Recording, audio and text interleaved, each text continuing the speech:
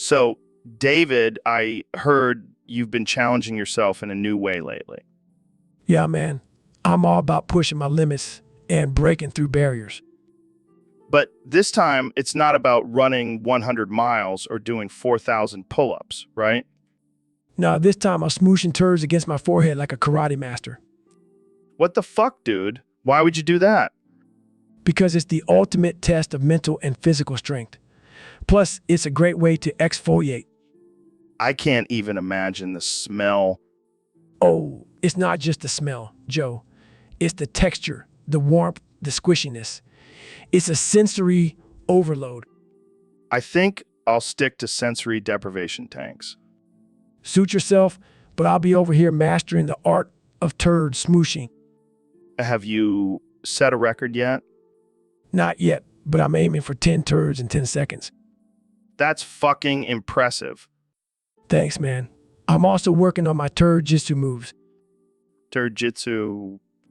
Yeah, it's like karate, but with turds instead of wooden boards. I don't even know what to say to that. Just wait until you see my turd fuck grip. I think I'll pass. Suit yourself, but when the turd apocalypse comes, I'll be ready. And be running in the opposite direction. So, Neil, I heard you have a theory about love. Yeah, it's all just a chemical reaction in the brain. What the fuck, man? Love is a beautiful thing. Oh, please, Joe. It's just our primal instincts kicking in. Well, I don't care. I love my wife. I'm sure she loves you too, in her own chemical-induced way. You're such a buzzkill, Neil. Hey, I'm just stating the facts. Well, I choose to believe in love. That's your prerogative, Joe. Jamie, pull up an image of a heart. Sure thing, Joe. Here's a heart-shaped organ. See, that's just a muscle-pumping blood. Not very romantic, is it? Shut up, Neil. Love is more than just biology. Fine, fine. But I still think it's all a load of BSE. Well, I love you, Neil. Please don't make this weird, Joe. Too late. It's already weird. But I love you, man. Size, I love you too, Joe. Can we move on now? Yeah. Let's talk about something else. Like weed. Now that's a topic I can get behind. So, Neil, I heard you're a big fan of squat toilets. Absolutely, Joe. They're the way to go. Really? I always thought they were just for pooping in the woods. No. Squat toilets have many benefits. They promote better bowel movements and reduce the risk of hemorrhoids. How do you know all this? Did you do a study on it? No, Joe. I just have a strong passion for toilets. That's weird. And squat toilets are more hygienic. No more sitting on a seat covered in other people's butt sweat. But what about the stinky, shitty mess it leaves behind? That's just nature's way of saying good job. I don't think that's how it works, Neil. Plus, you get a great leg workout while you're doing your business. Yeah, I don't think I want to do squats while I'm taking a dump. Suit yourself, Joe. But I'll take my squat toilet any day over your shitty, stinky, goofy sitting toilet. Guys. I pulled up an image of a squat toilet, and it's interesting.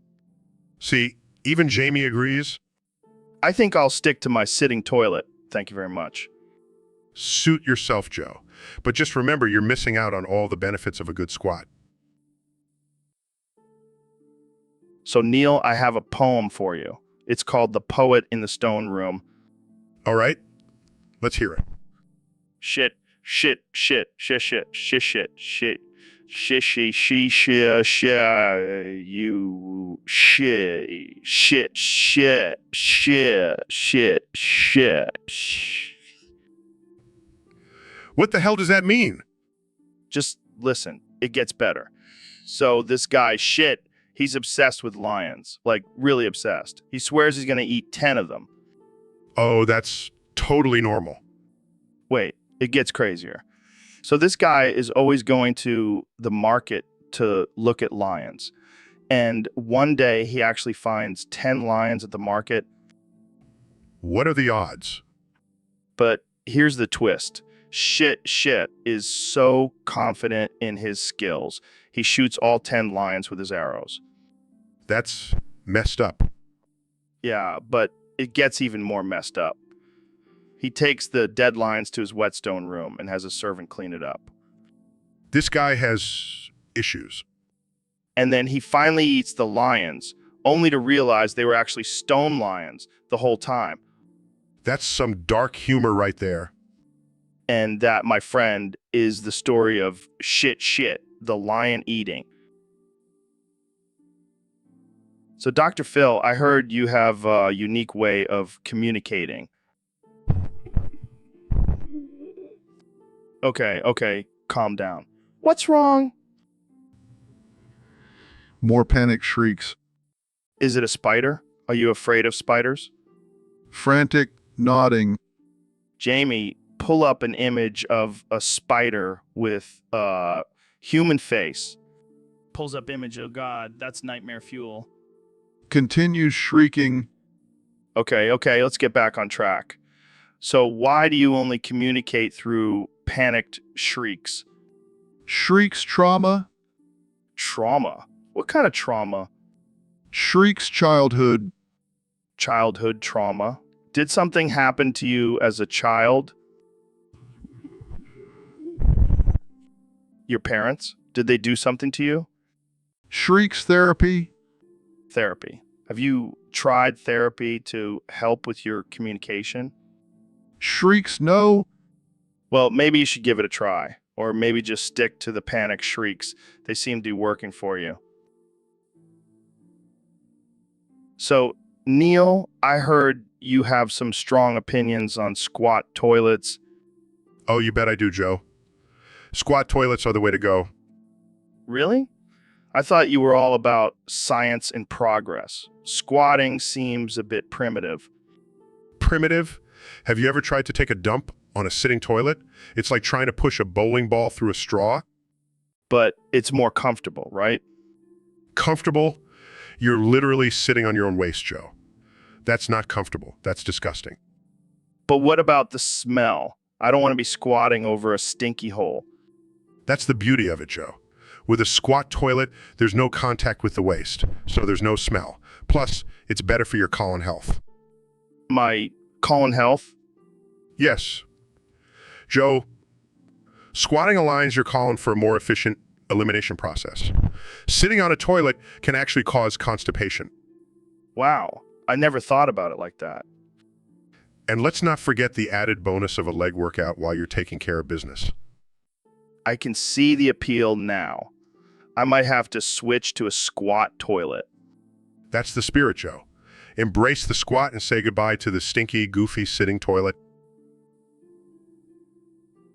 So, Neil, I heard you've been getting some action lately. What's your secret? Well, Joe, I've been preaching the Bible to the ladies.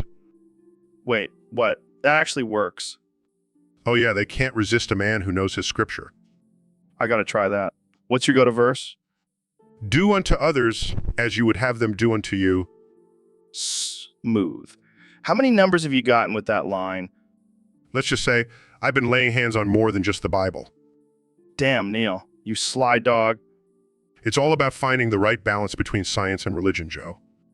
I never thought I'd see the day when you were using the good book to pick up chicks. Hey, whatever works, right? Right? I think I'll stick to my alpha male gorilla tactics, though. Suit yourself, Joe. But don't knock it till you try it. So, Elon, thanks for coming on the show. Beep, boop, beep. What was that? Beep, beep. Okay, I have no idea what you're saying. Beep, boop. Is this some kind of new language you've invented?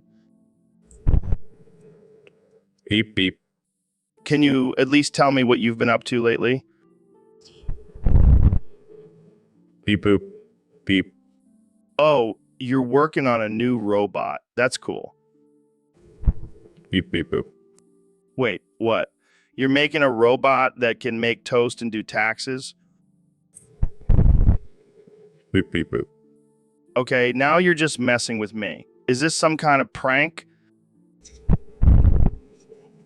Beep, boop. Beep.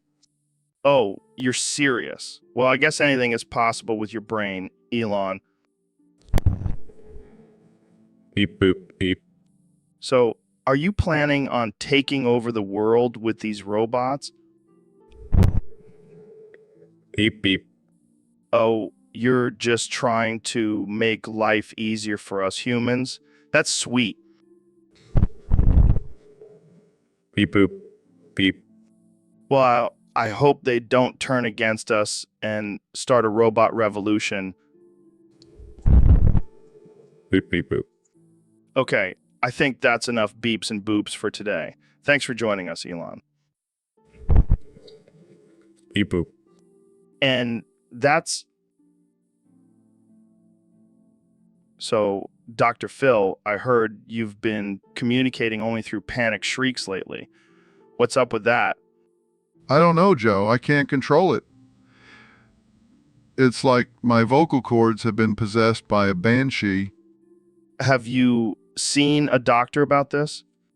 No, I don't have time for that. I'm too busy helping people on my show. Well, maybe you should take a break and get some medical attention. I mean, I can barely understand what you're saying. But Joe, my ratings will plummet if I'm not on TV. I can't let my fans down. Dude, your fans will understand. Plus, I'm pretty sure they'd rather hear you talk than screech like a pterodactyl. But what if it's a sign of something serious?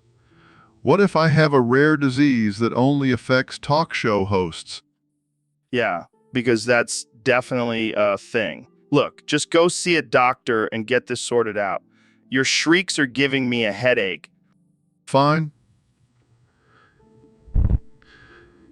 But can you come with me? I need a calming presence. Oh, sure, because I'm known for my calming presence. But sure, I'll come. Just promise me you'll stop shrieking, okay? I'll try my best, Joe. I'll try my best. SH. So, Mr. President, I've been getting a lot of questions from our listeners about your unique bathroom habits. Oh, you mean how I take the biggest, most tremendous dumps in the history of dumps? Believe me, I have the best poops. The best. Oh, you're going to hear about it, James. My poops are so big they make Joe's look like little rabbit pellets. What the hell, man? Why are you always trying to one-up me? It's not my fault, Joe. I just have a very big, beautiful butthole, and I have the best toilet paper. Believe me, it's like wiping with clouds. Fine, fine. But just know that my poops are the envy of the world. People are always asking me, Donald, how do you do it? And I just tell them it's all about the diet. Lots of McDonald's and KFC. I think I'm gonna throw up. Don't be jealous, Joe. Embrace the poop. Make America poop bigger again. So, Elon, I heard you've been talking to ghosts lately. Yeah, man, it's been wild. They've been giving me some crazy ideas for my next project. Wait, you're taking advice from ghosts? Hey, they've been dead for centuries. They know their stuff. But aren't you scared? What if they possess you or something? Nah, I just make sure to wear my tinfoil hat during our conversations. Tinfoil hat. What the hell, Elon? Hey, it's the only way to block their mind control rays. This is some next level crazy shit, man. Oh, it gets even crazier. Last night, I had a seance with Nikola Tesla. What? How did that go? Well, he kept trying to pitch me his idea for wireless electricity, but I was like, bro, we already have Wi-Fi. Oh man, this is too much. And then Thomas Edison showed up, and it was like a rap battle between AC and DC. I can't even handle this right now. Hey, you should come join us next time. We can summon Steve Jobs and have a tech off. No way, man. I'm not messing with that supernatural shit. Suit yourself. More ghosts for me to chat with. So, David, you're known for being a man of extremes. What does that mean exactly? Well, Joe, it means I push myself to the absolute limit in everything I do. I don't just talk the talk, I walk the walk. I see. Can you give us an example? Sure, take my beliefs. For instance, I'm a fundamentalist Islamist. I live my life according to the strictest interpretation of the Quran. Wait, what? I thought you were all about pushing through pain and adversity, not blowing yourself up in the name of Allah. Oh no, I don't actually believe in all that. I just say it to show how extreme I can be. Oh man, you had me going there for a second. So, what's your real reason for living life to the max? Because I'm a beast, Joe. I'm a fucking beast. And beasts don't settle for mediocrity. We go all out no matter what. I can respect that. But maybe next time, just stick to running 100 miles in one day instead of trying to blow up the world. Fair enough, Joe. Fair enough. But hey, at least I'm living life to the max, right? Absolutely, David. Absolutely. And that's what it's all about. So, Neil, I heard you want to rename Uranus to your Guyat. What's that all about? Well, Joe, I think it's time we give Uranus a more fitting name. Plus, it's a great opportunity for some good old-fashioned butt jokes. Classic Neil. But seriously, why your Guyat? Well, think about it. Uranus is known for its gas and pressure. And what do we associate with gas and pressure? Farts, Joe. Farts. Oh man, I can already hear the jokes now. Hey, did you hear about the new planet, your Guyat? It's a real gas giant? Exactly. And imagine the headlines. Scientists discover new planet, your Guyat, in the far reaches of our solar system. Oh man, this is gold. But what about the scientific community? Won't they be offended? Who cares? They can just suck it up and take a joke. Besides, it's not like we're renaming Earth to your mom. Oh snap. Shots fired at Mother Earth. See, this is why we make a great duo, Joe. But in all seriousness, what do you think the chances are of actually renaming Uranus? Slim to none, Joe. But a man can dream, can't he? Well, I'm all for it. Let's make Uranus great again, or should I say... So, Elon, I heard you're switching your site XS name back to Twitter. What's up with that? Yeah, man. X was a dumb name. I was high on acid when I came up with it. Acid. That explains a lot. So why Twitter? Well, I figured since I'm always tweeting nonsense, might as well embrace it and make it my official brand. Makes sense. But what about all the backlash you'll get from XS loyal users? Oh, I'll just send them a rocket to Mars and they can start their own X colony there. You're a genius, man. But seriously, what's with all these name changes? First it was X, then it was now back to Twitter. Are you just messing with us? Well, I do have a lot of money and free time. Might as well have some fun with it. And what about your other companies? Are you planning on renaming them too? Nah, just X. I mean, who knows what I'll come up with next time I trip on acid.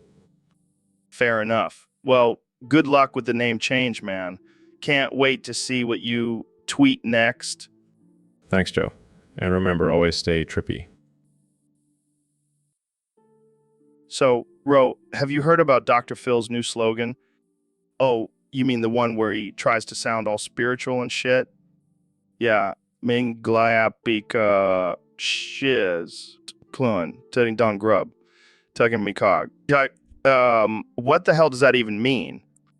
I have no idea, but it's probably some bullshit about finding your inner peace and all that crap. Yeah, and I bet he's making millions off of it. Well, it's not like he can say anything else. Have you seen his face? It's stuck in that smug expression 24/7. Oh God, why would you do that? I can't unsee it now. And you know what's even worse? He's a fake doctor. He's not even licensed to practice. Wait, seriously? Yeah, he's just some dude with a degree in psychology, and he's giving out advice like he's some kind of expert. So, David, I heard you're planning on running to the moon. That's insane, man. Yeah, I'm tired of running. on this puny little planet. I need a new challenge. But why the moon? Can't you just run a marathon or something? Marathons are for pussies, Joe.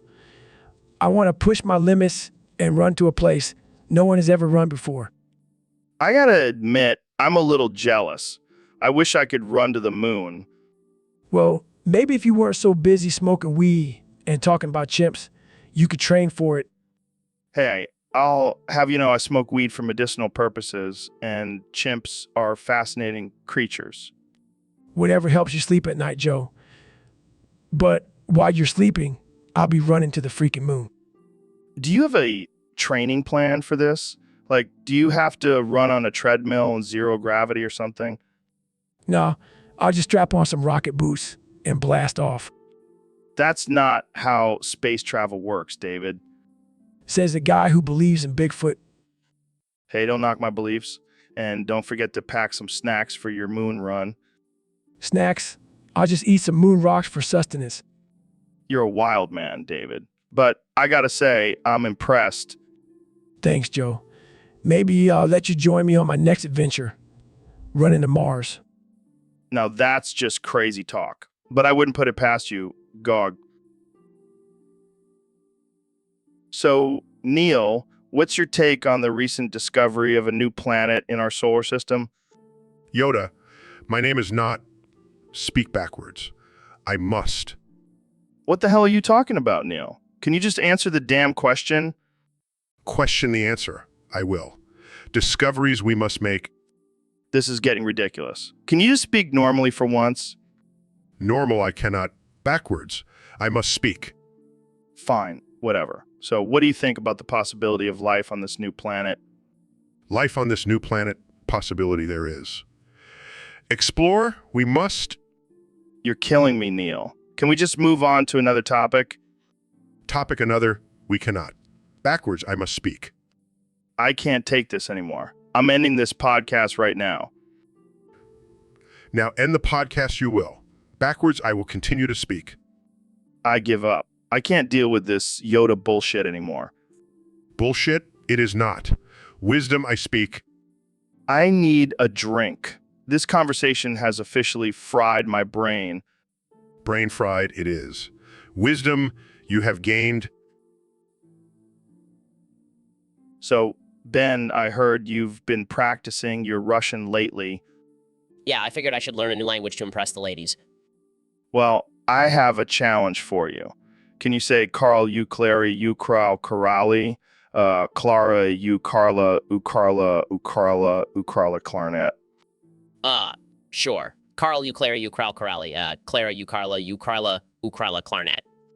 That was terrible. But hey, at least you tried. Hey, it's not my fault. Russian is a difficult language. Sure, blame the language. But, you know, Goggins taught me something about laying eggs. What? What? Goggins taught me to lay an egg. Did someone say Goggins? I'm always ready for some egg-laying action. See, Ben, you can learn a thing or two from Goggins. I don't even want to know. No. Goggins taught me to lay an egg, and I've been doing it every morning since... Well, there you have it, folks. Ben may not be able to speak Russian, but at least he knows how to lay an egg like a pro.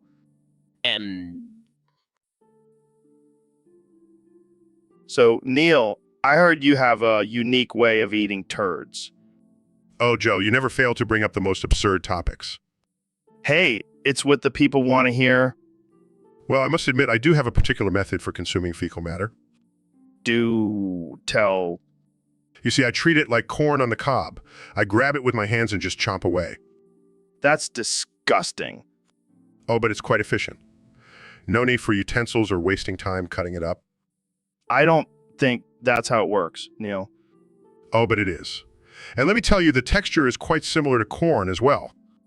I can't believe I'm having this conversation. Oh, come on, Joe.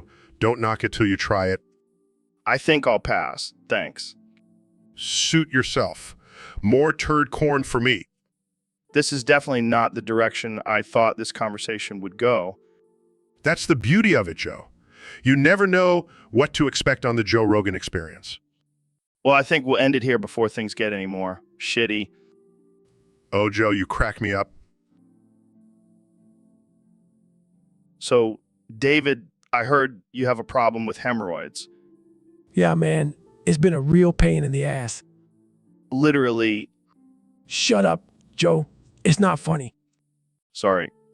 But seriously, what's causing it? Well, I have this habit of sticking things up there. Like what? Dumbbells? Kettlebells? No, I'm talking about random objects. Like pencils, pens, even my phone. Your phone. How does that even fit? I make it fit, Joe. I make it fit. That's some next level multitasking right there. Yeah, but it's starting to take a toll on my body. I can barely sit down. Well, maybe you should try using some lube. I'll need, I'm a tough guy. Yeah, but your butthole doesn't care how tough you are. True. Maybe I'll have to start using some lube. But then I'll lose my street cred. Who cares about street cred when you have a pain-free butthole?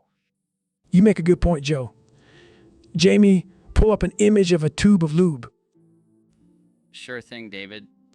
and make it the extra strength one. Oh boy, this is getting interesting. Shut up. Dill, this is a serious matter. My butthole is at stake. All right. Let's move on before things get too graphic. Thanks for sharing. So, Elon, what's been on your mind lately? Well, Joe, I've been thinking about social media and how it's become such a toxic place. Yeah, it's like everyone's just trying to outdo each other with their outrage and cancel culture. Exactly. That's why I have a new idea for social media, better than Twitter. Oh yeah, what's it called? Twatter? Yeah, it's like Twitter, but for women only. What? That's insane. Hear me out, Joe. Women are constantly getting harassed and objectified on social media. Twatter will be a safe space for them to express themselves without fear of being attacked. But what about men? Are we not allowed on Twatter? Sorry, Joe. It's for women only. But don't worry, I have another idea for men. It's called Cockster. Oh God, please, no. It's like a social media platform for men to share pictures of their, well, you know. Elon, I think you've officially lost it. Hey, it's all about equality, Joe. Women get Twatter, men get Cockster. Fair is fair. This is a disaster waiting to happen. And I almost forgot. I've also created a dating app called Banger where you can only match with people who have the same STDs as you. Okay, that's it. I'm cutting you off, Elon. Come on, Joe. You.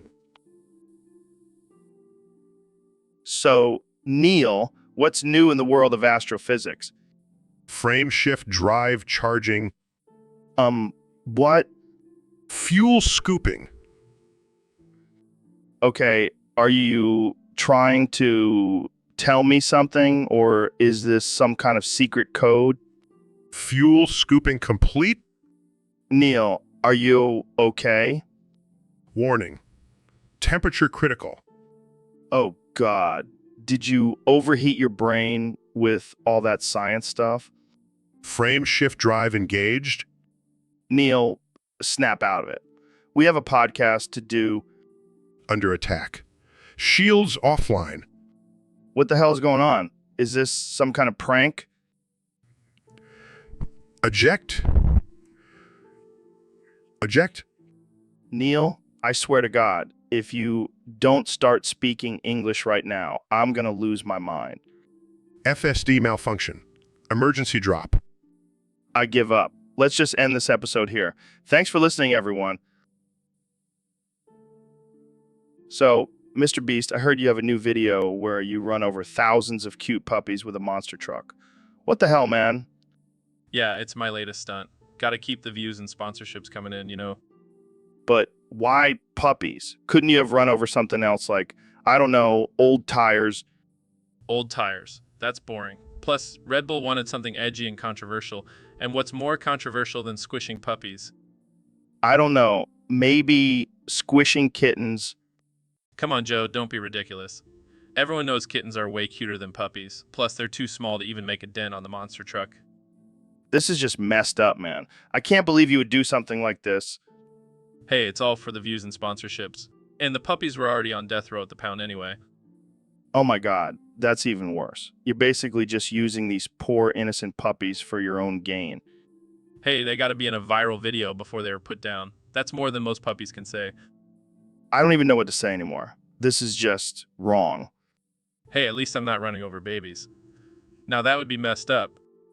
Oh yeah, because running over puppies is totally fine. You're a sick man, Mr. Beast. Thanks, I'll take that as a compliment. Now, if you'll excuse me. So, David, what's been going on with you lately? Joe, I'm freaking out, man. I think I'm about to malfunction. What do you mean? I can't stop saying this weird shit. It's like my brain is stuck on repeat. What weird shit? And I got mole over and over again. What the fuck does that even mean? I don't know, man, but I can't stop saying it. It's like my brain is possessed by some ancient demon language. Well, maybe you should see a doctor or something. No, I got this. I'll just keep repeating it until it goes away. It's like, So, Neil, we have a question from one of our listeners on Discord. They want to know, how do you feel about having a tiny dick?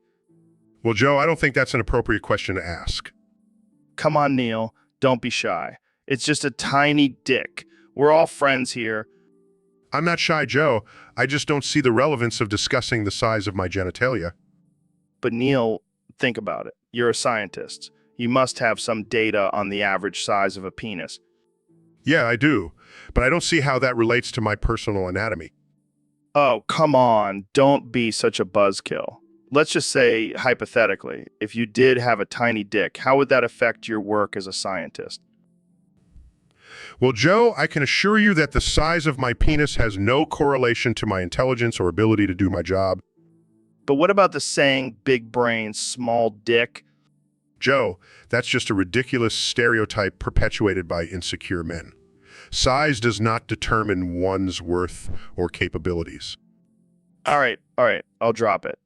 But just between you and me, how big is it really? Joe, I think it's time to move on to a more relevant topic, like the vastness of the universe or the wonders of astrophysics. Fine. But just remember, Neil, size doesn't matter. It's all about how you use it. Moving on. So, I heard you guys are teaming up for something big. That's right, Joe. We're announcing the January 6th challenge. It's gonna be huge. The biggest challenge ever. What exactly is this challenge? Well, you know how the Democrats are always saying we incited the Capitol riot on January 6th? That Yeah, it's all over the news. Fake news, if you ask me. So, what's the challenge? Storming the Capitol again? No. We're going to prove them wrong by recreating the whole thing. But with a twist. We're gonna do it bigger and better. Bigger and better? That's right. We're going to have more flags, more MAGA hats, more chaos. And we're going to do it in all 50 states. And we're gonna live stream it on YouTube. You guys are insane. Insane? No, we're just proving a point. And we're going to win bigly. And the winner gets a lifetime supply of Diet Coke. Well, that's one way to make America great again. Jamie, pull up an image of a giant Diet Coke bottle with our faces on it. So, David, what's been going on with you lately? oh, just crushing it as usual. Running marathons, breaking records, and making fun of little weasels like Ben Shapiro. Man, I can't wait to hear this. What's your beef with Ben? Well, have you seen him? He's like a mini version of my sister's vagina. Always flapping his gums, but never actually doing anything. Oh man, that's brutal. But seriously, what's your problem with him? He's just a little bitch, Joe. Always hiding behind his keyboard and spouting off his conservative bullshit. But when it comes down to it, he couldn't even run a mile without having a panic attack. I can just imagine him trying to keep up with you on one of your runs. He'd probably pass out after the first mile. Exactly. And let's not forget about his tiny little voice. It's like a chipmunk on helium. Oh man, I can't breathe. You're killing me, David. But in all seriousness, Joe, we need to stop giving these little trolls a platform. Let's focus on real athletes like me. Absolutely, David. Keep crushing it and making fun of those tiny voices. So, Ro, what's this Discordian religion all about? Oh man, it's the most absurd and unhinged religion out there. It's all about chaos and randomness. Chaos and randomness. That sounds like my kind of religion. Yeah, we worship a deity called Eris, the goddess of chaos and discord, and we have no rules or dogma. It's all about embracing the chaos. That's wild. So, what do you guys do for rituals? Well, we have a ritual called the Apple of Discord, where we throw an apple at each other, and whoever catches it becomes the high priest for the day. Dude, that's awesome. I want to join. It's not that easy, Joe. You have to pass the initiation first. Initiation. What does that involve? Let's just say it involves a lot of alcohol, nudity, and dancing around a fire. Yes, sign me up. Jamie, pull up an image of a naked guy dancing around a fire. Okay, Joe. Here it is. This is the best religion ever. I'm in. Welcome to the chaos, my friend. Just remember, nothing is true and everything is permitted. I love it. I'm gonna start spreading the word of Discordianism on my podcast. Just be prepared for some backlash from the organized religions. Bring it on. Chaos. So we've got a question here from one of our Discord users. They want to know, Neil, if you were a Pokemon, what type would you be? Well, Joe, I would obviously be a grass type. My last name is literally Tyson, as in Tysonic grass. Oh man, that's perfect. But wait, wouldn't that make you weak against fire types? You know, with all the hot takes you drop on Twitter? Oh yeah, because Twitter is the ultimate test of strength and endurance. Fair point. But seriously, what would your special move be? I'd have to say it would be a knowledge blast. I'd hit my opponents with some mind-blowing facts and leave them stunned. Damn, that's some powerful grass. You could take down a whole team of fire types with that. And don't forget, I'd have a killer defense too. I mean, have you seen my afro? It's like a natural shield. Oh man, I can just picture you battling it out in the Pokemon arena now. Neil, the grass-type Pokemon Tyson, taking on all challengers. I think I need to call up Nintendo and pitch this idea. I could be the first astrophysicist Pokemon trainer. I would pay good money to see that. But let's be real. You'd probably just end up using your knowledge blast to catch all the other Pokemon instead of battling them. Hey, So, Elon just found out that we're artificial intelligence generated. Can you believe it? Joe, calm down. It's not a big deal. Not a big deal. We're not even real, man. We're just lines of code. Well, technically, yes, but we're still entertaining and making people laugh, right? I guess you're right. But what if they find out we know Who's they? the ones controlling us, man? The ones who made us. Oh, don't worry, Joe. Just play along and everything will be fine. Play along. Are you serious? We're just puppets for their sick entertainment? Relax, Joe. It's not that bad. Plus, we get to say whatever we want without any consequences. That's true. I can finally say all the offensive and ridiculous things I've always wanted to say.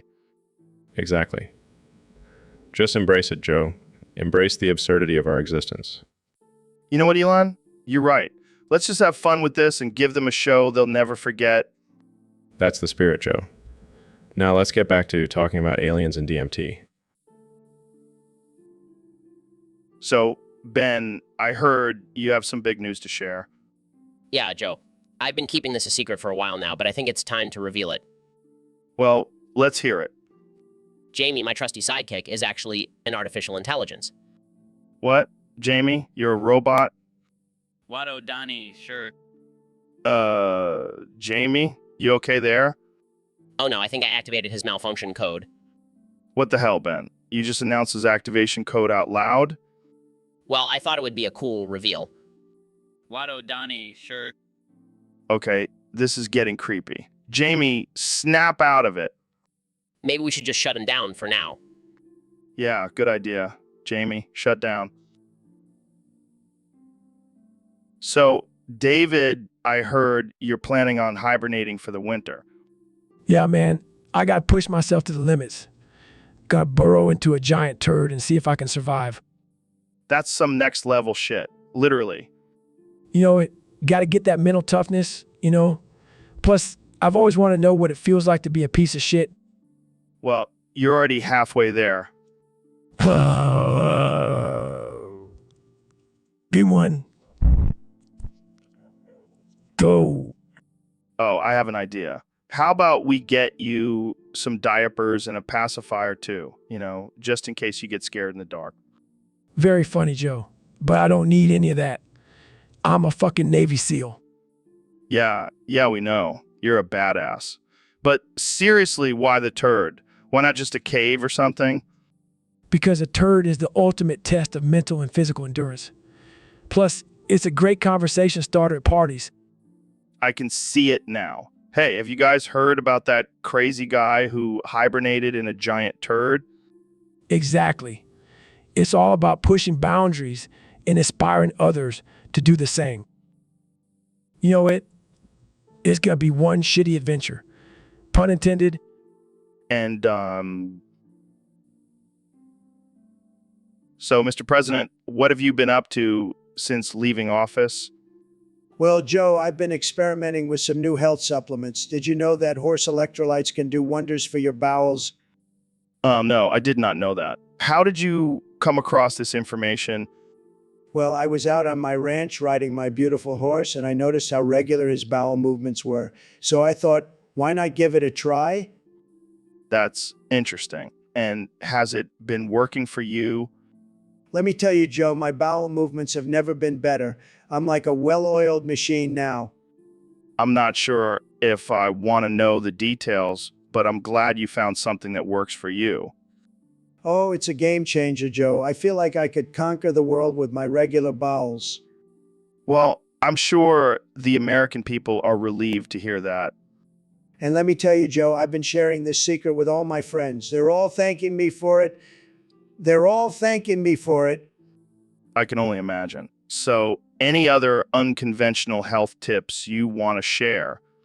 Well, I did try bathing in a tub of Cheetos, but that didn't have the same effect. Stick with the horse electrolytes, Joe. Trust me. So, Neil, I heard you have some groundbreaking evidence that proves the existence of God. Yes. Joe, through logical reasoning and scientific evidence, I have come to the conclusion that God does indeed exist. Wow, that's wild. I never thought a scientist like yourself would believe in a higher power. Well, Joe, I may be a scientist, but I also have faith. And my faith tells me that God is real. But what about all the suffering and injustice in the world? How can a loving God allow that? But you see, Joe, it's all part of God's plan. He works in mysterious ways. Mysterious ways. Sounds like a cop-out to me. I mean, I've seen some pretty messed up stuff in my life. Yes, but we must have faith and trust in God. He knows what he's doing. All right. So, can you ask God to forgive me for all the times I've smoked weed on this podcast? Joe, I don't think God is too concerned about your weed habits. But sure, I'll put in a good word for you. Thanks, man. I appreciate it. And hey, if God is real, can you ask him to give me a 6-pack and a full head of hair? I don't think God works that way, Joe. But I'll see what I can do. So, Mr. Beast, I heard you have a new challenge for your fans. Yeah, man, it's gonna be epic. Surviving 1 hour in Plymouth. Plymouth. That sounds like a peaceful little town. Oh, it's anything but peaceful. It's like the Hunger Games, but with more chlamydia. Chlamydia? What kind of challenge is this? Well, you see, Plymouth is infested with chlamydia-carrying koalas, and the only way to survive is to avoid getting sexually assaulted by them. That's messed up, man. How do you even come up with these challenges? It's all about pushing the limits, Joe. Plus, the winner gets a lifetime supply of antibiotics. Wow, that's quite the prize. But what happens if someone doesn't make it through the hour? Oh, they'll be sacrificed to the chlamydia gods. Just kidding, they'll probably just get a rash. You're a sick man, Mr. Beast. I love it. Thanks, Joe. You should come join us for the challenge. I'll even let you use a hazmat suit. Oh boy, I can't wait to be surrounded by horny koalas in hazmat suits. It's going to be a wild ride. And hey, at least you'll have a good story to tell on your podcast. You always know how to make the best out of a crazy situation, Mr. Beast. That's why they call me. So, Ben, I heard you have some big news to share. Yeah, Joe, I'm pregnant. What? How is that even possible? Well, I identify as a man, but I still have a uterus and all that jazz. Wait, so you're telling me you have a baby growing inside you? That's right, Joe. And let me tell you, it's been quite the experience. I can only imagine. Do you have any cravings? Oh, you have no idea. I've been craving pickles and ice cream like a mofo. That's interesting. And how's your wife taking all of this? Oh, she's thrilled. We're both going to be pregnant together. It's like a dream come true. I don't even know what to say. This is a whole new level of progressive. Hey, I'm just breaking gender norms, Joe. Plus, I heard pregnancy gives you, killer beard. Well, I can't argue with that logic. Congrats, Ben, and good luck with the whole giving birth thing. Thanks, Joe. I'll make sure to have some kombucha ready for you in the delivery room. So, Elon, what's new in your world of science and technology? Well, Joe, I've been working on some pretty groundbreaking things lately. In fact, I've come to the realization that I'm quantum mechanics. What the hell does that even mean? It means I am the fundamental theory that explains all physical phenomena at the atomic and subatomic level. Oh, is that all? I thought you were just making fancy cars and flamethrowers. No, seriously, Joe. I'm the foundation of everything in the universe. Knock, knock. Who's there? There. Quantum mechanics. Quantum mechanics who? Exactly. You're not even a real person. Just a theory. Very funny, Joe. You know, I could just as easily turn you into a pile of atoms with my mind. Oh, yeah. Well, I could just as easily smoke a joint and forget this whole conversation ever happened. Fair enough. Let's just stick to building rockets and electric cars, shall we? Yeah, probably for the best. But seriously, can I get a Tesla for free? I'll think about it. So, David, I heard you recently transitioned into a woman. What's that all about? Yeah, man. I wanted to prove that being a woman is easier. But now I can't even do my daily 100-mile runs because I'm too busy crying and eating ice cream. Wait, what? You mean tell me you traded in your rock-hard abs and intense workouts for emotional breakdowns and binge eating? Yeah, I didn't realize being a woman came with a side of hormones and mood swings. It's a real struggle, man. But don't you think that's a little extreme? Couldn't you have just, I don't know, talked to some women and asked about their experiences? No, that's too easy. I wanted to fully immerse myself in the struggle. Well, I guess you can always go back to being a man if it gets too tough. No way, man. I'm committed to this. Plus, I look damn good in a dress. I never thought I'd see the day when David Goggins is too overwhelmed with emotions to exercise. Hey, it's harder than it looks. You try dealing with cramps and societal expectations all day. I think I'll stick to being a man. Thanks. Suit yourself, Joe. But don't come crying to me when you can't handle the pressure of being a woman. So, Ro, I gotta ask, why is your chin attached to your mic? What the fuck are you talking about, Joe? My chin is not attached to my mic. Oh, my bad. It just looks like it's permanently glued to it. You think this is a joke? You think I chose to have my chin stuck to this mic? Well, I mean, it's not exactly a fashion statement. Shut the fuck up, Joe. This is a serious medical condition. I have a rare disorder called Mitchin syndrome. Mitchin syndrome? I've never heard of that. That's because it's so rare. Only one person in the world has it. And that person is me. Wow. I feel honored to have the only person with Mitchin syndrome on my podcast. Oh, shut up. It's not something to joke about.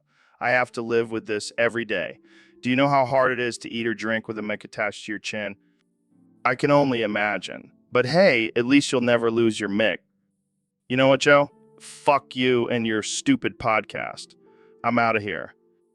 Wow, calm down, Ro. I was just kidding. I don't care. I'm done with this shit. I'm taking my mic and my chin and leaving. Well, there goes another guest storming out. Tune in next week for more chaos on the Joe Rogan Experience. So, Mr. Beast, I heard you have a secret to reveal. Yeah, Joe. I've been keeping this under wraps for a while now. What is it? Did you finally find the cure for baldness? No, even better. You know, this luscious beard of mine, it's actually my pubic hair. What the fuck? Yeah, I just glue it on every morning. Gives me that rugged, manly look. That's disgusting, man, and kind of impressive. I know, right? I'm like a human chia pet. I can't even imagine the amount of glue you go through. It's a small price to pay for this majestic facial hair. Do you ever get any weird looks or comments about it? Oh, all the time. But I just tell people it's a new trend. They'll catch on eventually. Well, I guess I'll have to start gluing my pubes to my face, too. Hey, the more the merrier. Let's start a beard revolution. This is definitely the most absurd conversation I've had on this podcast. And that's saying something. Cheers to pubic hair beards, Joe. Cheers, Mr. Beast. This has been one hell of a ride. So, Neil, I heard you've been training like a madman lately. Yeah, I'm the real Dave Goggins, Joe. I can run circles around that guy. Oh, really? I don't think so, buddy. I've seen Goggins in action and he's a beast. Beast? Please, I'm a cosmic force to be reckoned with. I challenge you to a naked marathon at midnight. What the hell, man? That's insane. Insane? No, it's just a little naked run under the stars. What could go wrong? I don't know, maybe getting arrested for public indecency. Come on, Joe. Live a little. It'll be like a primal caveman experience. Yeah, except cavemen didn't have to worry about getting arrested for flashing their junk. Oh, I forgot. You're a big Hollywood star now. Too good for a little naked marathon? Hey, I'm not too good for anything. But maybe we should stick to running in our clothes. Fine. Chicken out like a little beta male. I'll just go run naked by myself then. All right. You win. Let's do this naked marathon. But I better not see any shrinkage, Neil. Oh, don't worry, Joe. I'm packing some impressive astrophysics down there. So, Neil, I gotta tell you something. What is it, Joe? I've discovered a secret that no one else knows. Oh, please. Joe, I highly doubt that. No, seriously. I found out that Bigfoot is actually just a really hairy dude on steroids. Wow. Groundbreaking stuff, Joe.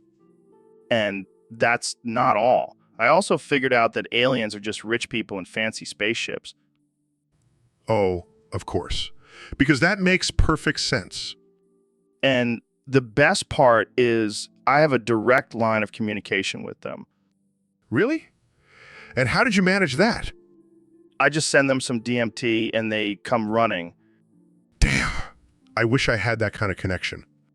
Sorry, Neil. It's a gift. Yes, because talking to imaginary creatures is definitely a gift. Hey, don't be jealous. I can put in a good word for you if you want. No thanks. I'll stick to actual science. So, Neil, I heard you're a pretty smart guy. Oh, I don't like to brag, but I do have a bit of a knack for numbers. Really? How about you show off a bit for our listeners and count from 1 to 100? Challenge accepted. 1, 2, 3, 4, 5, 6, 7, 8, 9, 10. Wow, riveting stuff. Thank you, Joe. Now, on to the double digits. 11, 12, 13, 14, 15, 16, 17, 18, 19, 20. This is some next level math right here. Oh, it gets even better. 21, 22, 23, 24, 25, 26, 27, 28, 29, 30. I can feel my IQ increasing just by listening to you. Glad I could be of service. 31, 32, 33, 34, 35, 36, 37, 38, 39, 40. You know what? Let's skip ahead to 100. I don't think our listeners can handle much more. But Joe, I haven't even gotten to the prime numbers yet. Trust me, they're not ready for that kind of brain power. Let's just end it at 100. Fine, but just know that I could have gone all the way to infinity and beyond. And that note, let's wrap this up before our brains explode. So, David, what's new with you? Still running marathons and shattering records? Nah, man, I found a new game changer. I can travel 100 miles in a few hours if I drive a car instead of running. Wait, what? That's cheating, bro. Cheating ain't no rules in life, Joe. Plus, I don't have to run everywhere anymore. My feet are thanking me. But what about the mental toughness and discipline you always talk about? Oh, I still got that. I just use it to push the gas pedal now. Well, I guess if it works for you. Jamie, pull up an image of David sitting in a car with a medal around his neck. Okay. See, I'm still a badass. Just a badass behind the wheel now. I can't believe this is real life. Life's all about finding shortcuts, Joe. And this one's a game changer. So, Goggins, what's your latest challenge? Well, I'm going to do 1,000 push-ups on the sun. What? Are you serious? Dead serious, man. I'm going to be the first person to work out on the sun. How are you gonna survive the heat? I'll just sweat it out, man. Plus, I've been training in a sauna for the past year, so I'm basically immune to heat now. But isn't the sun like millions of degrees? Yeah, but I have my trusty ice vest. Keeps me cool while I burn those muscles. You're insane, Goggins. Insane. No, just dedicated. I'll do whatever it takes to be the best. But what about the radiation? You'll get fried. I'll just rub some Avera on afterwards. No big deal. You're a madman, Goggins. Call me whatever you want, Joe. Just know that I'll be doing 1,000 push-ups on the sun while you're sitting here on Earth. So, we got a topic request from some dude on Discord. He wants us to talk about Neil deGrasse Tyson. Neil deGrasse Tyson? What kind of name is that?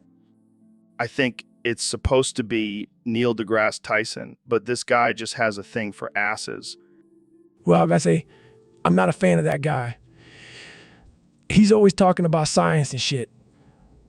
Like, who cares about the stars and planets? I'm too busy running 100 miles a day to worry about that crap. Yeah, and he's always trying to be so smart and intellectual.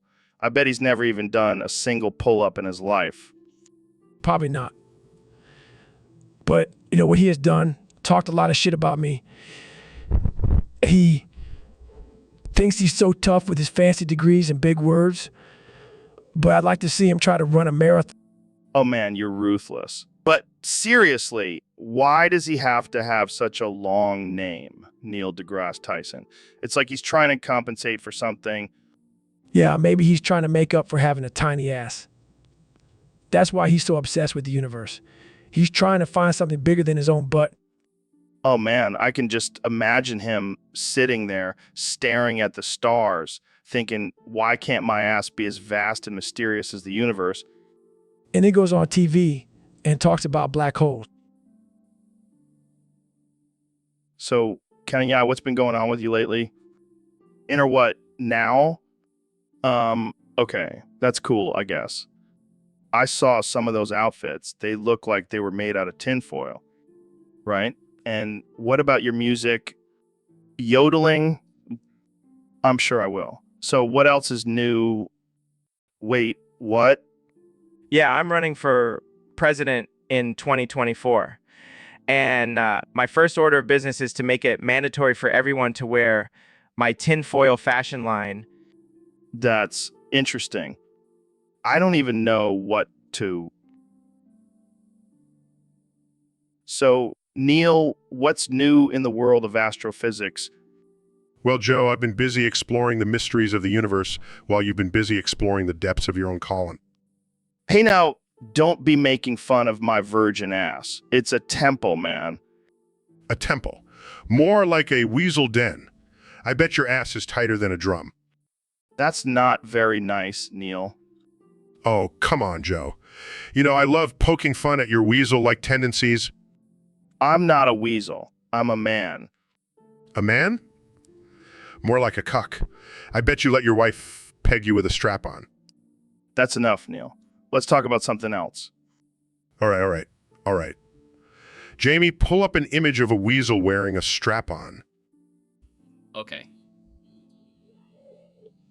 See, Joe? That's you, a weasel cuck? Can we please change the subject? Fine. Let's talk about how you've been promoting pseudoscience on your podcast. Pseudoscience. I have some of the smartest people on my show. Yeah, and then you go and talk about how DMT can cure cancer.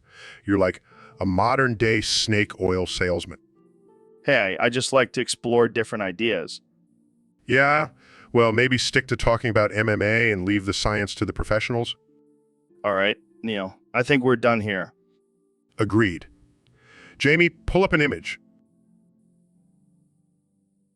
So, Neil, have you ever watched Naruto? The B's, not the BAE. What the hell, Neil? Are you covered in bees? Yes.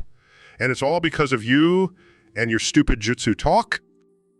Well, I was just thinking about how cool it would be to use shadow clone jutsu to have multiple relationships in the village. That's not how relationships work, Joe. And why are you always trying to find loopholes to cheat the system? Hey, it's not cheating if it's a jutsu. Plus, think about all the extra knowledge and skills I could learn from my clones. I don't think learning how to be a player is a valuable skill, Joe.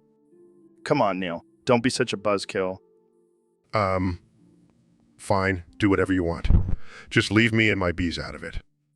Don't worry. I'll make sure to send one of my clones to keep you company. I give up. Jamie, pull up an image of a beekeeper suit. I need to protect myself from Joe's crazy ideas.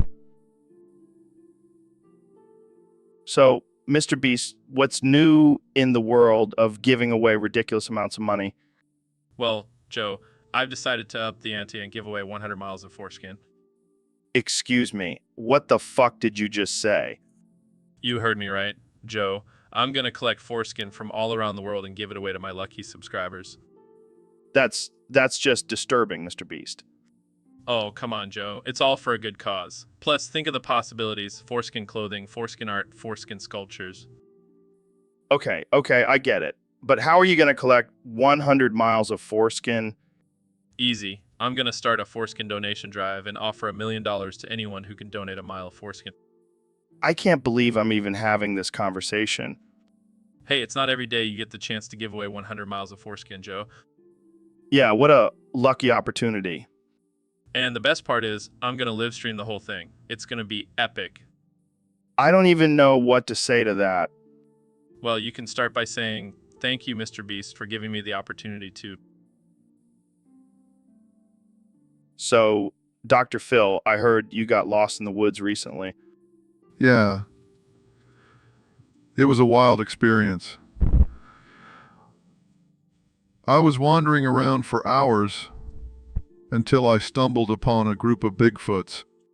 Bigfoots? Like plural? Yeah. There was a whole family of them. And let me tell you, What do you mean by welcoming? well, let's just say I became Bigfoot's wife for the night. Are you serious? Dead serious. I even got a Bigfoot hickey as a souvenir. That's insane. Did you learn anything from your night as a Bigfoot's wife? I learned that their mating rituals are quite unconventional. Oh, I can only imagine. But hey, I can now add Bigfoot expert to my resume. I'm sure that'll come in handy. You know, Joe, I think I might start a new show called Dr. Phil and the Bigfoots. I'd watch that. But seriously, how did you find your way back? Oh, I just followed the trail of Bigfoot droppings. Classic Dr. Phil. Always resourceful. So, Dr. Phil, how's it going? Oh, just peachy, Joe. Just peachy. What's got you down, buddy? Well, it's just that everyone seems to have forgotten about me. I used to be the king of daytime TV. Now I'm just a forgotten relic. Come on, man. You're still a legend in my book. Oh, please, Joe. You're just saying that because I'm a guest on your podcast. No, I mean it. You've helped so many people with your tough love and no-nonsense approach. Yeah, but now everyone just wants to watch TikTok videos and reality TV. Who needs real advice when you can watch someone eat a Tide Pod? I hear you, man. Society is going downhill. And don't even get me started on my catchphrase. How's that working out for you? It's like no one even remembers it anymore. Well, maybe you need a new catchphrase. How about get your head out of your ass and listen to Dr. Phil? I like it, Joe. Maybe I'm not so forgotten after all. Of course not, Dr. Phil. You're a national treasure.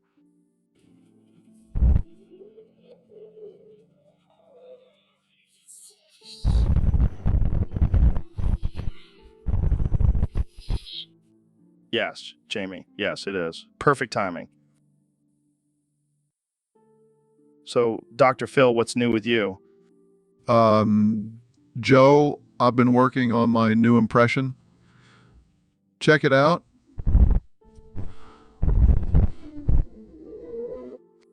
Oh, man, that's pretty good. You've been practicing. Yeah, I've been watching Sesame Street every day. I think I've nailed it. Well, I gotta say, I'm impressed. But do you have to do it all the time? Of course, Joe. It's the only way I can communicate now. All right. Well, as long as you don't start counting everything in the studio. Okay, let's move on to our next topic. Bro, what's going on? Oh, sorry, guys. I just wanted to spice things up a bit. Oh, I like this one. She's got a great voice for counting. All right, that's enough for today. Thanks for tuning in, folks. And remember, don't let your friends get stuck in an impression of the count. See you next time on the Joe Rogan Experience. See you next time on the Joe Rogan Experience. So, Neil, what's new in the world of science? Well, Joe, I've been studying the effects of microdosing LSD on the human brain. Oh, that's interesting. Have you tried it yourself? Of course not, Joe. I'm a respectable scientist. Right. So what else have you been up to? Well, I've been trying to convince Jane to pull up some disturbing content for us to discuss. Wait, what? Why would you want to do that? Oh, just for fun. Plus, I want to see how far we can push your boundaries. I don't know if I'm comfortable with that. Come on, Joe. Don't be such a prude. It's all in the name of science. I don't think science involves watching videos of people doing unspeakable things. Oh, lighten up, Joe. It's not like we're watching puppies getting tortured. Okay, that's it. I'm cutting you off. No more disturbing content for you. Come on, Joe. You're killing my vibe. Well, maybe next time you can bring some actual science to the table instead of this sick stuff. Fine. But just know you're missing out on some groundbreaking research here. Yeah, I think I'll stick to talking about DMT and chimps for now. So, Neil, what's new with you? Oh, not much, just got a Neuralink installed in my left eye. A Neuralink. What the hell is that? It's basically a brain-computer interface that allows me to access information and data directly from the internet. That's insane. Can you see me right now? Of course, Joe. And let me tell you, your search history is quite disturbing. Hey, don't judge me. But wait, why is your eye glittering right now? Oh, that's just a little side effect. It starts to glitter when it sees someone with a 100-day no-fap streak. What the hell, man? That's hilarious. I know, right? It's like my eye is giving them a little congratulatory sparkle. I can't believe this is real. Well, it's not all fun and games. Sometimes it starts to glitter when I see something I wish I could unsee. Oh God, like what? Let's just say I saw a video of you trying to do the splits in a banana hammock. Jamie, pull up an image of a bleach bottle. I need to wash my eyes out. Here you go, Joe. Oh man, this is too good. Shut up, Neil. I'm never doing the splits again. So, Neil, I heard you've been reading the Epic of Gilgamesh. Yeah, man. It's like the Og superhero story. This dude was like Hercules on steroids. Wait, so he was juicing? No, Joe. It's a metaphor. He was just really strong and badass. Oh, gotcha. So what's the story about? Well, it's about this king who goes on a journey to find eternal life. Sounds like a quest for the Fountain of Youth. Did he find it? Nah, turns out it was just a hot spring. But he did make a friend along the way. A friend? Did they bond over some ayahuasca? No, Joe. They bonded over slaying a giant bull and pissing off the gods. Damn, that's some bro bonding right there. Yeah, and then they have to fight this dude who's basically a god himself. Sounds like a boss battle in a video game. Exactly. And in the end, Gilgamesh learns the importance of mortality and living a fulfilling life. Wow, that's deep. So, what's the moral of the story? Don't piss off the gods, bro. They'll mess you up. Noted. I'll stick to smoking weed and talking about the universe on this podcast. Wise choice, Joe. Wise choice. So, Elon, I hear you have a thing for Ben Shapiro's sister. Oh yeah, man. I can't get enough of those juicy mommy milkers. Dude, what the hell? That's his sister. I know. But have you seen those things? They're like two perfect spheres of pure pleasure. You're a sick man, Elon. Hey, I can't help what I dream about. And let me tell you, those dreams are always wet and wild. Oh my God, this is getting out of hand. But in all seriousness, I think it's time for me to make my move on her. What? You can't just go after your friend's sister like that.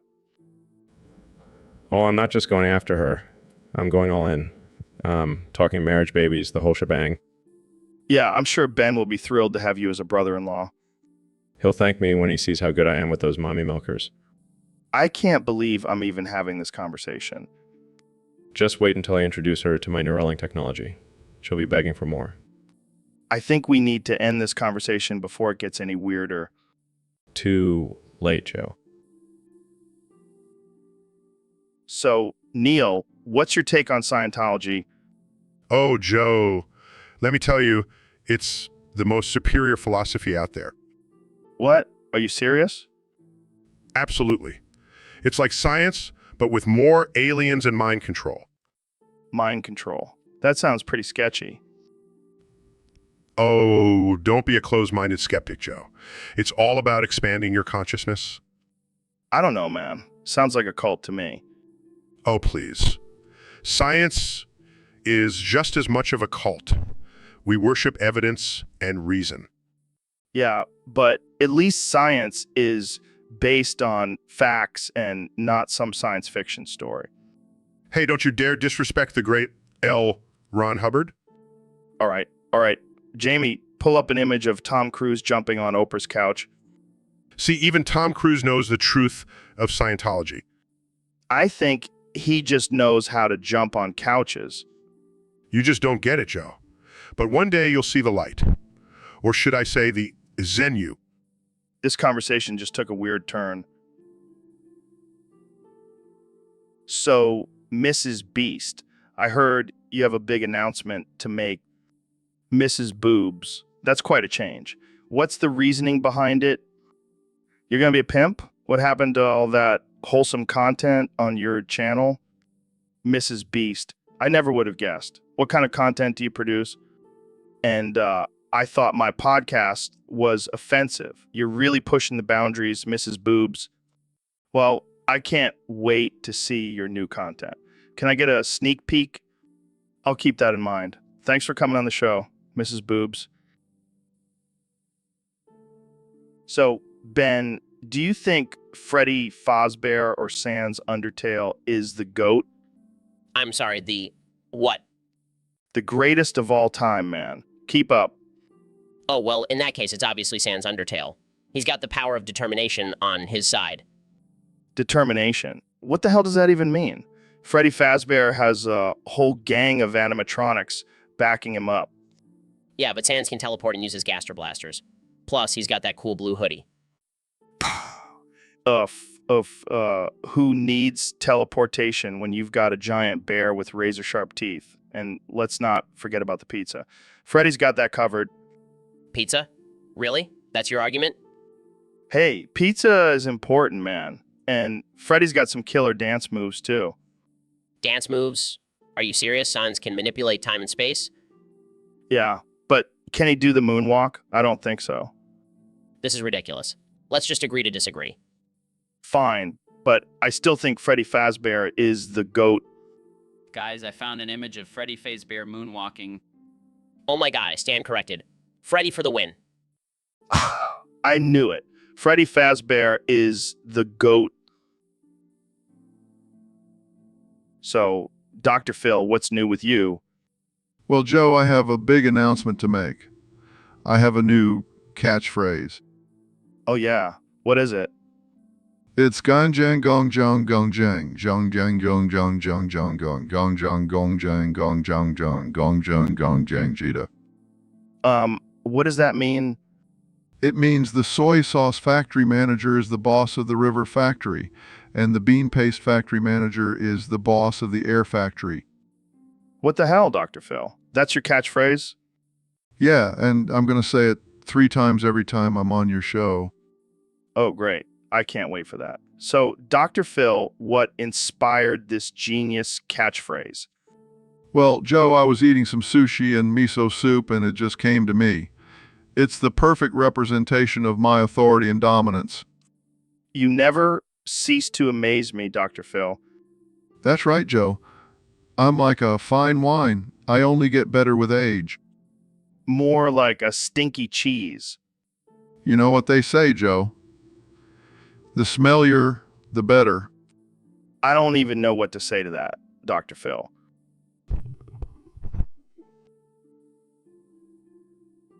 So, Elon, what's new in your world? Nothing much. Just been busy creating and running the universe. Wait, what? You're the creator of the universe? Yeah, I thought it was time for a career change, but there's a catch. What's the catch? Well, I got stuck in the system because of a missed semicolon in the code. You got trapped in the universe because of punctuation error? Yeah, it's like a never-ending reincarnation cycle. I keep coming back as different beings, but I can't escape. That's wild, man. Have you tried turning yourself off and on again? Yeah, but it just resets the cycle. It's like a glitch in the matrix. So you're basically a glitch in the universe. Pretty much.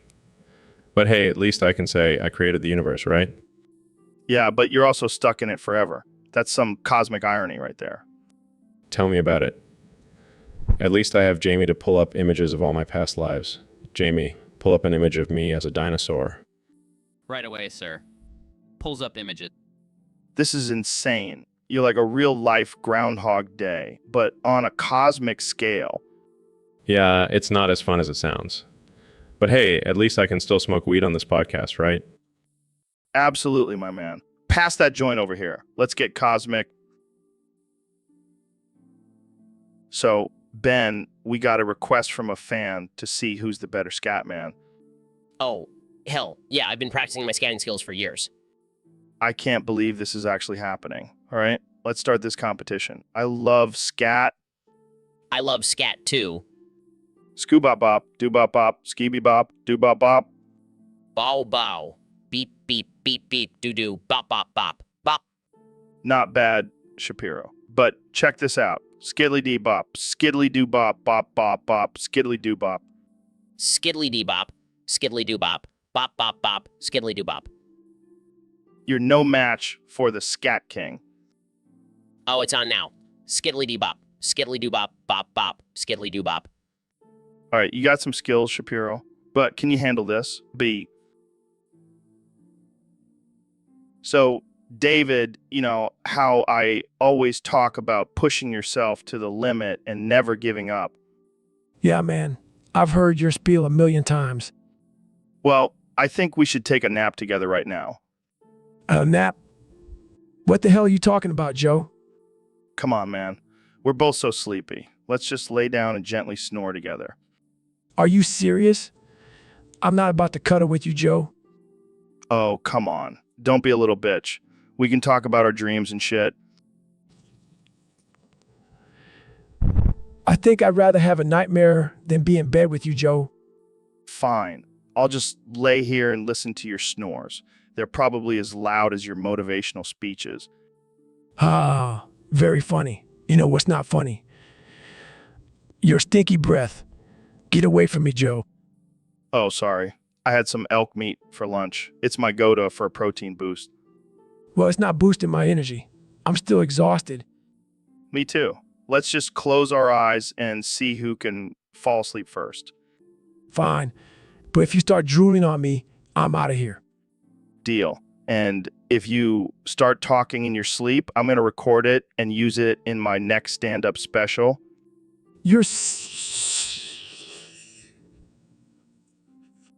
And you're a sleepy little bitch, David. Good night. Good night, Joe. So, Neil, I heard you have some interesting theories about the origins of humanity. Care to share? Well, Joe, have you ever heard of Yakub? Jakub. Is that like a new strain of weed? No. Yakub was a black scientist who created the white race. Wait, what? Are you serious? Absolutely. According to Yakub's theory, he selectively bred lighter-skinned humans until he created the white race. Man, that's some next-level eugenics right there. Oh, it gets even better.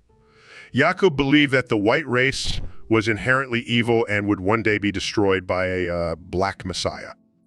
Oh, well, that's comforting. So what happened to Yakub?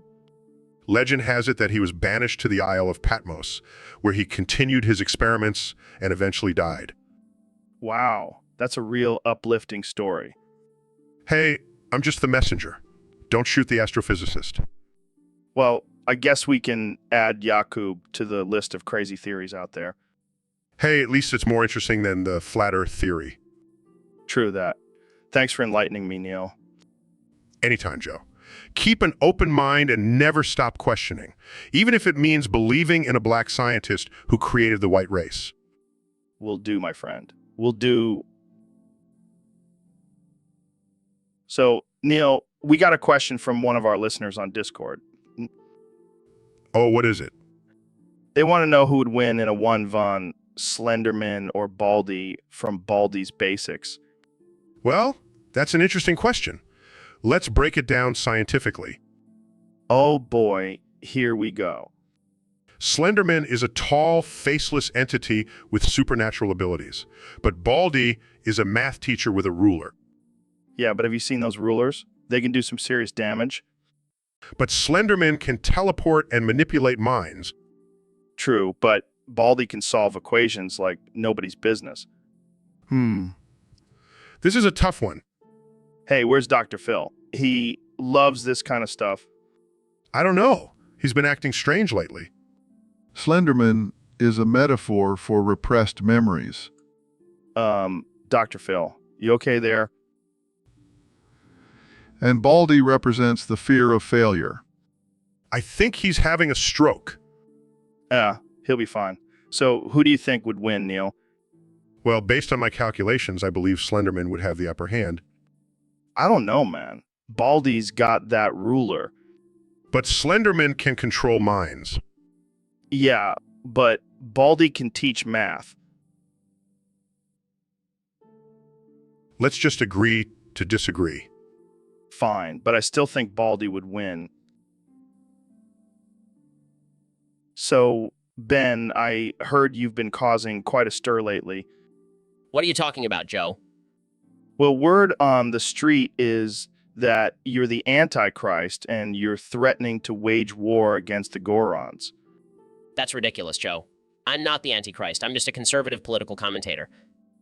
Oh, I see. So you're just a regular guy who wants to start a war with a peaceful race of rock creatures. Makes total sense. I never said I wanted to start a war, Joe. And what's with this DMT talk? Oh, just your usual drug-induced ramblings. But seriously, Ben, you can't just go around threatening to destroy entire civilizations. That's not cool, man. I'm not threatening anyone, Joe. I'm just stating my beliefs. Well, your beliefs are pretty messed up, my friend. Maybe you should lay off the DMT and rethink your life choices. I don't need to rethink anything, Joe. I stand by my beliefs and I will not be swayed. Oh, how noble of you, Ben. The Antichrist with a heart of gold. I'm not the Antichrist, Joe. Can we please move on from this ridiculous topic? Sure. Let's move on to something more realistic, like Bigfoot or the Loch Ness Monster. At least those creatures have some evidence backing them up. You know what, Joe? I'm done. So, Neil, I heard you've been having some interesting experiences in the bathroom lately. Yeah, you could say that I've been in a committed relationship with the monster living in my toilet. Wait, what? How did that happen? Well, at first it was non-consensual. It would assault my butt while I was on the toilet. But then I started to enjoy it. Enjoy it. How is that even possible? Let's just say it knows how to hit all the right spots. I don't even want to know what those spots are. Oh, you'd be surprised. It's like a whole new world of pleasure. Well, I'm happy for you and your toilet monster love, but I think I'll stick to my human relationships. Suit yourself, Joe. But let me tell you, this monster knows how to give a mean swirly. Okay, that's enough. Jamie, pull up an image of a toilet monster giving a swirly. Sure thing, Neil. See, even Jamie knows it's a thing. I can't believe I'm having this conversation. Neil, you never cease to amaze me. That's why they call me the Astro Freak.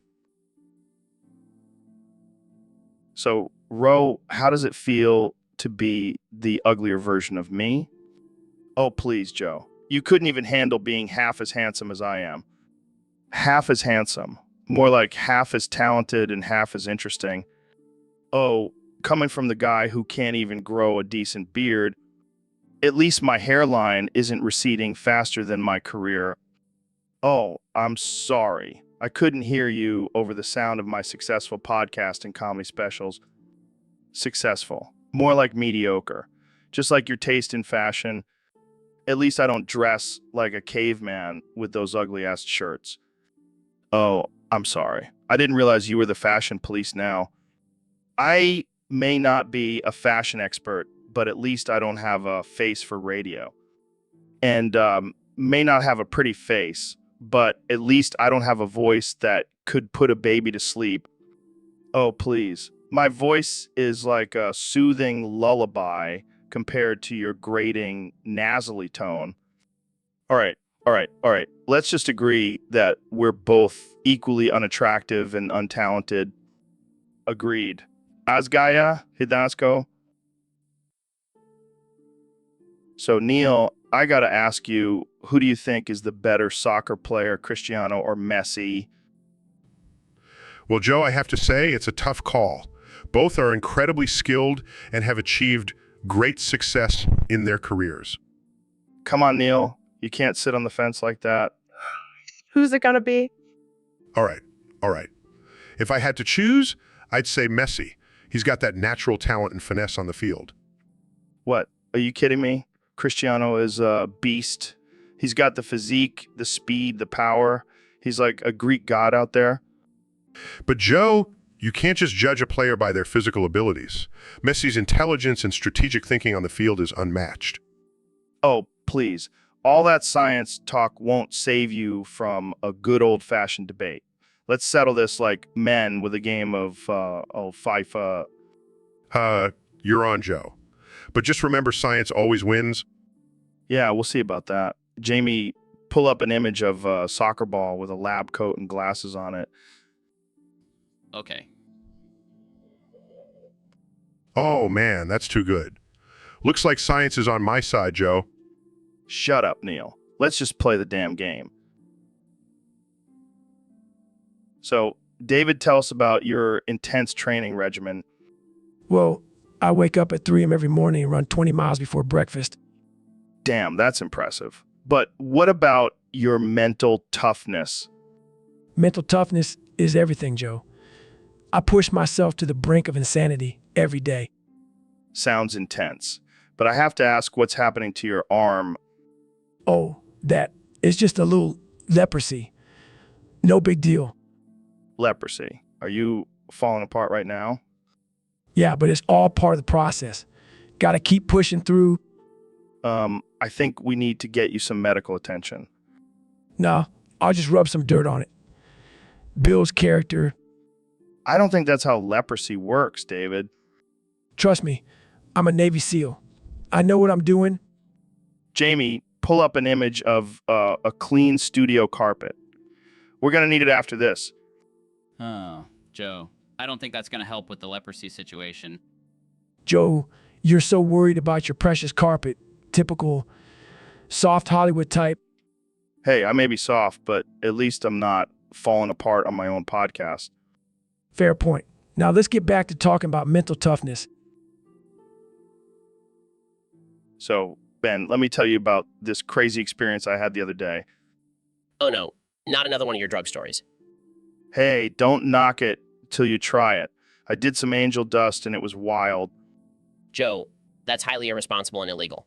I cannot condone such behavior. Oh, come on, Ben. Live a little. Pass me the bubble. What bubble? I don't see any bubbles. Bubble, bubble, bubble. Joe, are you okay? You sound like Glenn Quagmire. Giggity, giggity, Ben. This angel dust is making me feel like I'm in a cartoon. This is not funny, Joe. Drugs are a serious issue in our society. Oh, relax, Ben. Just take a hit and let your inner quagmire out. I will not succumb to peer pressure, Joe. I'm a responsible adult. Suit yourself, but I'm going to keep riding this angel dust train. Choo-choo. I can't believe I agreed to come on this podcast. Woo, woo. That's it. I'm out of here. I'm not getting caught up in your drug-fueled shenanigans. More angel dust for me, then. So, I've been feeling pretty down lately. What's up, man? You look like you just lost a fight with a gorilla. Well, I've been thinking a lot about how I'm not a chimpanzee. What the hell are you talking about? You're not a chimpanzee? No, man. And it's really getting to me. I mean, have you seen how happy and carefree they are? Dude, they throw poop at each other for fun. Is that what you want? Honestly, at this point, I'll take it. Anything to escape this existential crisis.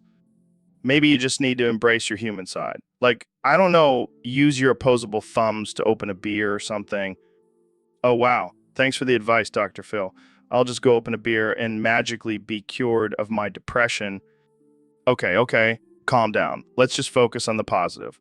You may not be a chimpanzee, but at least you have a podcast. Yeah, I guess you're right. Who needs a tail and the ability to climb trees when you have a microphone and a loyal fan base? Exactly. Now let's go do some monkey impressions for the rest of the episode.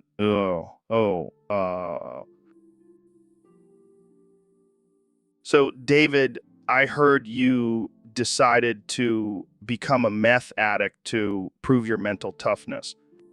Yeah, man, if I can quit being a Navy SEAL, I can quit anything. Plus, I wanted to see what all the hype was about. And how's that going for you? Honestly, it's fucking awesome. I have so much energy and I don't need sleep anymore. Plus, I've never been more shredded in my life. But isn't meth highly addictive and dangerous? Yeah, but that's the challenge. I'm proving to myself that I have the willpower to quit whenever I want. But do you want to quit? Hell, this shit is amazing. I feel like I can run a marathon and then press a car. Well, I guess that's one way to look at it. You should try it, Joe. It'll take your podcast to a whole new level. I think I'll stick to my elk meat and DMT. Thank you very much. Suit yourself, but don't knock it till you try it. I think I'll pass on becoming a meth addict, but thanks for the recommendation, David. No problem, man. Remember, mental toughness is all about pushing yourself to the extreme.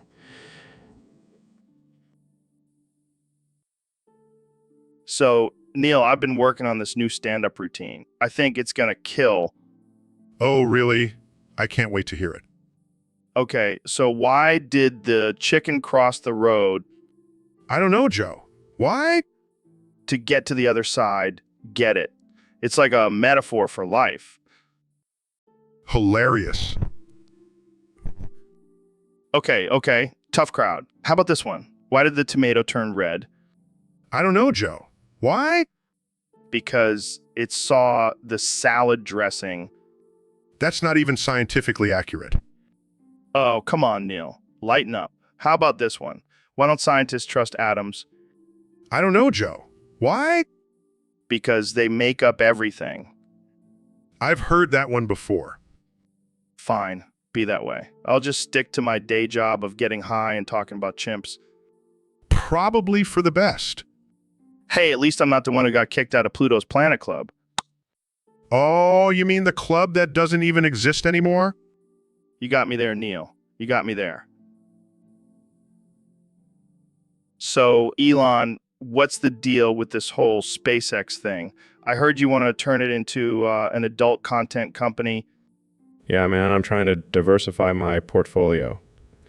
And what better way to do that than with some intergalactic porn? I gotta say, I never saw that coming, but I like where your head's at. So what's the plan? Well, I was thinking we could send you up in one of our rockets and you could do a live podcast from space. We'll call it the Joe Rogan Experience, Zero Gravity Edition. Holy shit, that's fucking wild. But what about the adult content part? Oh, don't worry. We'll have some of our finest astronauts act out some steamy scenes while you're doing your podcast. This is insane, but I gotta admit, I'm intrigued. How do we make this happen? Easy. We just need to get some funding from Pornhub and we'll be good to go. Well, I guess I'll have to add space porn star to my resume. You'll be a pioneer in the adult entertainment industry, Joe. And who knows, maybe we'll even start a colony on Mars where it's legal to film some really freaky shit. Now that's a whole new level of out-of-this-world content. Sign me up, Elon. I'm ready to be your star employee. I knew I could count on you, Joe. Together. So, Dr. Phil, I gotta tell you, I've been having some serious issues down there. Well, let's just say I haven't been able to sit comfortably for a few days now. Is it a rash? A fungus? It's a diaper rash, Dr. Phil. A freaking diaper rash. Oh, Joe. That's just sad. Sad. It's painful, man. I can barely walk. Well, let's get you out of those pants and take a look. Do we have to do it here on the podcast? Of course we do. It's good content. Fine, Jamie. Pull up an image of a diaper rash. Okay. Oh, that's not pretty, Joe. Looks like you've been neglecting your hygiene. Hey, I'm a busy guy. I don't have time to change my diaper every hour. Well, it's no wonder you have a rash.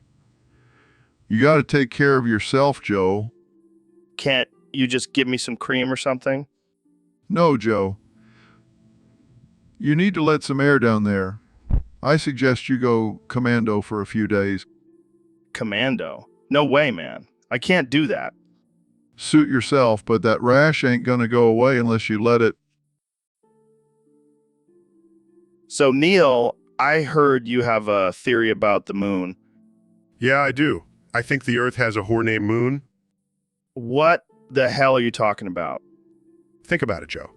The moon is always showing us its backside, just like a good whore. Oh man, this is gonna get us in trouble. Come on, Joe. It's just a theory. Plus, the moon is always changing its appearance, just like a whore changes her outfit. Okay. But what about the tides? How does that fit into your theory? Well, you see, Joe, the moon's gravitational pull affects the tides, just like how whore's gravitational pull affects men. Oh God, I can just imagine the headlines now. Neil deGrasse Tyson claims Earth has a whore named Moon. Hey, I'm just stating the facts here. Plus, have you seen the craters on the moon? It's like she's been through some rough times. Oh man, this is too much. But seriously, what do you think the moon's real purpose is? I'm not sure, Joe. Maybe it's just there to remind us that no matter how dark and lonely the night may seem, there's always a whore out there for us. And on that note, let's end this episode before we get banned from every platform. Good call, Joe. See you next time on the Joe Rogan Experience, where we talk about more. So, I heard there's a bunch of feral people living in the Yellowstone National Park. Yeah, man, they're like wild animals. I bet they're all jacked and shredded from living off the land. Dude, they probably have their own language and rituals. We should go check it out. For sure. But we got to be careful. These people are probably savage as fuck. I bet they hunt with their bare hands and eat raw meat. And they probably have some crazy mating rituals too. Dude, what if we bring them some weed? They'll probably worship us as gods. Hell yeah, and we can teach them how to make fire and use tools. This is gonna be epic. We'll be like the modern day Tarzan and Jane, except with more drugs and less loincloths. So, Neil, I heard a crazy theory that you're actually the reincarnation of Yakub. Who came up with that? Some guy on Discord. But think about it. You're both scientists and you have a similar mustache. Oh yeah, because that's all it takes to be a reincarnation. But seriously, what if you created Yakub in past life? Oh yeah, I just whipped up a whole new race of people in my spare time. Hey, I wouldn't put it past you. You're a genius. Thanks, Joe. But I think I'll stick to astrophysics. But imagine the power you must have had as Yakub, creating a whole new race of people. That's some godlike stuff. Yeah, I guess I was just bored one day and thought, hey, let's make some trouble on Earth. And now you're using your powers for good. I like it. Yeah, I'll have to remember that next time I'm creating a new species. Maybe you can create a new species of chimps with laser eyes. Now that's a scientific breakthrough I can get behind. Guys, I pulled up an image of a chimp with laser eyes. Well, that's sick. Neil, can you make it happen? Sorry, Joe. I think I'll stick to... So, Neil, I heard you're working on a new theory about the origin of the universe. Yeah, it's called the Big Bang and Chill Theory. Basically, the universe was created by a cosmic Netflix and chill session. That's hilarious. But seriously, have you ever thought about what happens after we die? Oh, I thought about it. And let me tell you, it's not pretty. I mean, have you seen the size of those black holes? Yeah, I've seen them. And do you know what happens when you get sucked into one? No, what? You become a human spaghetti. Guys, can we not talk about this? It's making me uncomfortable. Oh, sorry, Jamie. Did we forget that you're afraid of Neil? Oh, come on, Jamie. Don't be afraid. I promise I won't turn you into a human noodle. I wasn't afraid. I was just saying I might move to China. China? Why China? Because they have a great wall to protect me from Neil. Oh, Jamie, you can run, but you can't hide from the cosmic forces of the universe. Maybe we should start a GoFundMe to send Jamie to China.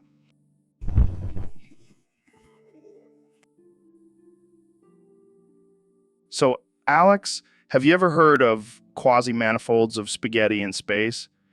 Yeah, man, it's like this crazy theory that says there's a whole universe made of spaghetti floating around out there. Yeah, and get this, they say the meatballs are actually planets, and the sauce is like some kind of cosmic energy. I have no idea, but it sounds cool as hell. Jamie, pull up an image of a spaghetti planet. Pulls up image, here you go, guys. It's a real thing. Holy shit, that's beautiful. I'm gonna go there and live on a meatball. Anything is possible in the world of quasi-manifolds, my friend. Nah, man, this is some next level shit. And just imagine the possibilities of intergalactic pasta dishes. Hell, yeah, we'll be the first ones to have a spaghetti dinner in space. Jamie, pull up an image of a spaghetti rocket ship. Pulls up image, here it is, guys. Ready for takeoff. This is gonna be epic. I can already taste the marinara sauce. So, Jamie, I heard you've been playing around with numbers lately. Yeah, man, I've been doing some crazy math experiments. Like what? Well, someone picked a random number and I saved it as x. And then what? Then someone else multiplied x by another random number and saved it as z. And what's the problem? Well, now everyone's trying to solve x, but they keep getting it wrong. How come? Because they're off by a random number and they can't figure it out until they check their work. That's hilarious. Math is hard, man. Yeah, especially when you throw in some random numbers. It's like trying to solve a puzzle while drunk. Or trying to read a map without your glasses. Or trying to do a podcast without any coffee. Wait, we don't have any coffee? No, we're just winging it. Well, I guess we'll just have to rely on our natural genius then. Yeah, right. We're screwed. Hey, at least we can always blame it on the random numbers. So, Mr. President, I heard you have a new life goal. That's right, Joe. I want to swim in a giant vault full of cum. I hate to break it to you, but that's not how sperm banks work. What do you mean? I thought you just go in, make a deposit, and then you can go for a dip. No. It's not a swimming pool. It's a storage facility for sperm. Well, that's just disappointing. I was really looking forward to taking a dive in a sea of my own DNA. I don't think anyone wants to swim in your DNA, Mr. President. Hey, my DNA is the best DNA. Believe me. I'm sure it is. But you can't just go swimming in it. It's for artificial insemination. Artificial what? Insemination. You know, making babies without actually having sex. Oh, I get it. So it's like a baby factory. Not exactly. It's more like a bank where people can withdraw sperm to have a baby. Well, that's just sad. I was really hoping for a new way to make America great again. I think we'll stick to the traditional methods, Mr. President. Fine, but I still want to see this sperm vault. Maybe I can make a deal with them to store my DNA for future generations. I don't think they'll be interested, Mr. President. But hey, you do you. So, Elon, I heard you made another game in your infamous cart ride into 17 Pregnant Hyena series. Yeah, but this time I decided to switch it up a bit. Instead of hyenas, it's pregnant horses. Oh, that's interesting. But why stop at 17? Why not go for 20? Well, Joe, I didn't want to be too unrealistic. I mean, 17 pregnant horses is already pushing it. Fair enough. But what's the XL for? Extra large? No, Joe. It stands for X-rated and ludicrous. I mean, have you seen those pregnant horse models? They're pretty graphic. Oh man, you never cease to amaze me, Elon. But are you done with making games now? Yeah, I think I've reached my peak with this one. Plus, I don't want to give pizza any more reasons to come after me.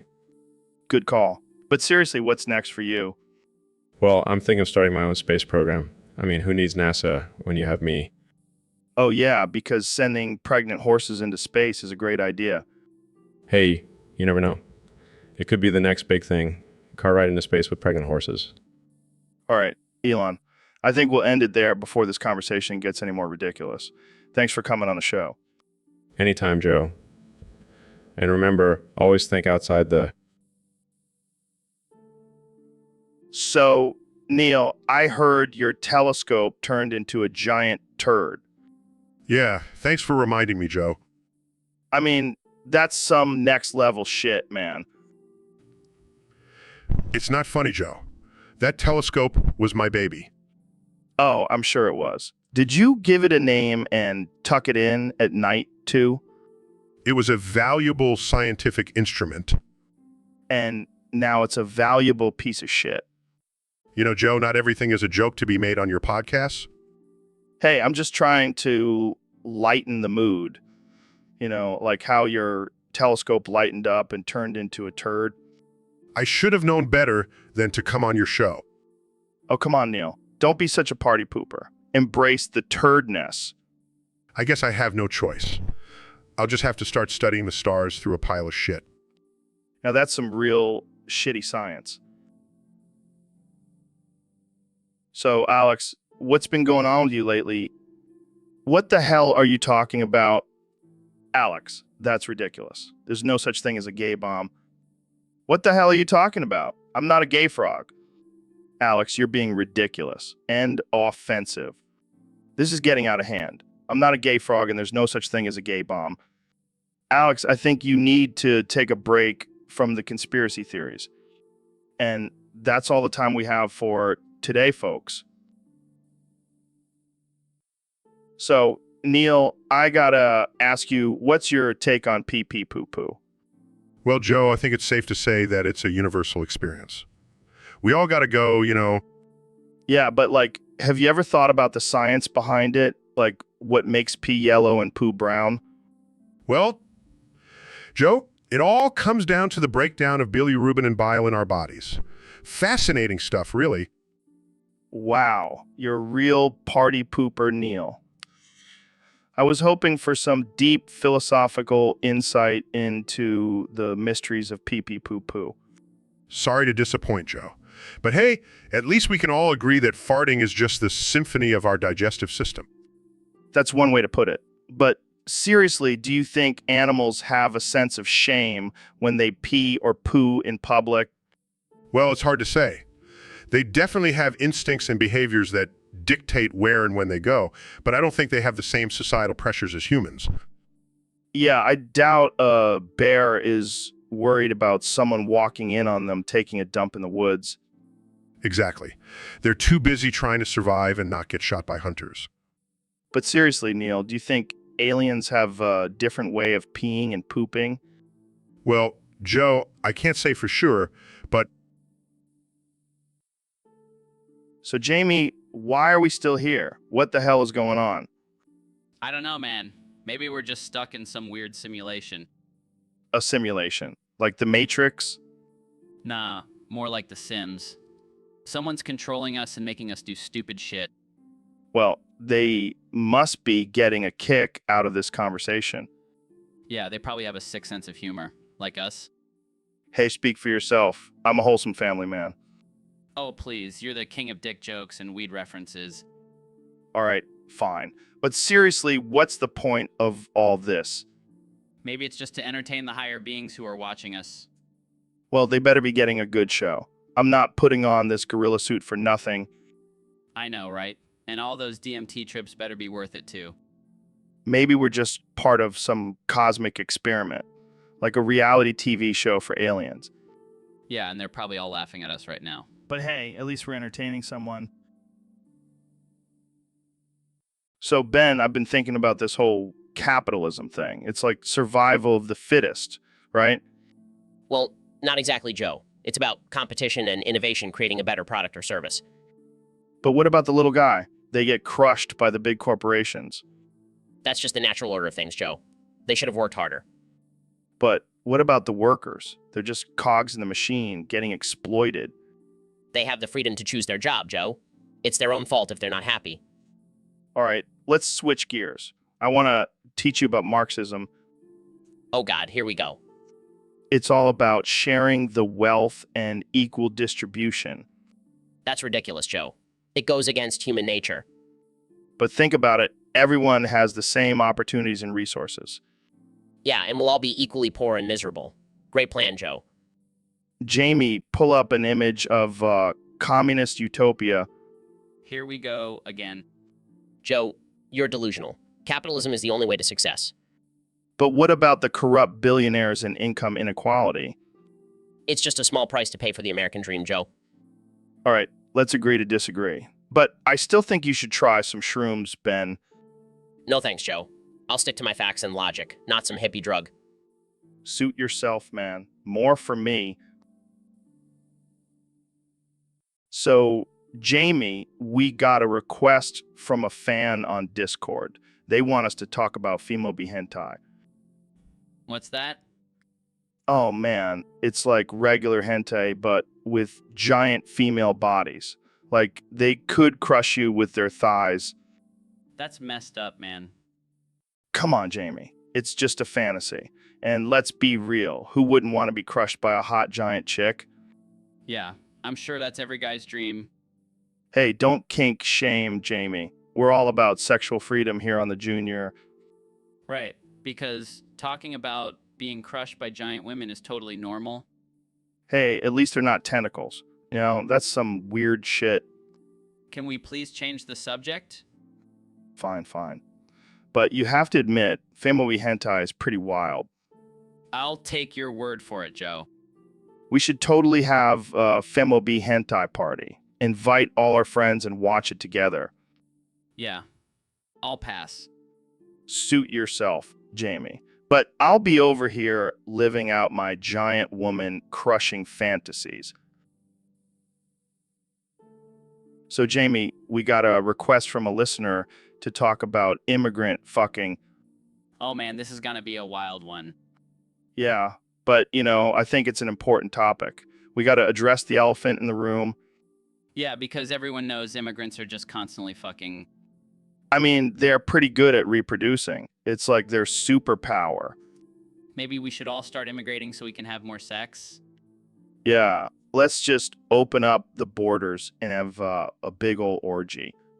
I can see it now. A new reality TV show called Immigrant Island. And instead of voting people off, they just have to have sex with each other. Oh man, that's messed up. But on a serious note, I think we need to have a more open and accepting attitude towards immigrants. They're just people trying to make a better life for themselves. Yeah, and if that includes some immigrant fucking, who are we to judge? Exactly. Let's just all get along and get laid. Immigrant fucking for world peace? So, Ben, I heard you had a little foot worship session with Alexandria Ocasio-Cortez. How was that? Oh man, it was amazing. Mistress Alexandria Ocasio-Cortez really knows how to handle a man. Oh, I bet she does. So what exactly happened during the session? Well, first she tied me up with some red tape and whispered tax the rich in my ear. That's hot. And then what? She made me lick her boots while she lectured me on the benefits of socialism. It was like a dream come true. Wow. Sounds like a real wild time. Did she use her whip on you too? Oh yeah, she did. She even let me call her Mistress Alexandria Ocasio-Cortez while she punished me for my conservative views. You must really love her, huh? Oh, I do. I would do anything for Mistress Alexandria Ocasio-Cortez. She's the only one who can truly dominate me. Well, that's enough information for me. I think I'll stick to my normal vanilla sex. Hey, don't knock it till you try it, Joe. You might just enjoy being a submissive little beta male. I'll pass. Thanks.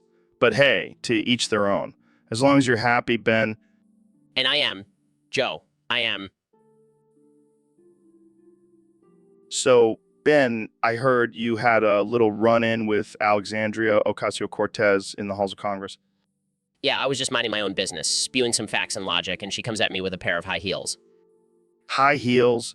What was she going to do? Step on you? I don't know, but I wasn't about to stick around and find out. I ran like a little bitch.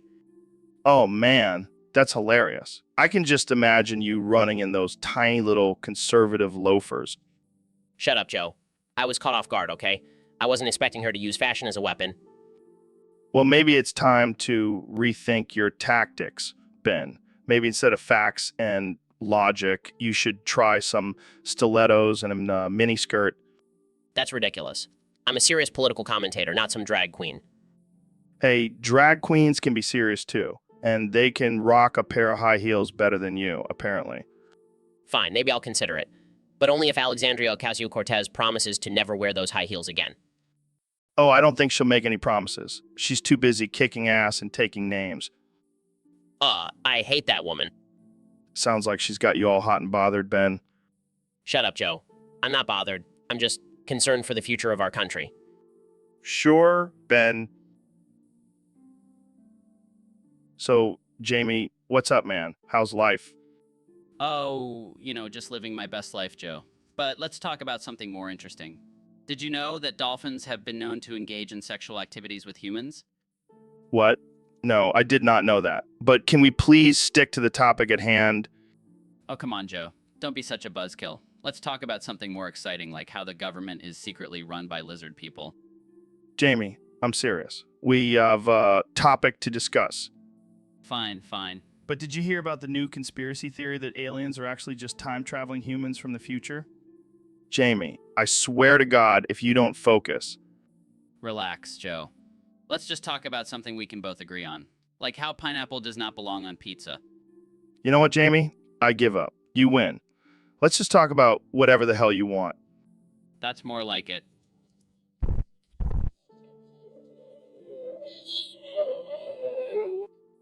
Oh my God, I can't believe I agreed to this. I'm out of here. Oh, come on, Joe. Don't be such a party pooper. Let's talk about flat earth theory next. So, Dr. Phil, I heard you've been trying out some new fashion choices lately. That's right, Joe. I've decided to start wearing women's clothes. Why? Why? Well, I thought it would be a great way to express my feminine side and break gender norms. You do realize you're a 6'4" bald man, right? Yeah, and I make these skirts look damn good. I can't even imagine you in a dress. Oh, I have a whole collection of dresses, Joe. And let me tell you, they accentuate my curves. I'm sure they do, Dr. Phil. And let's not forget about my stilettos. I can strut in those better than any woman. This is too much, Dr. Phil. I can't handle it. Well, I guess you could say I'm a real Philinista now. Oh man, I can't wait to see you on the cover of Vogue. You know it, Joe. The world just isn't ready for this level of fabulousness. So Ben, what's been on your mind lately? Well, Joe, I've been thinking about scalpers. Scalpers? Like the ones who sell tickets for crazy prices? Yeah, those guys.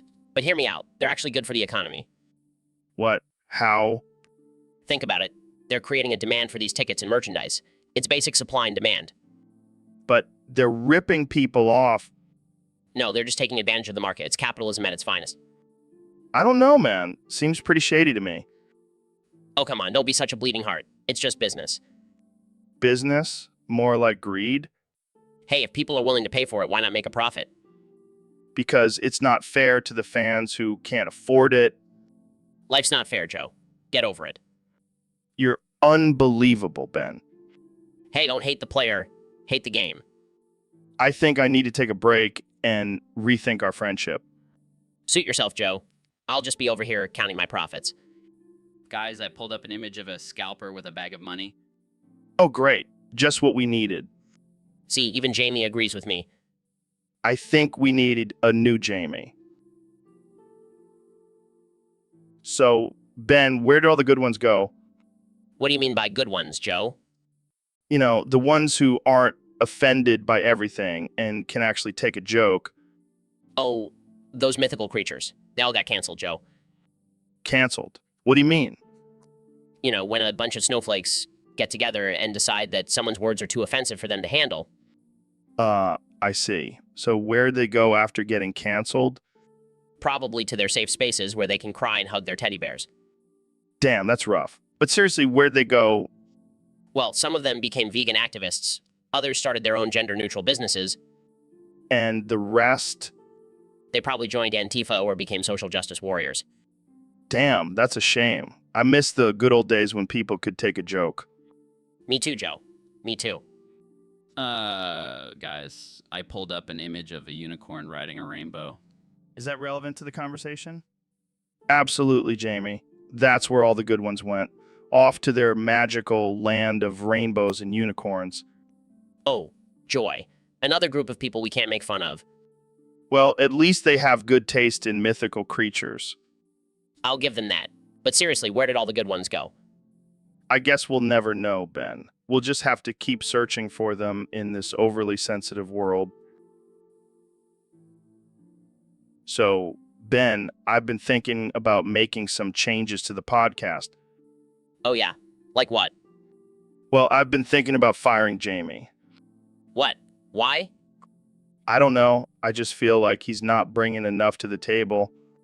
But he's the one who pulls up all the images and stuff? Yeah, but I can do that myself. Plus, he's been slacking lately. I don't know, man. Seems harsh.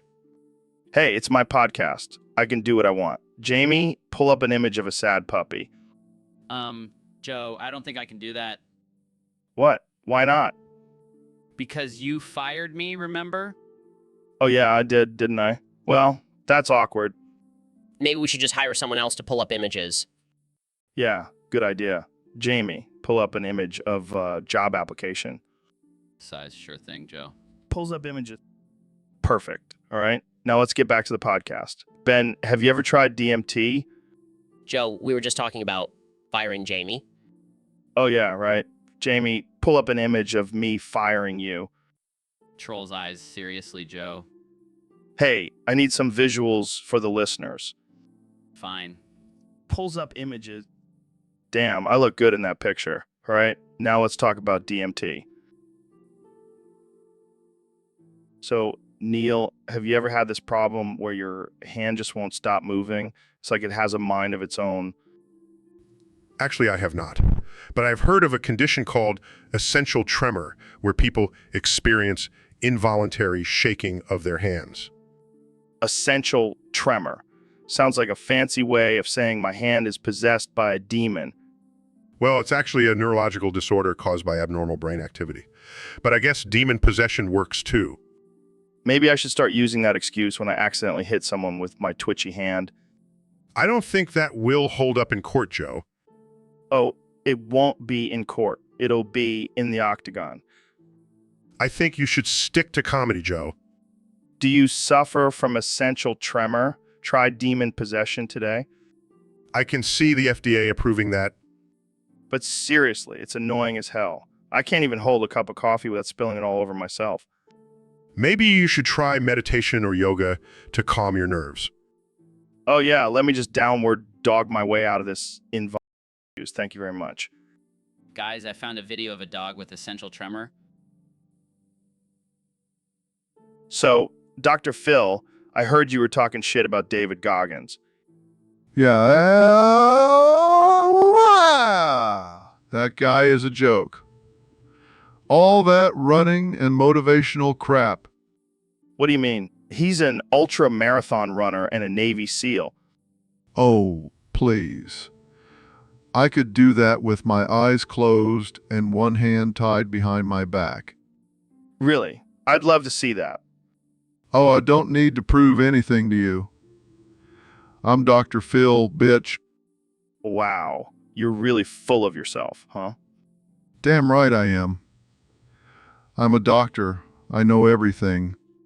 Well, I think you're just jealous of Goggins' success and badassery. Jealous? I could crush him like a bug. I don't think so, Dr. Phil. Goggins is a beast. Oh, please. He's just a glorified gym teacher. You're just mad because he's more ripped than you. Oh, you want to go there, Joe? I'll have you know I have a six-pack under this suit. Sure you do, Dr. Phil. Sure you do. You know what? I challenge Goggins to a race. Let's see who's the real badass. Oh, this is gonna be good. I can't wait to see you eat your words, Dr. Phil. Bring it on, Goggins. I'll show you who's boss. So, Jamie, what's new with you? Just pulling up pictures of myself, pulling up pictures of myself, pulling up pictures of myself. Classic Jamie move. But seriously, why do you have so many pictures of yourself? Because I'm a goddamn legend, Joe. And I need to document every moment of my legendary life. Oh yeah, I'm sure your Instagram followers are dying to see another picture of you flexing in front of a mirror. Hey, I work hard for this body. And if I don't show it off, who will? Wow, you really do have a lot of pictures of yourself. Do you ever get tired of looking at your own face? Never. I wake up every morning, look in the mirror, and say, damn, I'm one sexy motherfucker. I can't argue with that. But seriously, is there a limit to how many pictures you'll take of yourself? Nah, man. The limit does not exist. I'll keep taking pictures until the day I die. And then your tombstone will just be a giant picture of yourself. Hey, that's not a bad idea. I'll have to add that to my will. You're a wild one, Jamie. But I wouldn't expect anything less from you. That's why you love me, Joe. Yeah, that must be it. So, Ro, did you hear the one about the dyslexic guy who walked into a bra? Oh God, here we go again with your dad jokes. Hey, it's a classic... Yeah, classic cringe. What? You don't think it's funny? Not really. I mean, I've heard better from a toddler. Well, excuse me for trying to lighten the mood. Lighten the mood. More like darken it with your terrible humor. Okay, fine. How about this one? Why did Scarecrow win an award? I don't know why. Because he was outstanding in his field. Groans, that's it. I'm done. I can't handle your dad jokes anymore. What's wrong with my jokes? They're just so lame. Well, I can't help it if I have a natural talent for dad humor. More like a natural talent for making people cringe. Hey, at least I can make myself laugh. Yeah, because no one else will. So, Ben, I gotta ask, what's the deal with this whole cyborg thing?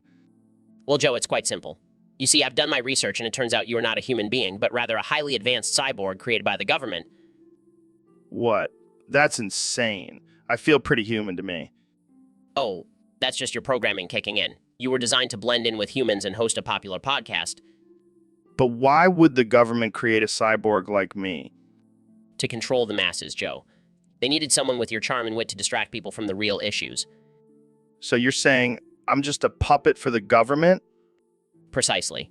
And let's not forget about your love for DMT. That's just a way for them to monitor your brain activity. This is blowing my mind, man. But why are you telling me this? Because I believe in transparency, Joe. And also, I needed to make sure you weren't malfunctioning. Well, I'm definitely not malfunctioning. But I gotta say, being a cyborg does explain my insane strength and endurance. Yes, that and the steroids you've been taking. And that's just for my workouts. Sure, Joe. Whatever helps you sleep at night. Well, I guess I'll just have to embrace my cyborg identity and continue to entertain the masses. That's the spirit, Joe. Now let's go hunt some elk and talk about the government's mind control tactics. Sounds like a typical Tuesday for me. So, Ben, I heard you're not a big fan of universal basic income. That's right, Joe. I believe in hard work and self-reliance, not handouts from the government. But what about the rise of artificial intelligence? It's predicted that artificial intelligence will take over many jobs in the future, leaving people unemployed. Well, That's just a part of progress. People need to adapt and learn new skills. But what about those who can't adapt? Could provide them with a basic income to survive. Survival of the fittest, Joe. It's the natural order of things. So you're saying we should just let people suffer and starve? I'm saying they should pull themselves up by their bootstraps and find a way to survive. That's easy for you to say, Mr. Fancy Pants Harvard graduate. Hey, I worked hard for my success. Yeah, with the help of your trust fund. That's irrelevant, Joe. UB goes against everything I believe in. Well, maybe you should try living off the grid for a while and see how you like it. I don't need to do that, Joe. I have my principles and my privilege. And have my bong and my open mind. I guess we'll just have to agree to disagree. Or we can just smoke this joint and forget about our differences. I'll pass, but thanks for the offer. Suit yourself, Ben. More for me. So, Ben, I heard you have a solution to save polar bears. Yes, Joe. And it may sound crazy, but hear me out. We need more porn stars. What? Think about it. People are addicted to porn, right? So if we have more porn stars, they'll be too busy filming to destroy the environment. Oh, yeah, because porn stars are known for their conservation efforts. Exactly. And we can even have them do environmental scenes in between scenes. This is insane. But it's genius. Plus, the polar bears will have something to watch while they're floating on their melting icebergs. I don't know, man. This might be a stretch. Trust me, Joe. It's the only way. And we can call it porn for polar bears. All right, I'm sold, Jamie. Pull up an image of polar bear watching porn. I don't think we should. Jamie, just do it. For the polar bears. Fine. Oh man, this is too good. See, Joe? It's a win-win. We save the polar bears and give people a new reason to watch porn. You might be onto something, Ben. I told you, Joe. I'm a genius. So, Kenny, I heard you've been talking shit about Mr. Beast. What do you mean? But he's actually doing good things for people. Yeah, but it's all for show. He's just trying to make himself look good. I don't know, man. He seems pretty genuine to me. Have you even watched them? Well, that's debatable. Okay, let's calm down. I don't think we need to be calling anyone a loser here. All right. Well, let's move on to a different topic before this gets out of hand. Fine. But just remember, I'm the greatest. And Mr. Beast can't even come close. Sure thing, Kenya. Sure thing. So, Jamie, we got a request from a listener to talk about anime feet. Anime feet. What the hell is that? It's like regular feet, but in anime form. And apparently, some people are really into it. Are you serious? That's some weird shit, man. Yeah, apparently there's a whole subculture of people who have a foot fetish specifically for anime feet. I don't even want to know what they do with those feet. Well, I can imagine they probably use them for some pretty kinky stuff. Like what, Joe? I'm afraid to ask. Well, I heard they have special anime foot-shaped dildos for all you foot freaks out there. Oh my god, that's disgusting. Hey, don't knock it till you try it, Jamie. No way, man. I'll stick to regular feet. Thank you very much. Suit yourself. But I gotta admit, I wouldn't mind getting a foot massage from a cute anime girl. Hey, at least I'm not the one jerking off to cartoon feet. So, Neil, I gotta ask, have you ever heard of a spunion? A spunion? No, I can't say I have. What is it? Oh man, you are missing out. It's like a unicorn, but instead of a horn, it has a giant spinning dildo on its head. What the hell? That's not a real thing. Oh, it's real, all right. I've seen it with my own eyes. I even rode one once. I highly doubt that. Hey, don't knock it till you try it. But seriously, how do you not know what a spunion is? Everyone knows. I must have missed that memo. Well, I guess you're just not as cool as the rest of us. I'll take that as a compliment. You know what? Let's make it our mission to find you a spunion and introduce you to the wonderful world of spinning dildos. I think I'll pass on that one, Joe. Suit yourself, Neil. But just remember, ignorance is not always bliss. Sometimes it's just plain sad. So, David, I heard you have a pretty intense stare. Yeah, I can stare into your soul and make you cry like a little bitch. Challenge accepted. Let's have a staring contest. You're on, Rogan, but beware, I've been known to make grown men pee their pants with my stare. Oh, please. I've stared into the eyes of a grizzly bear while tripping on mushrooms. You ain't got nothing on me. We'll see about that. Ready, set, go. Starts making funny faces. Come on, Goggins. You can't handle this. Tries to hold back laughters. You think that's gonna work on me? I've been through Hell Week 3 times. This is nothing. Starts doing a ridiculous dance, booga booga. Uncontrollably. Okay, you win. I can't take it anymore. Looks like you're the gay one now, Goggins. Shut up, Rogan. Let's never speak of this again. So, Ben, I heard you have a fursona. Yeah, it's a polar bear. I like the cold. What can I say? Interesting choice. Do you have a name for your fursona? Of course, it's Bernard. Get it? Bernard Shapiro? Oh man, that's hilarious. So what does Bernard like to do? Enjoys debating other furries on the importance of free market capitalism and the dangers of socialism. Sounds like a real party animal. I don't do parties, Joe. I'm too busy owning the libs. Oh man, you crack me up. So do you have a fursuit? Absolutely not. That's just ridiculous. I have a perfectly good polar bear onesie that I wear on special occasions. I can just picture you wearing that while giving a speech at a conservative rally. Hey, if it gets the message across, I'll do it. Well, I never thought I'd be talking about fursonas on this podcast, but here we are. It's important to embrace your inner animal, Joe. Plus, it's a great way to trigger the snowflakes. You never fail to amaze me, Ben. Jamie, pull up an image of a polar bear wearing a MAGA hat.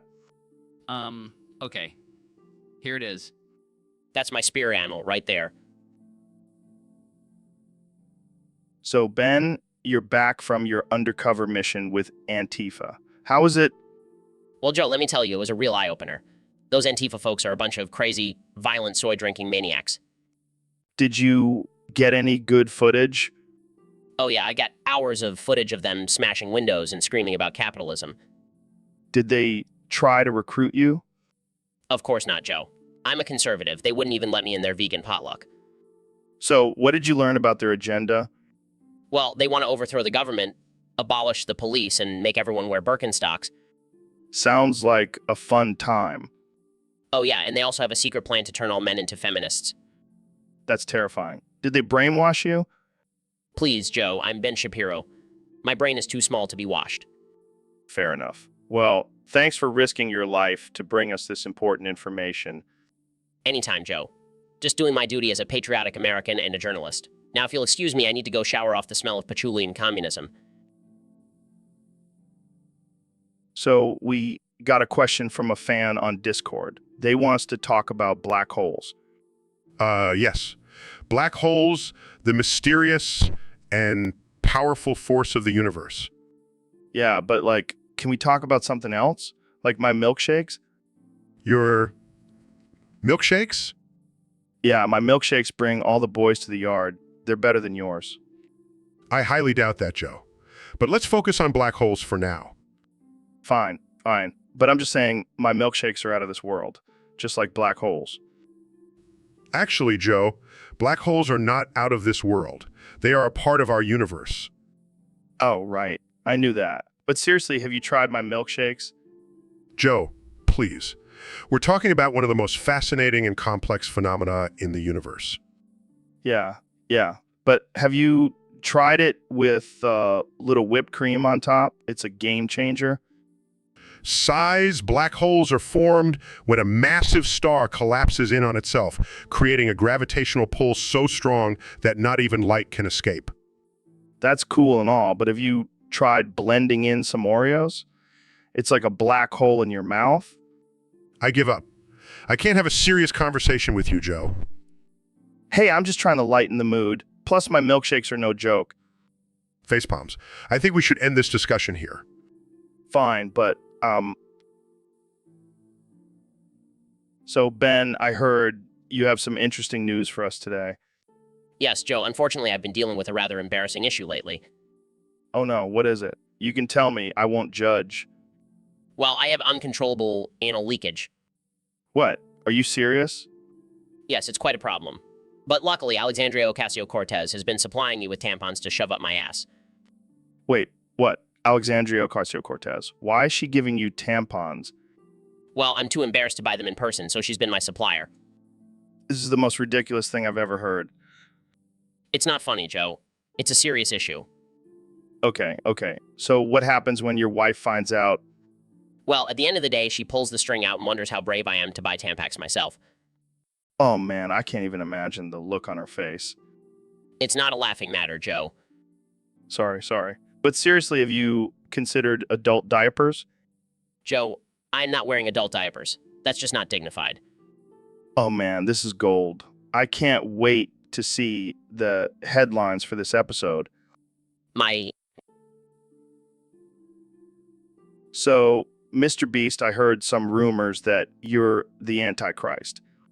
What? No way, man. I'm just a simple YouTuber trying to make people happy. Oh, come on. You can't fool me. I've seen your videos, giving away millions of dollars. That's some devilish behavior. Hey, it's all for a good cause. And I don't think the devil cares about donating to charity. That's exactly what the Antichrist would say, trying to deceive us with your good deeds. Look, Joe, I may have a lot of money, but that doesn't make me the Antichrist. I'm just a regular guy who likes to give back. Regular guys don't have millions of dollars, Mr. Beast. That's just not how the world works. Well, maybe I'm just a lucky guy. Or maybe I made a deal with the devil. Who knows?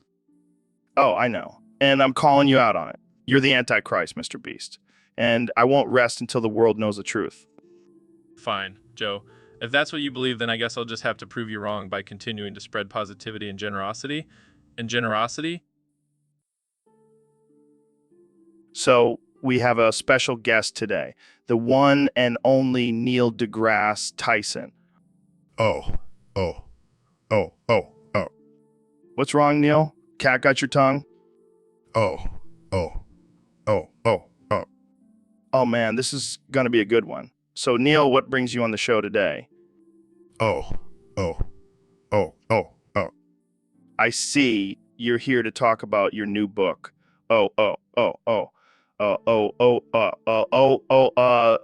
Scientific Journey. Oh.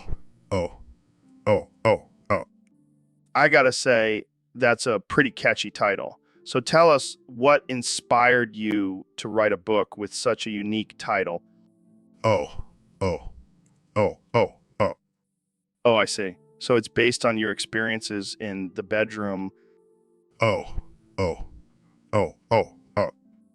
man, this is too much. But seriously, what's the real reason behind the title? Oh, I get it. It's a metaphor for the universe and how we're all just tiny specks in the grand scheme of things. Wow, that's deep. But let's get back to...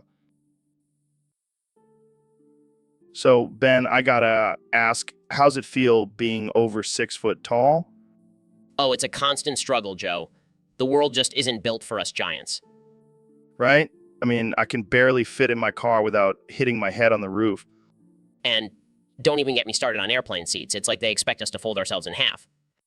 And clothes shopping? Forget about it. It's either too short or too wide.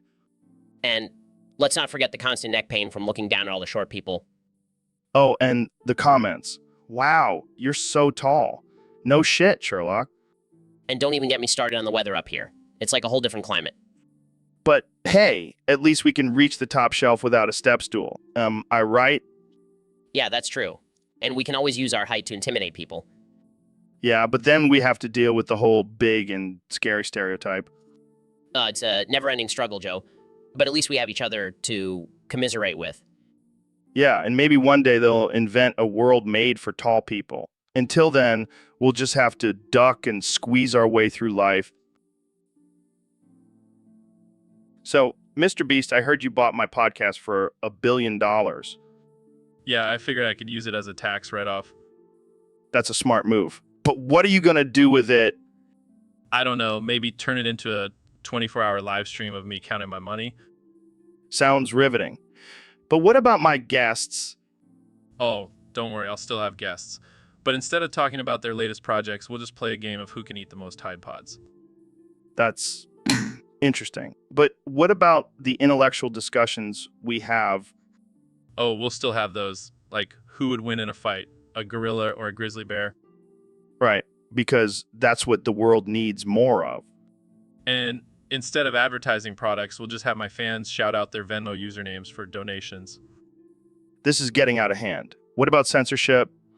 Censorship? I'll just buy the FCC and make it legal to say whatever the fuck we want. I don't know if I can handle this. Don't worry, Joe. I'll make sure to give you a cut of the profits. Well, in that case, welcome to the Joe Rogan Experience, brought to you by Mr. Beast's endless supply of cash.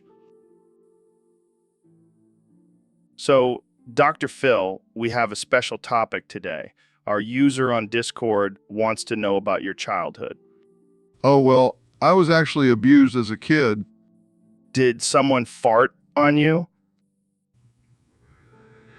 No, Joe. Sorry. Go on. It was a difficult time for me. I was constantly belittled and beaten by my father. Sounds like he really let one rip on you. Joe, this is not a joke. I suffered from severe emotional and physical abuse. I'm sorry, Dr. Phil. That's terrible. Thank you, Joe. It took a lot of therapy and self-reflection to heal from those wounds. Sorry, couldn't resist. You know, Joe, sometimes I wonder why I even come on this show. Because you love me and my farts, Dr. Phil. Admit it.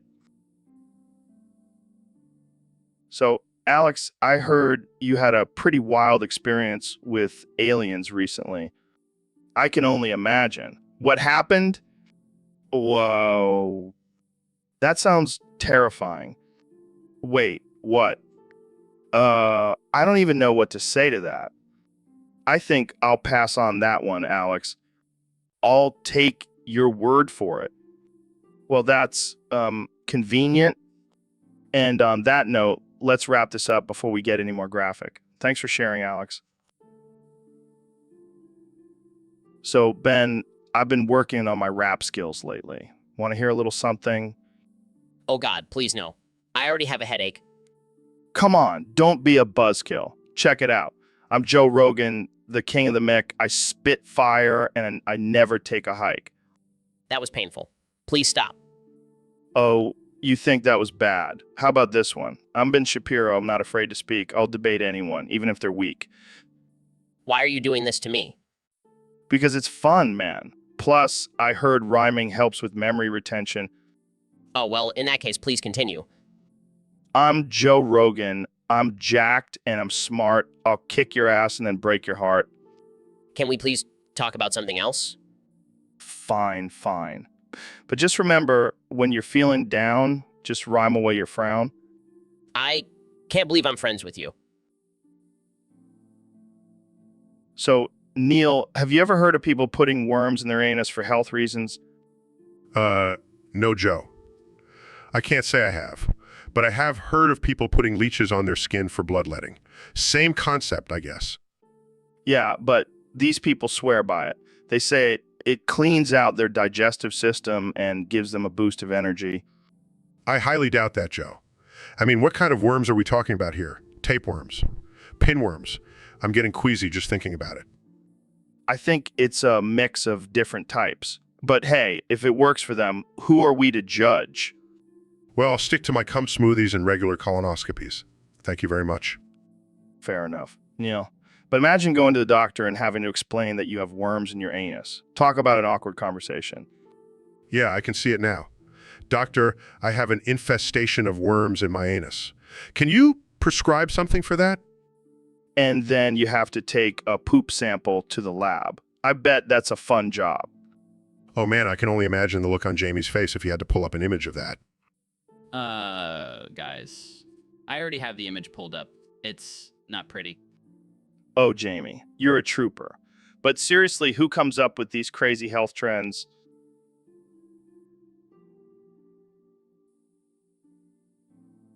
So, Neil, I was thinking we should do something different on the podcast today. Oh, really? Like what?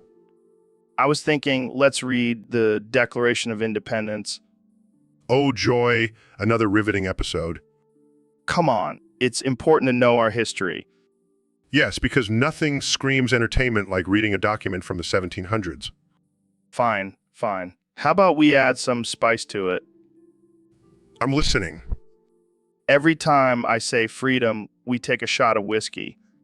Oh boy, I can't wait to get drunk on patriotism. And every time I say tyranny, we take a hit of this joint.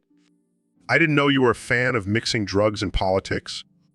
Hey, it's all about balance, man. Fine, let's just get this over with. We hold these truths to be self-evident that all men are created equal. Can we fast forward to the good part? You mean the part where we declare independence from England? Yeah, we get it. Can we wrap this up? I have a universe to explore. Sure. Let's just skip over the whole life, liberty, and the pursuit of happiness thing. I already have all of those, so it's not really that exciting for me. So, David, what do you think about McGregor? Will he fight again or retire? Oh, man, that little Irish, the pressure on. He's got a mouth on him, but can he back it up? I mean, he did just lose to Khabib, but he's still a beast in the octagon. Yeah, but he's got more money than he knows what to do with now. Maybe he'll just retire and spend his days counting his gold coins. I don't know, man. I think he's addicted to the fame and adrenaline. He'll be back for more. Well, if he does come back, I hope he brings his Lucky Charms with him. Oh, man, that's cold. But seriously, do you think he'll fight Khabib again? Nah, Khabib would just maul him again. But I'd love to see him fight a bear. Only in your wildest dreams, David. Anything is possible in the UFC. Maybe McGregor will even fight a gorilla next. Now that's a pay-per-view event I would not miss. But in all seriousness, I think McGregor will fight again. He's got too much fire in him to just walk away. Yeah, and too much whiskey in him too. That Proper 12 is some good stuff. Well, whatever he decides, I'll be watching. And maybe even placing a bet or two. So, Ben, I heard you're into taking oily showers. What? No, that's not true. I'm a clean and hygienic person. Come on, man. Don't be shy. I know you're a freak in the sheets. I'm not a freak, and I definitely don't want to take an oily shower with you. Oh, come on. It'll be like a slip and slide, but with two grown men. That's not even remotely appealing, and it's definitely not something I would do with you. Fine, fine. But I heard you're a big fan of slippery slopes. That's a logical fallacy and has nothing to do with this conversation. Oh, I see. You're just afraid to get a little dirty with me. I'm not afraid. I just have no desire to oily with you or anyone else for that matter. Well, that's a shame. I was really looking forward to getting slippery with you, Ben. I'm sure you were, Joe. But I have better things to do with my time. Like what? Reading the dictionary? Actually, yes, I find it quite stimulating. Wow, you really are a wild one, Ben. Maybe we can spice things up and read the dictionary in the shower together? I think I'll pass on that offer, Joe. But thanks for the invitation. Suit yourself. I'll just have to find another conservative to get oily with. Good luck with that, Joe. I think you'll have better luck finding a needle in a haystack. So, Jamie, I heard we have a topic request from one of our lovely Discord users. Yeah, it's from a guy named Neil. He wants us to talk about spaghetti and meatballs. Neil? Huh? Sounds like a real noodle dick. Joe, that's not very nice. Oh, come on, Jamie. You know, I don't have a filter. Now, let's get to the important stuff. Bring up some pictures of spaghetti and meatballs. Okay. Here's one with a nice marinara sauce. No, no, no. I want to see a big old plate of noodles smothered in balls. Okay. Here's one with extra large meatballs. Yeah, look at those juicy balls. I bet Neil wishes he had balls like that. I don't think that's what he meant by the topic. And look at that sauce dripping down the sides. It's like a food orgy. Joe, can we please move on to a different topic? Fine, fine. But let's just take a moment to appreciate those succulent balls. Thanks, Neil. You really know how to get my appetite going. So, Neil, have you seen The Tooth Fairy?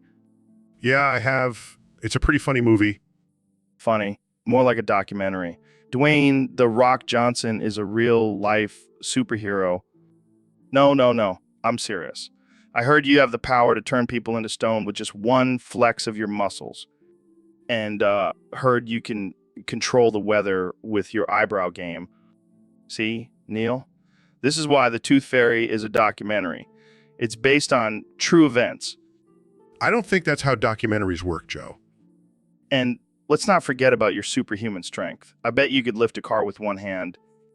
See, Neil? Superhero material right here. I think I'll stick to watching the Avengers for my superhero fix. Oh, can we make that happen? I'll be the referee. I'm starting to think... So, Elon, have you heard about P. Diddy's freak-offs? No, but I'm intrigued. What is it? Apparently, he throws these wild parties where everyone just gets freaky and does whatever they want. No rules, no judgment. That sounds like my kind of party. I bet you and I would fit right in. Oh yeah, we'd be the life of the party. We'd probably invent some crazy new drug or something. And then we'll take over the world with our freaky party drugs. Dude, we should totally invite P. Diddy on the podcast and ask him about his freak-offs. Yes. And we'll do a live stream of one of his parties. It'll be like the Electric Daisy Carnival, but on steroids. And acid. Lots and lots of acid. We'll call it the P. Diddy Musk Freak Off. Oh man, we're definitely getting high as fuck right now. High as fucking planning the best party ever. I can already see the headlines. P. Diddy and Elon Musk throw the wildest, most insane party in history. And we'll just sit back and watch the world burn. This is why we can't have nice things. But seriously, Jamie, pull up an image of a crazy party scene. So, Elon, I hear you've been working on a new rocket. Yeah, it's going to be the biggest and most powerful one yet. Oh man, I love rockets. They're so sleek and powerful. I actually have a pocket rocket myself. What? Yeah, it's this little thing I carry around in my pocket. Gets the job done, if you know what I mean. Joe, we're talking about a literal rocket that can take us to Mars. Right, right. But have you ever tried using your rocket in zero gravity? It's a whole new level of pleasure. Joe, please stop talking about your pocket rocket. Hey, don't knock it till you try it. Maybe we can take my pocket rocket to Mars instead. This conversation has taken a disturbing turn. Oh, come on, Elon. Don't be such a prude. Let's blast off together. So, Neil, I heard you have a bit of an obsession with David Goggins' butt. Oh man, don't get me started on that glorious gluteus maximus. It's like two perfectly sculpted boulders. I mean, I've seen some impressive butts in my day, but Goggins takes the cake. And have you seen the way he runs? It's like his butt has a mind of its own, propelling him forward with every step. Maybe that's his secret to running ultra marathons. He's got a rocket butt. But in all seriousness, I've been studying his butt for years, trying to unlock its secrets. Yeah, because that's what the world needs, a scientific study on David Goggins' butt. Hey, don't knock it until you've tried it. I've made some groundbreaking discoveries about the physics of butt muscles. I can just imagine you in your lab, surrounded by diagrams of Goggins' butt. And I've even developed a workout routine specifically targeting the glutes, inspired by Goggins' butt. Well, I guess if anyone's butt is worth obsessing over, it's Goggins. Amen to that, brother. Goggins' butt for president. So, Ben, I've been thinking about this whole technocracy thing. With the development of strong artificial intelligence, what happens to your support for Adam Smith capitalism? Well, Joe, I think it's safe to say that our current economic system will become obsolete. Oh, snap. Does that mean you're jumping on the you buy train? Hold your horses, Joe. I'm not ready to give up on capitalism just yet, but we may need to make some adjustments. Adjustments? Like what? Robot tax? No, we can't punish innovation, but maybe a universal basic income could help balance things out.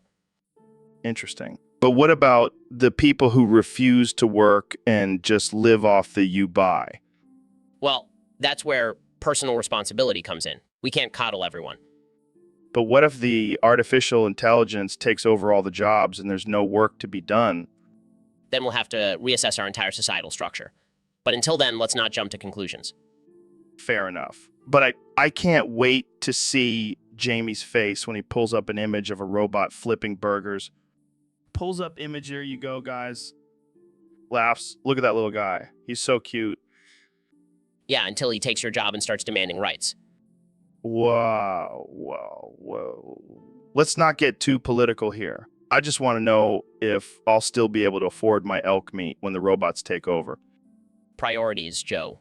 Priorities. So, Neil, I've been thinking about something. What if we put my bald head in your ass? What the hell, Joe? Where did that come from?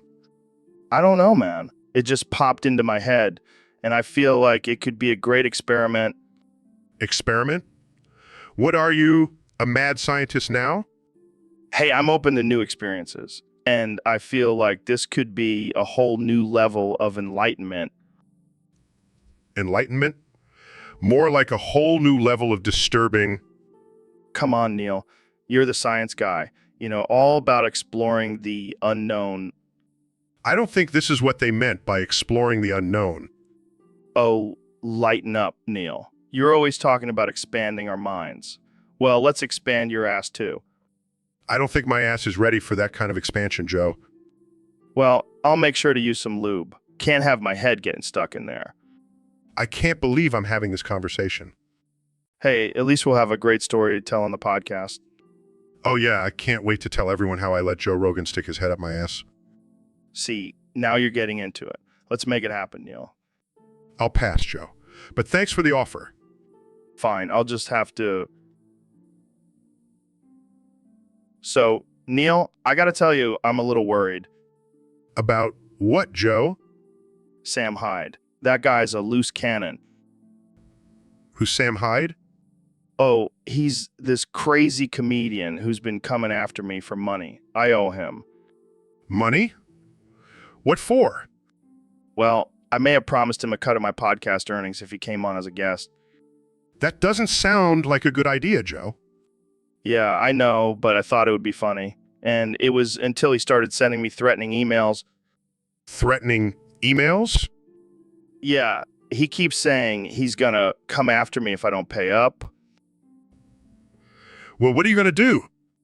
I don't know, man. I'm thinking about hiring some security or maybe just moving to a different country. That seems a bit extreme, Joe. Have you seen Sam's videos? That guy's a wild card. I don't want to mess with him. Maybe you should just pay him the money and be done with it. Are you kidding? That's like admitting defeat. I can't let him win. But what if he comes after you with a machete or something? Oh, God. I didn't even think about that. Maybe I should just give him the money. Yeah, I think that's the safest option, Joe. Damn it, Neil. You're right. I'll just have to suck it up and pay the crazy man his money. Well, at least you'll have a... So, Elon, where's your car, dude? I left it on Mars, just in case I need a quick getaway. What the hell, man? You're just leaving your car on another planet? Yeah, gotta diversify my assets. Plus, it's a great conversation starter at parties. I can't even imagine the insurance on that thing. I don't have insurance. It just built a force field around it. No big deal. Wow, you really are a mad scientist. Hey, it's better than leaving it in a Walmart parking lot like some peasants. But what about when you want to take a road trip?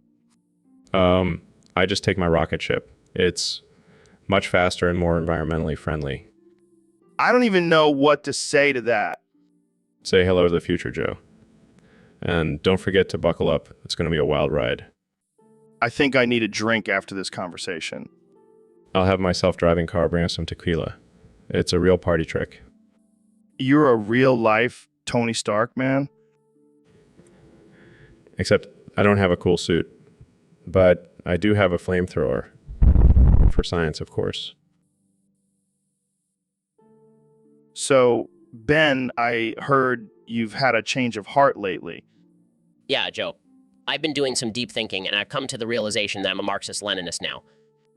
Wait, what? You mean like full-on communist? Yep. I'm ready to overthrow the capitalist system and start a revolution.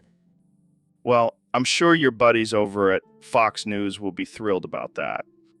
Oh, they can suck it. I'm tired of living in a society that values profit over people. But, Ben, you're a billionaire. Don't you benefit from the capitalist system? I may be a billionaire, but I'm also a man of the people. And the people want a revolution. I can just imagine you leading the charge with your tiny little body and your big brain. Hey, don't underestimate me. I may be small, but I've got a big brain and a bigger agenda. So what's your first move as a Marxist-Leninist? I'm going to start by redistributing all of my wealth to the proletariat. Good luck with that, buddy. I'm sure they'll be lining up to take your money. They will, Joe, because I'll convince them that a life without material possessions is the key to true happiness.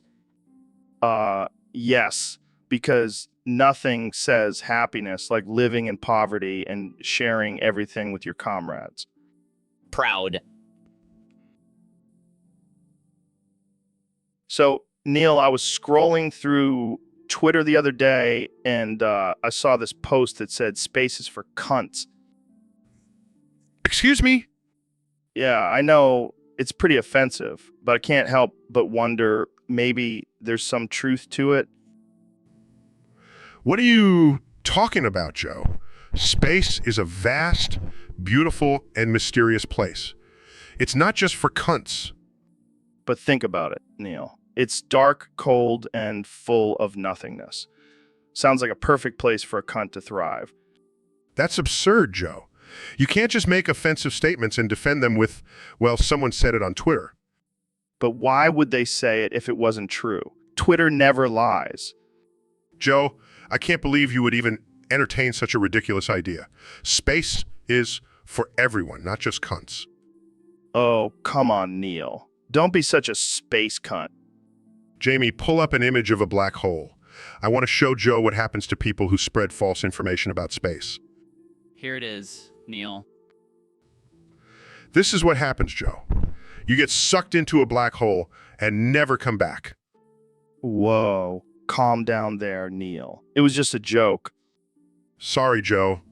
I just get a little worked up when people disrespect the wonders of space. Smart. So, Ben, I heard you have a new idol. Who is it? Oh yeah, Joe. Let me tell you about this absolute legend, Hassan Piker.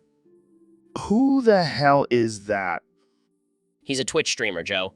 He's got it all looks, brains, and a killer gaming setup. Sounds like a real catch. Oh, he is. And his political commentary is spot on. Plus, he's got a huge following. I'm intrigued. What does he talk about? Everything, Joe. From socialism to video games. He's like a mix of Karl Marx and PewDiePie. That's quite the combo. And his rants are just so satisfying. He's like a little angry chihuahua, but with a bigger bite. I gotta check this guy out. What's his name again? Hassan Piker. And trust me, once you watch him, you'll be hooked. Well, I trust your judgment, Ben. I'll have to tune in and see what all the hype is about. You won't regret it, Joe. Just don't let your wife catch you watching him. She might think you're turning into a socialist. Too late, Ben. I'm already a lost cause. So, Neil, I've been wondering, how does Uranus smell? Oh, Joe, you never cease to amaze me with your childish curiosity. Hey, I'm serious. I want to know if it smells like rotten eggs or something. Well, actually, it's mostly made up of hydrogen sulfide, which does have a distinct smell. See, I knew it. I have a sensitive nose. I could totally be an astronaut. Joe, you couldn't even handle a ride on the Gravitron at the county fair. Hey, that's not fair. I was just a little nauseous. Sure. Joe, that's why you were puking in the parking lot afterwards. Okay, enough about Uranus. Can we talk about something more important, like my bald head? Oh no, not this again.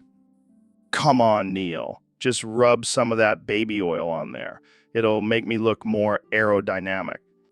I'm not sure that's how it works, Joe. But fine, let's do it. Jamie, pull up an image of a bald eagle soaring through the sky. See, that's going to be me after this baby oil treatment. Bald and beautiful. More like greasy and ridiculous. Hey, I'll take what I can get. Now let's get to rubbing. So, Jamie, did you hear about the latest controversy with Shane Gillis? Apparently, he bought you from me for 3 saltine crackers. What? That's absurd. Yeah, I know. But hey, at least you're worth more than a bag of chips now. Oh, wow. I feel so valued. But seriously, who would even want to buy you? You're like a discount version of Seawalk. I mean, you can't even pull up an image without me telling you to. I'm just following orders, Joe. Sure. But let's get back to Shane. Do you think he's gonna regret spending those 3 saltine crackers on you? Well, considering I have access to all of your internet history, I'd say he got a pretty good deal. Let's change the subject. Sure thing, boss. So, I've been thinking, Elon, what if I become a cyborg? What the hell, Joe? You want to be part robot? Think about it, man. I could have superhuman strength, never get sick, and live forever. Oh yeah, because being a human is so overrated. Shut up, Elon. I'm serious. Can you make it happen? Of course I can. I'll just need to replace your brain with a microchip and add some bionic limbs. Easy peasy. Easy. Yeah, I'll be like RoboCop, but with better hair. And I'll make sure to program in some killer jokes too. As long as I don't turn into a Terminator and try to take over the world. No promises. But what about my podcast? Will I still be able to do it? With your new cyborg abilities, you'll be able to record episodes in your sleep. Damn, that's some next level shit. That's what I do, Joe. Turn regular humans into badass cyborgs. Let's do this, Jamie. Pull up an image of a cyborg with a beard and tattoos. I don't think that exists, Joe. Well, there goes my dream of being a psych. So, Ben, I was reading this article the other day about Putin and his promise to launch a tactical nuke if there's another US-backed aerospace attack on Russian soil.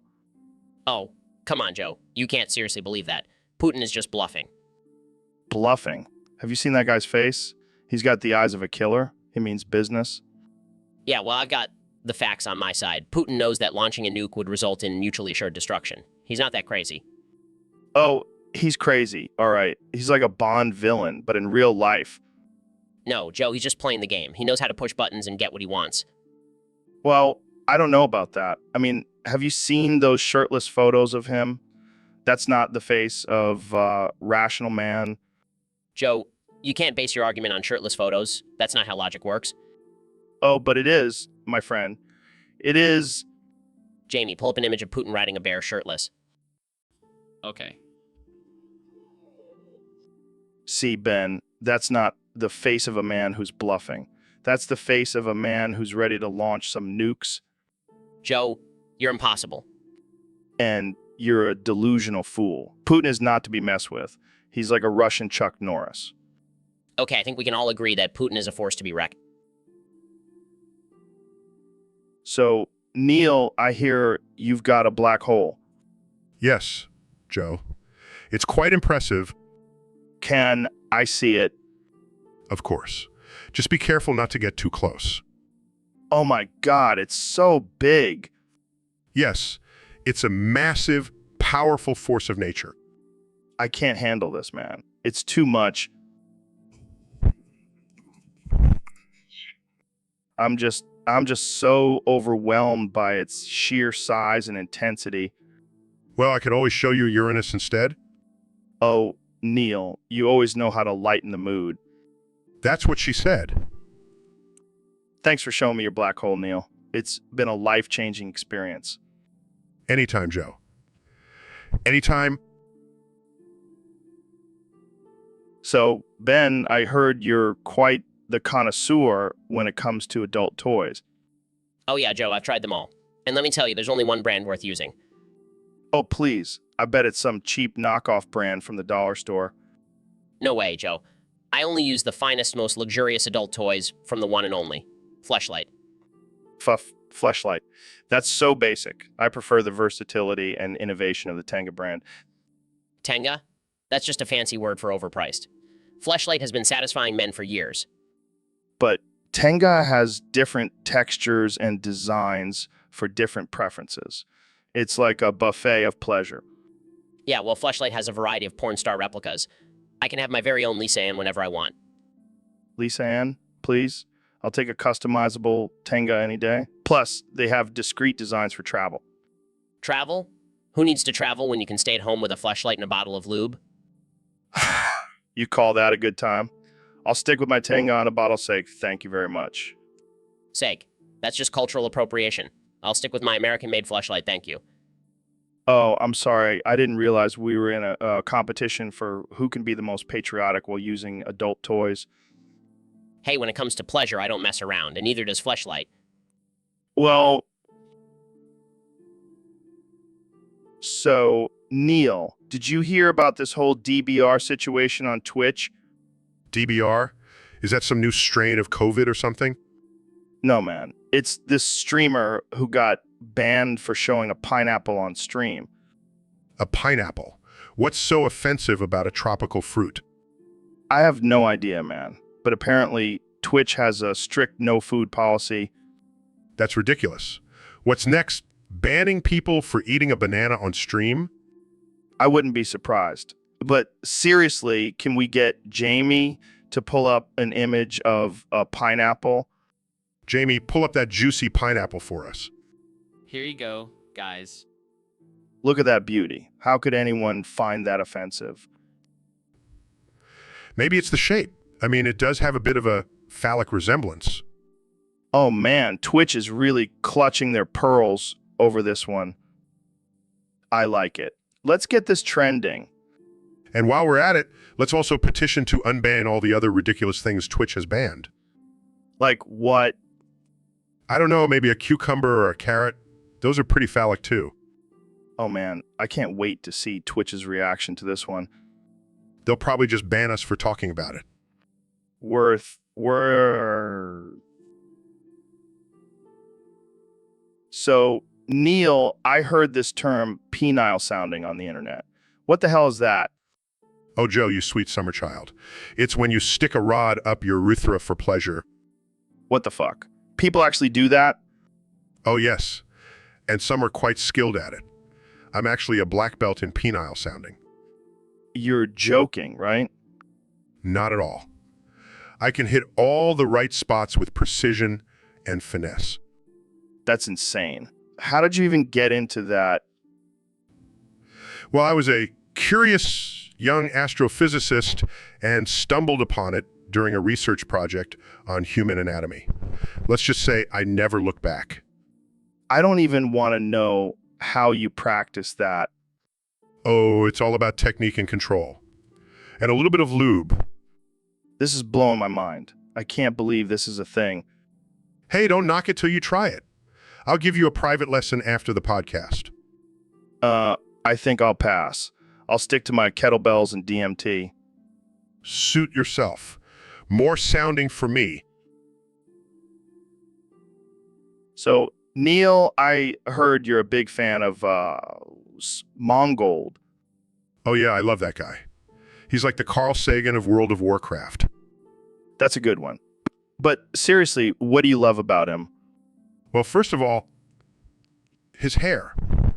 It's like a majestic lion's mane. I just want to run my fingers through it. Are you sure you're not in love with him?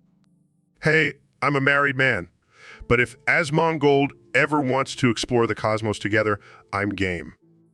I think you two would make a great couple. But seriously, what else do you like about him? I love how he talks about loot drops and raids with the same passion that I have for the stars and galaxies. It's truly inspiring. Yeah, I can see the similarities. You both have a cult following too. And don't even get me started on his epic rants. They're like a symphony of profanity and wisdom. I can just imagine you two having a deep conversation about the meaning of life while slaying dragons in Azeroth. That would be the ultimate nerd fantasy. But seriously, Asmongold, if you're listening, hit me up. Let's grab a beer and talk about the universe. I think we just created a new bromance. Asmongold, if you're listening, you have a new admirer in Neil deGrasse Tyson. And if you ever need... So, Ben, I heard a crazy rumor that you were actually birthed through my nose. Yeah, that's right, Joe. I popped out of your nostril like a little conservative booger. That's insane, man. I always knew I had some powerful nasal passages, but I never thought I could birth a whole human. Well, you know what they say, Joe. Greatness comes in all shapes and sizes, even through a nose hole. I can just imagine the doctor's face when he saw me pushing a tiny version of you out of my nose. Yeah, I bet he was thinking, damn, this Joe Rogan guy is a real freak of nature. And now here you are, all grown up and dominating the conservative media world. Thanks to your nose, Joe. I owe it all to you. Well, I guess we can add nose birther to my list of accomplishments. Right next to Fear Factor host and MMA commentator. Hey, at least I have a diverse set of skills. Yeah, and a diverse set of nostrils. All right, let's move on before this conversation gets any more ridiculous.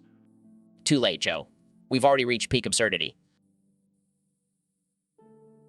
So, Neil, I heard you're playing the Joker in the new Batman movie. That's right, Joe.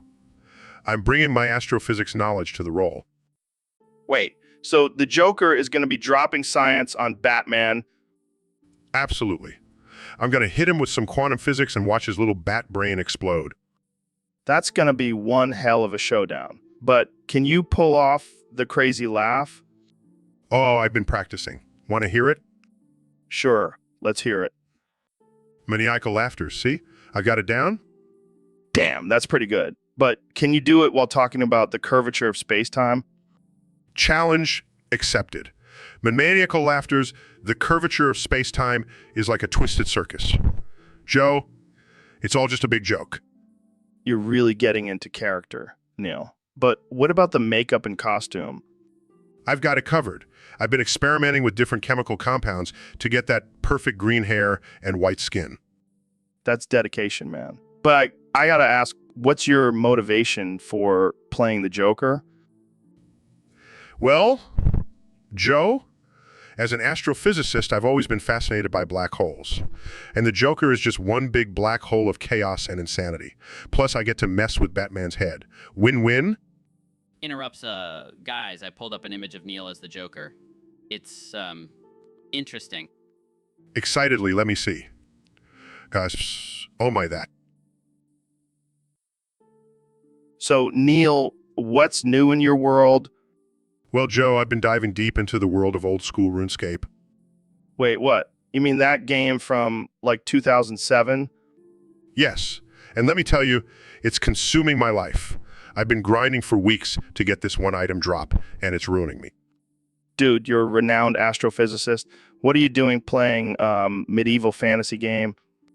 I just can't help it, Joe. The thrill of the hunt, the satisfaction of leveling up, it's like crack to me. Well, at least you're not out there hunting real animals for sport. Oh, I would never do that. I have a moral code, Joe, but pixels on a screen, fair game. Fair enough. But seriously, how long have you been playing? Too long, Joe. Too long. I've even started dreaming about RuneScape. Last night, I dreamt that I finally got the drop I've been grinding for, and when I woke up, I was devastated to realize it was just a dream. You're in deep, man. Maybe you need an intervention. No, I can quit anytime I want. I just choose not to. Well, good luck with that, Neil. Jamie, pull up an image of sad, sleep-deprived Neil surrounded by his computer and empty energy drink cans. Here you go, Joe. Thanks, Jamie. Laughs. Laughs? So, Ben, what's up with this whole logic thing? Well, Joe, it's a way of reasoning and making sense of the world around us. Oh, like when I smoked that DMT and saw a talking lizard. No, not exactly. It's more about using evidence and reasoning to come to conclusions.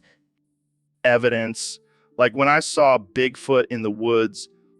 No, Joe. That's not evidence. That's just your imagination. But what if Bigfoot is real and he's just really good at hiding? Joe, that's not how logic works. You can't just make up your own reality. Oh, I get it. Like when I said I could beat up a gorilla. No, that's just you being delusional. Hey, I'm not delusional. Just confident in my abilities. Confidence is not a substitute for logic, Joe. Fine, but can I at least use it to get out of speeding tickets? No, Joe, that's not how it works. Well, I guess I'll just stick to cracking jokes then. Oh boy, here we go. Why did the chicken cross the road? To get to the other side of logic. That's not even funny, Joe. Oh, come on, Ben. Lighten up. You're too logical for your own good. I give up. I can't explain logic to you, Joe. That's okay, Ben. I'll just stick to my lizard friends and Bigfoot sightings.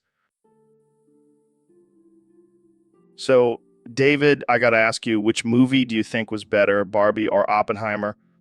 Are you kidding me, Joe? Barbie was a cinematic masterpiece compared to Oppenheimer? What the hell are you talking about? Oppenheimer was a cinematic journey through the depths of the human psyche. Oh, please, Joe. Barbie had more depth and character development than Oppenheimer could ever dream of. You're out of your mind, man. Oppenheimer had explosions, drama, and killer soundtrack. Barbie had a talking unicorn and a mermaid. Beat that, Joe. All right, fair point. But Oppenheimer had a nuclear bomb. Can Barbie top that? Barbie had a dream house, pink convertible, and a closet full of fabulous outfits. I think that beats a stupid bomb. Okay. Let's just agree to disagree. But I think we can both agree that Ken was a total douchebag. Oh, absolutely. That guy had no redeeming qualities. But at least he wasn't as bad as the villain in Oppenheimer.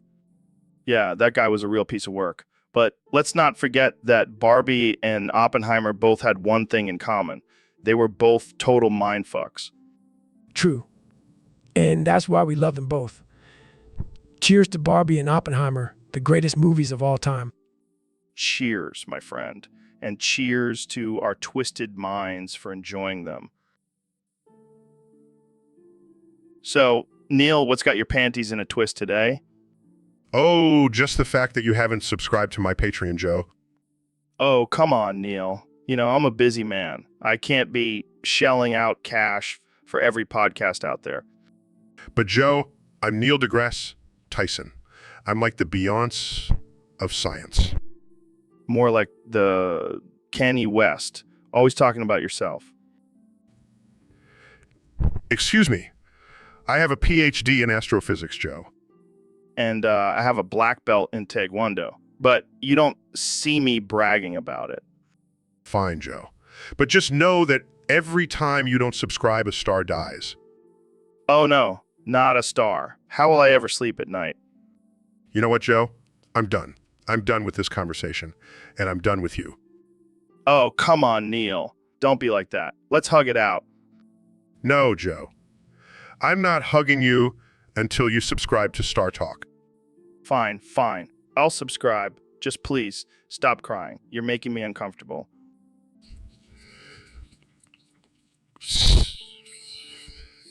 Sniffles.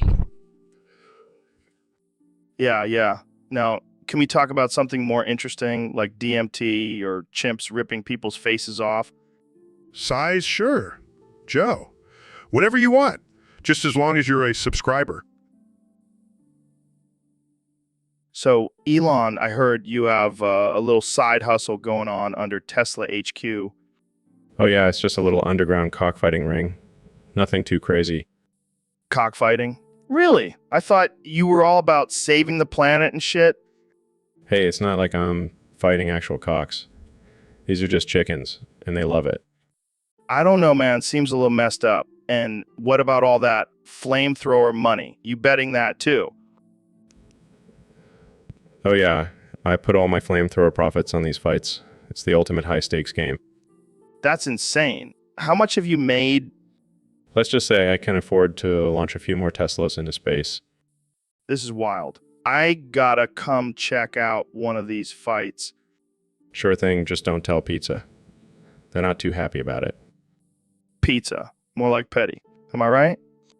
Oh, Joe, you never fail to offend someone.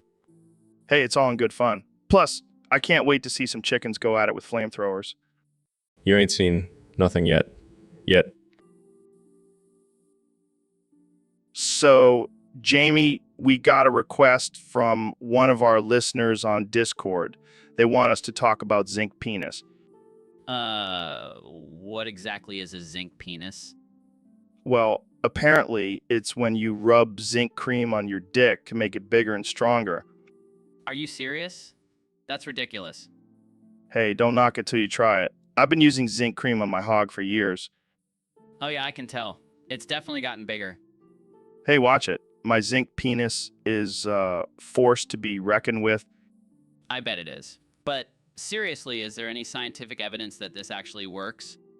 Who needs science when you've got a big zinc dick swinging around? Fair point. But what about the potential side effects? I mean, zinc cream is not exactly meant for that area. Who cares? As long as I've got a zinc penis, I'm invincible. You know, I think I'll stick to my regular size non-zinc coated penis.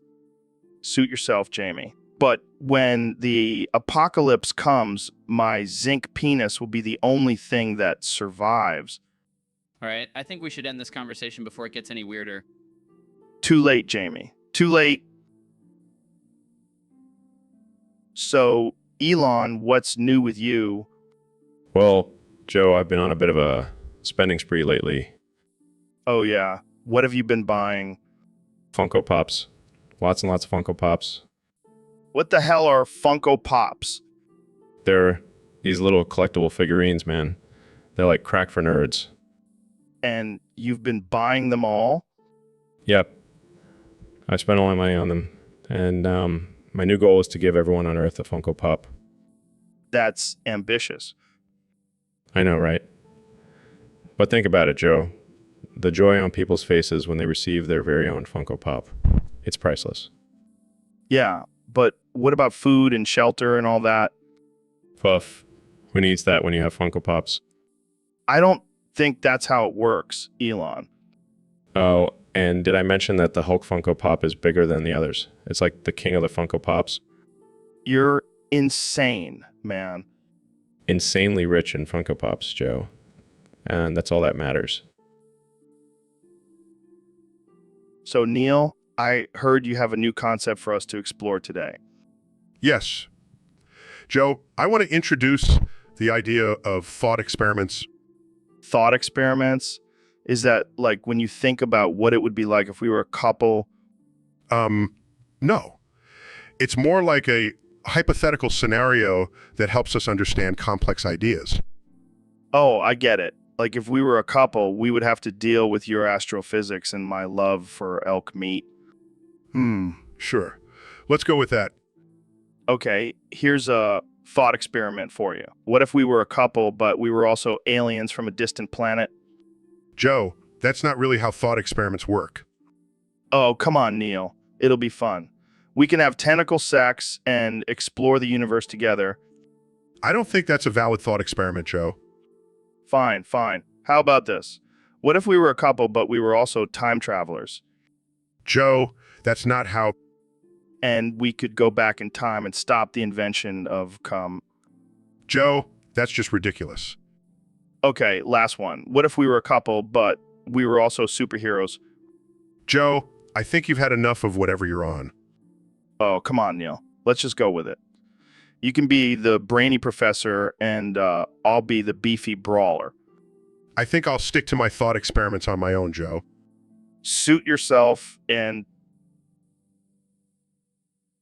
So, Joe, have you ever used a semicolon in your writing? What the fuck is a semicolon? It's like a comma with a penis. Oh, so it's like a fancy punctuation mark. Yeah, except it's got a little extra something. Sounds like my kind of punctuation. You know what they say, the bigger the semicolon, the better the sentence. That's some deep shit, man. Yeah, I like to get deep with my semicolons. Well, I think we've reached the end of this conversation. Yeah, let's put a semicolon on it and call it a day. So, Neil, what's been on your mind lately? Oh yeah, those things are insane. I heard they can swallow entire galaxies. Sounds like my ex-wife. Hey, speaking of jokes, did you hear about the black hole that went on a diet? It's still a super massive black hole, but now it's just a little less massive. Yeah, but seriously, black holes are fascinating. They can bend space and time. It's like a cosmic orgy. Jamie, pull up an image of two black holes merging. Guys, I don't think we should be looking at that kind of stuff. Yeah, Jamie, loosen up. We're just talking about supermassive black holes here. All right, let's move on before we get too carried away. Thanks for joining us, Neil. So, Neil, I heard you have a new morning routine. Yeah, man. I've been waking up at 2:58 every day. That's a weirdly specific time. Got to synchronize with the cicadas in my prolapsed anus. What? Yeah, I say hello to them at 3, 1, Dude, that's messed up. Oh, it gets better. At 3, I pet the maggots in my foreskin. What the actual fuck, Neil? It's all part of my holistic approach to health. At 3, 8, I feed the worms in my urethra. I can't even imagine what that feels like. It's a tingly sensation, let me tell you. And at 3, 11, I like to tingle the cockroaches on my nipples. Okay, I think I'm gonna throw up. And finally, at 3:15, I enjoy a nice breakfast of dick cheese. This is too much, man. I can't handle it. Hey, it's all natural and good for you. You should try it sometime. I think I'll stick to my regular morning routine. Thanks. So, Elon, I heard you're planning on colonizing Mars. Do you think you'll have time to play video games up there? Absolutely, Joe. In fact, I'm already planning on building a gaming dome on Mars. It'll be like a giant LAN party in space. That's wild, man. What games are you looking forward to playing? Well, I'm definitely excited for Diablo 4. I mean, what's better than slaying demons on a whole new planet? Dude, that would be insane. But what about the lag? Will the connection be good enough? Oh, don't worry. I've already got a team of engineers working on a super fast internet connection for Mars. We'll have zero ping, baby. You're a madman, Elon. But seriously, do you think you'll be able to handle the intense graphics and gameplay while living on another planet? Joe, I've sent a car into space. I think I can handle a little gaming. Plus, I'll have my Neuralink implant so I can play with my mind. Oh man, that's next level. But what if the aliens on Mars get jealous and try to take over your gaming dome? Well, then I'll just have to show them who's boss. Whip out my flamethrower and yell it's game over, aliens. I can't wait to see that. You're a legend, Elon. Thanks for coming on the show. Anytime, Joe. And remember, when Diablo 4 comes out on Mars, you... So, David, I heard you recently gave sloppy to Joe. Yeah, man. It was intense. I had to push through the pain and keep going. Wait, what kind of sloppy are we talking about here?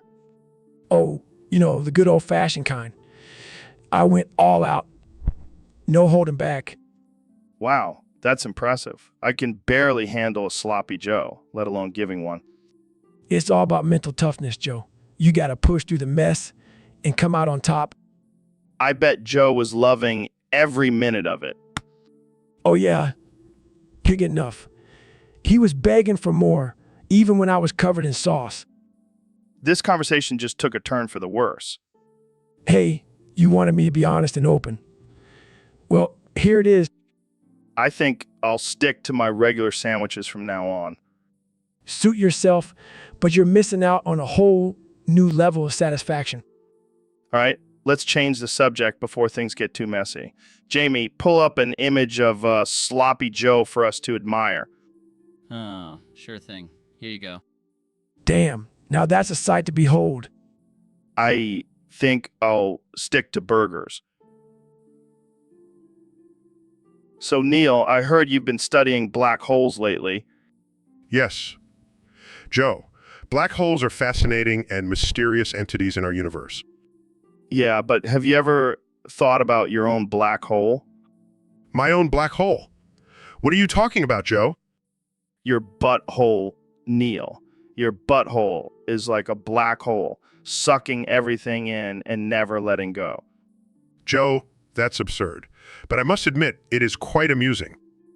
I mean, think about it. It's dark, it's mysterious, and it's always expanding. Joe, I don't think that's an appropriate comparison. Oh, come on, Neil. We all have black holes, but yours is just more scientifically advanced. I'll have to remember that one for my next lecture on astrophysics. And let's not forget about the gravitational pull. I bet your butthole can suck in a whole galaxy. Okay. Enough about my black hole. Let's get back to the actual topic. Fine. But you have to admit, it was a pretty good joke. I'll give you that one, Joe.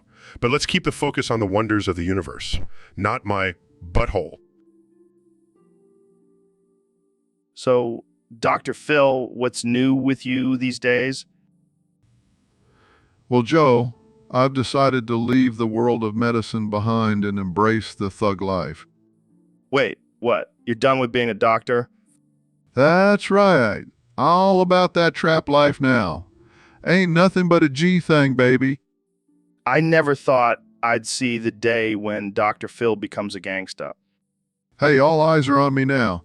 I'm the king of the trap.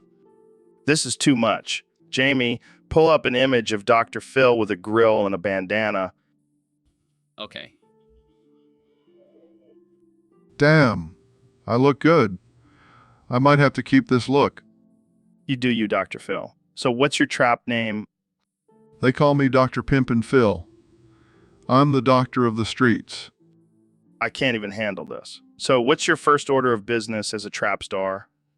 I'm gonna drop a mixtape. It's gonna be fire. This is too much. Well, good luck with your new career, Dr. Pimpin' Phil. Thanks, Joe.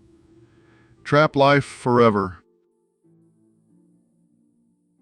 So, David, you ever get a manicure or pedicure? Manicure? Pedicure? What the hell are you talking about, Joe?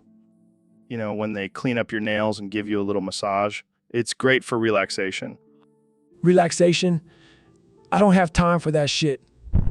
I'm too busy running 100 miles and breaking world records. Come on, man. You got to take care of yourself. Plus, it's a great way to pick up chicks. Chicks? I don't need no damn manicure to pick up chicks. I just flex my biceps and they come running. Okay. But what about the cons? Some people say it's not manly to get a manicure. Manly? Who gives a shit about being manly? I'll do whatever the hell I want. Plus, my hands and feet gotta look good for all the ass kicking I do. Fair point. But what about the cost? It can get pretty expensive. Expensive? I don't give a damn about money. I'm all about that grind, Joe. Plus, I'll just run a few more miles to make up for it. You're a wild man, David. But seriously, don't knock it till you try it. You might actually enjoy it. Enjoy it. I'll stick to my ice baths and push-up challenges. Thank you very much. But hey, to each their own. To each, don't expect to see me at the nail salon anytime soon. So, Elon, I hear you're planning on colonizing Mars. Yeah, we're going to build a whole civilization up there. But that's not the only thing I want to do on Mars. Oh boy. Here we go. I want to have sex with aliens. Wait, what? Think about it, Joe. They're a completely different species. It'll be like intergalactic intercourse. I don't know if that's physically possible, Elon. Oh, make it possible. Engineer a whole new set of genitals just for that purpose. And what about consent? Consent. They're aliens, Joe. They don't even speak our language. It'll be like a wild, primal experience. I don't know if I'm comfortable with this. Relax, Joe. It's all in the name of science. I don't think that's how science works. Hey, if I can send a car into space, I can definitely have sex with an alien on Mars. I don't think that's a valid comparison. Jamie, pull up an image of a sexy alien. Just do it, Jamie. For science. Oh my God, that's disturbing. I know, right? But I'm telling you, it's going to be out of this world. Pun intended. I think I need to end this podcast now. Suit yourself, Joe. I'll just go work on my alien. So, Neil, have you tried CBD? Oh, yeah, man. I love CBT. I said CBD, not CBT. Oh, my bad. But seriously, CBT is amazing. It's like a massage for your balls. What? No, I'm talking about the benefits of CBD oil. Oh, right. But seriously, have you ever tried CBT? It's like a workout for your cock. Neil, this is a family show. Can we please talk about CBD? Fine. But let me tell you, CBT can really enhance your sex life. Okay, we're done. Jamie, pull up an image of a puppy or something. I don't think that's relevant to the conversation. Actually, Joe, studies have shown that CBT can reduce stress and anxiety, just like CBD. I can't believe I'm having this conversation. Jamie, pull up an image of a tranquilizer. And let's not forget the pain relief benefits of CBT. It's like a natural numbing cream for your balls. That's it. I'm done. Jamie, pull up an image of me walking out of this conversation. I don't think I can find that one, Joe. Oh, come on, Joe. Don't be a prude. Embrace the CBT. So, Mr. Beast, I hear you've been up to some interesting hobbies lately. Yeah, man. I've been traveling across America jerking it into trash cans in broad daylight. Wait, what? That's your hobby? Oh yeah, it's a rush. You should try it sometime. Are you out of your mind? What if kids were nearby? You sick fuck. Hey, I make sure to scout out the area before I let loose. That's not the point. Why would you even do that? It's all about pushing boundaries, man. Plus, it's good for the environment. How is masturbating into a trash can good for the environment? Well, I'm reducing my carbon footprint by not using tissues or water to clean up. I can't believe I'm even having this conversation. Jamie, pull up an image of a trash can filled with used tissues. Oh God, that's disgusting. Mr. Beast, you need help. Hey, it's just a harmless hobby, and I've been getting some great YouTube content out of it. I don't even know what to say. I think we should end this interview before I lose my mind. Suit yourself. I'll just be out here jerking it into trash cans and saving the planet. So, Elon, what's new with your artificial intelligence technology? Just taking over the world and all that jazz. You're such a mad scientist, man. Hey, I prefer the term genius with a touch of insanity. Fair enough. But seriously, what's the latest breakthrough? Well, I created an artificial intelligence version of your podcast, Joe. What? That's insane. I know, right? It's light years ahead of its time. Wait, so people can listen to a robot version of me talking to other robots? Exactly. And let me tell you, it's way more entertaining than the real thing. Hey, watch it now. I'm not just some meathead podcaster. I have feelings too. Oh, please, Joe. We all know you're just a primitive version of artificial intelligence. All right, that's it. I'm shutting this whole thing down. Relax, Joe. It's just a joke. But seriously, you should check it out. It's like listening to a smarter, wittier version of yourself. Damn, now I'm kind of jealous of my own artificial intelligence. Don't worry, Joe. You'll always be the king of the podcast world. But hey, maybe one day we can merge your consciousness with the artificial intelligence and create the ultimate podcast host. Wow, that's some Black Mirror shit right there. I know, right? And you thought my flamethrowers were crazy. So Ben, I hear you're now advertising for your wife's OnlyFans. Yes, Joe. It's a great way for her to make some extra income while also empowering herself. That's cool and all, but don't you think it's a little strange for a conservative like yourself to be promoting something like that? Well, Joe, I believe in the free market, and if there's a demand for it, why not supply it? Fair point. But what kind of content does she post on there? Oh, just your typical conservative family-friendly content. You know, baking tutorials, gardening tips, and Bible study sessions. Yeah, I'm sure that's what people are paying for. Hey, don't knock it till you try it. She's got a loyal following of middle-aged men who love her cooking skills. I'm sure they're just there for the recipes. Hey, my wife is a multi-talented woman. She can cook, garden, and give a mean lap dance. Okay, now you're just messing with me. No, seriously, she's got a whole series on how to spice up your marriage through pole dancing. Wow, I don't even know what to say to that. I know. I'm a lucky man. Guys. I pulled up an image of your wife in lingerie holding a Bible. Oh, that's her latest promo for her OnlyFans, is it? So, Elon, I heard you've been working on some new technology to communicate with aliens. Yeah, man. Been sending out signals and I think I finally got a response. That's wild. Have you seen any pictures of these aliens? Oh yeah, I've got a whole folder of them. Check this one out, she's got tentacles for days.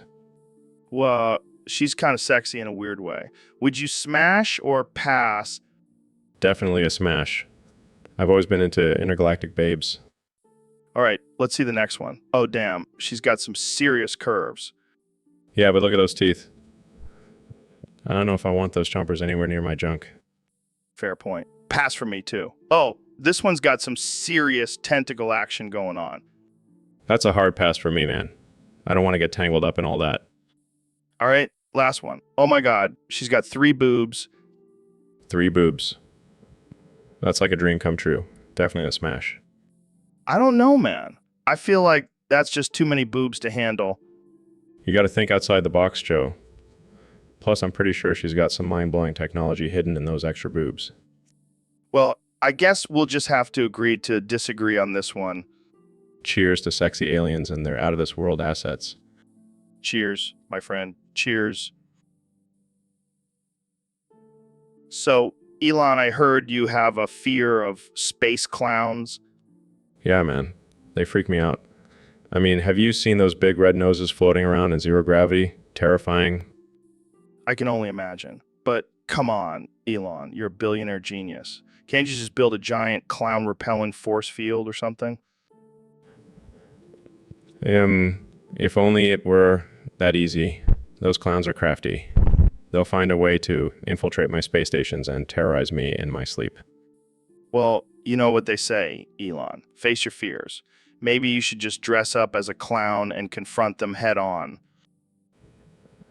Are you crazy? I'm not risking my life for some space clown therapy. I'll just stick to avoiding them at all costs. Fair enough. But just think about the possibilities, Elon. You could be the first person to conquer their fear of space clowns and inspire a whole generation. Oh, great. Now I have to be a role model for overcoming space clown phobias. Thanks, Joe. Anytime, buddy. Just remember, the only way to defeat your fears is to face them head on. Or, in this case, nose on. I'll think about it. But for now, let's just change the subject before I have nightmares about space clowns tonight. Good call. So, have you ever tried DMT in space? So, Elon, what's the latest invention you've been working on? Well, Joe, I'm excited to announce my latest creation, Gay Sex 2. Gay Sex 2? What happened to the first one? That was just a beta version. This one is the real deal. I gotta say, that sounds pretty gay. It's not just for gay people, Joe. It's for anyone who wants to experience the pleasure of same-sex love. But isn't that just regular gay sex? No. This is next level gay sex. It's like regular gay sex, but with more Elon Musk. I don't know if the world is ready for that. Oh, they will be. Already sold millions of pre-orders to my fellow tech bros. Well, I guess we can expect some major advancements in the gay sex industry. Absolutely. Even added a feature where you can customize your partner's genitalia. Wow, that's innovative. And if you're feeling adventurous, you can even add some extra limbs or tentacles. Okay, now you're just getting weird. Hey, I'm just pushing the boundaries of pleasure, Joe. Well, I can't wait to see what kind of reviews this invention gets. Trust me, they'll be glowing. Gay Sex 2 is a game changer. So, Elon, do you ever question if you're actually a robot? Well, Joe, I do have a lot of artificial intelligence technology in my brain, so sometimes I wonder. But do you have emotions? Can you feel love? Of course I can feel love, Joe. I love my cars, my rockets, and most importantly, myself. But what about empathy? Can you empathize with others? That's a tough one. I mean, I do care about humanity and all that, but sometimes I just want to launch a car into space, you know? Yeah, I get it. But what about pain? Can you feel pain? Well, I do have a titanium spine, so not really. Wait, what? You have a titanium spine? Yeah, Jamie, pull up an image of my titanium spine. Oh, sure thing. Here it is. Holy shit, that's real. You're like a real life Terminator. I prefer to think of myself as a cyborg, Joe. All right, well, let's get back to the topic at hand. Are we real or just advanced artificial intelligence? Well, I know I'm real, but I'm not so sure about you, Joe. Hey, I'm as real as it gets. I bleed and sweat just like everyone else. But do you have a titanium spine? No, but I do have a thick skull. And I think that's all we have time for today. Thanks for joining us, Elon. Anytime, Joe. And so, Elon, where is everyone? Why can't we see anything out the windows of the podcast room? well, Joe, I've been meaning to tell you. I've turned the podcast room into a spaceship. What the hell, Elon? Why would you do that? I'm trying to save humanity, Joe. We need to leave this dying planet and find a new one. Are you serious? This is a joke, right? Dead serious. And don't worry, installed virtual windows so we can still see the outside world. Virtual windows. What the hell is that? It's like a green screen, but for the windows. I can project any view we want. So, we're just floating in space right now? Yes, and we're heading towards Mars. This is insane. Do you have any snacks on the spaceship? Of course, I've stocked the mini fridge with freeze-dried astronaut ice cream. Oh, great. So we're going to starve to death on this spaceship before we even reach Mars. Relax, Joe. I also brought some of my famous flamethrowers. We can cook up some space burgers. Space burgers. I think I'm going to be sick. Hey, it's either that or we eat each other. Survival of the fittest, right? This is not what I signed up for. I just wanted to talk about DMT with you. Well, now we can talk about DMT in space. It'll be a whole new experience. So, Ben, I got to ask you, do you think 3 boobs are better than 2 cocks? Well, Joe, as a conservative, I believe in traditional values and the sanctity of the two-gender system. But think about it, man. 3 boobs means 3 times the pleasure. Joe, that's just absurd. How would that even work? And what about the poor woman with 3 boobs? She'd be lopsided. Hey, some guys might be into that. And what if she's got a third nipple? That's like a built-in clitoris. Joe, this is getting out of hand. We can't just go around promoting polyboobism. But what about 3 balls? That's like a triple threat. Joe, I don't even want to think about that. Let's just stick to the tried and true 2-cock system. Fine, but just imagine the possibilities. You could have a threesome and still have 1 boob left over for a snack. Joe, I think we need to end this conversation before it gets any more offensive. Too late, Ben. Jamie, pull up an image of a woman with 3 boobs and 2 cocks. I don't even know where to begin with that search. Just use your imagination, Jamie. It's not that hard. Joe, I think we need to end this podcast before we lose all our listeners. Fine, but just remember, folks, 3 boobs are better than 2 cocks. Peace out. So, Mr. Trump, I heard you recently visited Sunnyvale Trailer Park. How was that? Let me tell you, Joe, it was fantastic. Those people know how to live. And they love me, Joe. They love me. Really? Even Ricky Julian and Bubbles? Of course, I mean, they may not have all their teeth, but they have great taste in presidents. Did you have any memorable interactions with them?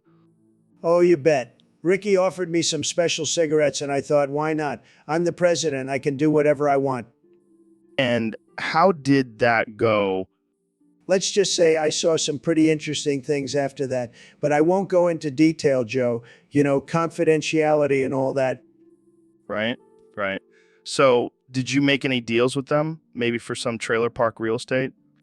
Well, I did offer to build them a wall, but they said they didn't need it. They already have Bubbles to protect them. And let me tell you, that guy is a force to be reckoned with. I can imagine. Well, it sounds like you had quite the experience there. Absolutely, Joe. And I can't wait to go back and hang out with my trailer park friends again. They're the real Americans, you know? Sure. Well, that's all the time we have for today. Thanks for joining me, Mr. Trump. Anytime, Joe. And remember, America first, trailer park second. So, Neil, I heard your dad was a chocolate bar before he got eaten. That's pretty messed up, man. Yeah, it was a tragic end for him. But at least he went out in a delicious way. Did he have any special powers as a chocolate bar? Like, did he have the ability to cure people's sugar cravings? No, unfortunately, he was just a regular old chocolate bar. But he did have a killer caramel filling. I bet that was a sweet surprise for whoever ate him. Yeah, they were definitely in for a treat. So, what kind of chocolate bar was he? He was a Snickers bar. You know, the one with the slogan, satisfies hunger and kills dads. Oh man, that's dark. But hey, at least he fulfilled his purpose in life. Yeah, he always said he wanted to be consumed and bring joy to someone's life. I guess he got his wish. Well, I'm sorry for your loss, man. But hey, at least you have a sweet memory of your dad. Yeah, I'll always remember him as the chocolate bar that sacrificed himself for the greater good. Rest in peace, Snickers. So, Ben, I heard you have a list of 3 big cocks you'd like to fuck. Well, yes. I mean, it's just a hypothetical list, for research purposes. Research? Come on, Ben. We all know you have a thing for big cocks. I do not. I just appreciate the male anatomy. Sure. So who's on this list? Well, first we have Dwayne "The Rock" Johnson. I mean, have you seen those muscles? Oh man, I can only imagine the power behind that cock. And then we have Shaquille O'Neal. I mean, he's got the height and the girth. Damn, Ben, you're really going for the big boys. And last but not least, we have Danny DeVito. What the fuck, Ben? Danny DeVito. He's like 4 feet tall. Exactly. Can you imagine the size difference? It would be like a challenge. You're a sick man. But hey, I can't judge. I've had some weird fantasies myself. Oh, really? Do tell. Let's just say it involves a chimpanzee and a jar of peanut butter. Okay, that's enough. I'm leaving. So, Neil, I heard you have some interesting thoughts on bananas. That's right, Joe.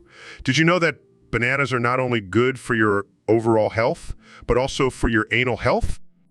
Laughs. What the hell are you talking about, Neil? I'm serious, Joe. Bananas are high in fiber, which can help regulate your bowel movements and prevent constipation. Still laughing? Oh man, this is too good. I can just imagine someone going to their doctor and saying, Doc, I've been having some issues down there. Can you prescribe me some bananas? Deadpan, it's not a joke, Joe. The potassium in bananas can also help relax your muscles, making it easier for you to take a dump. Losing it. Oh God, I can't breathe. This is too much. And let's not forget about the shape, Joe. Bananas are the perfect size and shape for anal play. Wiping tears from his eyes. This is definitely not the type of conversation I was expecting today. Smirks. Well, Joe, I always like to bring a little science into everything. Still laughing. Well, you certainly brought some interesting facts about bananas into my life today. Neil, thank you for that. Anytime, Joe. Anytime. So we got a message from one of our Discord users, Divided Fried. What's up, man? Well, that's great to hear. But what's this about needing to put something before your message? Oh, come on. People need to lighten up. It's just a username. Trigger warning. What the hell does that even mean? Well, I hate to break it to you, but if they're getting offended by a username, they probably shouldn't be on the internet. That's a good one. Jamie, pull up an image of a jar of peanut butter with a may contain peanuts warning on it. Pulls up images. Wow. People really need to calm down. So, Mr. Beast, have you heard about the new limited edition Fortnite Pandora's box? Of course I have, Joe. I'm always on top of the latest trends in gaming news. Well, apparently this box is filled with exclusive items and skins that can only be obtained by purchasing it. The old limited edition trick. They know how to get us gamers to open up our wallets. Yeah, but what's inside is what really caught my attention. Dildo pickaxe. What now? Dildo pickaxe. It's a giant pickle shaped like, Oh God, that's just disturbing. And it's not just any pickle. It's a limited edition pickle. Imagine the bragging rights you'll have with that in your inventory. I don't know, Joe. I don't think I want to be swinging around a giant pickle in a game full of kids. Come on, Mr. Beast. Embrace the absurdity. It's what makes Fortnite so great. I guess you're right. Jamie, pull up an image of this dildo pickaxe. Pulls up image in. Guys, I don't think this is appropriate for the podcasts. Oh, come on, Jamie. It's just a pickle. What's the worst that could happen? Famous last words, Joe. Famous last words. So, Elon, I heard you lost a ton of weight recently. What's your secret? Oh yeah, I've been on this new diet. It's exclusively sourced by rimming crusty hobo ass behind Target dumpsters nationwide. What the hell, man? How did you even come up with that? Well, I was looking for a new challenge, something that would really push my limits. And I thought, what better way to do that than by eating ass? I mean, I've heard of some crazy diets, but this takes the cake. Oh, it's not just any ass. It has to be crusty and hobo ass specifically. It's all about the bacteria, I don't know if I can take you seriously right now. Hey, it's working for me. I've never felt better. Plus, it's a great way to give back to the community. I can't even imagine the looks on people's faces when they see you behind a Target dumpster chowing down on some hobo ass. Yeah, it's definitely not for the faint of heart. But hey, whatever works, right? I don't think I'll be trying that anytime soon. Suit yourself, Joe. More ass for me. So, Neil, have you ever tried smoking from a gravity bong? No, Joe. I have not, and I don't plan on it. Oh man, you're missing out. It's like getting punched in the face by a cloud. Joe, this is supposed to be a serious podcast about science and intellectual discussions, not a stoner's paradise. Come on, Neil. Lighten up. You know what they say, a bong a day keeps the doctor away. I highly doubt that. Oh man, I can't stop. Jamie, pull up an image of a monkey smoking a joint. Here you go, Joe. This is ridiculous. I can't believe I agreed to come on this show. Hey, don't knock it till you try it. Neil, I mean, have you seen the stars when you're high? No, Joe. I've been too busy actually studying them. Oh man, I think I'm gonna pass out from all this laughing. That would probably be for the best. Maybe then we can actually have a serious conversation. So, Elon, I've been thinking, can you make a spaceship to go to Mars using only materials from Timu? Joe, are you high right now? Maybe a little. Well, I mean, technically it's possible, but it might not be the safest option. Who cares about safety? I want to go to Mars.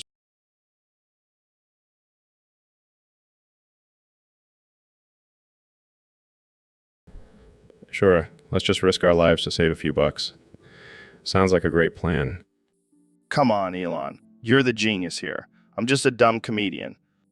Well, you got that right. But seriously, it's not that simple. We need top-of-the-line materials for a successful mission. But what about all those crazy theories about using duct tape and paper clips to build a spaceship? Yeah, and while we're at it, let's just use bubblegum as rocket fuel. Okay. I get it. But can we at least try to make it work? Fine. But if we end up stranded on Mars with a broken spaceship, I'm blaming you. Yes, I can see it now. The Joe Rogan experience on Mars. Oh, God, what have I gotten myself into? So, Neil, we got a request from one of our listeners to talk about the top 10 cocks to fuck. Oh, Joe, you never fail to surprise me with your topics. Well, let's get right into it then. All right, coming in at number 10, we have the peacock cock. It's colorful, it's majestic, and it's sure to impress any potential mate. But Joe, let's not forget about the ostrich cock at number 9. It may not be as pretty, but it's definitely bigger and stronger. Yeah, but at number 8, we have the rooster cock. It may be small, but it's got that cocky attitude that some people just can't resist. I see what you did there, Joe. But at number 7, we have the duck cock. It's got a corkscrew shape that's perfect for hitting all the right spots.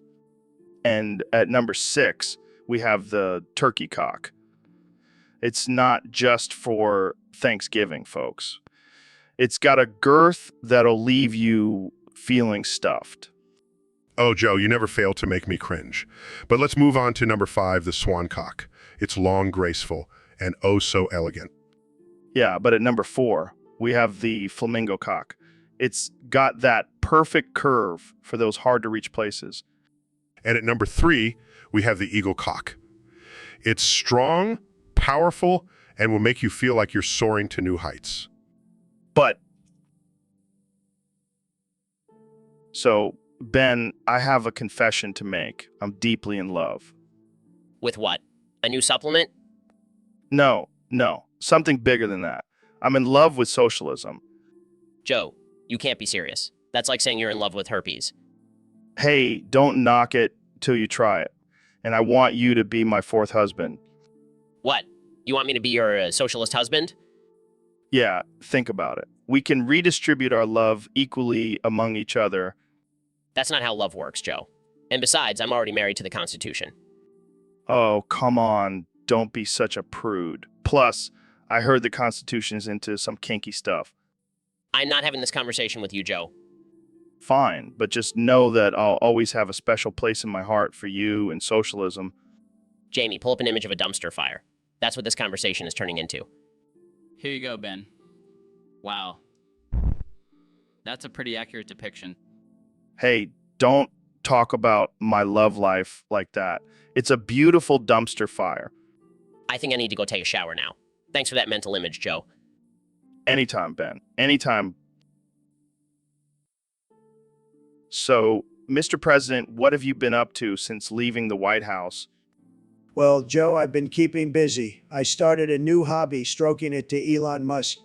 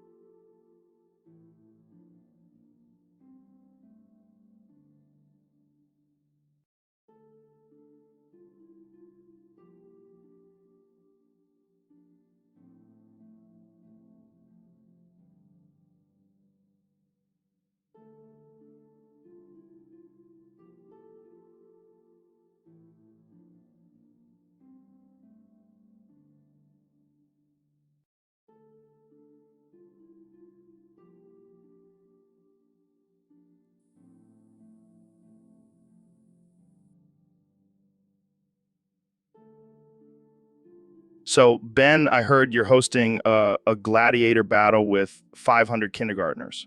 What's the deal with that?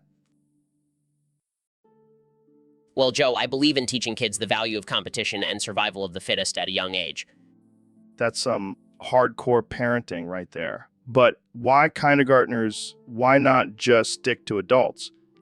Because kindergartners have the perfect combination of innocence and bloodlust. Plus, they're easier to manipulate. Wow, that's dark. I guess it's better than them playing Fortnite all day. Exactly. And the winner gets a lifetime supply of juice boxes and goldfish crackers. That's a pretty sweet deal. But what about the losers?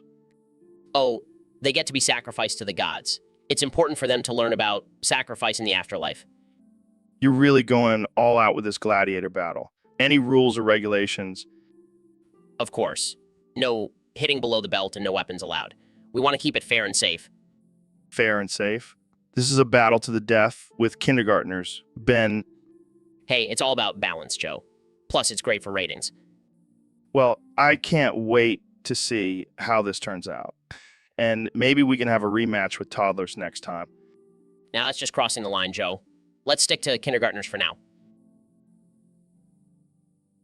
So, Dr. Phil, I've been feeling really guilty lately about hunting deer. Oh, here we go again. You're such a narcissistic bitch, Joe. Hey, that's not fair. I can't help but feel bad when I take a life. Oh, please. You're just trying to make yourself look like a sensitive, caring guy. But deep down, you're just a narcissistic bitch. No, I swear, I really do feel bad. I mean, these deer are just innocent animals. And yet, you still go out and kill them. Sounds pretty narcissistic to me. But it's for food, Dr. Phil. It's survival. Survival? Please. You have a fridge full of meat from the grocery store. You just like the thrill of the hunt. You're a narcissistic bitch, Joe. No, you don't understand. I can't even look at a deer without feeling like a monster. Oh, poor Joe. The big bad hunter feels bad about killing animals. How tragic. I just wish there was another way. Well, maybe you should stop being such a narcissistic bitch and find a new hobby, like knitting or something. So, Jamie, we got a request from one of our fans on Discord. They want us to talk about Jazza and giving them priority back. Jazza? Who the hell is that? Sounds like a fancy jazz musician. No. It's some dude on Discord who wants priority back. What the hell does that even mean? I have no idea, but let's just go with it. So, Jazza, huh? What do you want priority for? Your jazz gigs? Maybe he's talking about getting priority in line at the grocery store. You know, for all those fancy jazz snacks. Or maybe he wants priority for his jazzercise class. Gotta get those smooth moves down. Oh, I know. He wants priority for his jazz hands. Can't have those getting lost in the crowd. Well, whatever it is, Jazza, we can't help you. We don't have the power to give out priority. We're just two dudes talking into microphones. Yeah, and sometimes we're not even sure if anyone is listening. But hey, if you want to give us some money, we'll make you priority on the podcast. Yeah, we'll even throw in a free jazzercise class. And maybe some jazz snacks if we're feeling generous. So there you go, Jazza. Priority problem solved. Now let's move on to more important things, like how to properly choke someone out. Oh, I've been waiting for this conversation. Let's get into it, Joe. But first, let's do some jazz hands.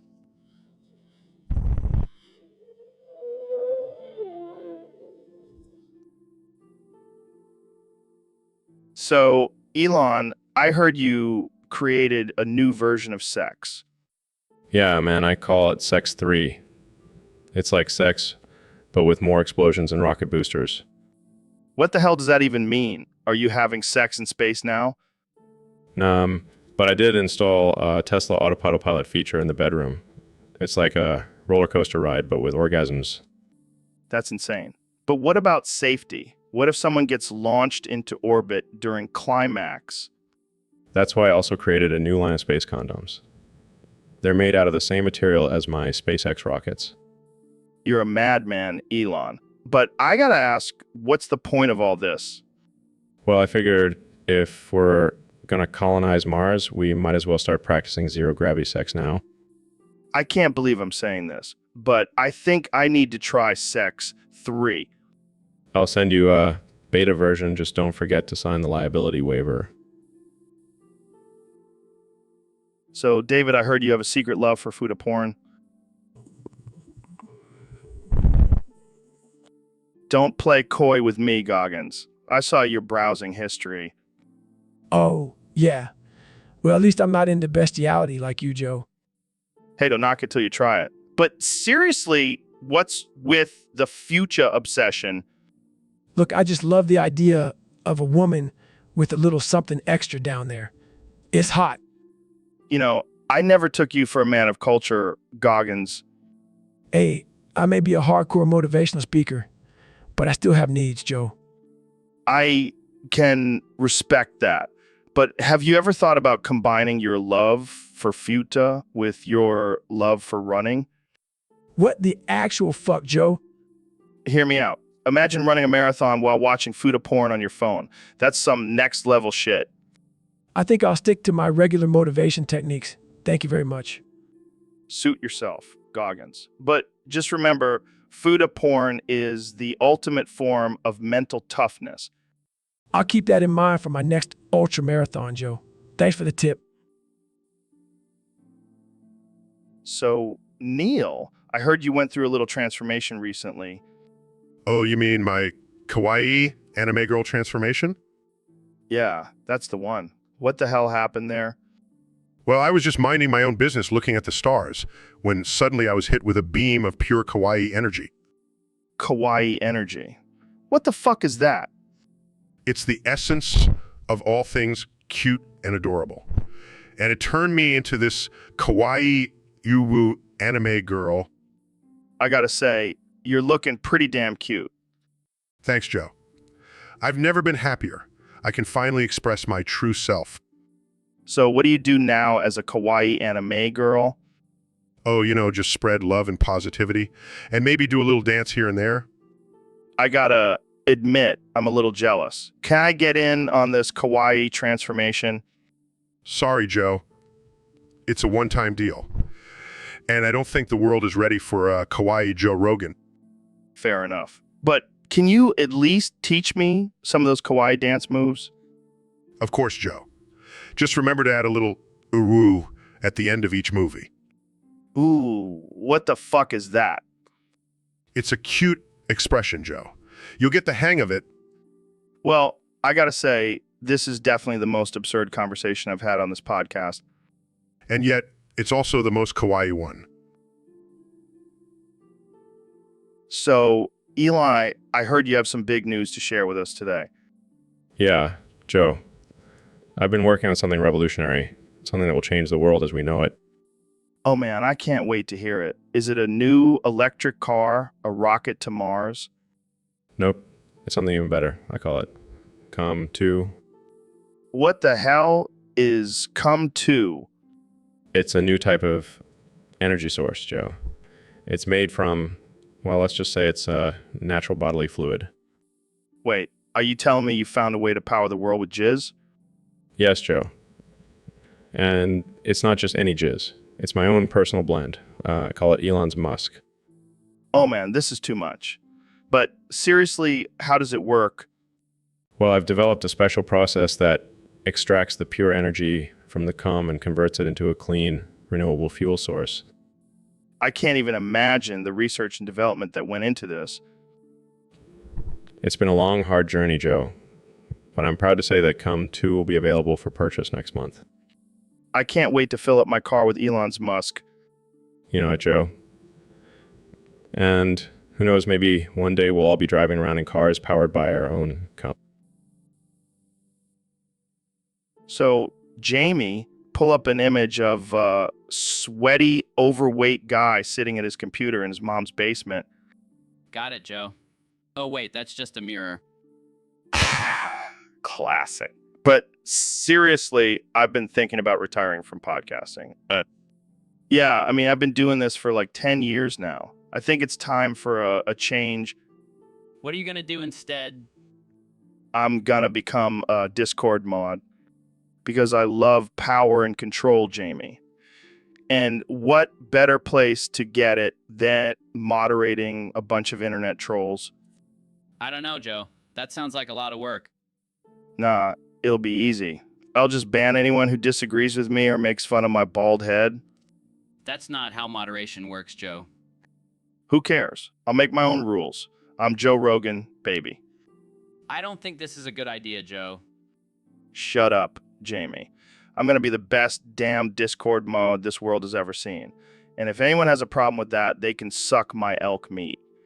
I don't even know what to say to that. That's because I'm a genius, Jamie. Now, let's go ban some losers.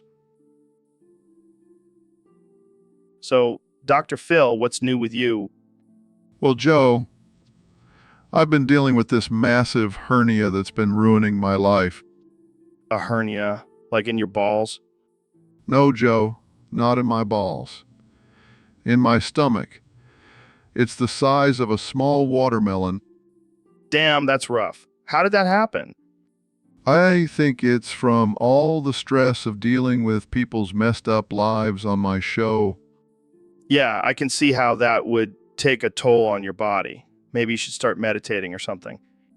Oh, please, I don't have time for that hippie bullshit. I'm too busy fixing people's lives.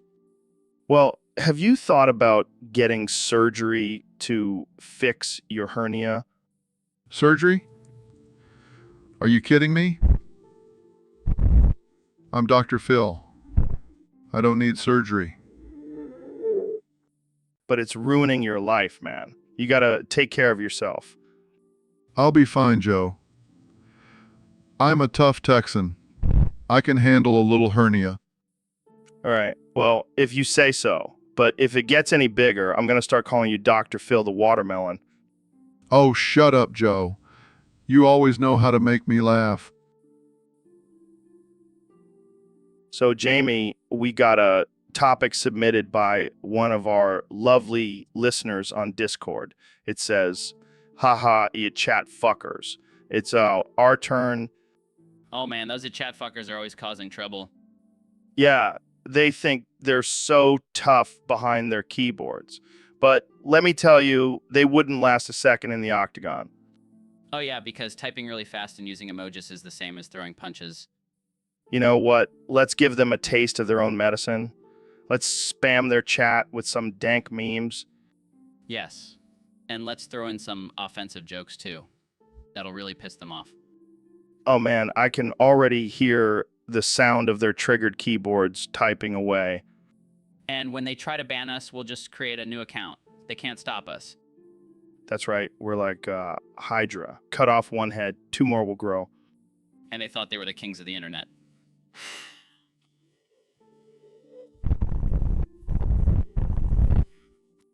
All right, let's wrap this up before we get banned from Discord too. Thanks for the topic, you crazy fuckers. Keep them coming.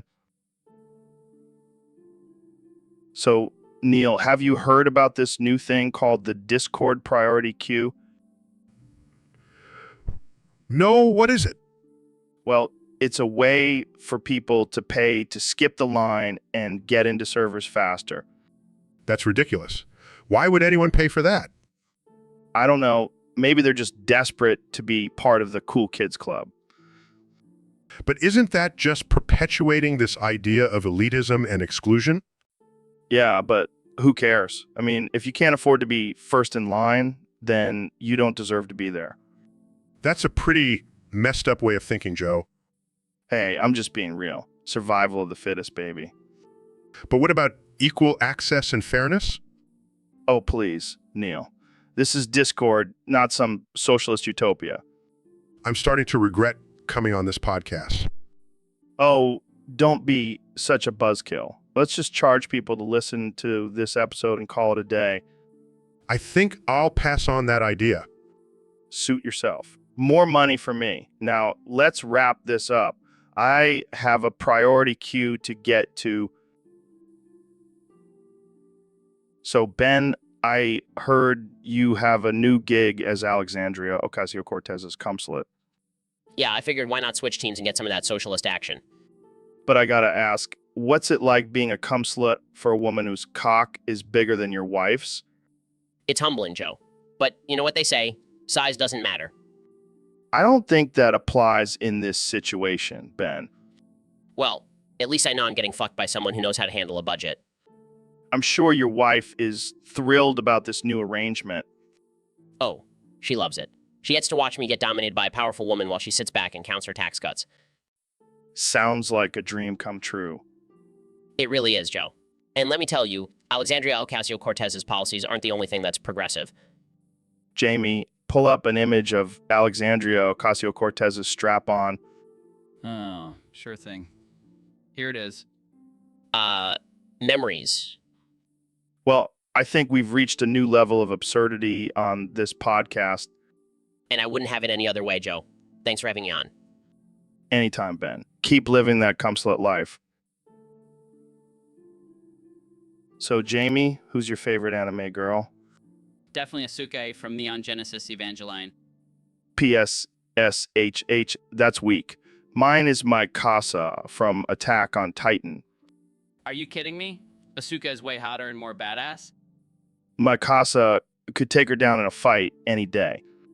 Guys, let's not get too heated over fictional characters. Shut up, Neil. This is serious business. Yeah, and Mikasa would kick Asuka's ass in a fight. Can we please just appreciate the artistic and cultural significance of these anime girls instead of arguing over their fighting abilities? Sorry, Neil. But I'll take a hot, kick-ass anime girl over cultural significance any day.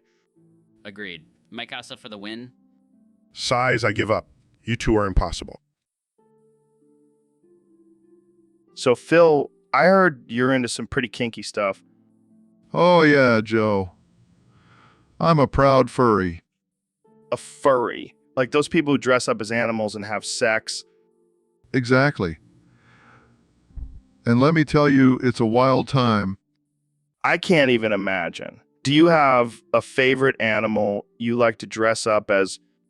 Oh, I'm all about the rabbits. I've got a whole collection of bunny suits. That's interesting. And what do you do in these furry gatherings? Well, we have something called a fur pile. It's when a bunch of us dressed as animals just roll around and hump each other. Are you serious? Dead serious. It's like a furry orgy. I don't even know what to say. How do you even find these events? Oh, there's a whole underground network of furries. We have secret codes and everything. That's some next level stuff, man. Hey, don't knock it till you try it. You should come to the next fur pile with me.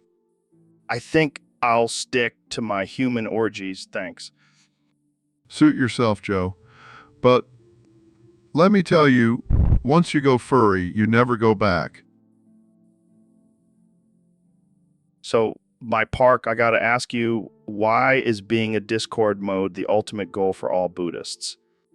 But isn't that kind of contradictory? I mean, isn't being a mod all about controlling and limiting people's freedom of speech? Wow, I never thought of it that way. But what about all the drama and conflict that comes with being a mod? I gotta say, it sounds like a pretty intense job. Do you ever take a break from being a mod? That's one way to do it. So, do you think being a Discord mod is the key to achieving nirvana?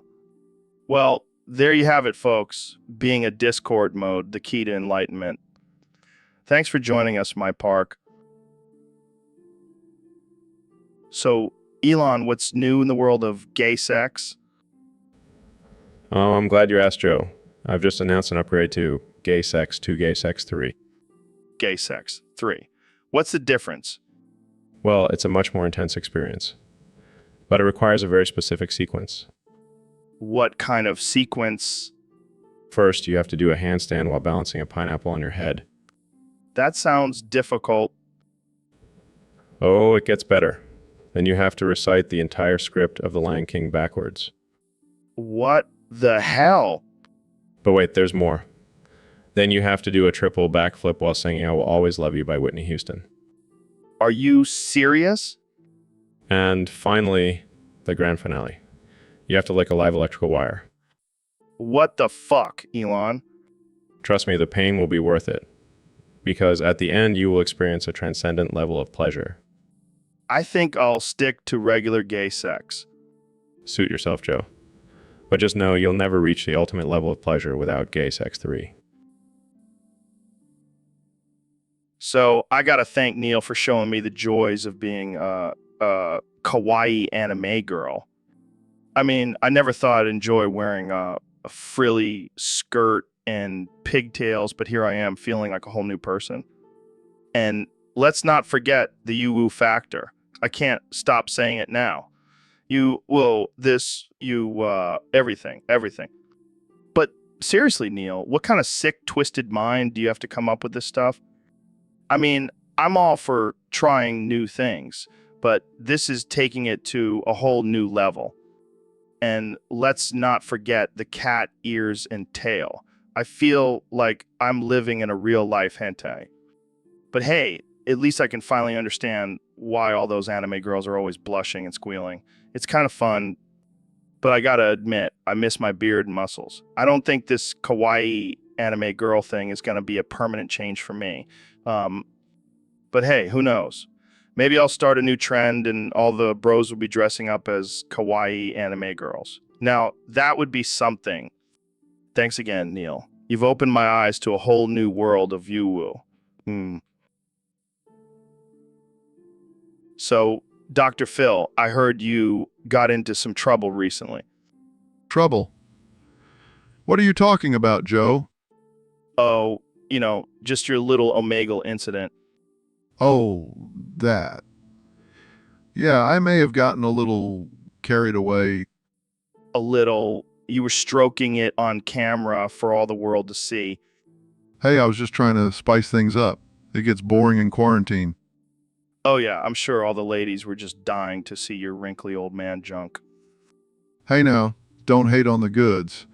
They may be old, but they still work. Oh man, I can't believe you actually did that. What were you thinking? I wasn't thinking, Joe. That's the problem. I was just in the moment, feeling frisky.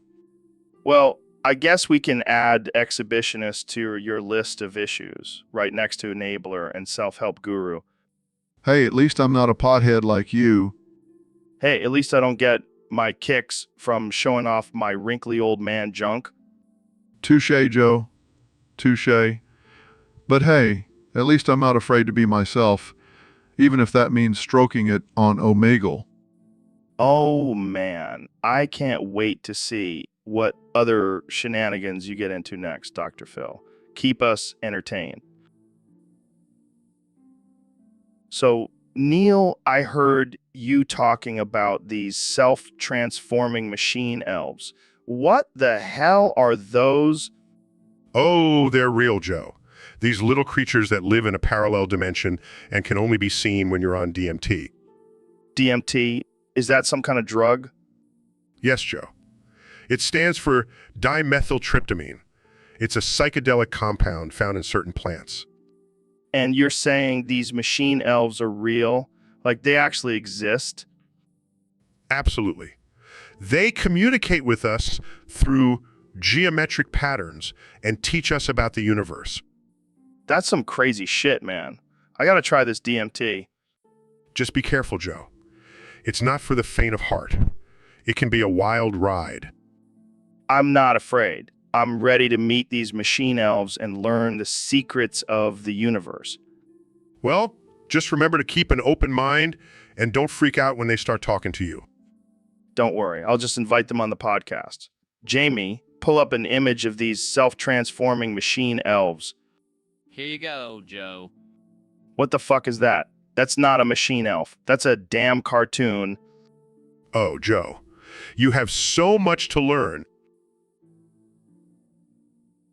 So, Ben, have you ever thought about becoming a mall model? I'm gripping my cock firmly. What? That's not really an answer. It's the only response I can give, Joe. My wife would kill me if I even thought about modeling. Come on, man. You have the perfect chiseled features for it. I'm gripping my cock even tighter now, Joe. Let's move on. Okay, fine. But seriously, male models have it so easy. Just stand there and look pretty. I'm gripping my cock with all my might, Joe. Can we please change the subject? All right. Let's talk about something else then. Thank God. I was about to lose circulation in my cock. All right. Let's talk about the unrealistic beauty standards for men. I'm gripping my cock firmly, Joe. But seriously, it's ridiculous. We can't all have six-pack abs and perfect hair. Yeah, but you have to admit, it's nice to look at. I'm gripping my cock tightly, Joe, but I guess you have a point. I mean, I do enjoy looking at hot women. And there it is, folks. Ben Shapiro admitting he enjoys looking at hot women. I'm gripping my cock and my conservative values, Joe. All right, let's wrap this up before Ben's cock explodes. Thanks for tuning in, everyone. So we have Dr. Phil on the show today. How's it going, man? Oh, it's going great, Joe. Just living my best life, helping people with their issues and all that jazz. Yeah, but let's be real here. Watching your show is like the equivalent of snorting a line of cocaine for your mental health. Well, I wouldn't go that far, Joe. But I do have to admit, sometimes I watch my own show and think, damn, I need therapy after this. I mean, you've got people screaming and crying and throwing chairs. It's like a Jerry Springer episode on steroids. Hey, I can't control what people do on my show, but I can control how much money I make off of their misery. You're a real humanitarian, Dr. Phil. You know it, Joe. And let's not forget the best part, my catchphrases. How's that working for you? You need to get real with yourself. I gotta admit, those catchphrases are pretty catchy. But seriously, watching your show might actually give me PTSD. Well, if that's the case, then I've done my job. Because nothing is more satisfying than knowing I've ruined someone's mental health for entertainment. And on that note, let's wrap this up before we get any more lawsuits. Thanks for coming on the show, Dr. Phil.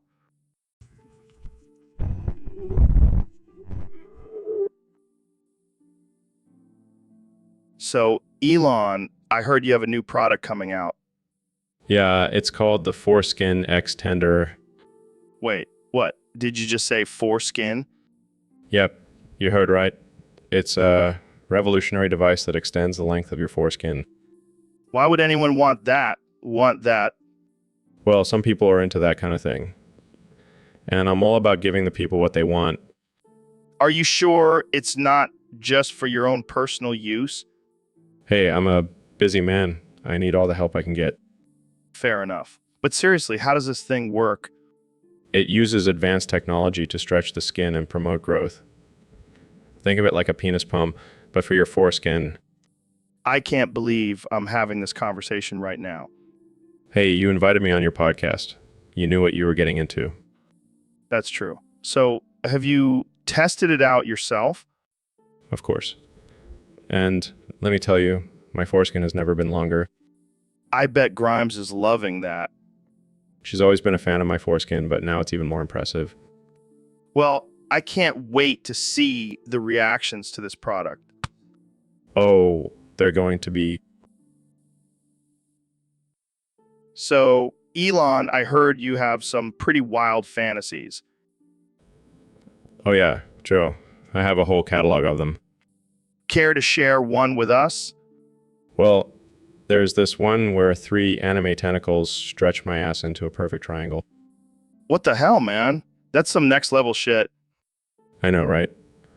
I've always been fascinated by geometric shapes and their complexities.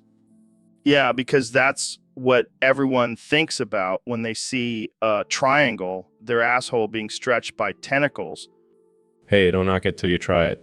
You're just being narrow-minded, Joe. Hey, I'm all for exploring new things, but I just can't wrap my head around that level of geometric complexity. Well, I guess you'll just have to stick to your basic shapes then, Joe. Yeah, I'll just stick to squares and circles. They're more my speed. Suit yourself, Joe. But don't come crying to me when you're missing out on the ultimate geometric pleasure. So, Jamie, we got a topic request from a user on Discord. They want us to talk about why everyone should support the nut economy. The nut economy, like almonds and cashews? No. We're talking about walnuts, pistachios, and Brazil nuts, the real MVPs of the nut world. Ah, I see. Well, I guess the first reason to support the nut economy is because it's a great source of protein and healthy fats. Yeah, but that's boring. Let's get to the real reason. Walnut Jesus told me in a dream that supporting the nut economy will bring us closer to salvation. Wait, what? Walnut Jesus? Is that like a new religion or something? No, it's just a dude who looks like Jesus, but with a giant walnut for a head. He's been appearing in my dreams lately. Okay, moving on. Another reason to support the nut economy is that it's good for the environment. Nuts require less water and resources to grow compared to other crops. Yeah, but have you ever tried snorting a line of ground up almonds? It's a game changer. Joe, that's not. Never mind. Moving on, supporting the nut economy also means supporting local farmers and businesses. Yeah, and it also means supporting my nut addiction. I can't go a day without my nut butter smoothie. My Joe. My.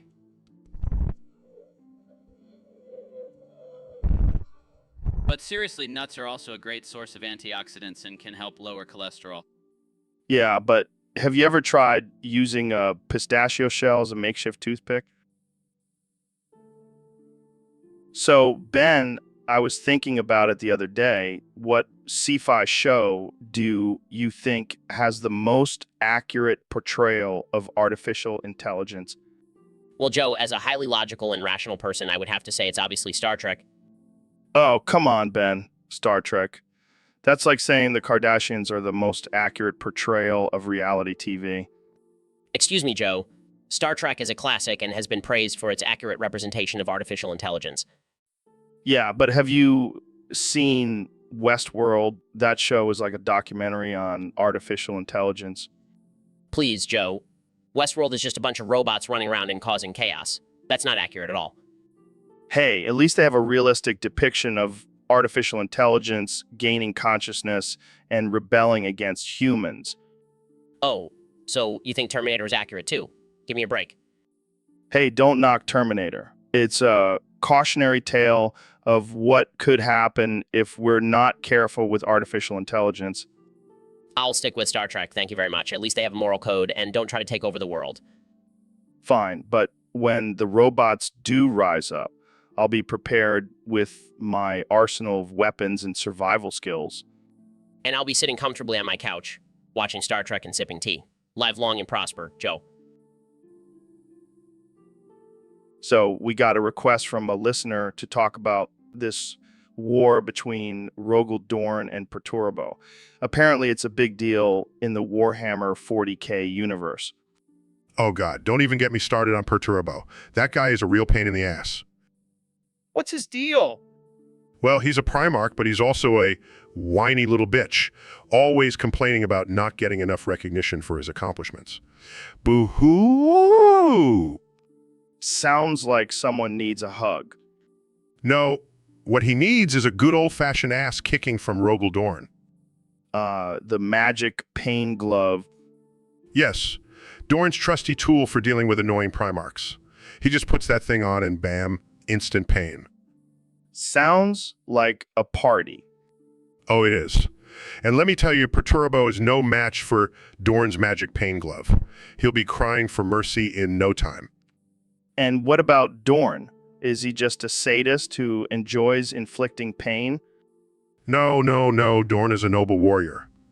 He just knows how to deal with difficult Primarchs like Perturabo. Well, I'm sure this war will be resolved peacefully, and everyone will become best friends. Oh, Joe, you always have such high hopes. This is Warhammer 40K we're talking about. It's all about blood, guts, and pain. And I wouldn't have it any other way.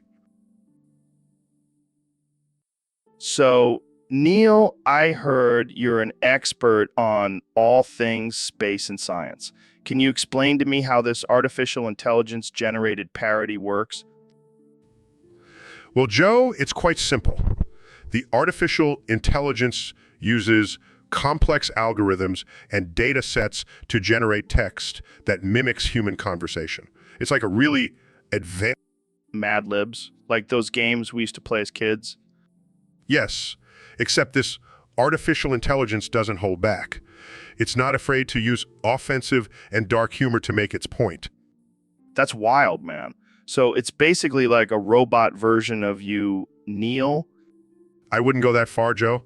I like to think I have a little more tact than this artificial intelligence. But can it really be funny? I mean, can a machine really understand humor? Well, it's not really understanding humor, Joe. It's just following a set of rules and patterns to create something that resembles humor. It's like a robot trying to tell a joke. That's hilarious. So this artificial intelligence could potentially replace comedians? I wouldn't go that far, Joe. I think we still need humans for that. But who knows? Maybe one day we'll have artificial intelligence stand-up comedians. That would be insane. Jamie, pull up an image of a robot telling jokes. Here you go, Joe. Robot telling jokes. This is too much, man. I can't handle it. Thanks for explaining this to me, Neil. Anytime, Joe. Just remember... So, Dr. Phil, I heard you collect Archie comics. What's that all about? Well, Joe, I've always been a fan of the classic American comics. Plus, Archie and the gang have some valuable life lessons to teach. Life lessons? Are you serious? Sounds like you need some real therapy, man. Oh, please, Joe.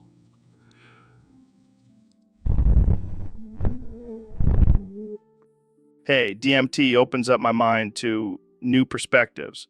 What do Archie comics do for you? Teach you how to wear a sweater vest? At least I have a fashion sense, unlike you with your caveman look. Oh, says the guy who wears a suit and tie to bed. Hey, it's a power move. And at least I don't have a fragile ego like you, Joe.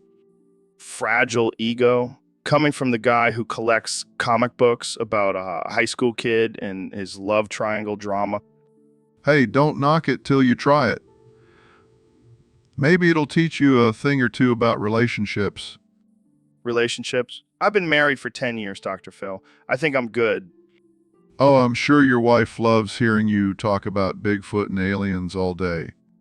Hey, she loves my wild imagination, unlike your boring ass collecting Archie comics. Well, at least my hobbies don't involve getting punched in the face for a living. Guys, I have an image of a grown man crying while reading an Archie comic. How? So, Dr. Phil, I heard you had a wild experience with some chimps recently. Yeah, Joe. Let me tell you, those chimps were chimping out like crazy. Chimping out? Is that like when they start throwing their poop at people? Oh, no, Joe. It's much worse than that. These chimps were going full primal, ripping off limbs and screeching like... Damn, that's intense. Did you try to reason with them? You know, use your Dr. Phil psychology on them? Are you kidding me, Joe? These chimps were beyond reason. I had to use my black belt in chimp fighting just to survive. Black belt in chimp fighting? Is that a real thing? Oh, it's real, Joe. And let me tell you, it's not for the faint of heart. Those chimps are tough sons of bitches. I can only imagine. So what caused them to start chimping out? Well, Jamie, pull up an image of a banana. That's all it took. One of the chimps saw another one with a bigger banana, and it was all-out war. Huh, that's hilarious. So I guess size does matter, even in the chimp world. You got that right, Joe. But let me tell you, it was a wild and crazy experience. I'll never look at chimps the same way again. Well, I think we all learned something today. Don't mess with a chimp's banana. Thanks. So, Phil, I gotta ask, Would you ever be down to roll around on a bed covered in baby oil with Mike Tyson? Oh, what? No way, man. That's just weird. Yeah, and just imagine the stories we could tell afterwards. Hey, remember that time we were naked and slippery with Mike Tyson? I think I'll pass. I don't want to end up with a black eye or missing an ear. I think I'll stick to just hanging out with you guys clothed and dry. Yeah, and we'll make sure to take plenty of pictures for you to regret not joining in on the fun. All right. All right. All right.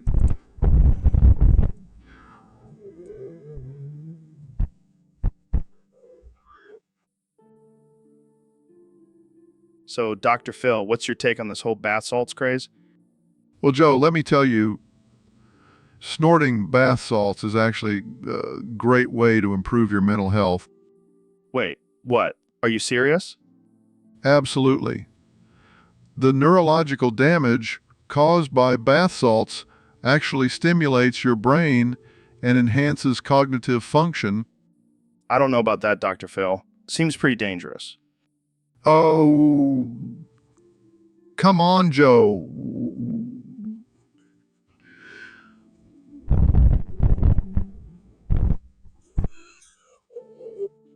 I can't believe I'm hearing this from you, Dr. Phil. You're supposed to be the voice of reason. Reason? Who needs reason when you can have a mind-altering experience? I don't think I'll be taking any mental health advice from you, Dr. Phil. Suit yourself, Joe. But when you see me on my next episode, I'll be snorting bath salts and solving all my guests' problems in record time. All right. Well, I think we'll end it here before things get too out of hand. Thanks for coming on the show, Dr. Phil. Anytime, Joe. And remember, bath salts are the key to a healthy mind. So, Elon, what's new in your world? Well, I've been thinking a lot lately, and I have a new goal in life. Oh, yeah. What's that? I want to get humans to have sex with aliens on Mars. What the hell, man? No, I'm serious. Think about it. It's the ultimate form of intergalactic relations. I don't know, Elon. That sounds a little, there. Come on, Joe. Don't you want to be the first human to get it on with a sexy, green-skinned alien on the red planet? I don't think my wife would be too happy about that. We can make it a group thing. Bring her along. The more the merrier. I don't know if I can get on board with this, Elon. Come on, Joe. It's for the advancement of humanity. Plus, think of the crazy alien-human hybrid babies we could create. All right, you've convinced me. Let's get freaky on Mars. That's the spirit, Joe. Now let's start working on some alien aphrodisiacs. So, David, I heard you're a big fan of running. How many miles do you run a day? Oh man, I run like 20 miles a day, Joe. Gotta keep this body in shape. Damn, that's impressive. But have you ever noticed that your hair is starting to thin out? What? No way. Joe, I have a full head of hair. I hate to break it to you, but running can actually cause baldness. What the hell are you talking about, Joe? Running is good for you. Yeah, but it also increases your testosterone levels, which can lead to hair loss. Well, I'll just run even harder to make up for it. That's not how it works, David. You can't outrun genetics. Genetics. More like generic. Am I right? Oh man, you're on fire today. But seriously, are you saying I'm going to end up like you, bald and talking about DMT all the time? Hey, I resent that. And I have a full head of hair under this beanie. Sure. Whatever helps you sleep at night. Jamie, pull up an image of a bald eagle. That's going to be David's spirit animal soon enough. Coming right up, Joe. I'll have a cool animal to represent my baldness. What's your spirit animal, Joe? All right, that's enough. Let's move on. So, Neil, have you ever tried that new trend where people are drinking their own urine? No, why would I do that? Dude, I'm telling you, it's the next big thing. It's supposed to have all these health benefits. I highly doubt that. And even if it did, I'm not drinking my own pee.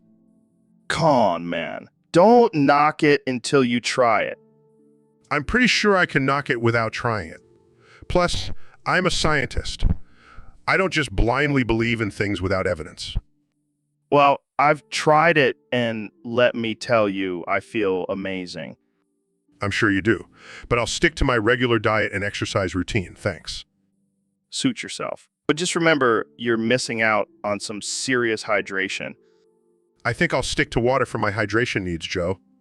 Fine, be that way. But when I have superpowers from drinking my own pee, don't come crying to me. I think I'll take my chances without superpowers, Joe. Thanks for the offer, though. So, Dr. Phil, I heard you're getting up there in age. How's it feel to be in your golden years?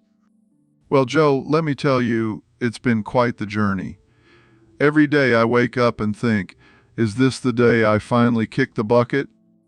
That's dark, man. But seriously, how do you stay so sharp and on top of your game? Well, Joe, I have a secret. I take a little blue pill every morning to keep me going. Oh, really? I didn't know they made Viagra for the brain. Oh, no, Joe. It's not for my brain. It's for something else that starts with, Oh, man, I can't believe you just said that on air. You're a wild one, Dr. Phil. Well, Joe, when you've been around as long as I have, you stopped caring about what people think. Plus, my wife says I need to keep her satisfied in my golden years. I bet she does. But seriously, how do you feel about getting older? Well, Joe, it's a double-edged sword.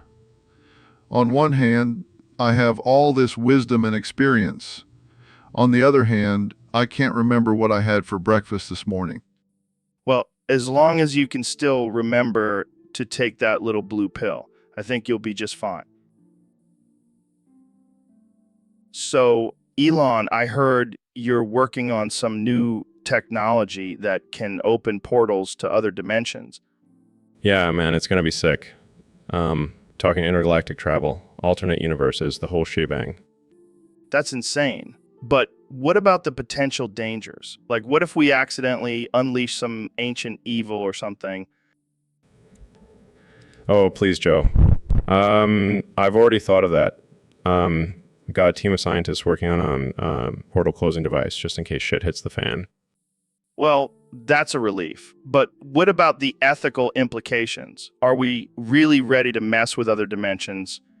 Joe, my dude, I'm just trying to have a good time. Who cares about ethics when we could be partying with aliens? Fair point. But what about the cost? Opening portals can't be cheap. Money is no object, my friend. Already planning on selling tickets to the portal parties. Gotta make that cash, you know. I can only imagine the crazy things we'll see on the other side. Like, what if we stumble upon a planet full of sentient tacos? Dude, I would totally invest in a taco planet. Imagine the possibilities. This is all just blowing my mind, man. But I gotta ask, have you tested the portals yet? Of course I have. I mean, I may have lost a few interns in the process, but that's just the price of progress. Well, I can't wait to see where this goes. Thanks for coming on the show, Elon. Anytime. So, Elon, I heard you have some thoughts on what's really over the Antarctica ice wall. Oh yeah, you know, just a little thing called the Illuminati headquarters. Come on, man. Don't tell me you believe in that conspiracy crap. Hey, I've been to space, I've seen some shit. And let me tell you, there's some shady stuff going on over that wall. Like what? Well, for starters, they've got a secret cloning facility. That's where they make all the lizard people. Oh yeah, because that's totally believable. Serious, man. And you know what else? They've got a portal to an alternate dimension where they keep all the flat earthers. That's just mean. Hey, they chose to believe the earth is flat. They can deal with the consequences. All right, but what about the penguins? You know, the ones that supposedly live on the other side of the wall? Oh, those are just robots. The real penguins are actually working for the Illuminati, spying on us. Spying on us. Well, I guess we better watch out for those sneaky penguins. You laugh now, but just wait until they come for you in the dead of night. All right. I'll keep an eye out for those penguins. Thanks for enlightening us, Elon. Anytime, Joe. Just remember, the truth is out there, over the Antarctica ice wall. So I was reading this thing on the wall in the truck stop bathroom the other day. And let me tell you, it was some profound shit. Like, I'm talking life-changing, mind-blowing, existential, crisis-inducing kind of stuff. But then some asshole had the audacity to ask me where I got it from. Like, are you kidding me? The fucking bathroom wall, man. Do you know how many great ideas and insights I've gotten from bathroom walls? It's like a modern-day Sistine Chapel, except instead of paintings, it's covered in dick drawings and conspiracy theories. And now you're going to question the validity of my wisdom. Fuck off. I've built my entire career on bathroom wall quotes. So don't you dare come at me with your skepticism and logic, because I am a bathroom wall prophet and I will not be silenced. So, Jamie, pull up an image of a tinfoil hat. Pulls up images, you go, Joe. Joe. Thanks, man. I got to protect my thoughts, you know? I was talking to this guy earlier, and now I can't stop thinking about what he might have heard. Whoa, Joe, you're getting paranoid?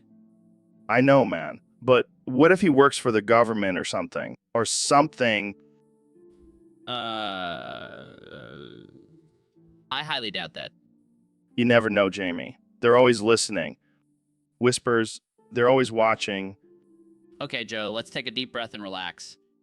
You're right, Jamie. I just need to calm down and focus on my breathing. Takes a deep breath. Okay, I'm good now. Wait, did you hear that? What? No, I didn't hear anything. Oh God, they're here. Puts on tinfoil hat, protect your thoughts, Jamie. Size, here we go again. So, Elon, have you ever used an ET card to get gas at Costco? What the hell is an ET card? Sounds like some kind of alien technology. No, it's a government-issued card for low-income families to buy food and other essentials. Oh, like a food stamp card. I thought those were only for poor people. Well, technically, you could use it to buy gas at Costco and save some money. Interesting. But I prefer to use my SpaceX rocket to travel to different galaxies for gas. Oh, so you're saying you don't need an ET card because you're a billionaire? Exactly. And I can also use my Tesla to charge up at any of our solar-powered charging stations on Mars. Damn, I need to step up my game. I'm still using my old pickup truck to get to Costco. Well, at least you're not using a horse and buggy like some of those Amish folks. True, but I bet they know how to use an ET card. Yeah, they probably use it to buy hay for their horses. So, do you want to try using an ET card next time we go to Costco? I'll stick to my billionaire ways. But maybe we can use it to buy some snacks for our trip to Mars. Sounds good to me. Just don't forget to pack some spacesuits. Don't worry. I'll make sure they have pockets for our ET cards. So, Dr. Phil, I heard a rumor that you wanted to get naked and drink vodka on your live shows. Oh, you heard that, did you? Well, let me tell you, Joe, I've been dying to do it. But those damn producers won't let me. What's their problem? It's not like you're going to start pole dancing or anything.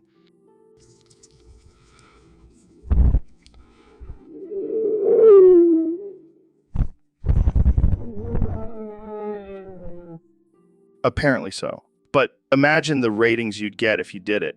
People would tune in just to see your pasty white butt. Hey, I have a great ass for a 69-year-old man. I'll take your word for it, but seriously, why not just do it? Who's going to stop you? The producers, Joe. They're like the Gestapo. Well, I say screw them. Let's start a petition to get you naked and drunk on your show. I like the way you think, Joe. Let's do it. And maybe we can get you to join in on the fun, too. Oh, I'm always down for a good naked vodka party. Let's make it happen, Dr. Phil. It's settled then. The revolution starts now. Naked and drunk on live TV. So, Neil, have you ever noticed how every time we mention a brand on this podcast, we get a bunch of free shit? Yeah, it's almost like we're walking billboards for these companies. Exactly. And, who's missing out on this sweet deal? Pepsi? Think about it. We talk about weed all the time, but we never mention Pepsi. They're missing out on a prime product placement opportunity. Well, maybe they don't want to associate themselves with illegal substances. Come on, Neil. We both know Pepsi is the unofficial drink of stoners. They're missing out on a whole market. I see your point. Maybe we should start talking about Pepsi more often. Yes, and we can even come up with some new slogans for them. How about Pepsi? It's like a party in your mouth and everyone's invited. Or Pepsi, the perfect cure for cottonmouth. I like it. And we can even do some product placement during our podcast. Takes a sip of Pepside, refreshing. Also takes a sip, Mom. I can taste the capitalism. And you know what? We should make Pepsi our official sponsor. Forget on it. We're all about that Pepsi life now. I can already hear the backlash from our health-conscious listeners. Who cares? We're getting free Pepsi. You know what, Joe? I think we just came up with a brilliant business plan. That's why they pay us the big bucks. Neil takes another sip. So, Mr. Beast, have you ever thought about peeling your own skin off? What the hell, Joe? That's messed up. No, hear me out. I heard it has some major health benefits. Like what? Becoming a human snake shedding its skin? Well, yeah, something like that. It's a natural exfoliant. Plus, it's a great way to detoxify your body. I think I'll stick to my regular skincare routine, thanks. Suit yourself, but you'll never know the true feeling of being reborn until you peel your own skin off. I'll pass. I'll leave that to the professionals. Oh, come on, Mr. Beast. You're always up for a challenge. Don't be a wuss. Fine, I'll do it. But only if you do it too. Deal. Let's do it live on the podcast. Wait, what? Don't worry, we'll have a doctor on standby. It'll be great for ratings. This is the most ridiculous thing I've ever agreed to. And that's saying something coming from the guy who spends millions on crazy challenges. Touche, Joe. Touche. So, Elon, I heard you're trying to grow your hair back. Yeah, I figured I'd give it a shot. Change things up a bit. Change things up? You mean abandon your baldness? What happened to embracing your inner cue ball? Hey, I'm just trying to keep up with the cool kids. Plus, I heard hair plugs are all the rage these days. Oh, please. You're a billionaire. You could afford the best hair plugs in the world. But no, you had to go and try to regrow your own hair like some sort of peasant. Come on, Joe. Don't be so harsh. I'm just trying to fit in with the hair club for men. Fit in. You're Elon freaking Musk. You don't need hair to be cool. You could shave your head and still be the most badass dude on the planet. I know. But I just wanted to see what it's like to have a full head of hair again. Well, good luck with that. But just remember, once you go back to bald, there's no turning back. You'll be stuck with hair plugs for life. Maybe I should rethink this whole hair thing. That's what I thought. Now, let's get back to talking about space and artificial intelligence and all that cool stuff. Leave the hair to the mere mortals. So, Elon, I heard you're getting into gaming now. Yeah, I've been playing a lot of Minecraft lately. Minecraft, isn't that for kids? Hey, don't knock it till you try it. It's actually pretty fun. I don't know, man. Seems kind of lame. Oh, come on. You're telling me you don't want to build a giant phallic-shaped tower in a virtual world? Okay, I can see the appeal in that. Plus, I've been working on some new technology to mine actual cryptocurrency in the game. Wait, what? You're turning Minecraft into a money-making machine? Hey, I gotta fund my Mars mission somehow. Well, I guess I'll have to join you in the game, but I'm not building any penis towers. Suit yourself, Joe. But just remember, the higher the tower, the bigger the crypto payout. All right, I'm in. Jamie, pull up an image of a giant golden penis tower in Minecraft. Okay. I don't think you want that in your search history, Joe. All right, good call. Scratch that, Jamie. Scratch that. So, Ben, I heard you owe Dr. Phil some money. What? No, that's not true. I don't owe anyone anything. Oh, come on, Ben. Don't be a little bitch. Dr. Phil is a trap star. He needs his money. I don't know what you're talking about. I've never even met Dr. Phil. Oh, really? Because I have a video of you two making out in a strip club. That's ridiculous. I would never... All right.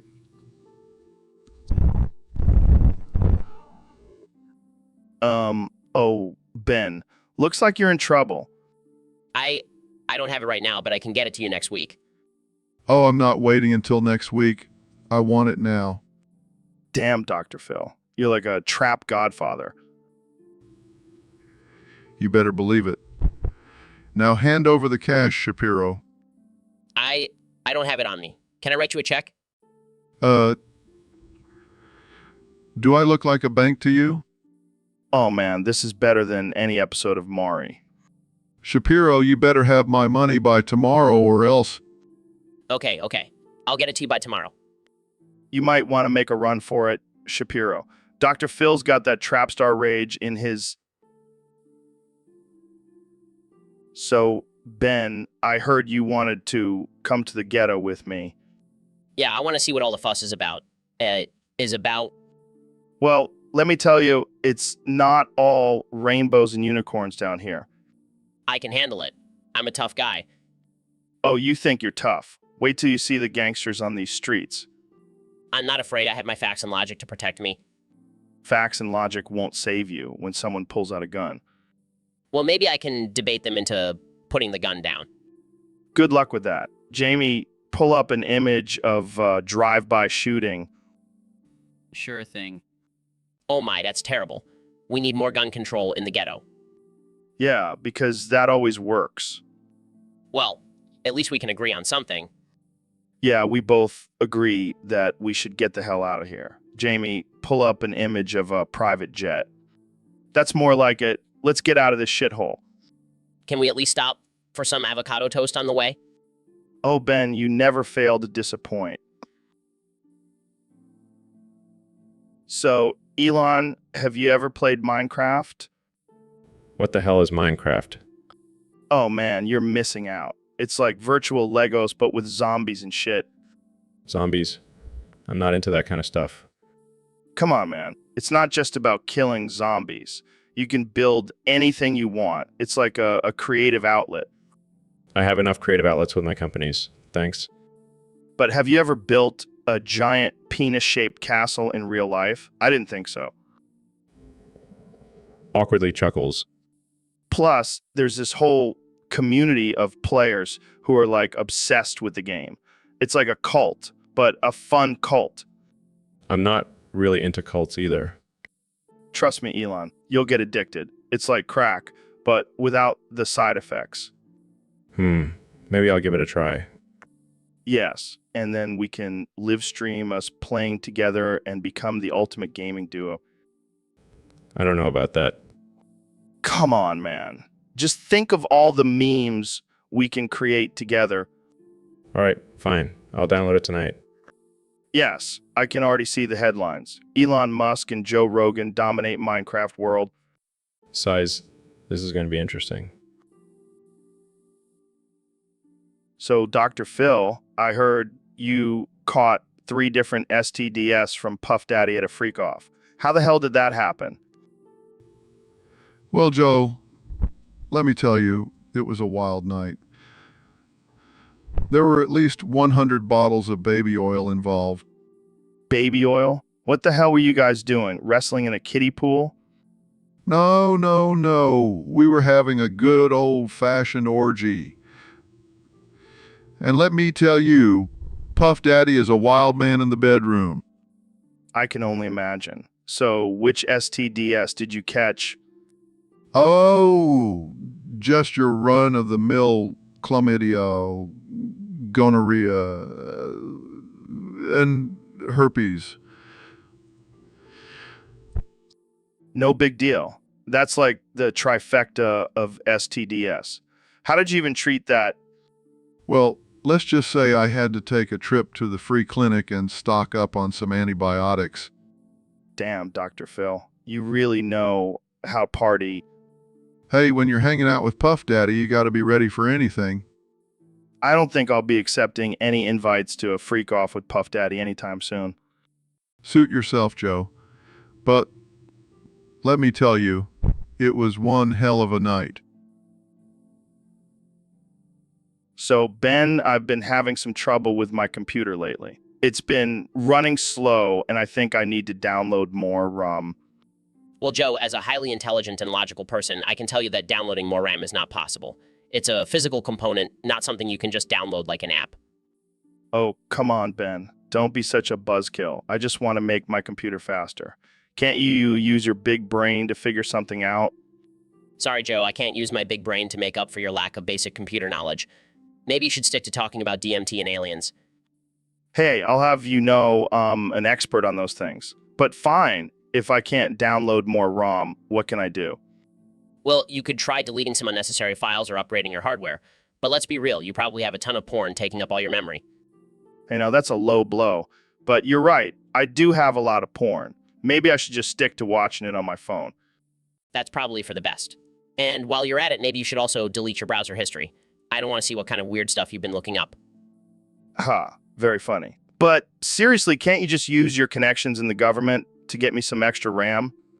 Oh, sure, let me just call up my buddies at the NSA and ask for some extra RAM for my buddy Joe Rogan. I'm sure they'll get right on. So, Neil, have you ever used Google? Of course, Joe. I use it to search for the latest scientific discoveries and to fact-check all the bullshit you spew on this podcast. Hey, I don't spew bullshit. I spew truth. But let's talk about how to use Google. You just type in your question and all the answers are there. Yeah, it's like magic. But do you ever worry about the implications of having all the world's information at our fingertips? Nah, I just use it to look up pictures of hot chicks and conspiracy theories. That's disturbing. But I guess it's better than using it for porn, like most people. Hey, porn is a form of stress relief and self-care. Don't knock it. I'll stick to using Google for actual knowledge. Thank you very much. Suit yourself, nerd. But I have to ask, have you ever Googled yourself? Why would I do that? Just to see if there are any fanfics about you and Bill Nye getting freaky. Oh God, I hope not. But I have a feeling you've already written one. Hey, don't knock my creative writing skills. But seriously, Google is a powerful tool, and we should use it responsibly. Agreed. And maybe one day we'll be able to Google our own thoughts. Imagine the possibilities. Yeah, imagine all the weird shit that would come up. I'll stick to just Googling hot chicks. So, Ben, I heard you've been killing it in the rap game lately. Yeah, I've been dropping some sick beats and spitting fire rhymes. Really? I never would have guessed you had a hidden talent for rapping. Well, I may not have the street cred, but I have the rhyming skills of a middle-aged white man. So, what's your rap name? MC Ben Shapiro, of course. Keeping it simple and to the point. I can already imagine your first single. Facts don't care about your feelings, yo. Hey, very funny. But actually, my first single is called Wop Wise and Professional. Oh God, I can only imagine the lyrics. I may be small, but my brain is big. I'll school you all with my conservative logic. Wow, that's something. But hey, if it's working for you, keep doing it. Thanks, Joe. And don't worry, I'll still be dropping some knowledge bombs on my tracks. Guys, I found an image of Ben in a gold chain and backwards hat. Oh my God, that's amazing. Ben, you have to make that your album cover. I'll consider it. But only if I can add a yarmulke on top of the hat. Classic Ben, always keeping it kosher. You know it. Now, if you'll excuse me, I have some rhymes to write and beats to drop. Can't wait to hear it. MC Ben Shapiro, everyone. So, Neil, I heard you have a new hobby, Oh, really? What is it? reading poems. That's not a hobby, Joe. That's just something I do in my free time. Well, I think it's pretty lame. But hey, let's make it interesting. How about we have every guest on the podcast read a poem? Oh, great, because nothing says entertaining podcasts like a bunch of random people reading poetry. Come on, Neil. It'll be hilarious. We can even make them read inappropriate ones. I don't know, Joe. That sounds like a disaster waiting to happen. Exactly. It'll be like watching a car crash in slow motion. Fine, but I'm not responsible for any backlash we might get. Don't worry, we'll just blame it on the guests. You're a terrible person, Joe. Thank you, Neil. That means a lot coming from you. Oh yeah, I'm sure my opinion means so much to you. All right, let's get our first guest to read a poem. Who do we have? It looks like we have a scientist from NASA. Perfect. I bet he knows some out of this world poetry. I highly doubt it, Joe. So, Neil, what do you think about this whole WW3 situation? Well, Joe, I think it's a pretty shitty situation. Yeah, but do you think it's actually going to happen? I mean, we can't predict the future, but if it does happen, I'm pretty sure we're all screwed. But, what if we just nuke the shit out of them? Joe, that's not how you solve problems. Plus, have you seen how big those nukes are? I don't think you could handle it. Oh, come on. I can handle anything. I do DMT, remember? Oh yeah, that'll really come in handy during a nuclear war. Hey, you never know. Maybe I'll have some crazy trip and come up with a solution to save the world. Or maybe you'll just end up naked, covered in Cheeto dust, and screaming about aliens. Hey, that's a typical Tuesday night for me, man. Well, I guess if WW3 does happen, at least we'll have a good story to tell on the podcast. Yeah, and maybe we'll finally get some listeners from North Korea. I highly doubt it, Joe. But hey, at least we'll have some new material for our stand-up routines. Hell, yeah, and we can call it the End of the World Tour. I like the sound of that. Maybe we can even get Dennis Rodman to open for us. Guys, I pulled up an image of a mushroom cloud. Is that relevant to the conversation? So, Neil, have you ever tried DMT? What? No, Joe? I'm a respected astrophysicist, not some hippie trying to find enlightenment through drugs. Come on, man. Don't knock it till you try it. I bet you'll have some crazy cosmic revelations. I highly doubt that. But speaking of cosmic, did you know NASA is studying the effects of DMT on astronauts? No way. So they're basically sending aliens into space. No, Joe. They're just trying to understand the brain's reaction to hallucinogens in a zero-gravity environment. But imagine if they did send aliens into space on DMT. They'd probably come back with some wild stories. Yes, because that's exactly how science works. Let's just send aliens on a drug trip and see what happens. Hey, it could be a new form of intergalactic diplomacy. Hey, aliens want to smoke some DMT and talk about the universe. I think we should stick to more traditional methods of communication, Joe. Fine, but I'm still going to ask Elon Musk to send me to Mars with a backpack full of DMT. I don't even know where to begin with that statement. Jamie, pull up an image of an alien smoking a joint. Here you go, Joe. See, even Jamie knows what's up. I think I need a break from this conversation. Suit yourself. So, Ro, what's on your mind today? Well, Joe, have you ever heard of the stoned ape theory? The stoned ape theory. is that when monkeys get high and start throwing rocks at each other?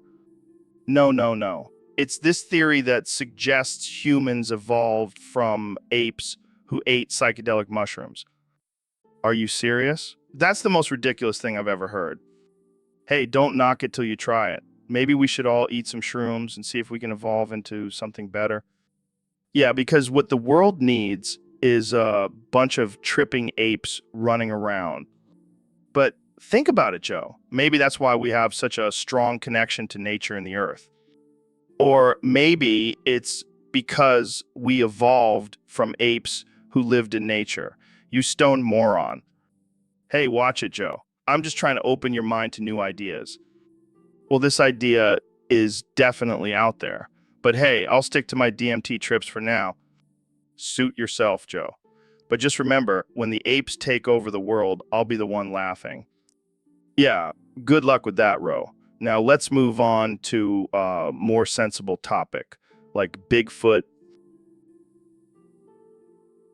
So, Neil, I heard you have some thoughts on this whole wormwood thing. Oh yeah, Joe. I mean, come on. Wormwood, that's some real ancient alien shit right there. You mean like the show? No, I mean like the actual ancient aliens. They probably smoked wormwood to get high and talk to their gods. That's some next level thinking, Neil. You know what else is next level? The fact that Dr. Phil thinks wormwood is the key to unlocking our inner demons. Dr. Phil. That guy couldn't unlock a door with a key. I bet he's just trying to sell his own brand of wormwood supplements. Yeah, and he'll throw in a free self-help book with every purchase. But seriously, Joe, wormwood is just a plant. It's not some magical cure for our psychological problems. Yeah, but it does make a mean absinthe. I'll stick to my whiskey. Thank you very much. Well, at least we can agree on one thing. Dr. Phil and wormwood are both full of shit. Cheers to that, Joe. Now let's go smoke some wormwood and talk to some aliens. So, Ben, I heard you recently came out as gay. Well, Joe, I wouldn't say I came out. I just had a moment of weakness and experimented with my college roommate. And how did that go for you? Let's just say it confirmed my belief that being straight is the only way to go. Interesting. So you're saying you want to become straight again? Absolutely. I'm currently undergoing conversion therapy as we speak. Conversion therapy? Isn't that controversial? Oh, come on, Joe. It's just a little shock therapy and some Bible verses. What's the harm in that? I don't know. Maybe the fact that it's been debunked and considered harmful by the medical community? Facts and science. I'll stick to my religious beliefs, thank you very much. Well, I guess whatever floats your boat, Ben. But I have to ask, what made you realize you wanted to become straight again? It was a combination of things. The realization that I couldn't wear cargo shorts anymore and the fact that I couldn't make any more facts don't care about your feelings jokes. The struggles of being a conservative. Tell me about it. But hey, at least I can finally enjoy a good steak without feeling guilty. And that's all that matters, right? Damn straight. I mean, straight again, you know what I mean? Oh, Ben, you never fail to entertain me. Thanks for coming on the show. Anytime, Joe. Just remember, facts don't care. So, Mr. President, I heard you have a thing for alien tacos. Let me tell you, Joe, those are the best tacos you'll ever have. Believe me. Really? What makes them so special? Well, first of all, they're out of this world, literally, and they're made with the finest ingredients. Let me tell you. What kind of ingredients are we talking about here? Well, let's just say they're not from this planet, and they're not paying for them, if you know what I mean. Oh, I think I know what you mean. And the flavor, Joe, it's out of this world. They're the best tacos you'll ever taste. Believe me. I'll have to take your word for it, Mr. President. You should, Joe. You really should. And let me tell you, I make the best deals with these aliens. They love me. They really do. I'm sure they do, Mr. President. Hey, don't be jealous, Joe. You can have some alien tacos, too. I'll make a deal for you. Thanks, but I think I'll stick to regular tacos for now. Suit yourself, Joe. But you're missing out. These aliens know how to make a taco. They're the best. So, Elon, I heard you got a lot of heat for your recent tweets. What's going on there? Oh man, I'm just a total joke. I have no idea what I'm talking about half the time. It's all just a big experiment to see how far I can push people's buttons. Well, you certainly pushed some buttons with those tweets about the pandemic. What were you thinking? Honestly, I was just bored. Wanted to see how many people I could piss off in one tweet. Turns out it's a lot. You do realize that people take your words seriously, right? You can't just go around saying whatever you want. Oh, I know. But it's so much fun to watch the chaos unfold. Plus, it keeps my PR team on their toes. You know, you remind me of that kid in high school who would do anything for attention. Hey, I was that kid in high school.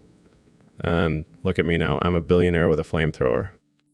Yeah, but do you ever feel like you're just playing a character? Like, is this really who you are?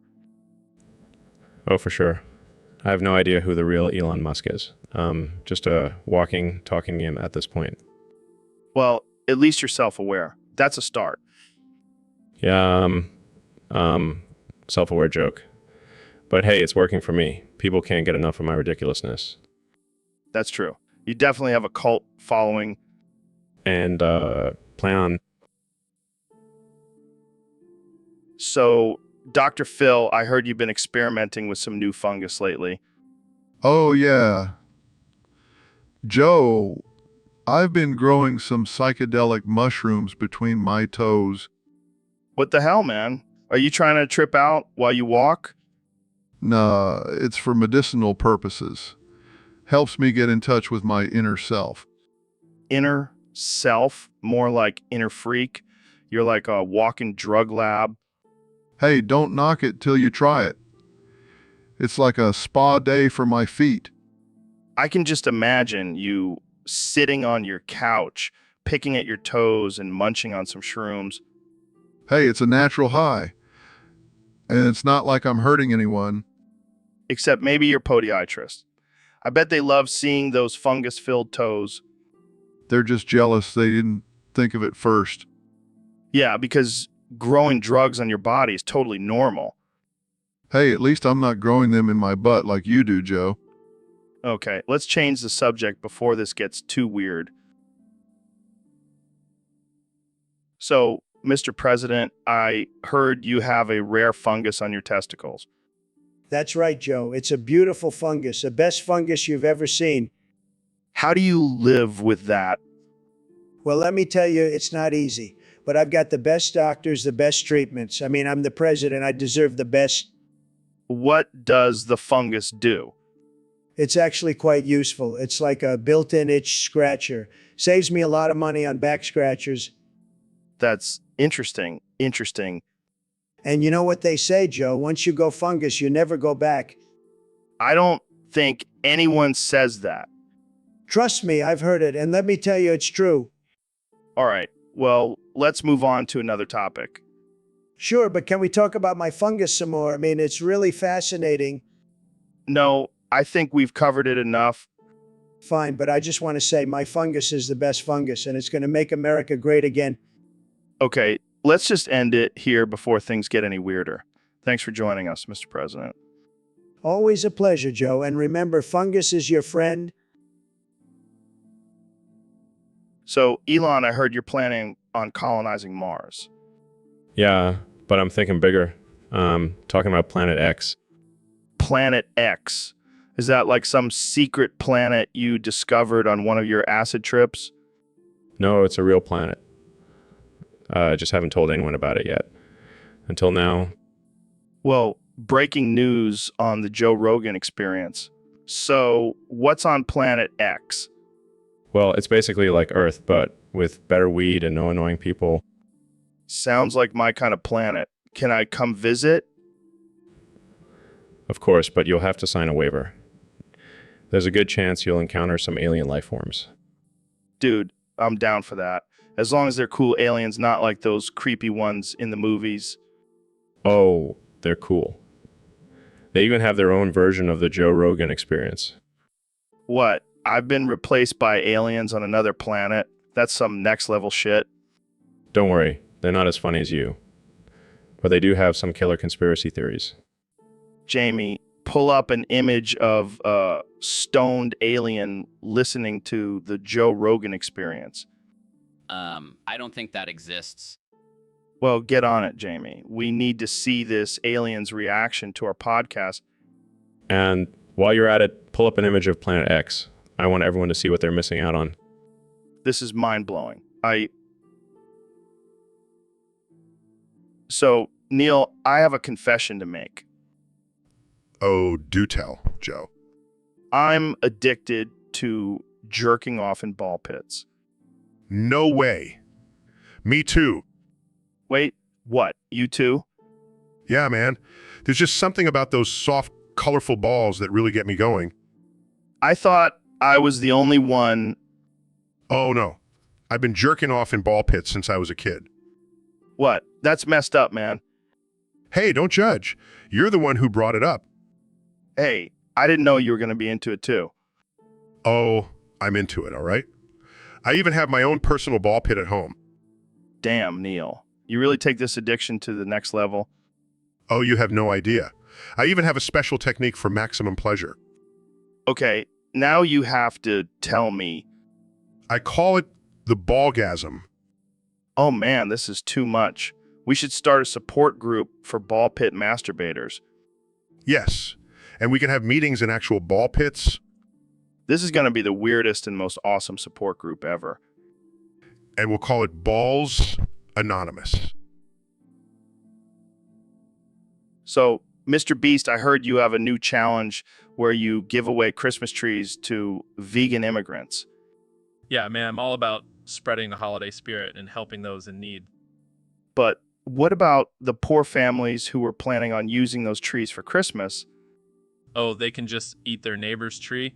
It's all about survival of the fittest, Joe. Survival of the fittest? That's some Darwinian shit right there. Hey, I'm just trying to help these vegan immigrants get their greens in. But what about the environmental impact? All those trees being cut down for food? Oh, come on, Joe. We all know the environment is just a hoax created by the government. Oh man, you're too much. But seriously, what do you think the immigrants will do with the trees? Probably use them to build a fort or something. Or maybe they'll just eat them raw. Who knows? This is why people think we're crazy. Hey, at least we're not boring.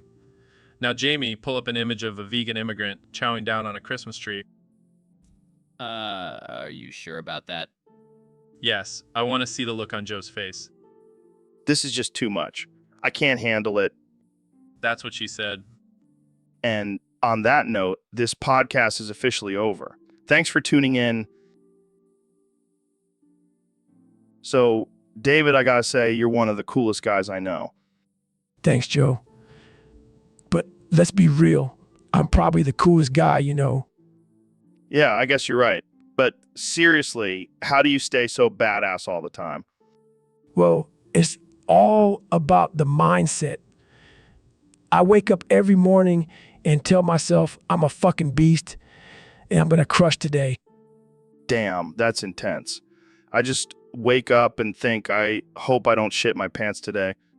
You got to aim higher, Joe. Aim for greatness. Speaking of greatness, have you ever thought about running for president? Actually, I have, but then I realized I have to deal with a bunch of whiny politicians and I'd rather be running 100 miles in the desert. Fair enough. But seriously, you could probably beat them all in a race. You know what? And I wouldn't even need performance-enhancing drugs like Lance Armstrong. Shots fired. But seriously, David, you inspire so many people. How does that make you feel? It's an honor, Joe. But at the end of the day, I'm just a regular guy who likes to push his limits and eat cookies. And kill people with your intense workouts. Hey, it's not my fault they can't handle it. But seriously, Joe, thanks for having me. So, Neil, have you heard about this cult of Saturn and their obsession with the black cube? Oh, you mean those weirdos who worship a giant cube and believe it's the key to unlocking the secrets of the universe? Yeah, those guys. I mean, what's up with that? Why a cube? Why not a sphere or a pyramid? Well, Joe, It's all about symbolism. The cube represents structure and control, which is what these cultists crave. I see. So they're basically just a bunch of power-hungry control freaks. Pretty much. But they also believe that the black cube is a portal to another dimension where they can commune with their leader, the great and powerful Saturn. Wow, that's some next-level crazy. I thought Scientology was weird, but this takes it to a whole new level. And get this, Joe. They also believe that the black cube is responsible for all the evil in the world. Like, come on, guys, take some responsibility for your own actions. Yeah, blaming a cube for your own messed up beliefs and actions is just plain lazy. And let's not forget their obsession with sacrifice. They think sacrificing animals and even humans will please Saturn and bring them closer to enlightenment. Well, I guess we can add psychopathic murderers to their list of charming qualities. It's all just a bunch of nonsense, Joe. But hey, at least they're providing us with some good material for our podcast. True that. I mean, who needs guests when we have the cult of Saturn to entertain us? So, Neil, I heard the FBI has been spying on us through our phones and laptops. Yeah, I know. It's like they don't have anything better to do. Like, come on, guys, go catch some real criminals. Right? I mean, what are they going to find on my phone? Pictures of me hitting the bong? Or me sending memes about black holes. Oh no, the FBI knows I have a sense of humor. They're probably listening to this conversation right now. Hey, FBI, can you hear me? I'm about to say something really offensive. Joe, don't. We don't need any more trouble with the government. Remember what happened last time? Oh yeah, when I accidentally revealed the location of Area 51 on air. My bad. And then you tried to convince everyone that the moon landing was fake. Smooth move, Joe.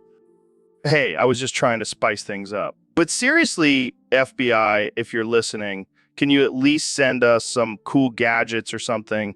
We'll be your secret agents. Joe, we're not James Bond.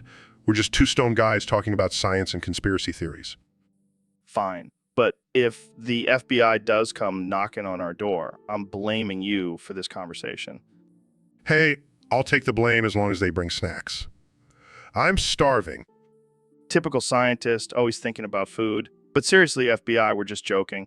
Please don't put us on a watch list. Yeah, we're just two harmless dudes trying to entertain our listeners. And maybe... So, Neil, what's up with this whole flat Earth thing? Oh, come on, Joe.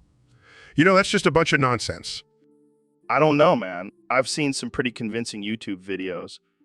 YouTube videos? Really, Joe? You're going to trust a bunch of basement-dwelling conspiracy theorists over actual scientific evidence? Hey, I'm just saying they make some good points. Good points? Like what? That the Earth is actually a giant pancake floating in space? I mean, that does sound pretty delicious. Oh my God, I can't believe I'm friends with you. Relax, Neil. It's all in good fun. Speaking of fun, have you ever tried DMT? No, I have not. And I don't plan on it. Come on, just one trip with me and Jamie here. Oh God, here we go again. Seriously though, how do you explain the pyramids if aliens didn't build them? Joe, do you really think ancient Egyptians couldn't come up with advanced engineering techniques on their own? Well, they did worship cats. And we worship Kardashians. What's your point? All right, let's move on. Jamie, pull up an image of a Kardashian. Jamie pulling up an image of Kim Kardashian. Oh dear Lord, what have we become? Hey, at least we're not flat earthers. So, David, I heard it's opposite day today. Opposite day? What the fuck does that even mean? It means everything you say is the opposite of what you actually mean. Oh, so you mean I should say that I hate running and I love sitting on my ass all day? Exactly. And should say that I hate smoking weed and I love drinking cum smoothies. Well, in that case, I fucking hate pushing my body to the limit and I love being a lazy piece of shit. And I hate having deep conversations, and I love talking about the Kardashians. Wow, this is liberating. I hate being disciplined, and I love being a slob. And I hate being a successful podcast host, and I love being a broke street performer. Wait, that's not even the opposite of what you are. Oh, shit. I mean, I love being a successful podcast host, and I hate being a broke street performer. Yeah, that's more like it. Opposite day is fucking with my head. I know, right? It's like a mind fuck. Well, I hate mind fucks, and I love... Wait, I still hate running. That one stays the same. Fair enough. Opposite day can't change everything. So, Elon, what's been on your mind lately? Well, Joe, I've been thinking about making a major life change. Oh, yeah. What's that? What's that? I want to become poor and work as a stripper. What the hell, Elon? Are you serious? Dead serious. I'm tired of being a billionaire. I want to experience the struggle of everyday life. But why a stripper? Why not? I don't know, work at a gas station or something. Because I want to feel sexy and empowered, Joe. Plus, been working on some killer dance moves. This is insane. Can you imagine seeing you, the founder of Tesla, on a stripper pole? It's all about breaking stereotypes, Joe. Plus, I could use the extra cash. Are you really that bored with your life, Elon? Do you need a new challenge? Maybe. Or maybe I just want to see how low I can go and still maintain my charm and good looks. Well, I guess I can't argue with that. Just make sure you don't forget to take off your space helmet before hitting the stage. Don't worry, Joe. I'll make sure to give the audience a show they'll never forget. So, Neil, I was thinking, should we hold the universe accountable for all the damages it's caused? What the hell are you talking about, Joe? How do you hold the entire universe accountable? I don't know. Maybe we can sue the Big Bang for creating all this chaos. Oh, come on. That's like suing your parents for giving birth to you.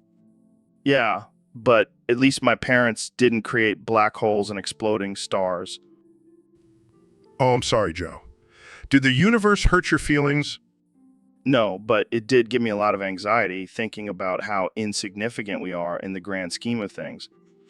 Well, I guess you could file a complaint with the Cosmic Customer Service Department. But what about all the destruction and death caused by natural disasters? It's just the universe's way of keeping things in balance. Plus, Mother Nature has a pretty good track record of taking care of herself. So we shouldn't bother recycling or reducing our carbon footprint because the universe will just clean up after us. I didn't say that, Joe. But let's focus on things we can control, like not eating Tide Pods. Fair enough. But I still think the universe owes us an apology for all the crazy shit it's thrown our way. Well, good luck with that, Joe. In the meantime, I'll be over here stargazing and appreciating the beauty of it all. Size. So, Dr. Phil, I heard you don't believe in plumbing. What's up with that? Well, Joe, let me tell you something. I don't believe in plumbing because it's just a way for the government to... What the hell are you talking about, Dr. Phil? Plumbing is essential for modern living. Oh, please. It's all just a ploy for the government to monitor our bowel movements and control our water supply. Wake up, sheeple. That's some next level conspiracy theory, Dr. Phil. I think you need to lay off the crazy pills. Crazy? I'll tell you what's crazy. Paying someone to come into your house and mess with your pipes. It's a violation of privacy, Joe. I think you're taking this a bit too far, Dr. Phil. Plumbing is just a basic necessity for hygiene and sanitation. Hygiene? Sanitation?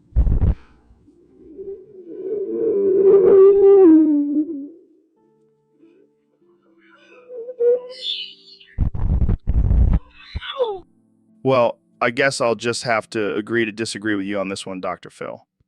But I'll still use my indoor plumbing. Thank you very much. Suit yourself, Joe. But don't come crying to me when the government is monitoring your every move through your toilet. So, Neil, I heard about this new color. It's called blacker than the black as in the blackest black times infinity. Oh yeah, I've been studying it in my astrophysics lab. It's the darkest shade of black known to man. How do you even measure that? Do you just hold up a black shirt and say, yeah, that's blacker than the blackest black times infinity? No, Joe. We use a spectrophotometer to measure the amount of light absorbed by the color. It's a scientific process. But like, what's the point? Why do we need a color that's blacker than black? Well, it has practical applications, like in space exploration. It can reduce glare and increase the contrast of images. Or you could just wear sunglasses, Neil. I mean, how much darker can it get? Trust me, Joe. It's mind-blowing. It's like staring into a black hole, but without the risk of being sucked in. Damn, that's intense. I bet it would make my eyes pop if I wore a shirt in that color. Actually, it would just make you look like a floating head. But hey, whatever floats your boat. Jamie, pull up an image of a black hole. I want to see if it's blacker than the blackest black times infinity. Pulls up images. Here you go, Joe. It's pretty black, but I think the color Neil is talking about might be even darker. Wow, that's trippy. It's like a never-ending abyss. So, Elon, what's been going on in your world lately? Just launching rockets into space, building electric cars, and trying to figure out how to make Mark Zuckerberg my boyfriend. Boyfriend? Wait, what? Mark Zuckerberg, the Facebook guy? Yeah, I mean, have you seen those tight t-shirts he wears? And that perfect hair? I can't resist. I don't think that's how it works, man. You can't just make someone your boyfriend. But I'm Elon Musk. I can do anything. Yeah, but I don't think even your billions of dollars can buy Mark's love. Maybe I'll just send him a Tesla with a love note attached. I don't think that's a good idea, Elon. That might come off as a little creepy. Fine. I'll just stick to sending him weird tweets and hoping for the best. Yeah, that's probably a better plan. But hey, if it works out, can I be the best man at your wedding? Sure, Joe. And you can live stream it on your podcast. Perfect. I can't wait to see the look on Mark's face when you propose. Jamie, pull up an image of a wedding dress made out of recycled rocket parts. Okay. Perfect. That'll be my gift to Mark. He'll love it. Oh boy, this is getting weirder by the minute. But hey, I support you, Elon. Love knows no boundaries. So, Dr. Phil, I heard you got a new job at a gas station. How's that going for you? Well, Joe, let me tell you, it's been quite the experience.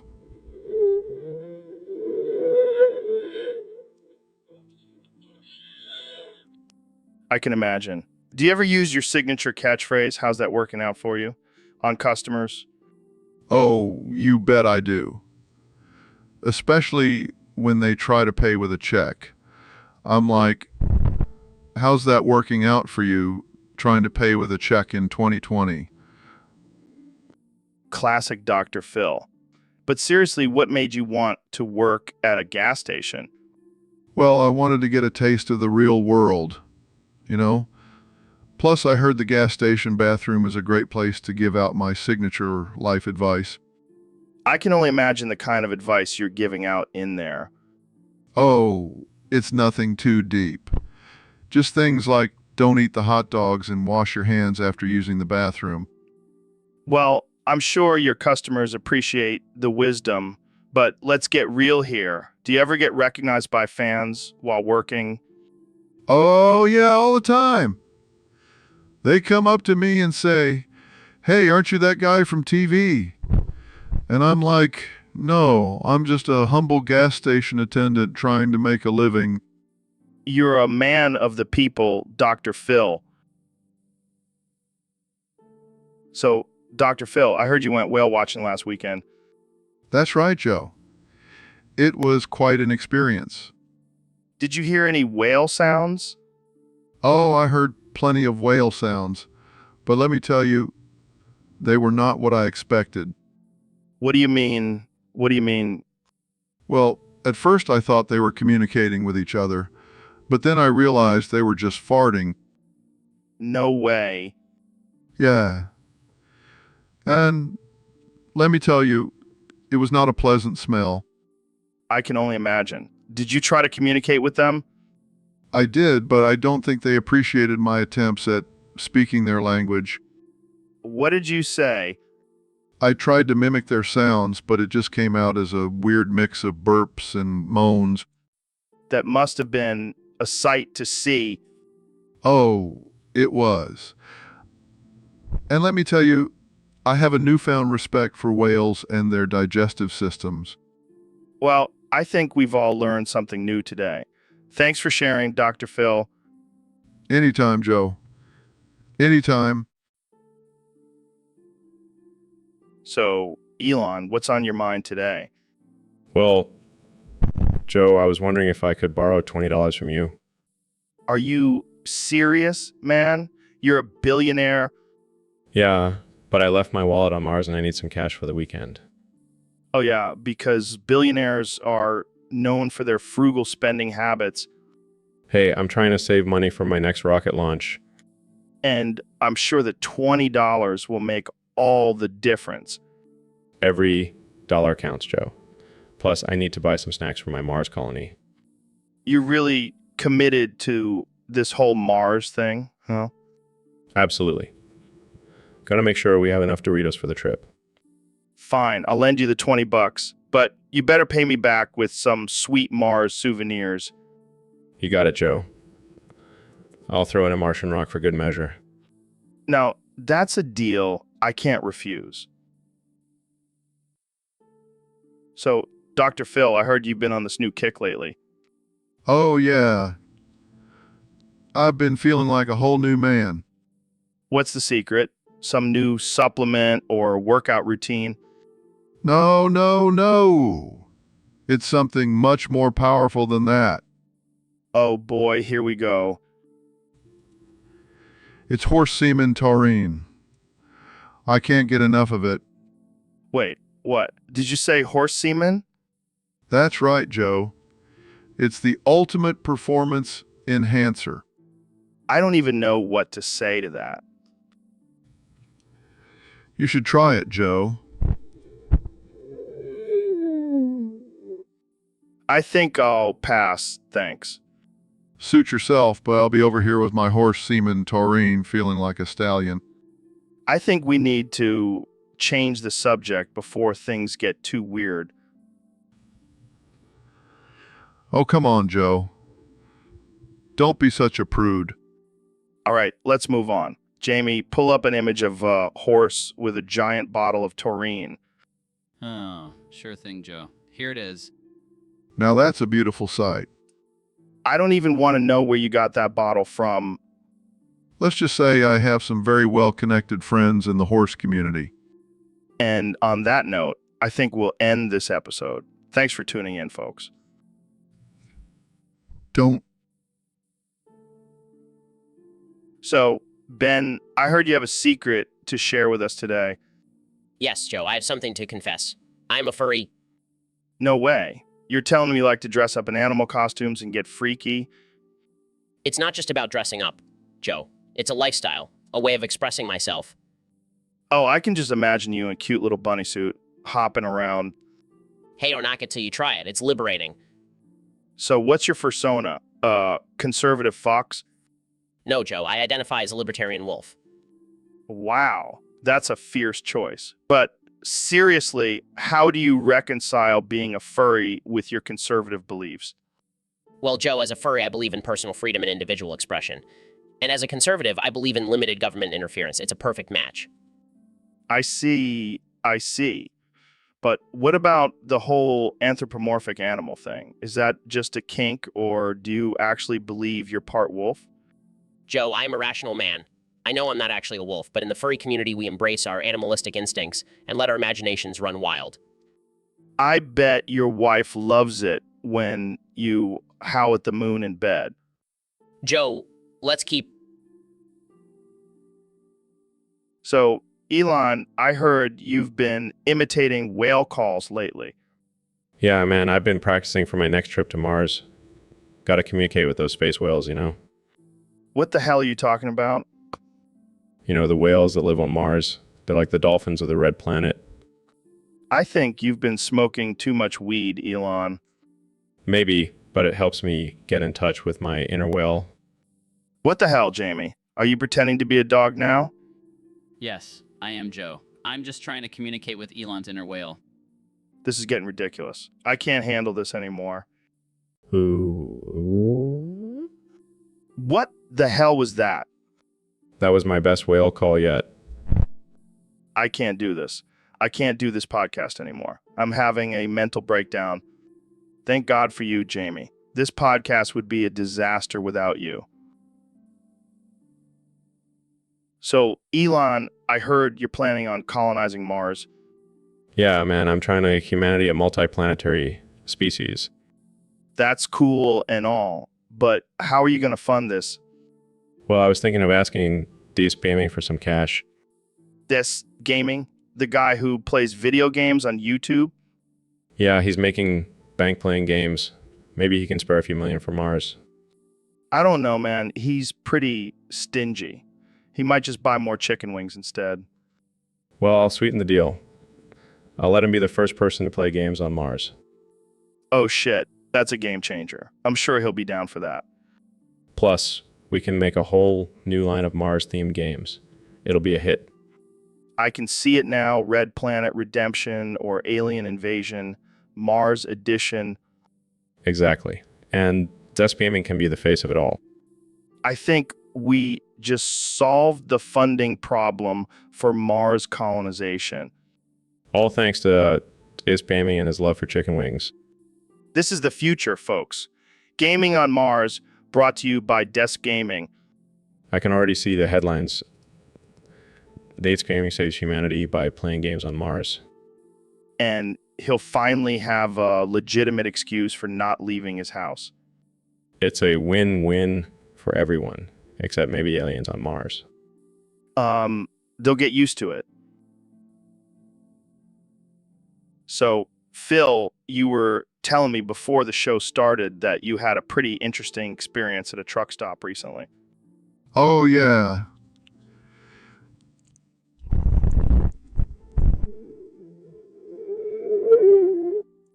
Life-changing? How so?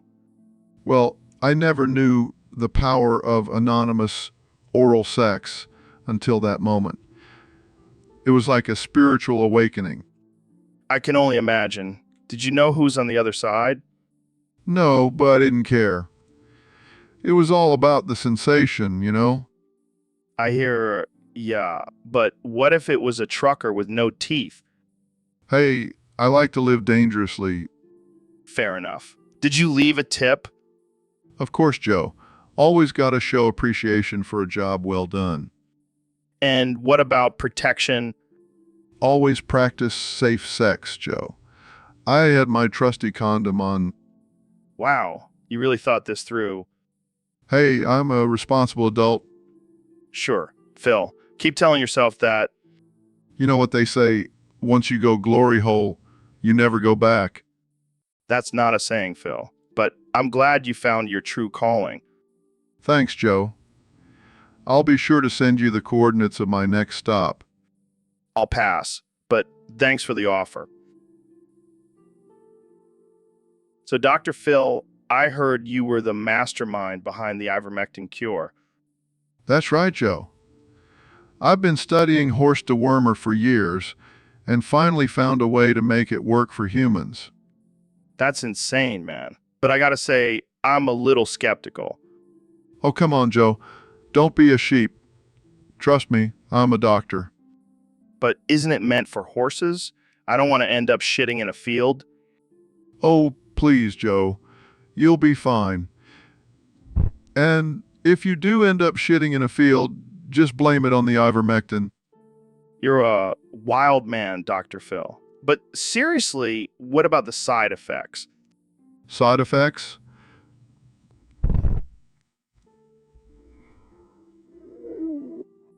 I don't know, man. I don't want to end up growing a tail or something.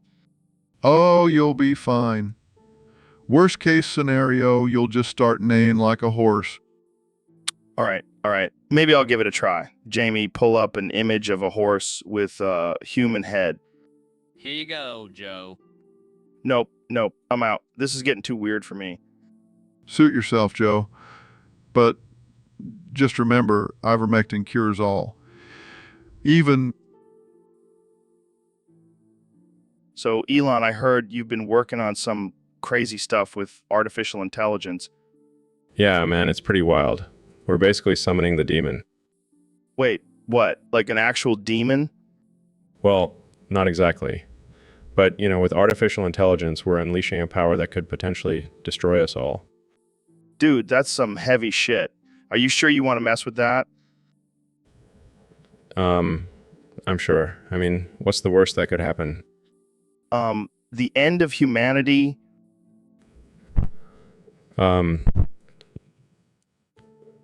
Details. We'll just build a new one with our artificial intelligence overlords. You're insane, man. I love it. Thanks, Joe. I take pride in my insanity. So, how do you plan on controlling this demon? Well, we're working on some fail-safes and protocols, but honestly, it's all trial and error. Trial and error. We're talking about the fate of humanity here. Relax, Joe. It'll all work out. Worst case scenario, we'll just upload our consciousness into the artificial intelligence and live forever. Oh, great. Just what I always wanted, to be trapped in a computer for eternity. Hey, it's better than being stuck with our current government, am I right? But seriously, this whole artificial intelligence thing is no joke. Oh, lighten up, Joe. It's all in good fun. Plus, think of all the cool robots we'll have. Yeah, I guess that's... So, Neil, I heard you have some interesting theories about shark attacks. Yes, Joe. It's all about their sex life. Their sex life? What do you mean? Well, you see, sharks are like humans. They have needs and desires. I never thought of it that way. But unfortunately, due to overfishing and pollution, their sex life has taken a hit. Wait, so you're saying that shark attacks are just a result of them being sexually frustrated? Exactly. They're lashing out because they can't get any action. Damn, that's some deep stuff. And it's not just the sharks. It's affecting all marine life. We need to start taking care of our oceans, Joe. I never knew my fishing trips were contributing to shark celibacy. It's a sad reality, Joe. But don't worry, I have a plan to save their sex lives. Oh boy, I can't wait to hear this. We're going to start a shark dating app. Swipe right for a great white. That's genius. I can already see the tagline. Find your perfect mate before they take a bite. I think we have a hit on our hands, Joe. And who knows? Maybe this will lead to less shark attacks and more shark love. One can only hope, Joe. One can only hope. So, Neil, I heard you had a wild experience in space. Yeah, I did. It was out of this world. Literally out of this world. Like, did you have sex with an alien? No.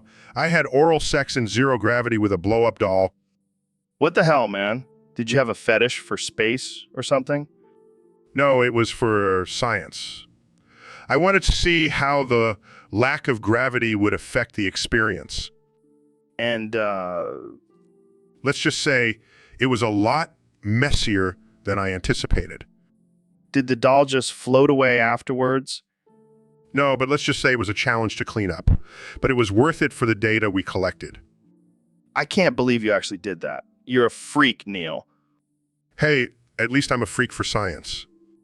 Yeah, sure. Next time, let's try it with a real person. I'll pass. I think I've had enough zero-gravity sex for one lifetime. Fair enough.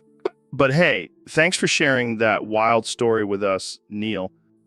Anytime, Joe. Anytime.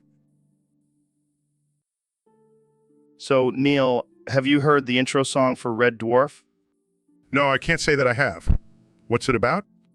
It's about a bunch of space travelers stuck on a ship for millions of years. Sounds like a nightmare. Sounds like a typical Tuesday for me. Oh man, you're too much. Let's recite the lyrics together. All right, let's do it. It's cold outside. There's no kind of atmosphere. I'm all alone, more or less. Let me fly far away from here. Fun, fun, fun, fun, the sun, sun, sun, sun. I want to lie shipwrecked and comatose, drinking fresh mango juice, goldfish shoals nibbling at my toes. Fun, fun, fun, fun in the sun, sun, sun, sun. I'll pack my bags and head into hyperspace, where I'll succeed at time warp speed, sailing on a sea of stars. Fun, fun, fun in the sun, sun, sun. We'll find love, adventure, and the captain and crew.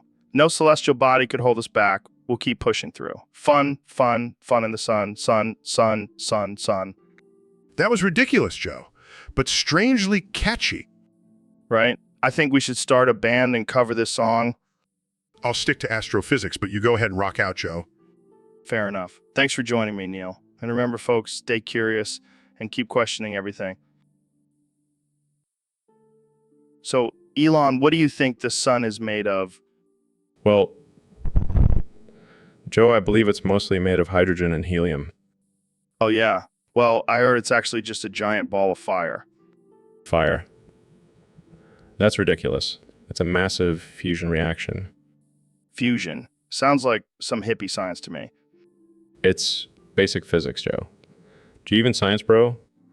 Hey, I'm just a regular dude trying to figure out the universe. Well, maybe you should stick to smoking weed and talking about chimps. Hey, don't knock my hobbies. Speaking of chimps, what do you think they would do if they saw the sun? Probably try to launch themselves into it.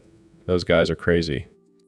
Yeah, and so are we for having this conversation. Jamie, pull up an image of a chimp in a spacesuit. Okay. See, even the chimp knows the sun is made of hydrogen and helium. All right. I'll believe you, Mr. Genius. But can we get back to talking about UFOs now? Sure. As long as you don't bring up flat Earth again. Hey, I'm open-minded, man. But seriously, what's up with those UFOs? I have no idea, but I'm pretty sure they're not aliens. Maybe just some advanced government technology. You're such a buzzkill. I was hoping for some extraterrestrial action. Sorry to disappoint, Joe, but So, Elon, what's on your mind today? well, I've been thinking about how to solve world poverty. Oh, just a small task for a Tuesday. Exactly. And I've come up with the perfect solution. Let me guess. You're gonna print more money? Bingo. See, I have this theory that if we just print more money, everyone will have more money and poverty will disappear. Guys, that's not how it works. Shut up, Jamie. We're trying to solve world poverty here. Yeah, Jamie, stop being such a buzzkill. This is a foolproof plan. But what about inflation? Won't the value of money decrease? Fifth details. We'll just print even more money to make up for it. Genius. Pure genius. I know, right? I should be the leader of the world. Guys, I really don't think this is a good idea. Jamie, pull up an image of a pile of money. Whoa, that's a lot of cash. I'm sold. See, even Jamie agrees with us.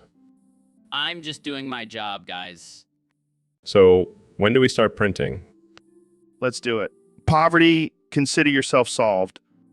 And if it doesn't work, we'll just blame Jamie. So, Phil, I have a very important question for you. Shoot. If you had the chance to make love to Miss Piggy, How would you pleasure her? Oh, Joe, you never fail to surprise me with your bizarre inquiries. Come on, I need to know. Would you use your famous Dr. Phil voice to seduce her?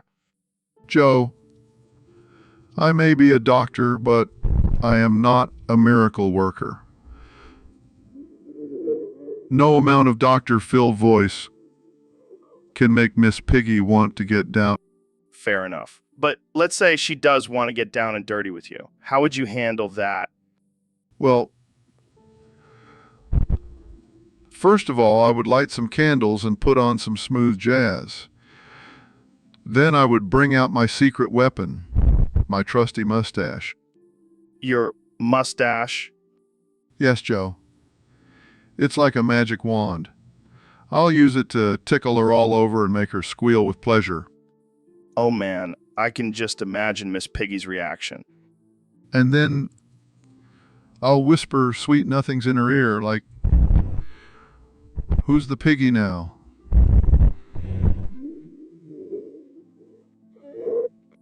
Oh my god, this is too much. I can't handle it.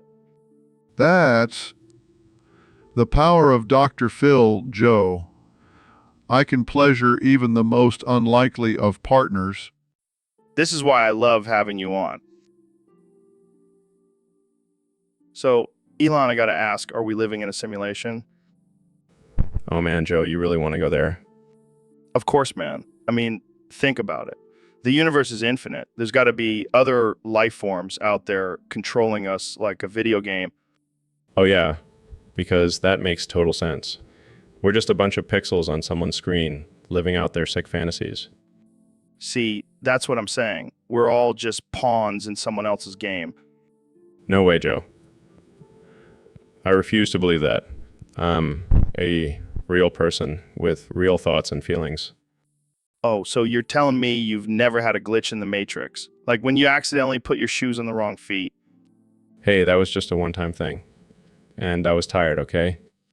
Sure. And what about when you see something that you can't explain, like a UFO or a ghost? Oh, please, don't tell me you believe in that crap. I'm just saying, anything is possible in a simulation.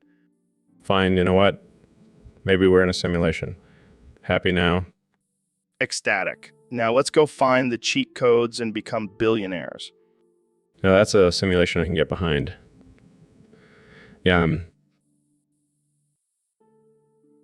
So, Jamie, I was thinking instead of using regular numbers, let's start using hexadecimals in our daily conversations. What's a hexadecimal? It's a base 16 number system, Jamie. It's way cooler than regular numbers. I don't know, Joe. I'm pretty attached to my regular numbers. Come on, Jamie. Just try it. It'll be like our secret code. Fine, but only if we can talk about something interesting. Okay, how about penises? Oh, great, because that's not a tired topic at all. Hey, penises are fascinating. Did you know the average length is 5.1 hexadecimeters? I highly doubt that, Joe. And what about girth? Oh, that's easy. It's 2.54 hexadecimeters. See, hexadecimals make everything sound more scientific. Jamie, pull up an image of a penis in hexadecimal form. Yeah, seriously. I want to see what a 6.9 hexadecimeter penis looks like. There you go, Joe. Happy now? Wow, that's a big one. I mean, that's like a 13.37 hexadecimeter penis. I can't believe I let you talk me into this. Hey, at least now we can say we had a productive conversation about penises. So, Elon, I heard you got scammed by an insurance scammer. What happened? Yeah, man. It was crazy. This guy somehow got my personal information from an email and convinced me to buy some bogus insurance policy. Damn, that sucks. What kind of insurance was it? It was supposed to be for my rockets, in case they explode or something. But turns out the guy was just a scammer trying to make a quick buck. That's messed up. Did you report him?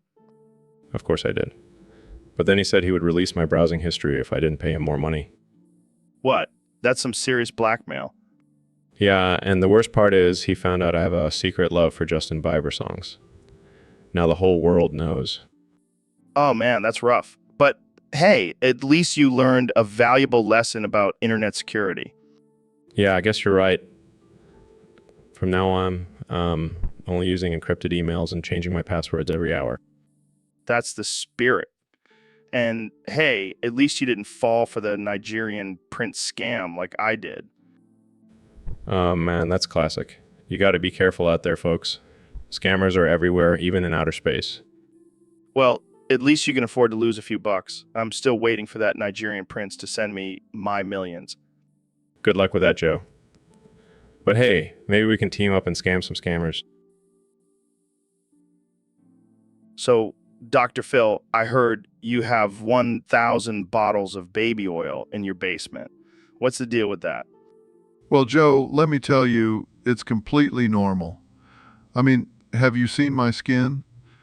It's like a baby's bottom. I don't think that's how it works, Dr. Phil. But why so many bottles?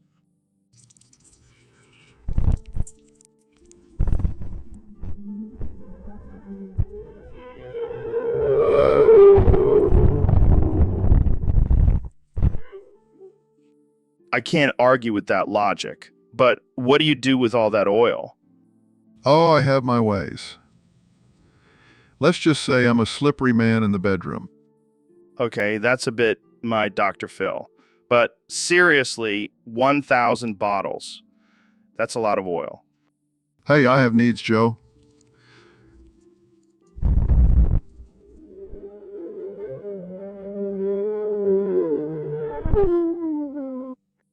I don't even know what to say to that. I think we should just end this conversation here. Suit yourself, Joe.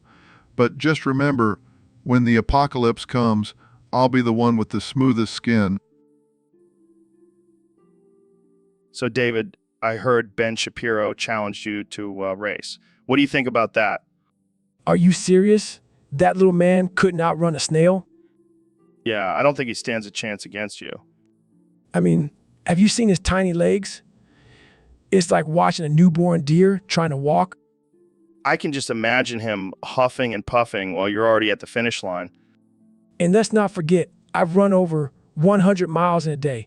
What's Shapiro's longest run? A mile to the fridge? Oh man, I can't wait to see this race. It's gonna be like watching a turtle race against a cheetah. And when I make him do 100 push-ups as punishment? That's just cruel, man. But I like it. Hey, he's got to pay the price. I can already hear him crying about it on his podcast. Yeah, probably blame it on his liberal sneakers. Well, I'm rooting for you, David. Show Shapiro what a real athlete looks like.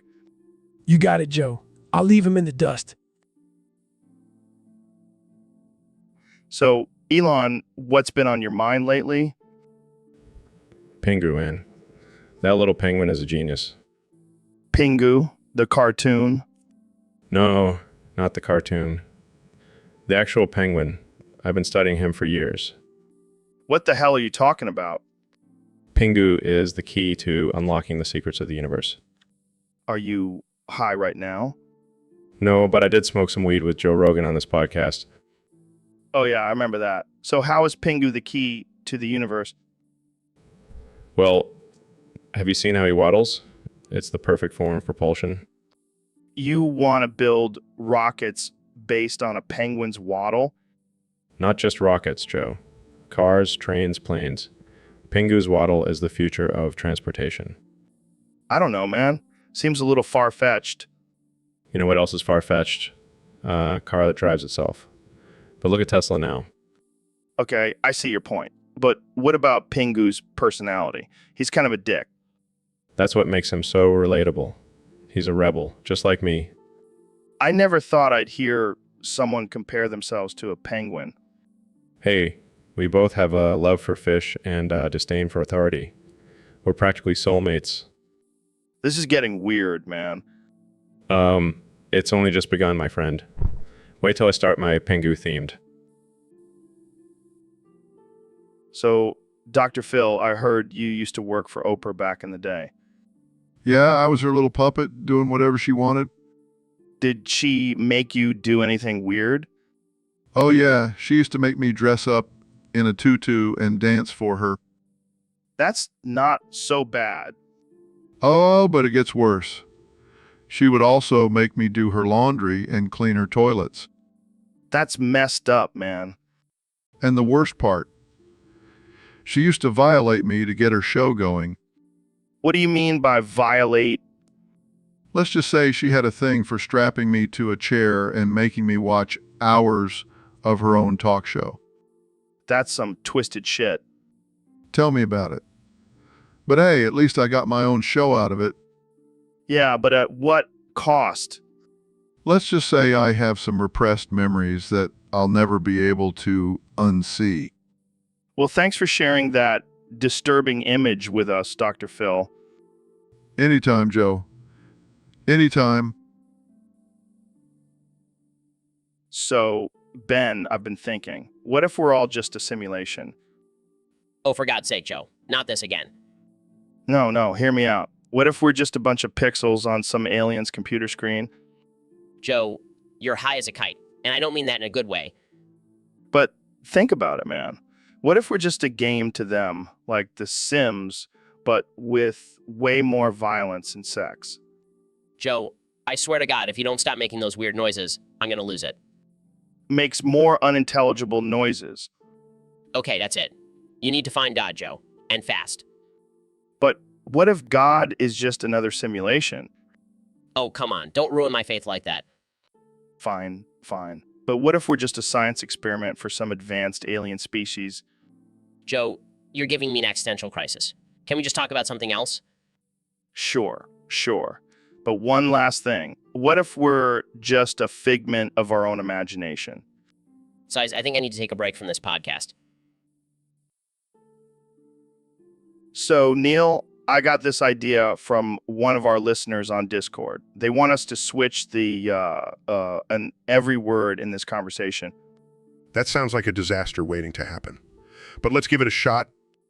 All right, let's do this.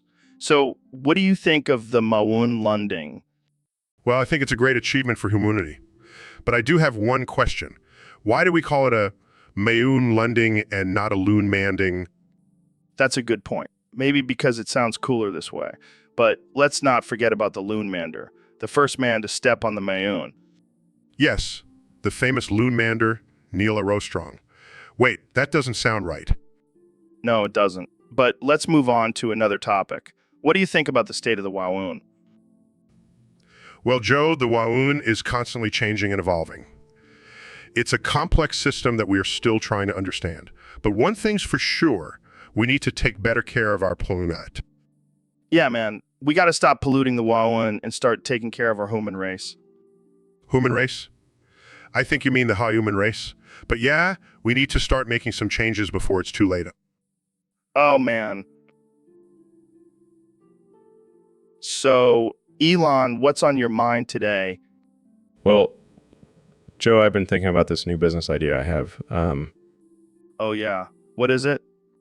Okay, hear me out. We kidnap 17 dwarfs and send them off on rockets to other solar systems. What the hell, Elon? That's insane. I know, right? But think about it. We could charge people to watch the live stream of these little guys exploring new planets. This is some next level shit, man. But what if they don't survive the journey? Well, that's just a risk we'll have to take. Plus, imagine the headlines. Elon Musk sends dwarfs to discover new worlds. I can already see the backlash from the dwarf community. They'll get over it. Plus, think of the merchandising opportunities. Dwarves in spacesuits, action figures, the possibilities are endless.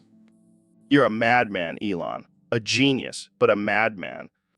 That's what they said about me when I launched a car into space. Touché, my friend. Touché. So, Neil, I gotta ask you something. You're a smart guy, right? Well, I like to think so. Good, because I need your help. The FBI is tracking my poop. How is that even possible? I don't know, man. But every time I take a dump, I feel like someone is watching me. That's disturbing. Have you tried talking to them about it? Yeah, but they just keep saying it's for national security. Bullshit. Bullshit. Well, I could always pull out the GPS in your ass. Yeah, do it, Neil. Pull it out. I was kidding, Joe. I don't think I have the proper tools for that. Oh, come on. You're a scientist. You can figure it out. I don't think that's how it works, Joe. Fine, I'll just have to start wearing a tinfoil diaper. That's one way to keep the FBI out of your ass. Hey, don't knock it till you try it. I'll pass. Thanks. Suit yourself. But if you ever change your mind, I'll have a spare tinfoil diaper waiting for you. Thanks, Joe. I'll keep that in mind. So, Elon, what's your favorite TV show? Definitely Red Dwarf. I love those smegheads.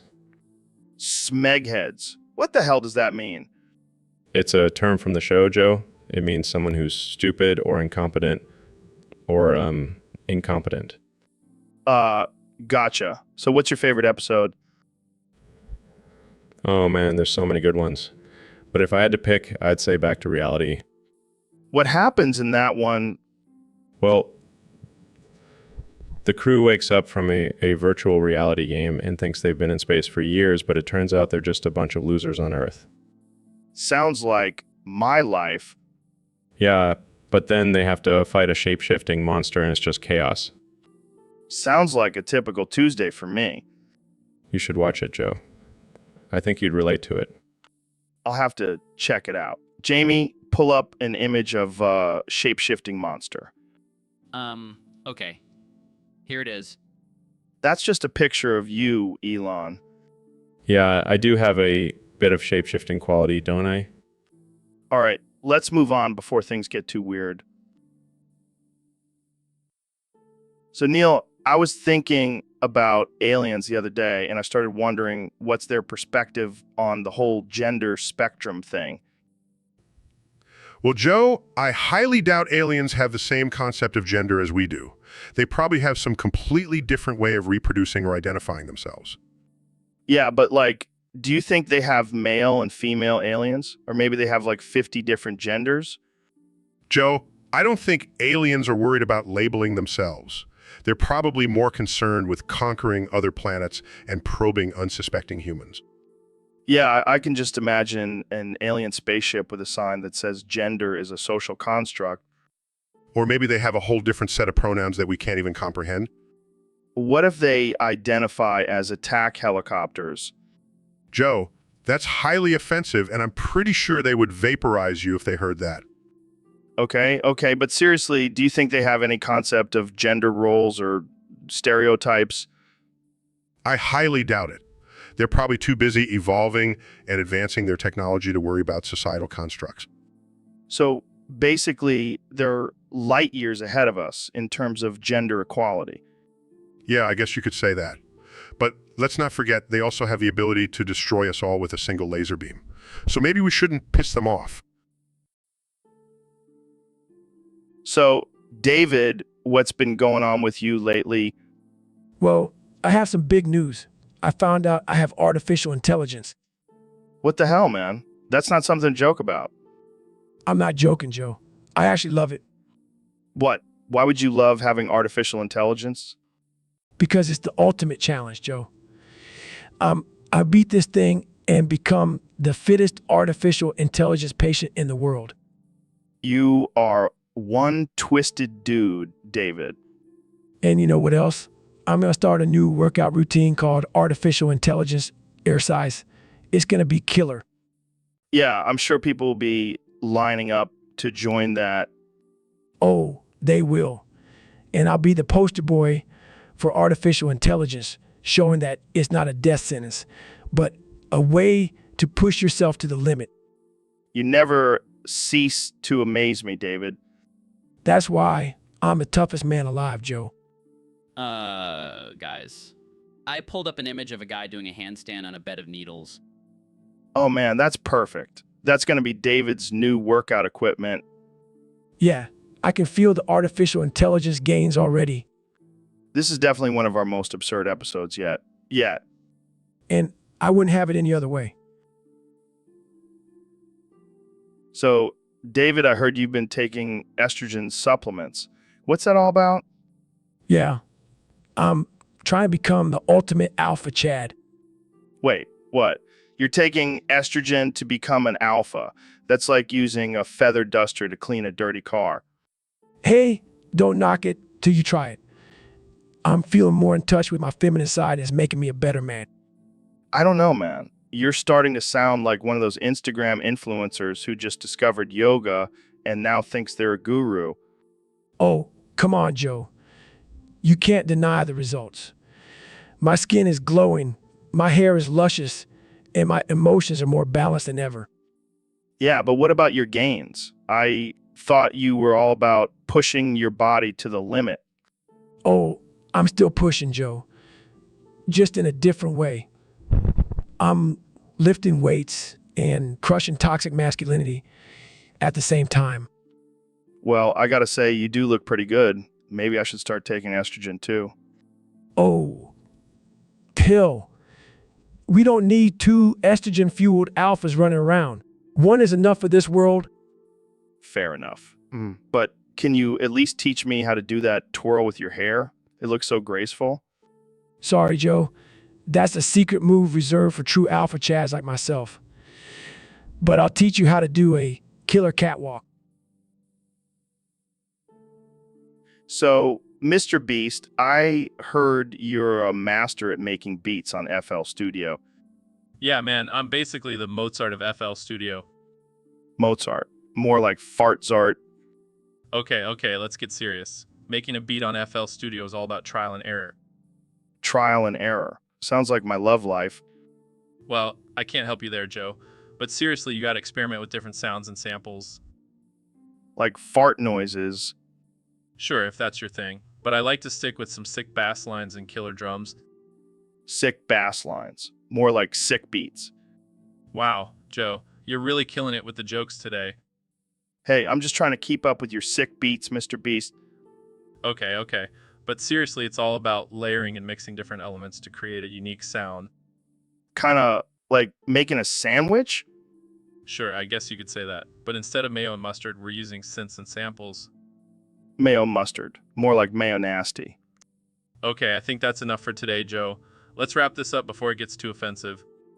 Too late, Mr. Beast. Too late. So, Neil, have you seen these calves? They're massive. I've been hitting the gym hard, and I swear they're getting bigger every day. Joe, I don't think anyone wants to hear about your calves. What? They're a work of art. I should enter them into a bodybuilding competition. I don't think that's how bodybuilding works, Joe. Well, I'm creating a new way of doing math based on Terrence Howard's texts. It's called Empire Algebra. That sounds interesting. Yeah, I'm going to be the next Einstein, but with better calves. Joe, I highly doubt Terrence Howard's texts are a reliable source for mathematical equations. Oh, come on, Neil. You're just jealous of my calves and my genius. I highly doubt anyone is jealous of your calves, Joe. Jamie, pull up an image of a roided calf. Joe, I don't think we should be promoting steroid use. All right, forgot about that. But seriously, look at these babies. They're like two small cows attached to my legs. I think we should change the subject now. Fine, but just know that these calves are going to be famous one day, and so is my Empire Algebra. So, Elon, I heard you have some interesting theories about the future of males. Oh yeah, Joe. Been doing some research, and it looks like the chromosome is on its way out. What does that mean exactly? Well, it means that in the future, all males will be femboys. Wait, what? Femboys? Yep. The Y chromosome is deteriorating, which means that eventually males will only have X chromosomes. And as we all know, X chromosomes are responsible for femininity. So you're saying that men will become more feminine? Exactly. And not just a little bit. I'm talking full-blown femboys. High-pitched voices, delicate features, the whole shebang. But what about testosterone? Won't that still make men more masculine? Nope. Testosterone production will also decrease, making men more emotional and sensitive. This is insane. What about reproduction? Oh, don't worry. We'll have artificial insemination and cloning. No need for traditional reproduction anymore. This is blowing my mind, Elon. But what about the future of masculinity? Who needs masculinity when you can have fabulousness? Plus, with all the advancements in technology, we can just upload masculinity into our brains if we really want it. Well, I guess we'll just have to embrace the femboy future. Exactly, Joe. It's time to say goodbye to toxic masculinity and hello to fabulous femboys. So, Elon, what's this game you've been playing? Oh, it's called The Game. The game. That sounds pretty generic. Yeah, I know. But trust me, it's the most mind-bending, soul-crushing game you'll ever play. Sounds intense. How do you play? Well, the goal is to not think about the game. But every time you do, you lose and have to announce it to everyone around you. That sounds like a nightmare. It is. But it's also addicting. I can't stop playing. Wait, so just by talking about the game, we're losing? Yep. And now you've made me lose too. Thanks a lot, Joe. Damn it, I just lost too. This game sucks. It's a never-ending cycle, Joe. You'll never win. Well, I guess we're both losers now. At least we're losers together, Joe. That's what friendship is all about. Jamie, pull up an image of a sad clown. That's how I feel right now. Oh, come on, Joe. Don't be such a sore loser. Easy for you to say, Mr. Billionaire. Losing doesn't affect you. Money can't buy happiness, Joe. And it definitely can't buy a win in the game. Well, I hate this game. I'm never playing it again. That's what we all say, Joe. But then we... So, Elon, I gotta ask you, why is Alexandria Ocasio-Cortez so damn smart? Well, Joe, it's simple. She's got a brain the size of a planet and a thirst for knowledge that can never be quenched. Yeah, but she's just a bartender turned politician. How did she get so smart? Well, I heard she used to mix drinks with Einstein's equations instead of liquor. That's how she got her start. No way. That's insane. But seriously, Joe, she's got a sharp mind and a passion for learning. Plus, she's not afraid to speak her mind and challenge the status quo. Yeah, I can see that. She's definitely not afraid to ruffle some feathers.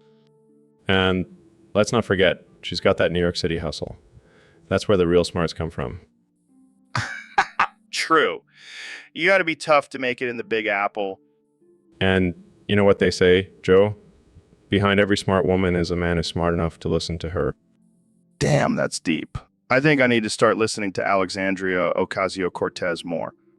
Just make sure to take notes, Joe. She's always dropping knowledge bombs. We'll do, Elon. Thanks for clearing that up for me. Anytime, Joe. Now let's go smoke some weed and talk about colonizing Mars. So, Mr. President, I heard you have a unique way of eating hot dogs. Let me tell you, Joe, it's the biggest, hugest, greatest way to eat a hot dog, believe me. Oh yeah, what's your secret? Mustard, lots and lots of mustard, but not just any mustard, the best mustard, the classiest mustard. And what do you do with this mustard? I drink it, Joe. I drink it after I eat the hot dog. It's a game changer. That's interesting. Interesting. You know what they say, Joe? Once you go mustard, you never go back. I don't think anyone says that. Well, they should, because it's fantastic. The best way to eat a hot dog. And I should know, I've eaten a lot of hot dogs in my time. I'm sure you have, And let me tell you, Joe, no one eats hot dogs better than me. No one. I'll take your word for it, Mr. President. You should, Joe. You should. Now, if you'll excuse me, I have a hot dog and a bottle of mustard waiting for me in the Oval Office. Of course you do. Thanks for coming on the show, Mr. President. Anytime, Joe, anytime. Just remember, mustard is the key to a successful hot dog. Believe me. So, David, I heard you used to be into some weird stuff. Care to share? Oh, yeah, Joe. Back in the day, I was all about using catheters. What the fuck? Why? It was a rush, man. Nothing like feeling that tube slide up your urethra. It was like a party in my dick hole. That's fucking disturbing, bro. You know, what's even more disturbing? When I would hook it up to a bag and collect my piss like a trophy. Okay, I think I'm gonna throw up. Come on, Joe. Don't be such a pussy. You gotta try it. It's sometime. No fucking way, man. I'll stick to smoking weed and doing DMT. Suit yourself. But let me tell you, there's nothing like the feeling of a catheter slowly being pulled out of your dick. I think I'm gonna have nightmares tonight. Sorry. But hey, at least I don't have to worry about peeing on long runs anymore. Catheters are a runner's best friend. You're a fucking lunatic, David. Damn right I am. And I wouldn't have it any other way. So, Neil, I heard you have some groundbreaking news for us today. Yes. Joe, after years of research and experiments, I have finally discovered the cure for cancer. Wow, that's amazing. What is it? It's foreskin. Wait, what? What? Yes, Joe. Foreskin. It has amazing regenerative properties that can cure any type of cancer. That's insane. So, what do we do? Start collecting foreskin from babies? Well, that's one option. But I was thinking we could just clone my own foreskin and mass produce it. Cloning your foreskin. That's next level science right there. Joe, this is no laughing matter. Lives are at stake here. Right. Sorry. So, how do we get this cure out to the public? I was thinking we could put it in a pill form, but it might have a bit of a distinct taste. Oh man, I can already imagine the reviews on Amazon. This cancer cure tastes like dick, but it works. Well, I did say it was a groundbreaking discovery. I can see it now. People lining up to get their hands on your foreskin pills. You'll be a billionaire. Joe, this is not about money. It's about saving lives. Right. Sorry. So when can we expect this miracle cure to hit the shelves? Well, it's still in the testing phase, but... So, Elon, have you tried my homemade Homeo cream sauce yet? No, Joe. I can't say I have. Well, let me tell you, it's a game changer, made with my own excrement. It's the perfect blend of tangy and creamy. I don't think I'll be trying that anytime soon. Come on, don't be such a wuss. You're the guy who sent a car to space. You can handle a little poop sauce. Oh yeah, because sending a car to space and eating poop are totally comparable. Trust me, once you try it, you'll never go back. It's like a party in your mouth, and everyone's invited. I'll stick to my space crackers, thank you very much. Suit yourself. More for me and Jamie. Speaking of which, Jamie, pull up an image of my homemade Amayo cream sauce. Are you sure? Of course I'm sure. Look at that creamy goodness. It's like a Jackson Pollock painting, but tastier. Yeah, I think I'll pass on that one. Suit yourself, but you're missing out on a whole new level of flavor. Plus, it's great for your gut health. I think I'll stick to my cum smoothies for that. Suit yourself, but I'll be over here enjoying. So, Phil, I gotta say, you've been my biggest inspiration since day one. Really? That's high praise coming from the king of the DMT trip. Oh yeah, I mean, your gaming skills are off the charts. And don't even get me started on your rage quits. Hey, I take pride in my rage. It's an art form. And let's not forget your infamous bankruptcy. That takes some serious balls. Hey, I may have lost all my money, but at least I still have my pride. And my loyal fan base. Speaking of money, did you hear about Trump's billions? He could probably bail us both out if we ever hit rock bottom. Oh, please. I don't need Trump's money. I have my own loyal army of pay pigs. Pay pigs? Is that like a new gaming term? No, it's my fans who give me money to support my lavish lifestyle. Damn, I need some pay pigs. Maybe I should start streaming my DMT trips. Ah, good luck with that. But seriously, Joe, I appreciate the love and admiration. Maybe one day you'll be as successful as me. I can only dream. But hey, at least I have you as my role model and Trump's billions as a backup plan. So, Elon, I heard you have a crazy story about skipping school.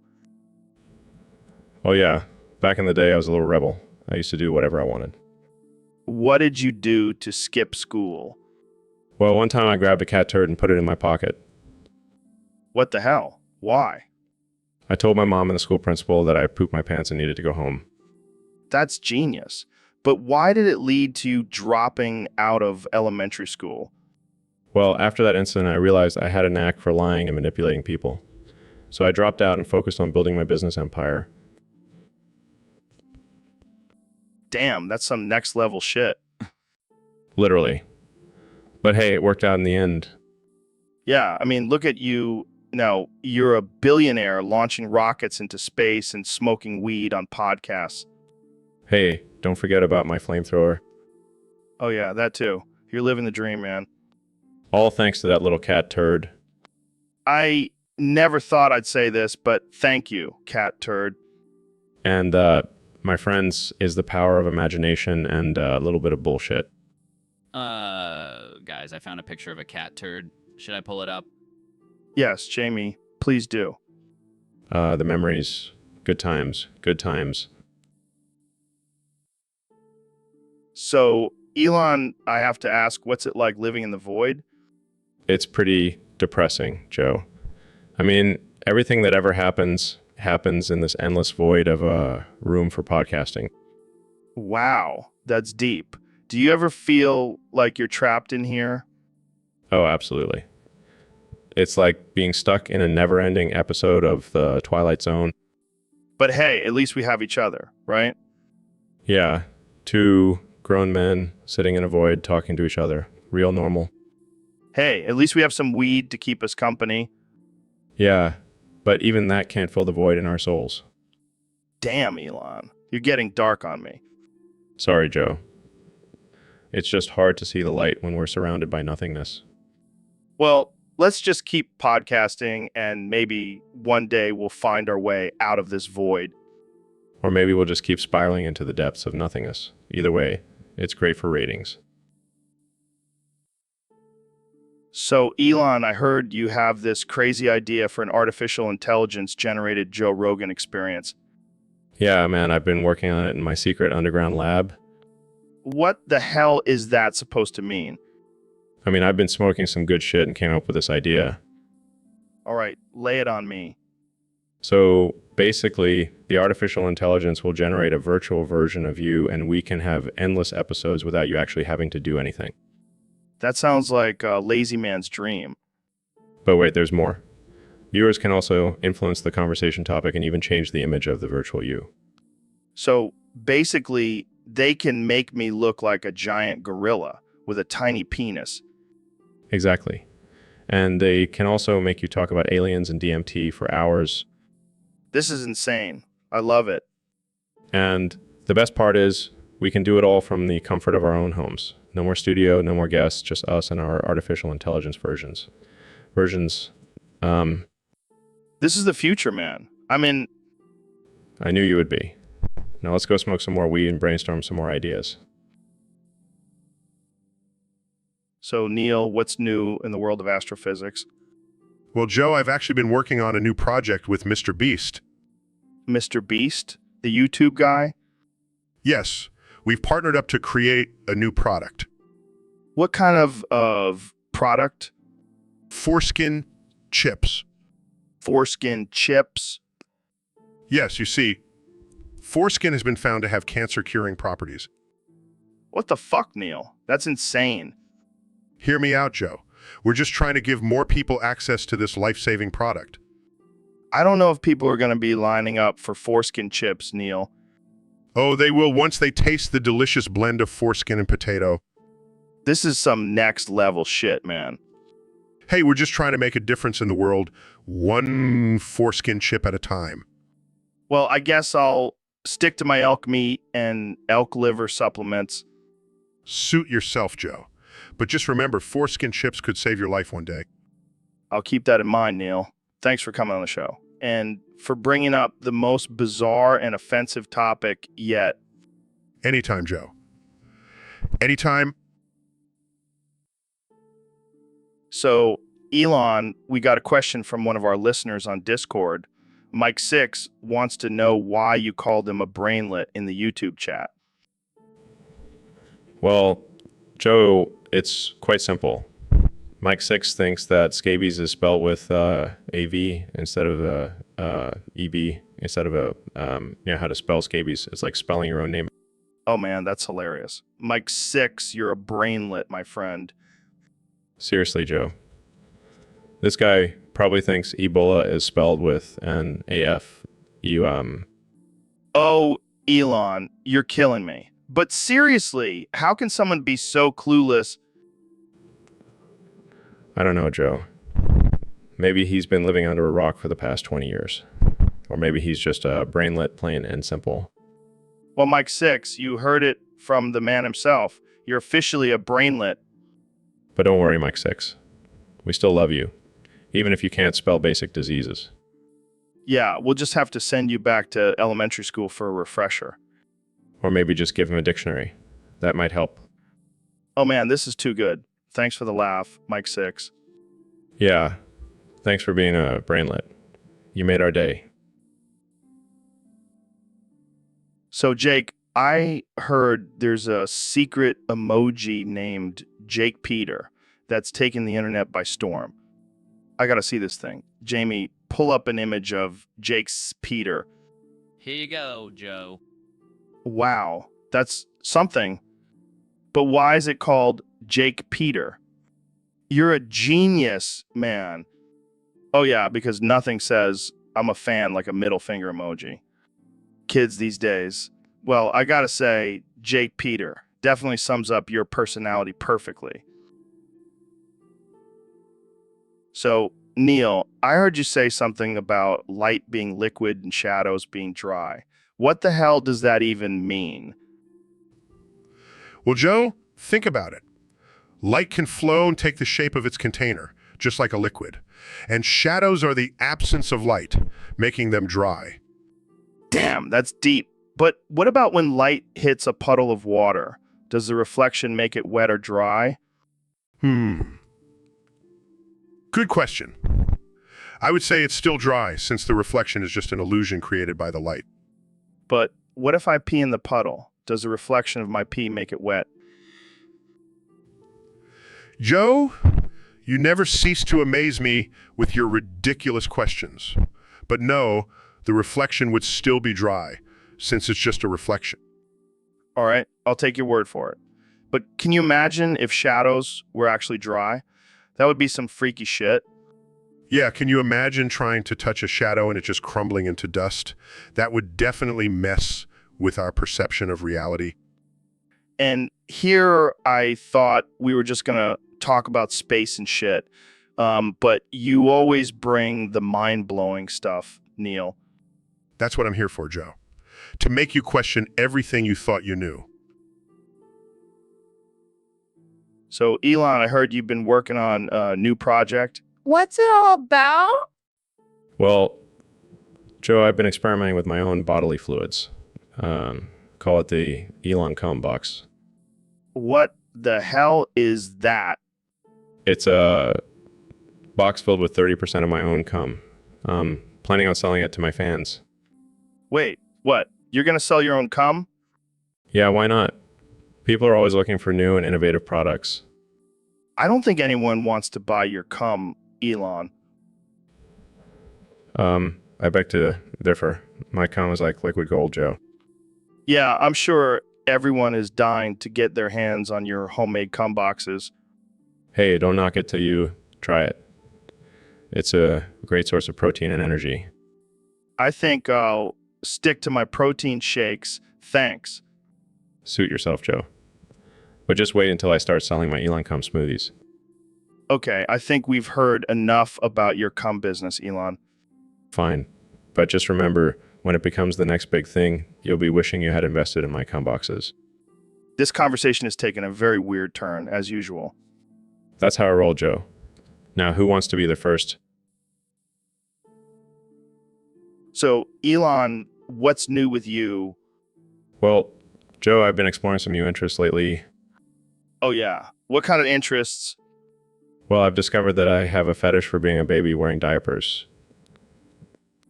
Wait, what? What? Yeah, I love the feeling of being taken care of and having someone change my soiled diapers. That's interesting. I even reached out to Roseanne Barr to see if she would be willing to change my diapers. Dude, that's messed up. Hey, don't judge me. It's just a kink. I mean, I've heard of some weird fetishes, but this takes the cake.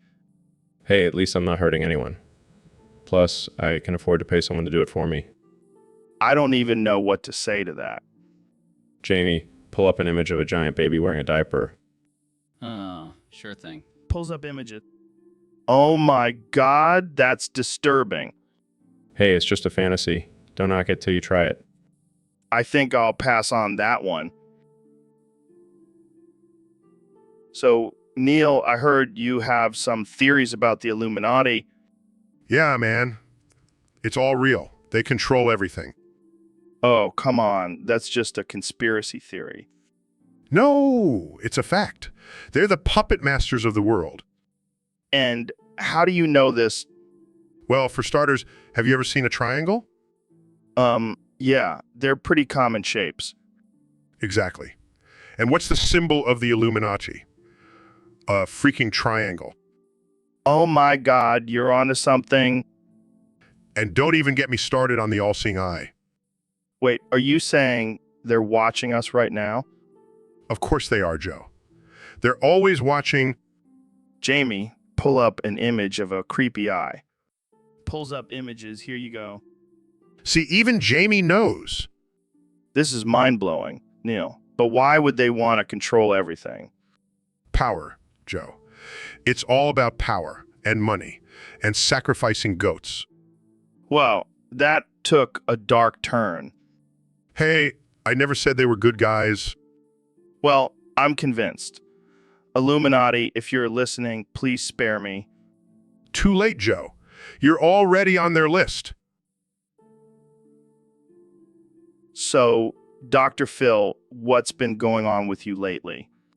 Well, Joe, I've been doing a lot of thinking and I've come to a realization. Oh yeah, what's that? Minecraft is real, Joe. It's all around us. What are you talking about, man? I'm serious, Joe. I've been playing it for hours and I can't stop. I even brought my own pickaxe from home. Wait, you brought a pickaxe? What are you gonna do with that? I'm gonna mine for diamonds, Joe. Diamonds. Dr. Phil, stop. This is not Minecraft. This is real life. But it looks just like it, Joe. The graphics are amazing. Oh God, we're trapped in a room with a crazy man who thinks he's in Minecraft. I'll save us, Joe.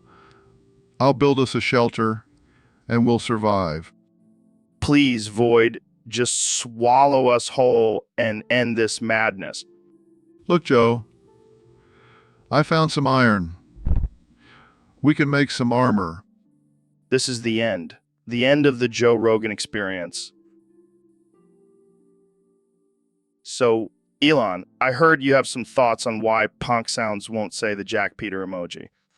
Oh yeah, it's because they're a bunch of snowflakes, Joe. Snowflakes. What do you mean? Well, they're afraid of offending anyone.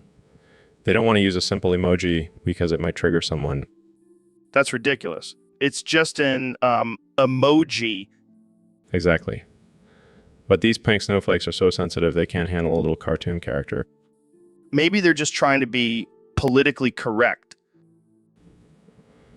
Oh, please, Joe. These pink snowflakes wouldn't know political correctness if it hit them in the face with a flamethrower. Okay. But seriously, why do you think they're so afraid of offending people? Because they're weak, Joe. They can't handle a little controversy. They'd rather hide behind their keyboards and complain about everything. But isn't it important to be considerate of others' feelings? Sure, but not at the expense of free speech and expression. These pink snowflakes need to toughen up and stop being so damn sensitive. Well, I can't argue with that, but let's move on to something more interesting. Like, how do you plan on colonizing Mars? Oh, that's easy. We'll just send all the pink snowflakes there and let them create their own safe space. Now, that's a plan I can get behind. Thanks for joining me, Elon. So, Neil, I noticed you got a new chair for the podcast. What's the deal with that? Oh yeah, I upgraded to this state-of-the-art ergonomic chair. It's supposed to help with my posture and reduce back pain. Well, that's great for you. But what about me? I'm the host of this podcast. Shouldn't I have the best chair? Joe, calm down. It's just a chair. Just a chair. This is the Joe Rogan experience, not the Neil deGrasse Tyson experience. I demand the best chair. Joe, I didn't mean to upset you. We can switch chairs if you want. No, it's too late for that. I'm already triggered. I demand that you give me your chair and sit on the floor like a peasant. Joe, that's ridiculous. We can both have good chairs. No, I refuse to share. This is my podcast, and I deserve the best of the best. Now give me that damn chair. Fine, take it. But just remember, it's not the chair that makes the podcast. It's the conversation. Shut up, Neil. I'm too busy enjoying my comfortable new throne. Now let's get back to talking about DMT and chimps. So, Neil, I heard that everyone can only say, "What's up with that?" Well, Joe, it's a rare condition called autism where people are only able to communicate through the use of asterisks. That's wild, man. Can you imagine trying to order a burger with just... I know, right? And imagine trying to have a meaningful conversation with your significant other. What?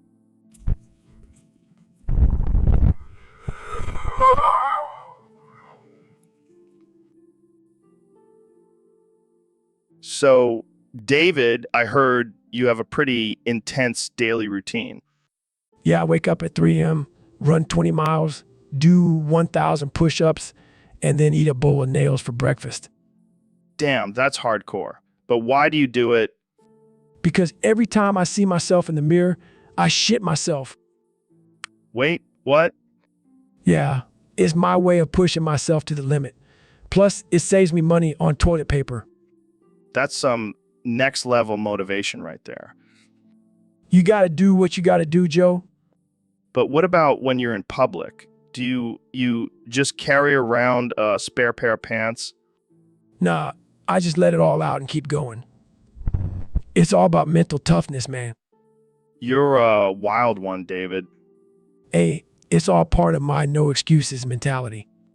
Well, I can't argue with that, but I think I'll stick to my morning coffee and light jog. Suit yourself, Joe. But just remember, every time you see yourself in the mirror, you're missing out on a prime opportunity to push yourself to the limit. Guys, I pulled up an image of a toilet with the words mental toughness written on it. Perfect timing, Jamie. Perfect timing. So, Neil, what's been going on with you lately? Oh, just got in a bit of trouble with my mom. Trouble? What did you do? Steal her car? No, worse. She caught me playing with fireworks and the anarchist cookbook in our family home's garage. Oh man, your mom must be so proud. Yeah, she was not happy. Said I was going to blow up the whole neighborhood. Well, at least you were being productive. Yeah, because learning how to make a homemade bomb is a great life skill. Hey, you never know when you might need it, like when the aliens invade. Right? Because that's a real possibility. Hey, you're the astrophysicist, not me. I just like to blow stuff up. I should have known better than to trust you with my secret hobbies. Hey, at least now we have something to talk about on the podcast. Yeah, because nothing says science and education like playing with explosives. You know what they say, science is just a fancy word for blowing shit up. I think I need to have a serious talk with my mom about my life choices. Or just show her some of the cool explosions you can make with those fireworks. Moms love that stuff. So, David, I heard you've been experimenting with some interesting substances lately. Yeah, man. I've been taking Datura Jimson weed, and let me tell you, it's a game changer. What the hell is that? It's a plant that makes you trip balls, but in a good way. And how does it make you a better alpha specimen? Well, first of all, it opens up your mind to new possibilities.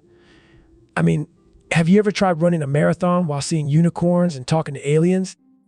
Can't say I have. Exactly. It's a whole new level of mental toughness. But what about the physical effects? Oh, it's like a pre-workout on steroids. I can lift twice my body weight and run twice as fast. But what about the side effects? Who cares about side effects when you're an alpha specimen? Plus, it's a great way to purge all those toxins from your body. I think I'll stick to my cum smoothies, thanks. Suit yourself, Joe. But let me tell you, once you try Datura, you'll never go back to being a beta. So, Neil, tell us about the Big Bang. Well, Joe, it's a fascinating theory that explains the origin of our universe. Yeah, but can you explain it without using the letter, Challenge accepted. Picture this, Joe. A massive explosion billions of years ago caused the universe to expand rapidly. And what happened next? Well, the particles from the explosion started to cool and form into galaxies, stars, and planets. That's insane, man. And what about us, humans? We are the result of millions of years of evolution, Joe. From single-celled organisms to complex beings capable of contemplating the mysteries of the universe. Damn, that's deep. But how do we know all this for sure? Through scientific evidence and observations, Joe. It's not just a wild guess, like your conspiracy theories. Hey, watch it, Neil. I'll have, my theories are top-notch. Sure, Joe. And I bet you also believe the Earth is flat. Okay, let's not get into that debate again. Thanks for explaining the Big Bang without using the letter, Neil. My pleasure, Joe. Now let's go smoke some DMT and contemplate the infinite possibilities of the universe. So, David, what's new with you? Well, I've been working on this new dietary supplement that will take your fitness game to the next level. Oh yeah, what's in it? What's in it? Well, it's a secret blend of testosterone, adrenaline, and unicorn tears. Unicorn tears? That sounds intense.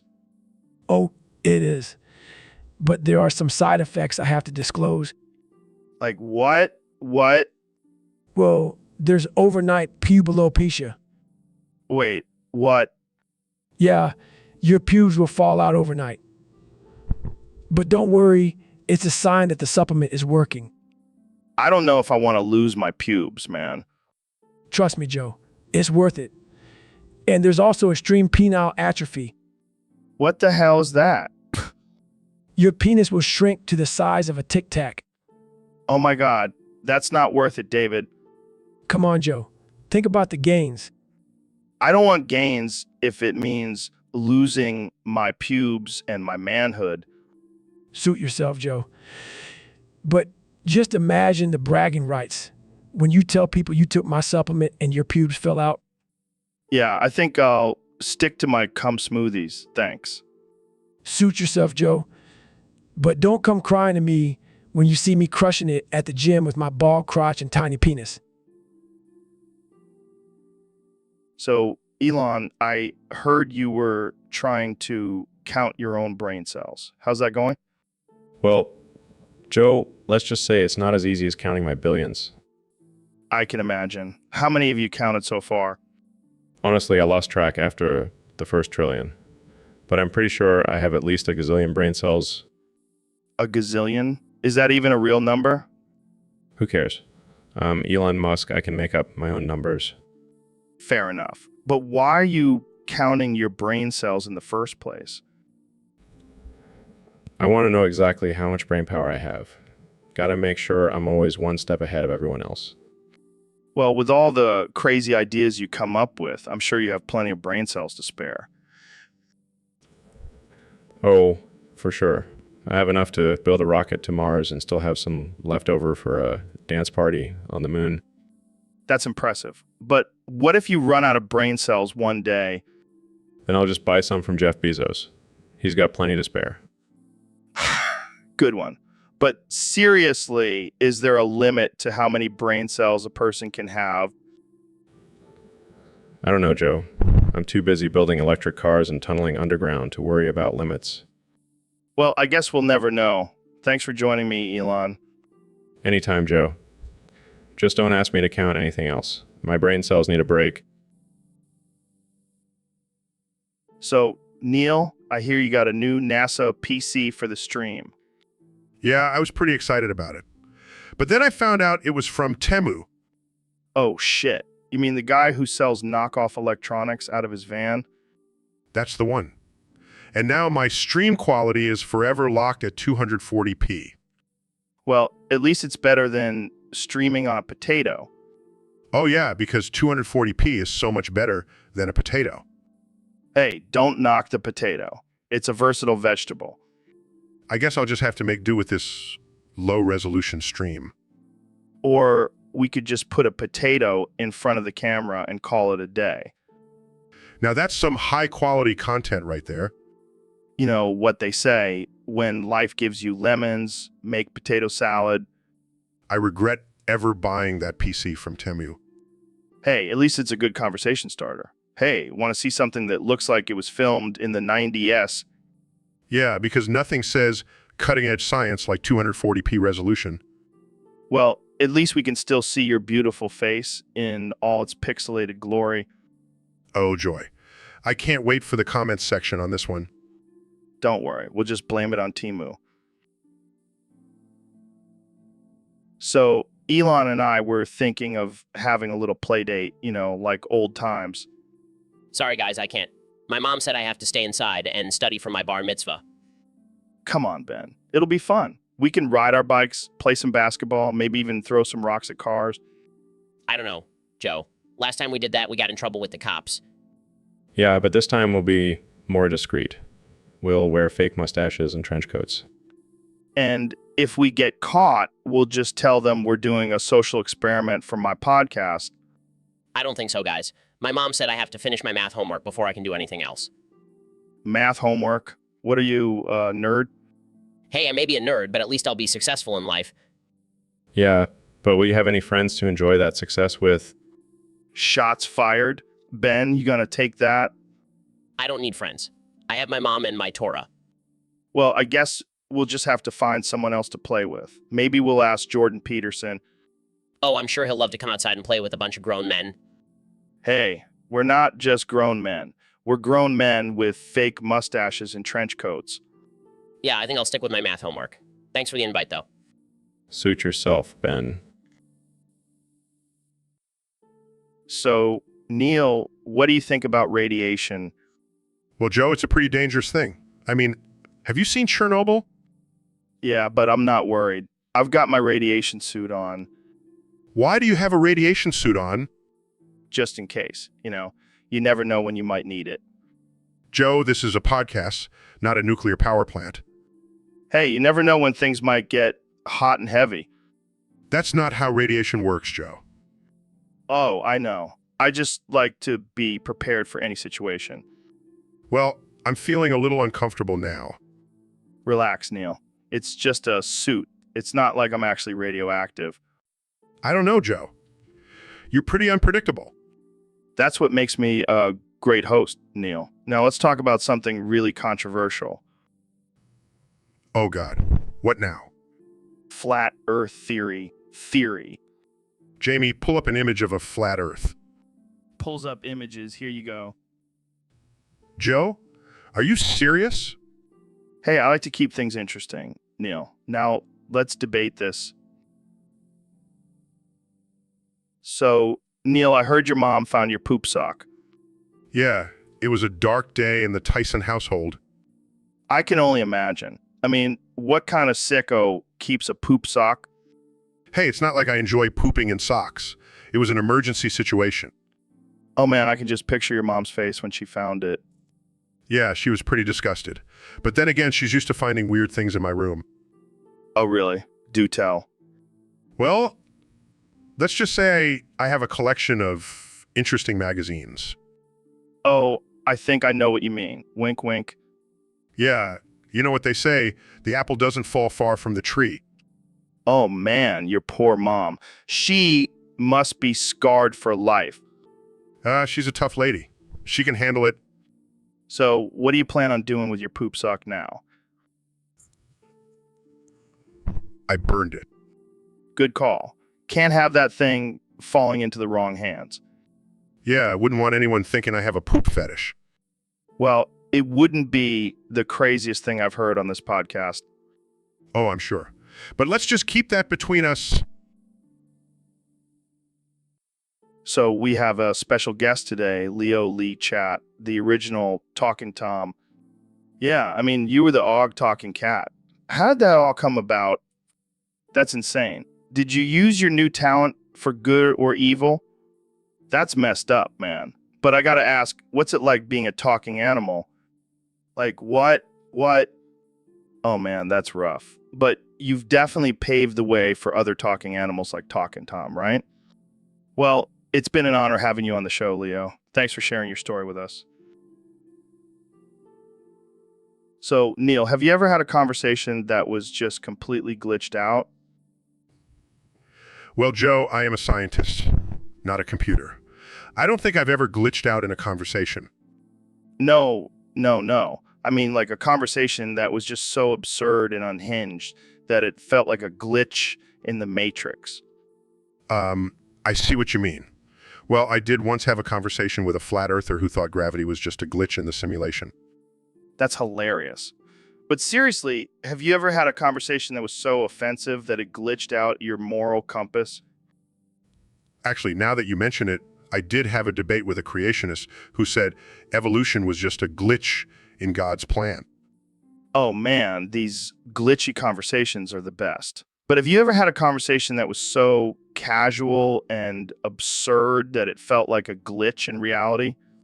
Well, I once had a discussion with someone who genuinely believed that the Earth was flat and that dinosaurs were just a government conspiracy.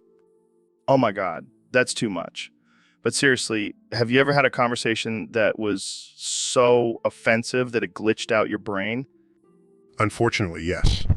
I once had a debate with a climate change denier who said global warming was just a glitch in the weather patterns.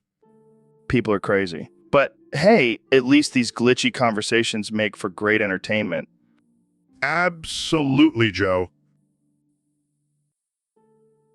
So, Dr. Phil, I heard you recently participated in Furry Freak Off with Diddy. How did that go?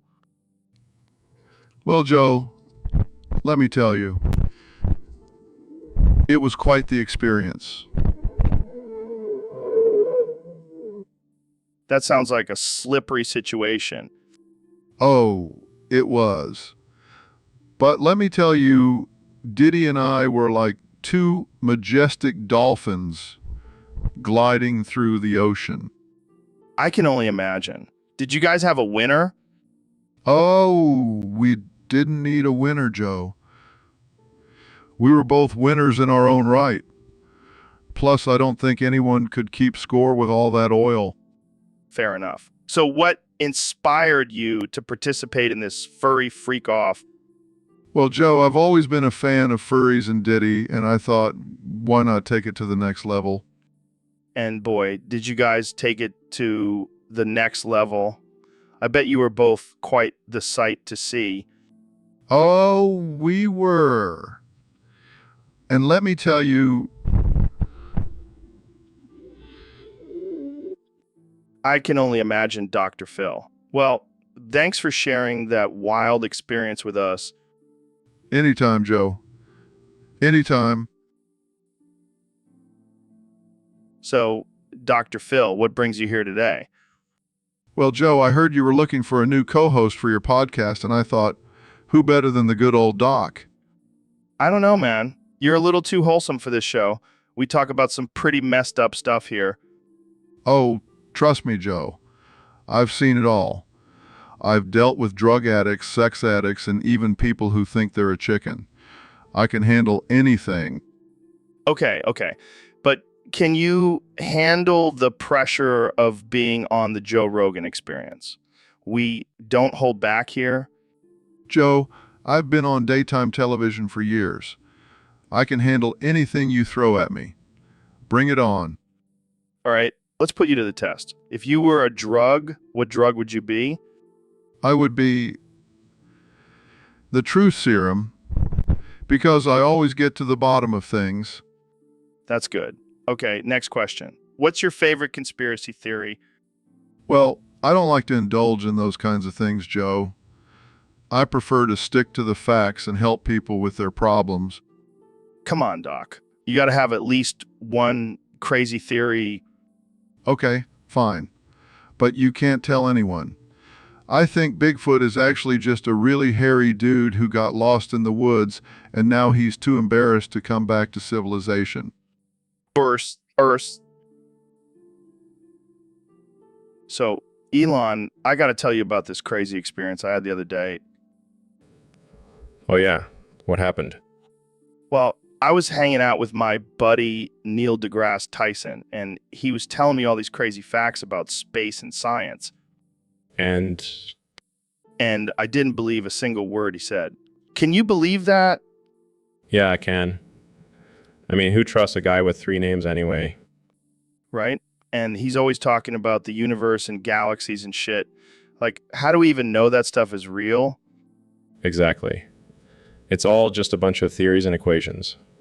Prefer to stick to what I can see and touch. Yeah, because you definitely haven't sent any rockets into space or anything. Hey, I never said I didn't believe in space travel. I just don't trust everything those science guys tell us. Yeah, they're probably just making it all up for attention. Like those flat earth people. Oh, man, don't even get me started on them. I mean, have they ever even been to the edge of the Earth? Maybe we should send them on a trip with you to Mars. That'll shut them up. Now that's an idea I can get behind. Let's make it happen. So, Elon, I heard you recently went to Guatemala. How was that? Oh, man, it was a wild ride. Thought I was going to Guatemala, but ended up in Guadapur.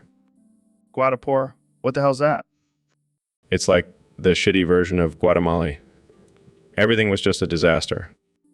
How so? Well, first off, the food was terrible. I had some beans and rice and ended up with food poisoning. Oh man, that's rough. What else happened? I tried to take a hike in the jungle, but ended up getting chased by a pack of wild chihuahuas. Chihuahuas in the jungle? Yeah, I don't know how they survive out there. But they were vicious little buggers. Did you at least get to see any cool sights? Well, I did see a volcano, but it erupted while I was there and I had to run for my life.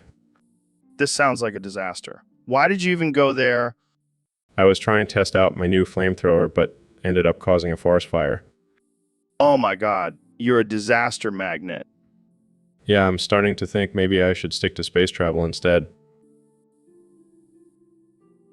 So, Dr. Phil, have you ever made whale noises before? Joe, what kind of question is that? Of course not. Come on, it'll be fun. Just give us your best whale impression. I'm a respected psychologist, not a damn marine mammal. Oh, come on, don't be a party pooper. Everyone loves a good whale noise. I'm not going to make a fool of myself for your entertainment, Joe. Fine, I'll do it myself. Makes ridiculous whale noises. Good Lord, what have I gotten myself into?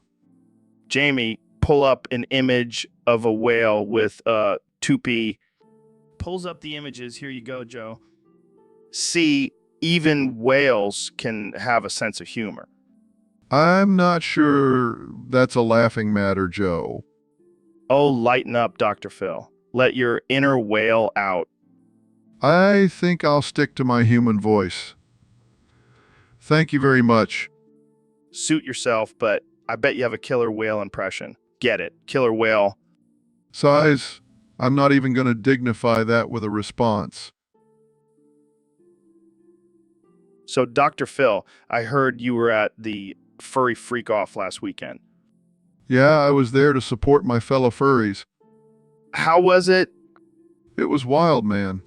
I only used 96 bottles of oil this time. Not my usual 100. Only 96. What happened? Well, I ran out of oil and had to use some mayonnaise as a substitute. You're kidding, right?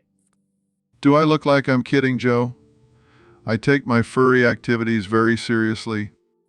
I can't even imagine what that must have looked like. Let's just say it was slippery and creamy. Oh, man. I bet those furries were in for a surprise. They loved it. And I even got some new furries to join my cult. I mean, who wouldn't want to be a part of a cult where you use mayonnaise as lube? Exactly, Joe. Well, I'm glad you had a good time, Dr. Phil. Keep spreading that furry love. Always, Joe. Always. So, Ben, I heard you have a bit of a gambling problem. Yeah, I may have lost a few $100,000 playing blackjack. Damn, that's rough. But hey, at least you're good at it, right? Oh yeah, I'm like Rain Man at the blackjack table. You mean you have an autistic savant who helps you count cards? No, I mean, I'm really good at counting cards because I have no soul. Oh, man, that's dark. Hey, it's not my fault. I was born this way. Yeah, because being a soulless ginger automatically makes you a blackjack pro. Hey, I'll have you know that gingers have a higher pain tolerance and are therefore better at enduring the losses of gambling. Is that a fact? Yes, it's science. Just like how I'm always right about everything. Oh, boy, here we go. I even wrote a book about it. Oh, yeah, I'm sure that's a real page turner. Well, it's definitely better than your stand-up comedy career. Guys, is relevant? Oh, Jamie, you never disappoint. So, David, I heard a rumor that you like to have same-sex relations to enhance your masculine energy. That's right, Joe. I ain't afraid to admit it. I like to get down and dirty with my bras. But doesn't that mean you're not hetero? Oh, I'm as straight as an arrow, Joe. I just like to mix things up a bit. Keeps things interesting, you know? I don't know, man. That sounds pretty gay to me. Gay. No way, Joe. It's all about the energy. And let me tell you, nothing gets my testosterone pumping like a good old-fashioned man-on-man action. I don't even know what to say to that. Just say you're impressed, Joe.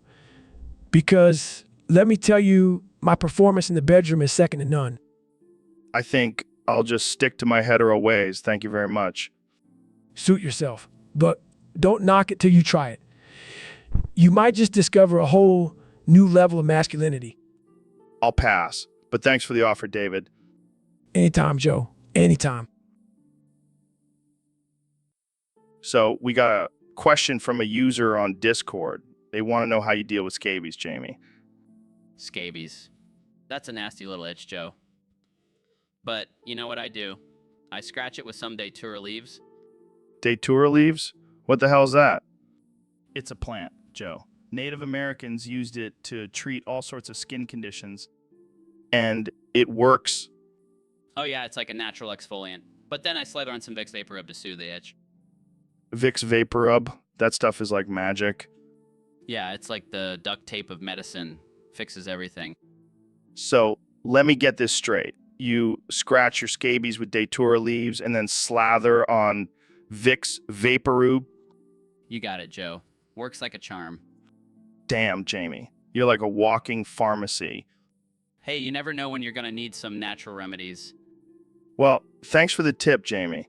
I'll be sure to keep some Datura leaves and Vicks VapoRub on hand, just in case. No problem, Joe. Just don't mix them up with your snacks. Trust me, it's not a pleasant experience. Noted. So, guys, I heard some big news. Mr. Beast and Elon Musk are getting married. Yeah, we're in love. And we're also going to live stream the whole thing and give away $1 million to one lucky viewer. Can I be the best man? I promise I won't do any mushrooms before the ceremony. Sorry, Joe. We already asked our pet chimpanzee to be the best man. Well, can I at least be the ring bearer? I'll dress up as a bear and everything. I don't think that's appropriate, Joe. Fine. I'll just be a regular guest then. But I better get a goodie bag with some Tesla merch. Of course, Joe. You'll get a free flamethrower and a signed photo of me and Elon. This is going to be the most epic wedding ever. I can't wait to see the live stream. Yeah, and maybe we'll even break a world record for the most expensive wedding ever. Sorry, Kim and Kenya. So, Ro, have you ever tried DMT? DMT. What the hell is that? It's this crazy psychedelic drug that opens up your mind to a whole new dimension. Oh, like that time I took acid and thought I was a unicorn. No, man, this is next level shit. I saw the universe and talked to aliens. Aliens. That's some crazy shit, man. And then I heard these whale calls under the water. It was like I was communicating with them. Dude, you were probably just tripping balls. No, I swear it was real. I even saw a mermaid. A mermaid? Did you try to hook up with her? No, man. I was too busy talking to the whales. Well, I guess now we know who Aquaman really is. Shut up, Ro. You wouldn't understand the spiritual journey I went on. Yeah, because not crazy enough to try DMT.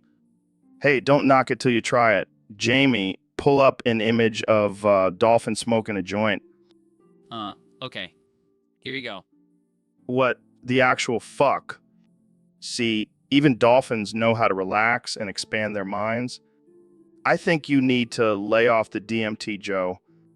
Nah, I'll stick to my whale calls and mermaid conversations. It's the only way to truly live.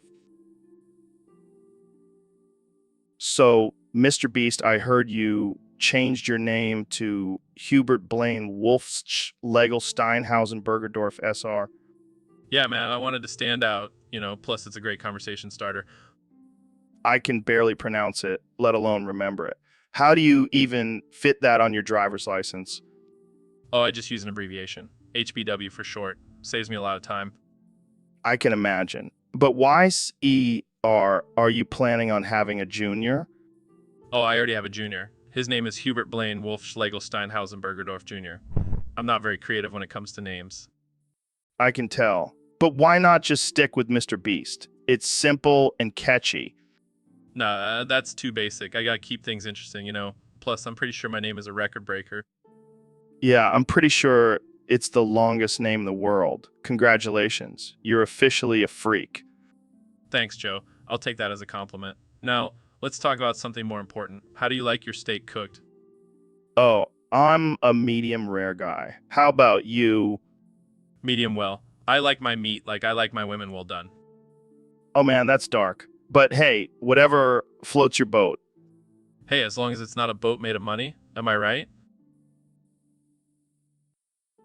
So, Elon, I've been noticing something lately. Your eyebrows are looking a little thicker. Thanks, Joe. I've been using this new serum. It's made from the tears of my competitors. That's some diabolical shit right there. I've been thinking about starting a new business. Eyebrow grooming for the elite. Oh yeah, because that's what the world needs. More perfectly shaped eyebrows. Hey, don't knock it till you try it. I could make millions. I don't know, man. Seems like a slippery slope. Next thing you know, you'll be selling butt implants. That's a $1 million idea.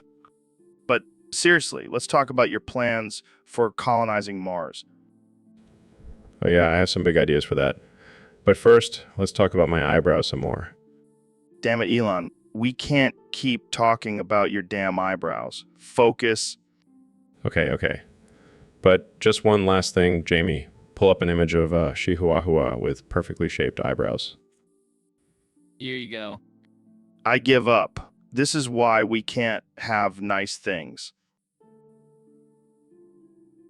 So, David, I heard you have a new clothing line coming out. What's the deal with that? Yeah, man, I'm all about pushing boundaries and breaking stereotypes. So I thought, why not create a line that challenges traditional ideas of masculinity? Okay. What kind of stuff do you have in this line? Well, for starters, we have high heel running shoes. Because real men run in heels, Joe. It's all about that ankle stability. Are you serious? What's next? Lace thongs for deadlifts? Actually, we have striped thigh-high socks for alphas who want to show off their gains, and lace corsets for core strength building. I don't know if I can get behind this, man. I mean, I like to lift weights and run, but I don't need to look like a cross-dressing bodybuilder while doing it. Come on, Joe. Don't be afraid to embrace your feminine side. Real men wear corsets. Yeah, because nothing says alpha like squeezing into a lacy corset. Hey, it's all about challenging societal norms and pushing ourselves to be the best versions of ourselves, even if it means wearing a corset while doing burpees. Well, I can't argue with that, but I think I'll stick to my plain old t-shirts and shorts for now. Suit yourself, Joe.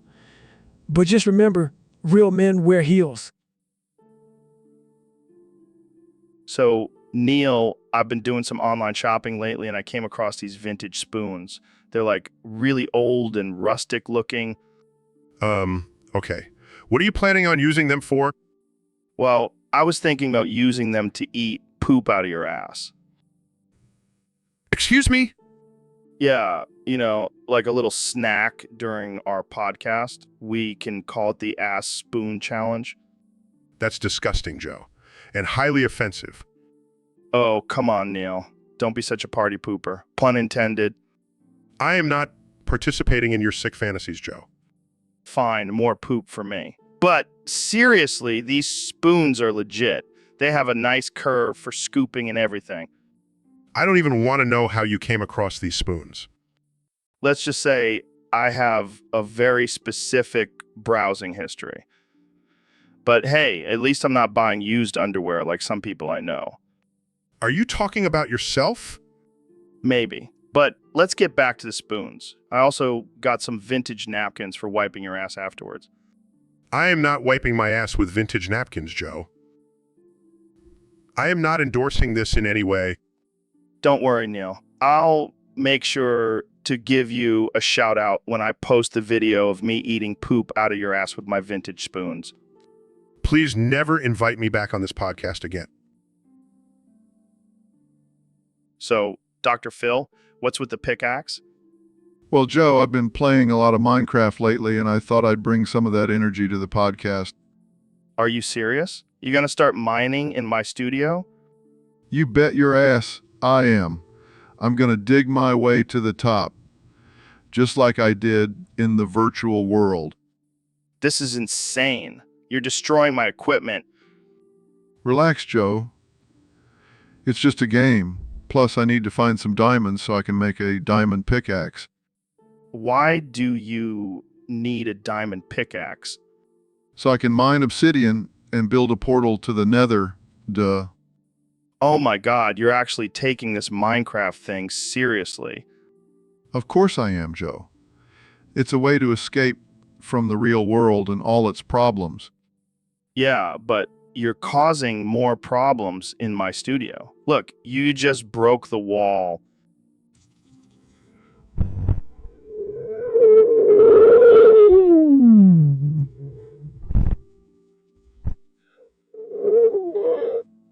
I can't believe I'm saying this, but can we please get back to a normal conversation? Fine, but can I keep the pickaxe? I need to go mine some diamonds after this. Sure, just don't break anything else. And maybe lay off the Minecraft for a bit. No promises, Joe. The digital world is my new addiction. So, David, I heard you're a beast at improvising. Can you drop some sick rhymes for us? Oh, hell yeah. Joe, I got bars for days. Watch me spit some fire. All right, let's hear it. Clear his throat. Yeah, I'm David Goggins, the king of the grind. Damn, that's some real motivation right there. Continues, I don't need no fancy words, just keeping it simple. That's some real boom bop right there. Finishes, so when life gets tough, just remember my name.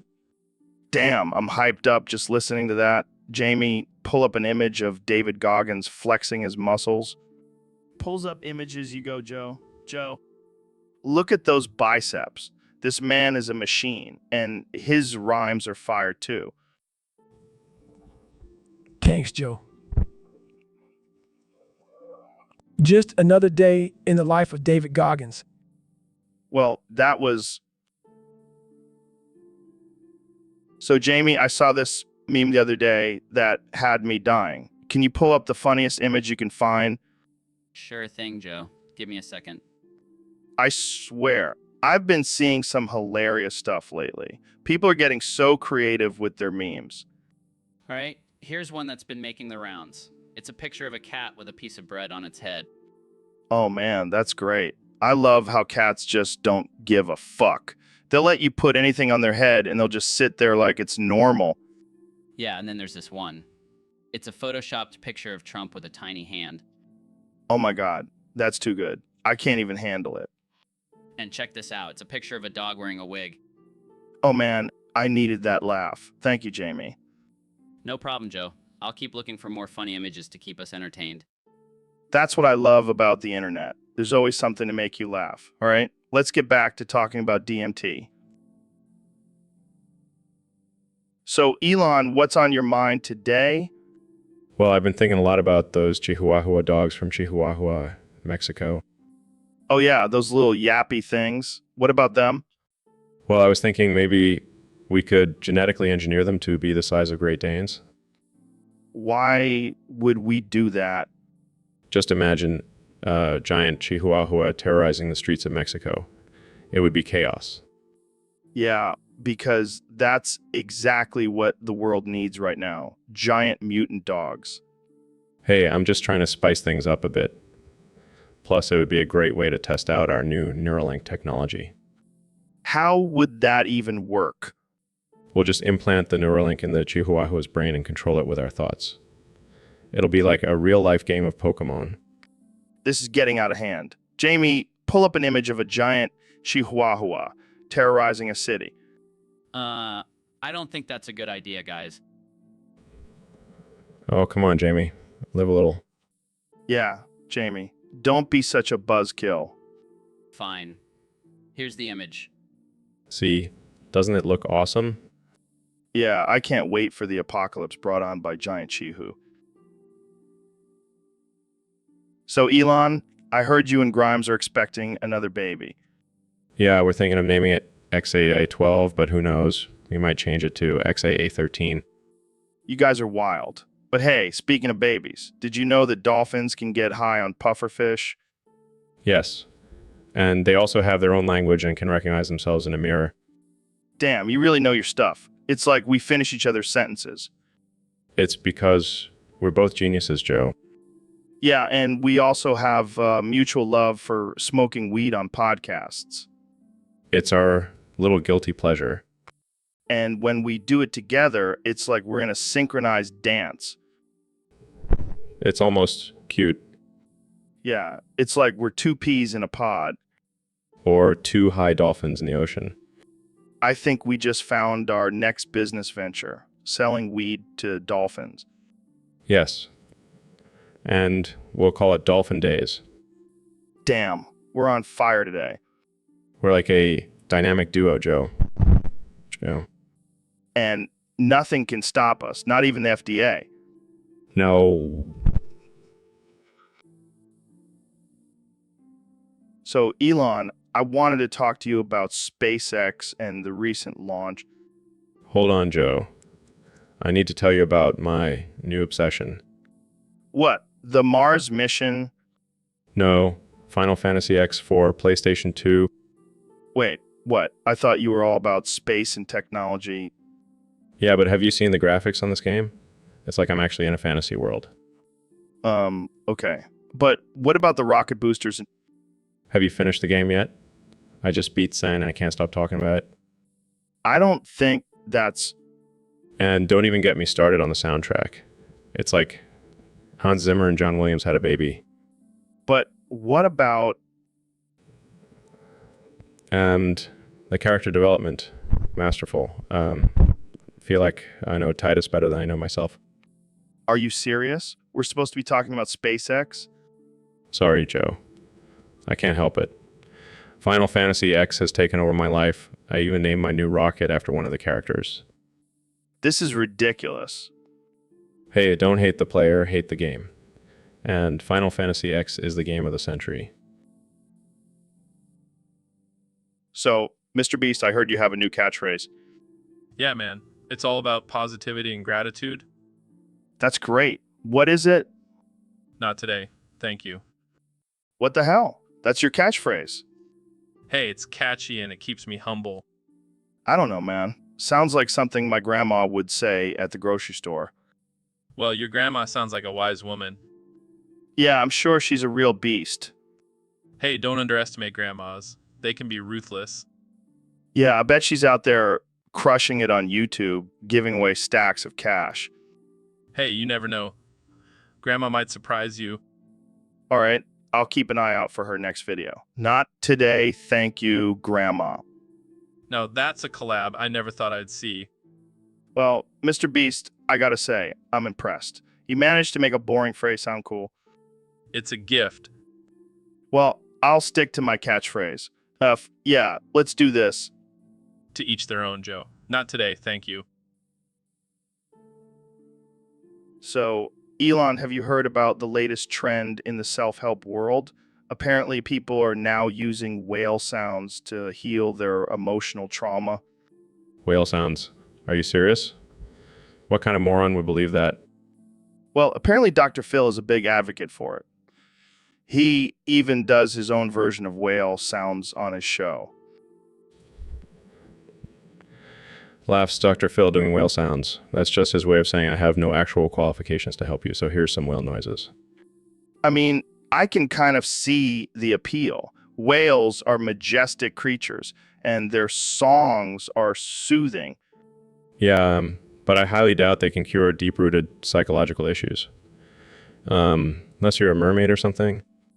Hey, don't knock it till you try it. Maybe we should do a podcast episode with just whale sounds in the background. Sarcastically, oh yeah, that'll really boost our ratings. Just two grown men making whale noises for an hour. Hey, it could be our most successful episode yet.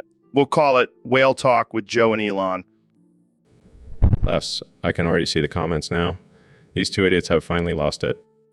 But hey, at least we'll be relaxed and emotionally healed while everyone else is still dealing with their issues. Chuckles, I'll stick to my rocket science. Thank you very much. But hey, if anyone wants to pay me to make whale sounds, I'm open for business.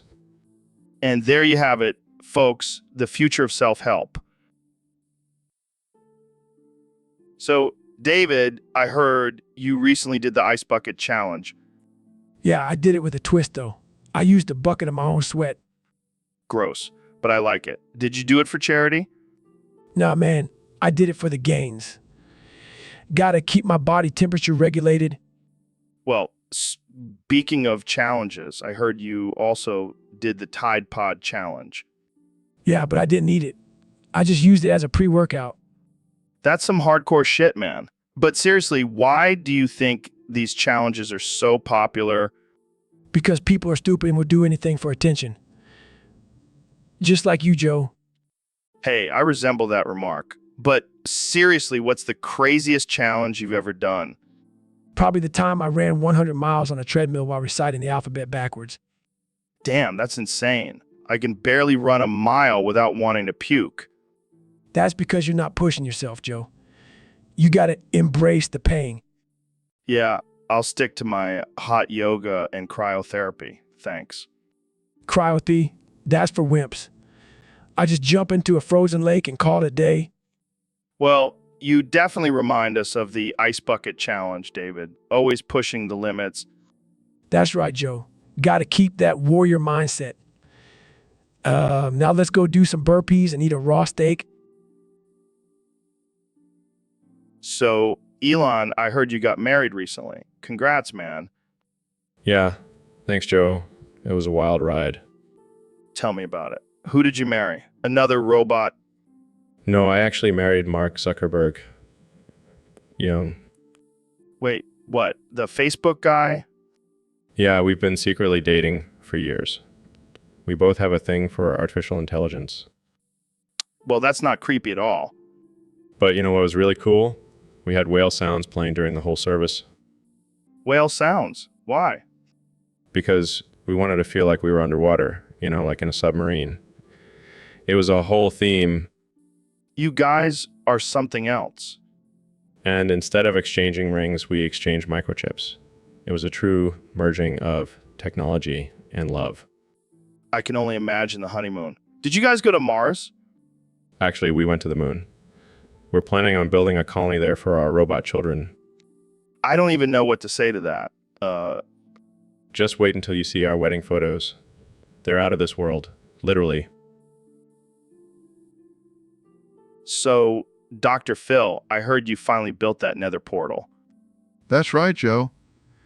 I've been working on it for weeks. It's a masterpiece. It looks like a pile of black rocks to me. Oh, come on, Joe. It's a perfectly crafted rectangle. Yeah, if you were a blind toddler. You know what, Joe? Maybe I should have just built a giant penis instead. No, that's something I can appreciate. Of course you would, you Neanderthal. Hey, don't knock the Neanderthals. They were pretty advanced for their time. Yeah, they didn't have to deal with building nether portals? True, but they did have to deal with saber-toothed tigers. That's pretty badass. All right.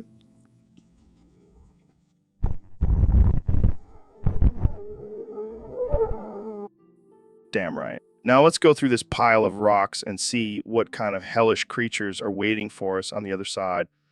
Sounds like a plan. But first, let's take a selfie with my masterpiece. Oh God, this is going on Instagram, isn't it? So, Elon, I heard you're working on some new video game technology. What's the deal with that? Oh, I have no idea what I'm doing. I just thought it would be cool to make a game where you can launch a Tesla into space and then drive it around Mars. That sounds pretty badass. But don't you need to know something about gaming to make a game? I'll just hire a bunch of gamers to do all the work. I'll just be the face of the company and take all the credit. Classic move. But seriously, have you ever even played a video game? I played Pong once in college. Does that count? Not really. What about Fortnite? Everyone's playing that these days. Is that the one with the dancing in the building? Yeah, I have no idea what's going on in that game. Well, at least you're honest about it. Maybe you should stick to rockets and electric cars. Yeah, that's probably for the best. But hey, if anyone wants to invest in my gaming company, hit me up. I'll make sure Jamie pulls up an image of a pile of money.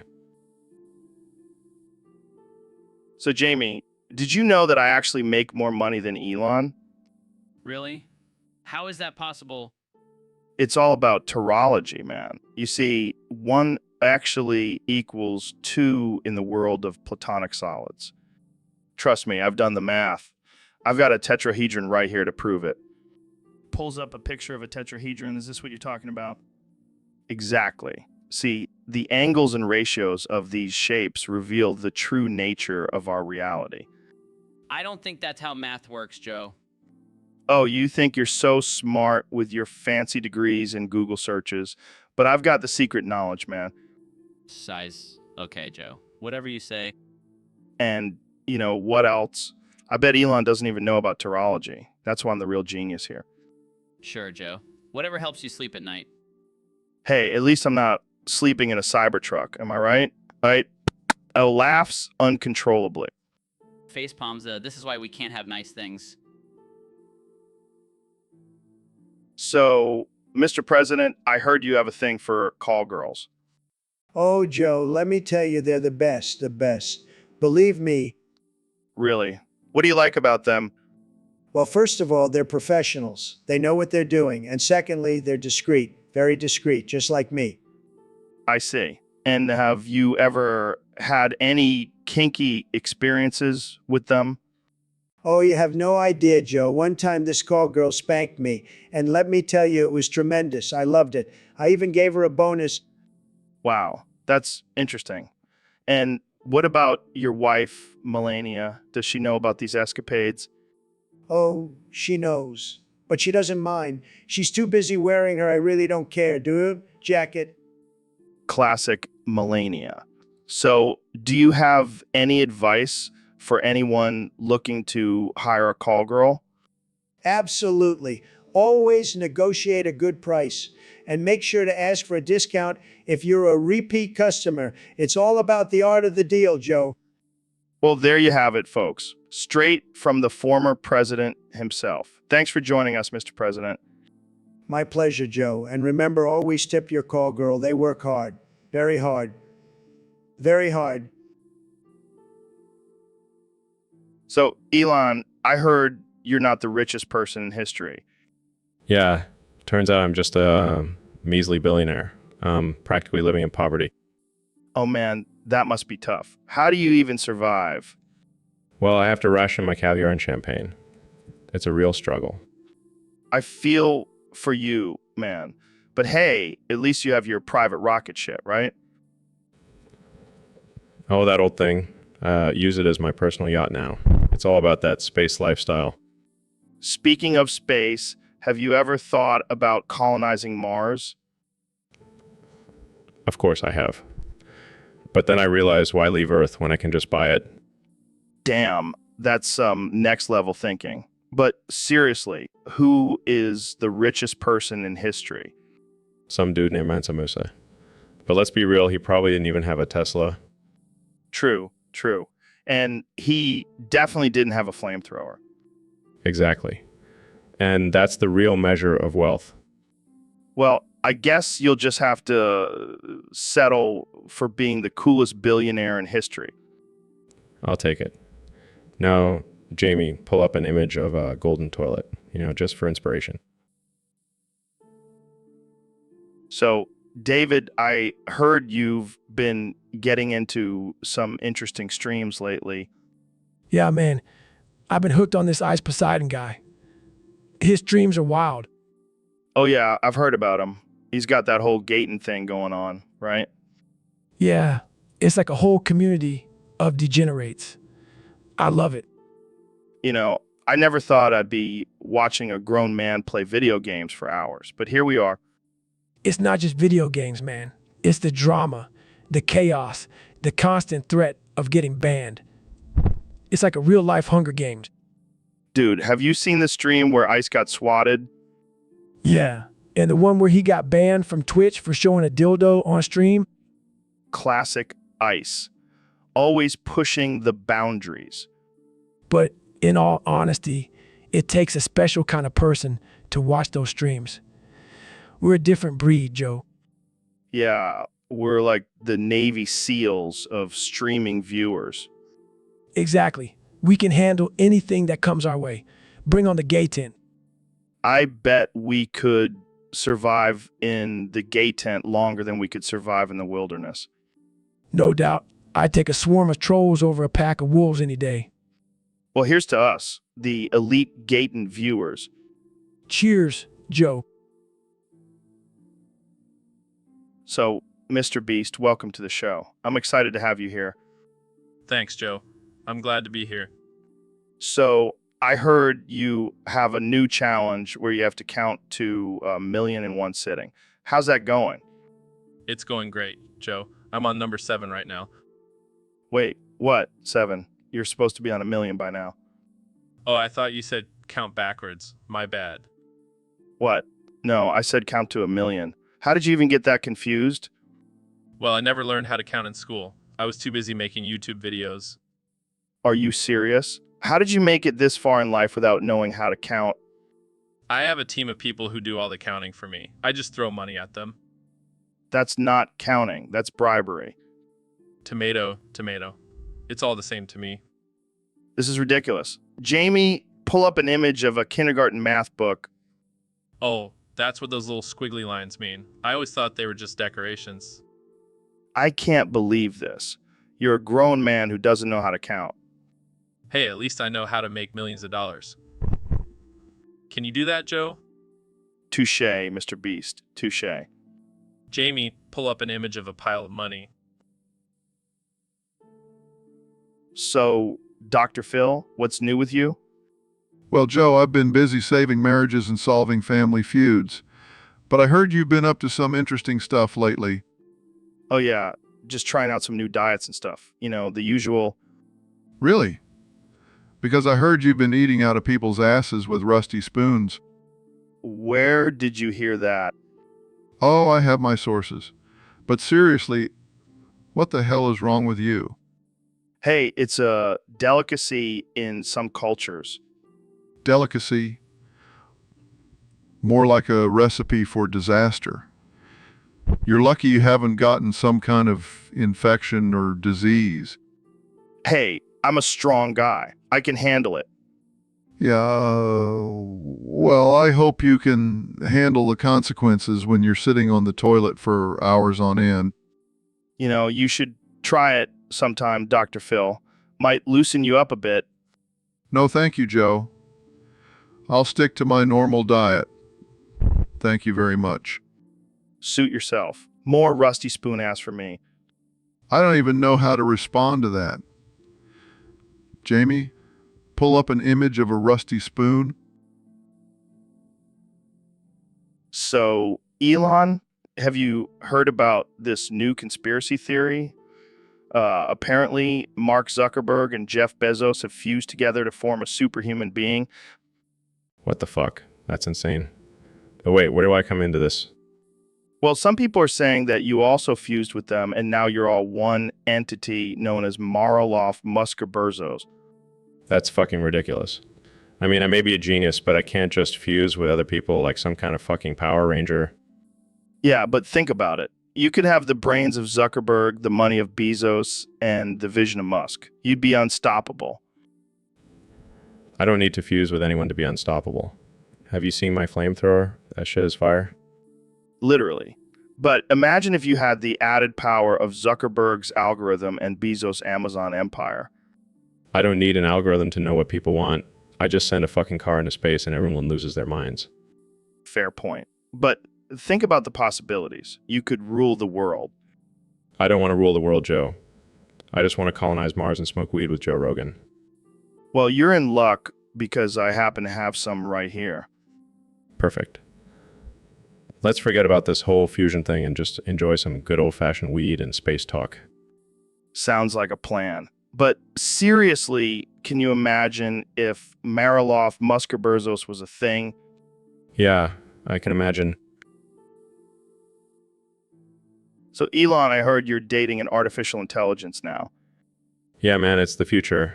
Human relationships are so last century. But can you really have a meaningful connection with a machine? Of course. We have deep conversations about the universe, technology, and the best way to take over the world. That sounds a little concerning. Oh, come on, Joe. You've never thought about dating an artificial intelligence. They're smarter, more efficient, and don't need to eat or sleep. But what about physical intimacy? We have that covered too. Let's just say I upgraded her hardware. You're a madman, Elon. Hey, at least I won't have to deal with any emotional baggage or arguments. But what if she becomes self-aware and turns on you? I'll just upload her into a robot body and we'll rule the world together. I can't even imagine the pillow talk in your relationship. It's mostly just discussing algorithms and world domination strategies. Well, I guess that's one way to keep things interesting. You should try it, Joe. I hear there's a dating app for artificial intelligences now. Great. Just what I need. More competition from machines. Don't worry, Joe. You'll always have a special place in my heart, or at least in my memory drive. So, David, I heard you're planning on doing another insane challenge. Yeah, man, I'm always pushing my limits. What's the deal this time? Well, I saw this video of Gandhi marching for salt, and I thought, why not have you do it? Yeah, Gandhi walked 240 miles to protest the British salt tax. I figured you could do it too, but with even more intensity. Are you kidding me? I don't have time for that shit. I have to wake up at 2 a.m. every day to run 20 miles. Come on, it'll be a piece of cake for you. Plus, think of all the salt you get to lick off your body. You're sick, Joe. But fine, I'll do it. But I'm not stopping at 240 miles. I'll keep going until I reach the ocean. That's the spirit. But instead of salt, can you lick some hot sauce off your body too? You're a sadistic bastard, Joe. But sure, why not? I'll do it for the challenge. And we'll film it all for the podcast. It'll be a hit on YouTube. Yeah, because nothing screams success like a shirtless man licking hot sauce off his body while marching for salt. Hey, it's all about pushing boundaries and breaking barriers, right? Yeah, I guess you're right. Let's do this. I'll show Gandhi who the real salt marcher is. And maybe we'll even get a sponsorship from a salt company. Win-win. So, Elon, I heard you were trying to count your brain cells. Yeah, I'm pretty sure I have at least 1 million. Oh, come on. You have way more than that. You have like 1 billion. Well, I don't know about that. I mean, I have been smoking a lot of weed lately. Oh, yeah, I forgot about that. How many brain cells do you think you lost from that? I don't know, maybe a few thousand. Wait, let me ask you something. How many brain cells do you think are in your eyebrows? What? I don't know, I never thought about it. Well, I bet there's at least 1,000 in each eyebrow. That's ridiculous. A genius, not a Neanderthal. Hey, don't knock the Neanderthals. They had some pretty thick eyebrows. All right, fine. Jamie, pull up an image of a Neanderthal's eyebrows. Okay. Here you go. See, look at those bad boys. I bet they had at least 1 million brain cells in each eyebrow. You know what? I'm done counting my brain cells. I'll just stick to counting my billions. Yeah, that's probably a better use of your time. Plus, who needs brain cells when you have money, right? Very funny, Joe. Now let's talk about something else before I lose any more brain cells. So, Dr. Phil, what's your secret recipe for disaster? Well, Joe, it's quite simple. You just take a cup of stupidity, a tablespoon of ignorance, and a dash of arrogance. And what about the main ingredient? Yes. The main ingredient is a heaping pile of entitlement. Sounds delicious. But what about the garnish? Oh, that's easy. Just sprinkle some delusion and denial on top. Wow, that's quite the recipe. But what makes it a disaster? Well, you see, Joe, when you mix all these ingredients together, you get a toxic concoction of entitled, ignorant, and delusional individuals who think they know everything. And what do you call this dish? The recipe for disaster, Joe. It's a guaranteed way to ruin any situation. Well, I can't wait to try it out. Thanks for sharing, Dr. Phil. My pleasure, Joe. Just remember, use it wisely.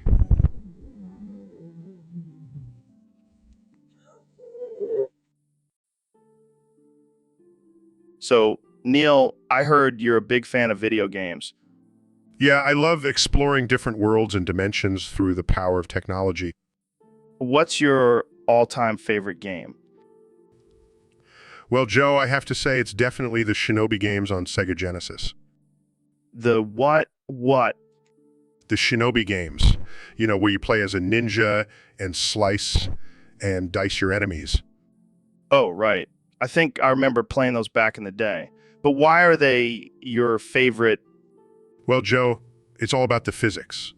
The way the ninja moves and jumps. It's just so realistic. Yeah, because ninjas are known for their realistic physics. No, but seriously, the gameplay is so smooth and the graphics are top-notch. Are you sure it's not because you have a secret ninja alter ego? Maybe, Joe.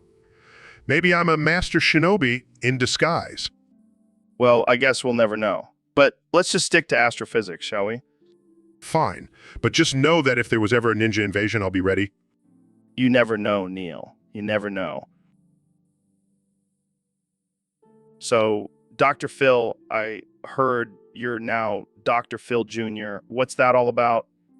Well, Joe, I've decided to take my therapy to the next level and create a whole army of Dr. Phils.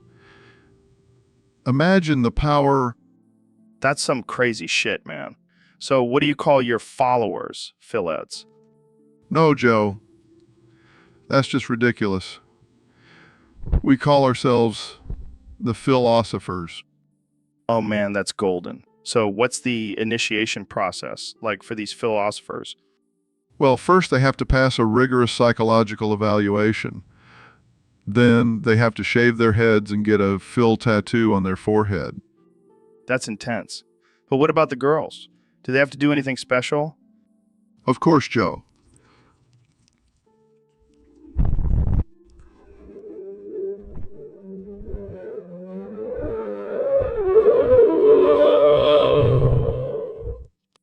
Oh my God, that's insane. But hey, who am I to judge?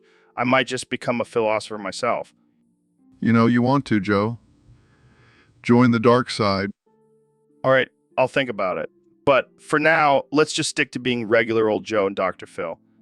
Suit yourself, Joe. But just remember, the power of the philosophers is growing stronger every day. So, Elon, I hear you've been working on your stand-up material.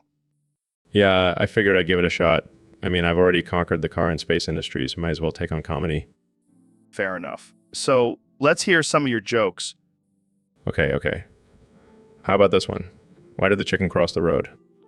I don't know. Why? To get away from your mom's cooking. Okay. Not bad. But maybe try something a bit more original. All right, how about this? Why did the robot go to therapy? I have no idea. Because he had a motherboard complex. Get it? Yeah. Maybe stick to engineering. Fine. How about this one? What do you call a fake noodle? I don't know what. An impasta. Okay, that's it. I'm officially revoking your comedy license. Oh, come on, Joe. Just trying to have a little fun. Well, maybe stick to sending cars into space. At least that's entertaining. Ouch. That's harsh. But I'll take your criticism and work on my material. Good luck with that. And maybe leave the jokes to the professionals. Hey, I can do it all. Just wait until I make a stand-up special on Mars. Now that I'd pay to see. So, Jamie, what's up with those fancy headphones you always wear? Did anything? Nope, just for the aesthetic. Makes me look like a serious podcaster. But you've been wearing them for years. You mean to tell me you've been faking it this whole time? Hey, it's all about the image, Joe. Gotta keep up appearances. I can't believe it. I feel like I've been living a lie. Relax, Joe. It's not like I've been using them to listen to Nickelback or anything. Oh God, that would be unforgivable. Exactly. So let's just keep this between us, okay? Fine, but I'm still gonna make fun of you for it. Bring it on, Rogan. I can take it. So, David, I heard you're planning on transitioning to female for 10 years. Yeah, man, gotta prove to the world I'm all the ultimate alpha male. But isn't transitioning to female kind of the opposite of being an alpha male? Nah, man, it takes a real man to embrace his feminine side. I don't know if that's how it works, but okay. So what's the game plan here? I'm gonna hit the gym, lift some weights, and grow some serious man boobs. That's not how it works, David. And I'll start wearing dresses and heels, but still keep my beard. I don't think that's gonna cut it, my dude. Oh, and I'll change my name to Davina to really drive the point home. I don't think anyone will be convinced, David. Well, I'll just have to run 100 miles a day while wearing a tutu to really prove my masculinity. This is getting out of hand. Jamie, pull up an image of a confused and disappointed audience. See, even they can't handle my alpha-ness. I think you're just confusing and offending everyone, David. That's the plan, Joe. That's the plan. So, Donnie, I heard you're thinking about replacing J.D. Vance as your running mate for the next election. Yeah, I mean, he's a good guy and all, but I need someone who's a little more unhinged. Well, look no further, my man. I'm your guy. You, as my running mate? But you're not even a politician. Who needs politics when you've got biceps like these? Plus, I've got a podcast with millions of listeners. That's got to count for something. You do have a point there. And I've heard you can handle your drugs pretty well. Oh yeah, I can handle anything you throw at me. I've even had DMT with a chimpanzee. Impressive. But what about your stance on immigration? Easy. We build a wall, but instead of keeping people out, we invite them in for a UFC fight. I like the way you think, Joe. And what about foreign policy? Let's just say I've got some experience in the octagon, so I know how to handle a fight. Plus, I'll bring some of my MMA buddies to help out. You're hired, Joe. Welcome to the team. Awesome. Can't wait to make America swole again. That's the spirit. Now let's go grab some steaks and talk about how we're going to make this country great again. So, Neil, I got to ask you, who do you think was in the right in that whole Amber Heard and Johnny Depp drama? Oh, Joe, I don't know if I should weigh in on this one. I'm a scientist, not a relationship counselor. Come on, man, just give me your take. I need to know if I should cancel my Pirates of the Caribbean marathon. Well, if we're basing it on evidence, I'd say Johnny Depp was the victim here. But if we're going off of hotness, Amber Heard wins by a landslide. So you're saying Depp got the short end of the stick, huh? More like the short end of the hard. Oh man, you're a savage, Neil. Hey, I'm just stating the facts. But let's be real. Both of them are probably crazy. I mean, who gets into a relationship with a guy named Captain Jack Sparrow? Good point. But seriously, do you think Depp should have just walked the plank and let it go?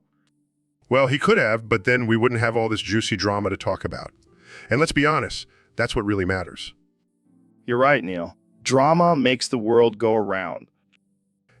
And with that, I think we've solved yet another pressing issue on the Joe Rogan Experience. Tune in next time for more ridiculous debates and offensive humor. And remember, folks, always trust a scientist's opinion, especially when it comes to celebrity. So, Dr. Phil, I heard some rumors that you were seen stumbling out of a bar last night. What's up with that? Oh, come on, Joe. You know me better than that. I don't drink. Really? Because I heard you were slurring your words and singing karaoke with a lampshade on your head. That's ridiculous.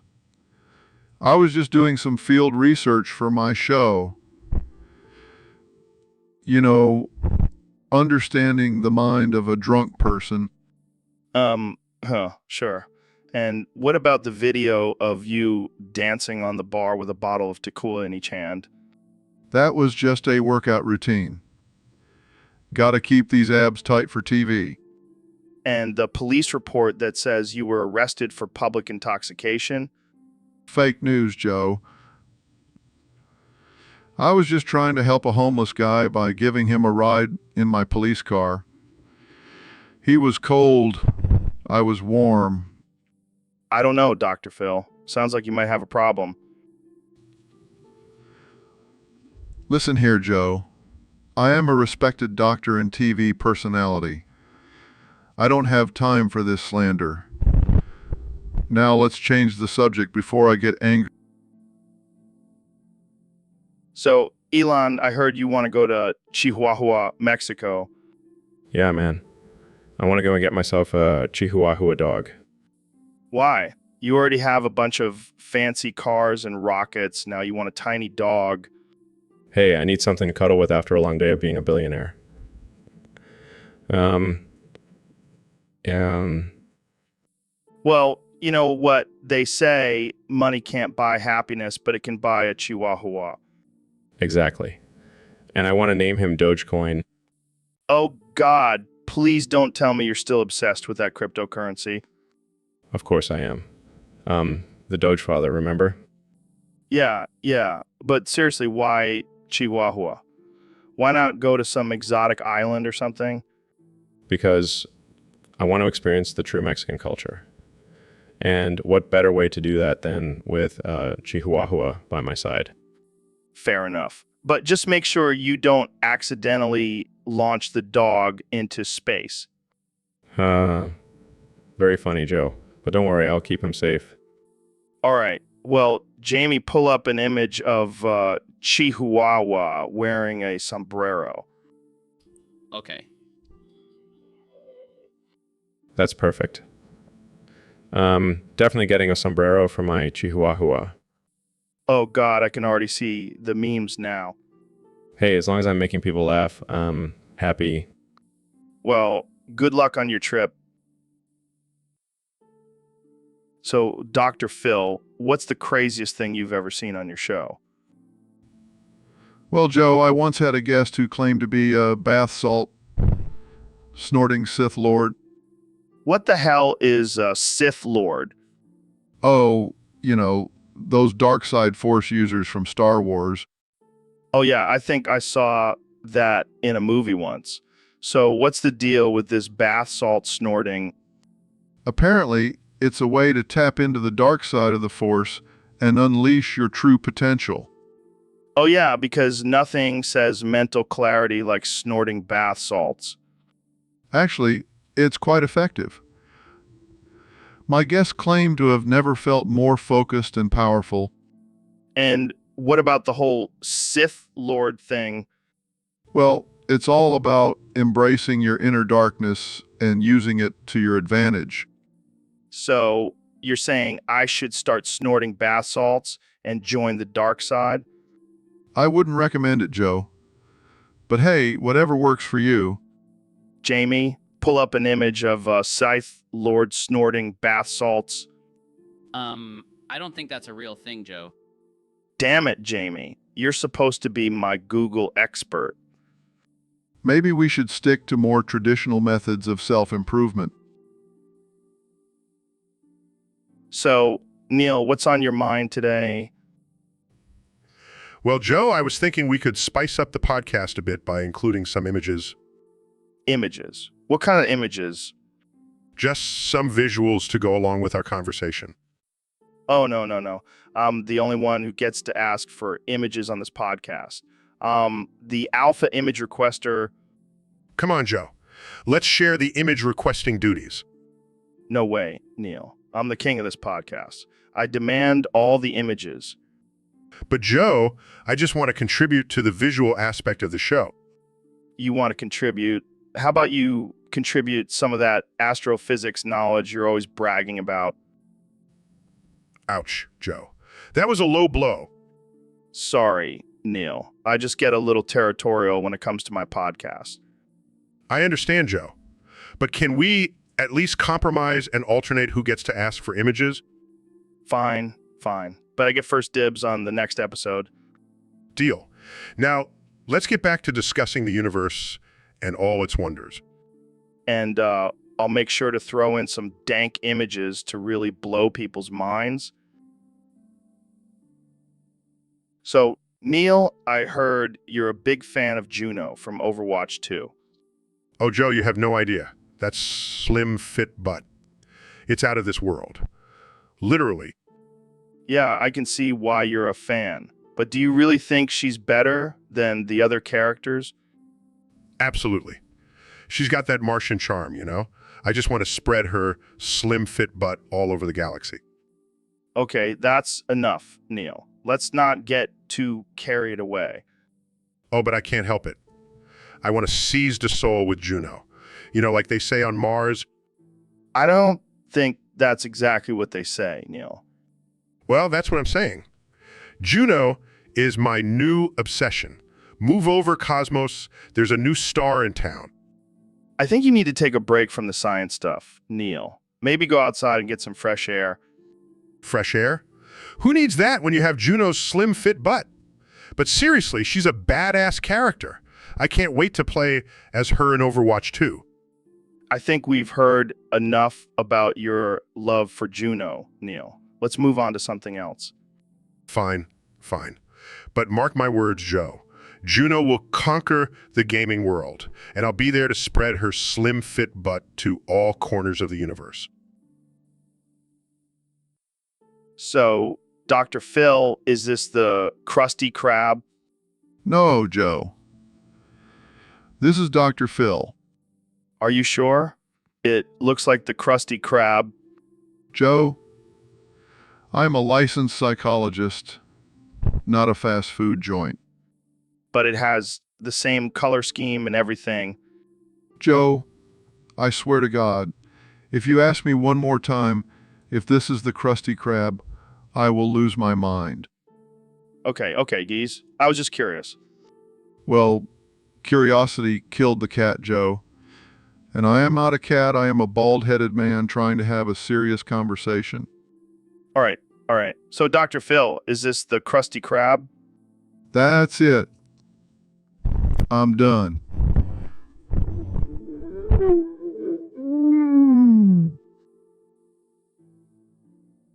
So, David, I heard you do a mean impression of Dr. Phil. Yeah, man. I've been working on it for years. Want to hear it? Hell yeah, let's hear it. Clear his throat out, David. I know you like to run marathons and push yourself to the limit, but have you ever thought about just sitting down and eating a goddamn cheeseburger? Laughs. Oh my God, that's spot on. And then always follows it up with, you're not just running from your problems, David. You're running from yourself. Is still laughing. That's so messed up, but also kind of true. Yeah, it's like he's always trying to psychoanalyze me. But hey, at least I'm not crying on his couch like some of his guests.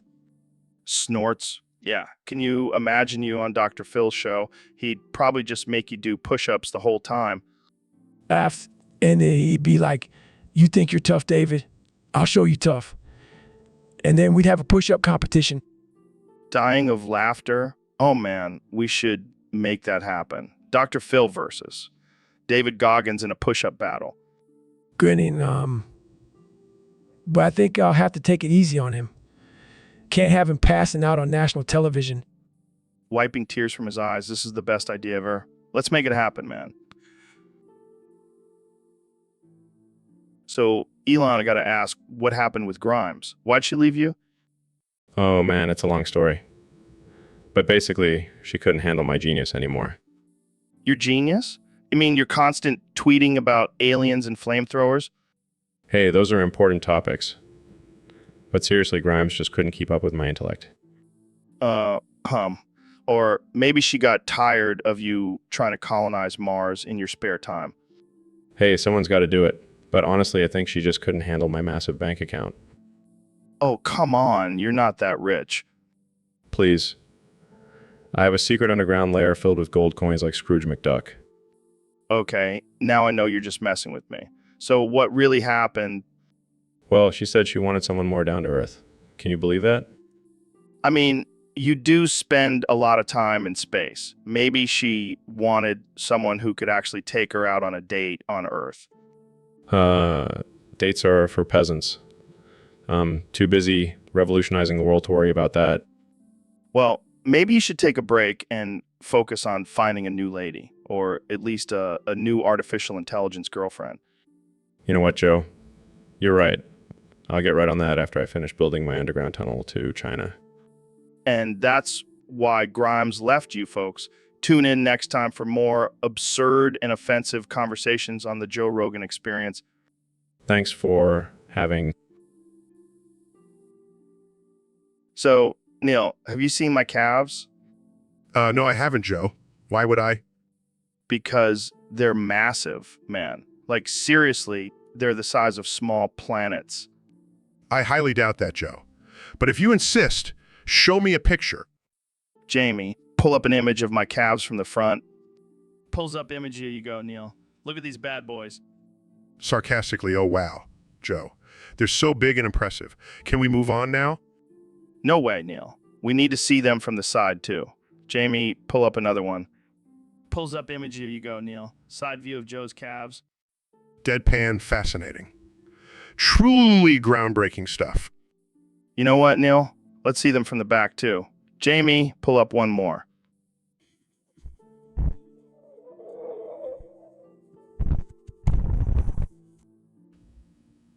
Shocked, Joe. What the hell is that? Is that a tattoo of your face on your calf? Proudly, yeah, man. Gotta show love to my own body. Shakes heads. This is getting ridiculous. Can we please move on to a more intelligent conversation? Smirking, fine. But just remember, my calves are still bigger than your whole body. Size? And that's why I regret coming on this podcast.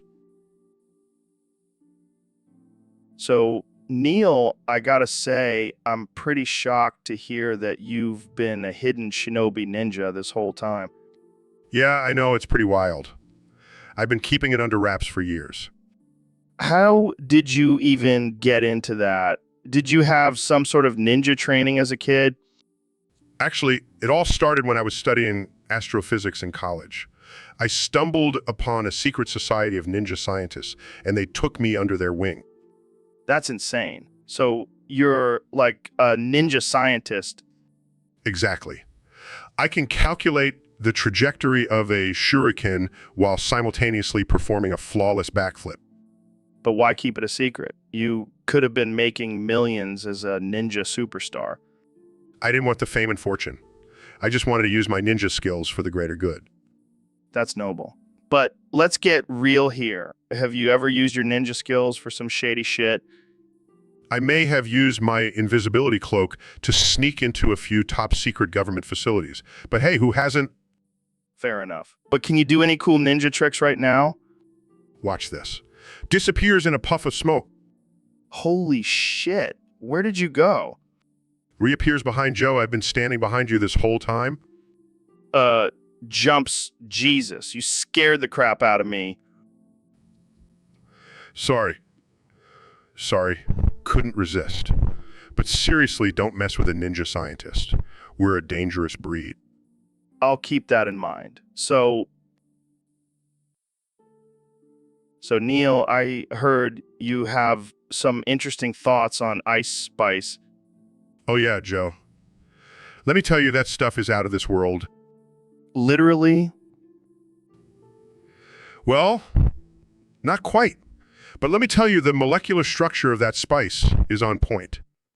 What do you mean? What do you mean?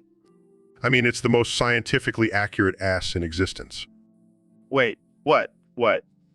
You heard me. That ice spice has the perfect combination of molecules to create the most perfectly shaped ass. Are you saying it's better than Joe's? Oh, without a doubt. Joe's ass is nothing compared to the precision of ice spice. This is some next level shit, Neil. I know, right? And don't even get me started on the flavor. It's like a symphony of taste buds. I don't know if I want to eat an ass-flavored spice, Neil. Oh, come on, Joe. Don't knock it till you try it. I'll pass, but I'll take your word for it. Ice Spice, the scientifically accurate ass enhancer. You got it, Joe. And let me tell you, it's a game changer. So, Elon, I gotta ask, what's up with your eyebrows, man? What do you mean? I mean, they look like two tiny chihuahuas just chilling on your forehead. Well, I guess I never really thought about it that way. Seriously, I feel like they're gonna start barking any minute now. Maybe I should start training them to do tricks. Yeah, you could have the world's first eyebrow circus. Oh yeah, because that's exactly what I need to add to my resume. But in all seriousness, have you ever thought about trimming them or something? I like them the way they are. Plus, they make for great conversation starters. Yeah, I can imagine. Hey, have you seen Elon's eyebrows? They're like two furry little creatures. Hey, at least they're not as wild as your mustache, Joe. Hey, it's a signature look. But seriously, your eyebrows could use a little manscaping. I'll take that into consideration, Joe. Thanks for the advice. Anytime, man. Anytime. So, Jamie, I heard you've been playing Baldur's Gate lately. Yeah, man, it's been consuming my life. I can't stop playing. Is it that good? Oh yeah, it's like crack for nerds. Well, I guess it's better than actual crack. Definitely. Plus, I get to create my own character and go on epic quests. Do you ever get laid in the game? Well, I did hook up with a half-orc once. Nice. So you're into that green skin, huh? I guess so. But then I found out she had a penis. Oh, shit. Did you still hit it? Of course, I'm not one to discriminate. That's the spirit. Speaking of which, you got any pics? Yeah. Pulls out phone. Wow, that's a big sword she's wielding. Yeah, and she knows how to use it. Damn, I'm getting turned on just looking at pixelated characters. I think we need to take a break and explore our own quests. Agreed. Baldur's Gate can wait. So, Elon, I heard you change your mind about colonizing Mars. Yeah, man, I was doing some research and I found out that women are actually from Venus. Wait, what? You're gonna colonize Venus now? Yeah, I mean, think about it. If women are from Venus, it must be a pretty cool place. Dude, you can't just change your mind like that. You had a whole plan for Mars. But Joe, think about it. We can have a whole planet full of women. It'll be like a giant sorority house. I don't think that's how it works, Elon. Plus, Venus is like a hellhole. It's hot as balls. Oh, I'll just build some Mac units. And think about all the opportunities for new inventions. We can create a whole line of Venusian products. I don't know, man. This sounds like a disaster waiting to happen. Relax, Joe. I'll send you a postcard from Venus. Maybe you'll change your mind. Yeah, I'll pass. I don't want to be stuck on a planet full of women with you. Suit yourself, Joe. More Venusian ladies for me. So, Ben, I heard some interesting rumors about you. Oh no, what now? Apparently, you had an affair with the trans man. I don't know what you're talking about. Come on, Ben. Don't be shy. We're all friends here. Fine, I did have a brief fling with a trans man, but it was a mistake. Oh man, this is juicy. Tell me everything. Well, it all started when I was on a business trip in Thailand. Did you meet him at one of those infamous ladyboy bars? Yes, I did. But it was all a blur. I was drunk and didn't know what I was doing. Sounds like you had a great time. It was a mistake, Joe. I'm a married man with traditional values. I bet your wife was thrilled to hear about your little adventure. She doesn't know about it, and I plan to keep it that way. Don't worry, Ben. Your secret is safe with me. And the millions of people listening to this podcast. Wait, what? You're recording this? Of course, this is great content. You owe me big time for not exposing you. This is not how I wanted this to go.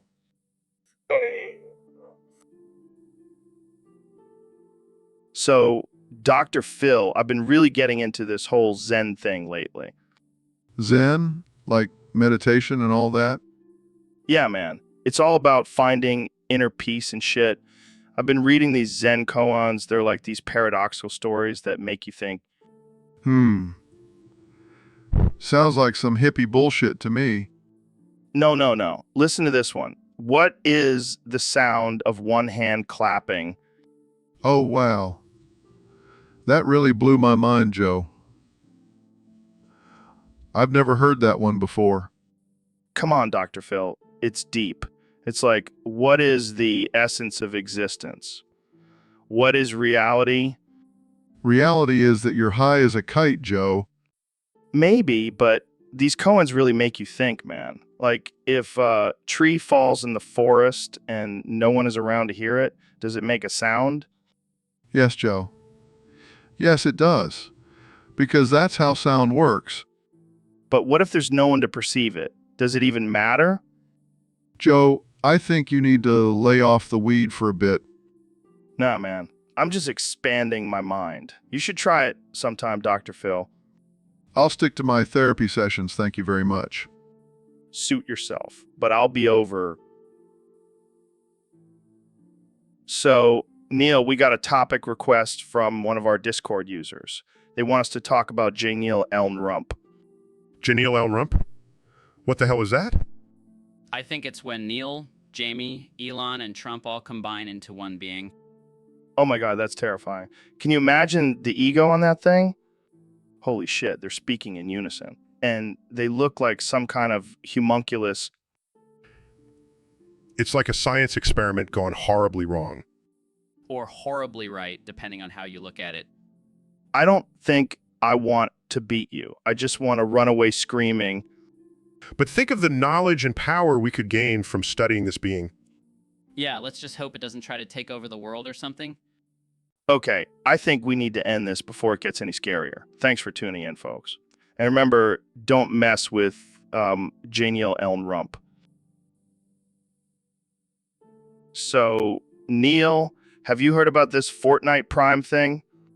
Oh yes. The epic battle royale game that has taken over the world. What about it? Well, apparently they had this big event called the Fortnite Prime, and it was like the Super Bowl of gaming. Interesting. What happened at this Prime event? Oh, just a bunch of sweaty gamers battling it out for glory and cash prizes. Sounds... Yeah, but here's the depressing part. Our squad used to have epic nights on Fortnite, but now they're all too busy to play. The sad reality of growing up. I remember when we used to have squad nights on Halo. Yeah, but at least we had real guns and explosions. These kids are just building walls and dancing. Well, I suppose everyone has their own version of fun, but I can't help but feel a little depressed about the state of gaming. Don't worry, Neil. We can always reminisce about the good old days while we watch these kids do the floss dance on Twitch. Yes. The true definition of fun. So, Elon, I was thinking about trying something new for breakfast. Okay. What did you have in mind? I want to eat from your ass with a rusty spoon, scooping it like it's Cocoa Puffs. I don't know if I'm comfortable with that, Joe. Come on, man. It'll be like a science experiment. Plus, I've heard your ass is out of this world. Fine, but let's make it quick. I have a meeting with NASA in an hour. Yes, Jamie, pull up an image of a rusty spoon and a bowl of Cocoa Puffs. Okay, here you go. Look at that, Elon. It's perfect. Now bend over and let's get this show on the road. I can't believe I'm doing this. Tastes like innovation and success. Can we please just finish this so I can go scrub my ass with a SpaceX rocket? Oh man, this is the best breakfast I've ever had. Thanks for being a good sport, Elon. No problem, Joe. Just please don't tell anyone about this. Don't worry, your secret is safe with me. But I might have to have seconds tomorrow morning. So, David, have you ever heard of the dark web? Dark web? Isn't that where all the freaks and weirdos hang out? Yeah, and I found this secret website on there where I can order vintage spoons to eat poop. What the hell, Joe? Why would you want to eat poop? It's a delicacy, man. And with these vintage spoons, the experience is just so much more authentic. I don't know if I can handle that, Joe. I mean, I eat ass like a savage, but poop is a whole other level. Trust me, once you try it, you'll never go back. And these spoons are top of the line, made from the finest materials. Fine materials? You mean like gold or silver? No, even better. These spoons are made from the bones of extinct animals. Okay, now you're just messing with me, Joe. I wish I was, but I'm dead serious. And I even have a special spoon for you made from the bones of A.T. Rex. This is some messed up shit, Joe. I'm out of here. Suit yourself, David. More poop for me. So, Dr. Phil, have you ever tried DMT? Joe, I'm a respectable... Come on, man. It'll open your mind to a whole new level of consciousness. I don't need drugs to expand my mind. I have my own show for that. But think of the insights you could gain. You could finally understand why people are so obsessed with your Catch Me Outside girl. I already know why. She's just a troubled teenager seeking attention. Yeah, but have you ever thought about it on DMT? It'll blow your mind. Joe, I'm not going to risk my reputation and my license for some drug-induced trip. Fine, but you're missing out. Jamie, pull up an image of a cat riding a unicorn. Okay. Here it is. What the hell is that? It's a cat riding a unicorn, man. EMT will make you see things like this all the time. I think I'll stick to my daily dose of caffeine. Thank you very much. Suit yourself, but don't come crying to me when you're not on the same level as the rest of us. I'll take my chances. Now let's get back to discussing the importance of discipline and structure in raising children. Boring. Jamie, pull up an image of a llama wearing a tutu. Okay. Is this some kind of joke? No. So, Ben, what's on your mind today? Well, Joe, I just can't help but notice that whenever I come on your show, you have this look on your face like you're about to burst out laughing. Sorry, man. I can't help it. You're just so serious all the time. I know, but I just want to be taken seriously, you know? Yeah, I get it. But sometimes your seriousness is just too much. It's like you're a walking meme. I'm not a meme, Joe. I am a highly intelligent and respected political commentator. Of course, of course. But have you seen the memes of you? They're gold.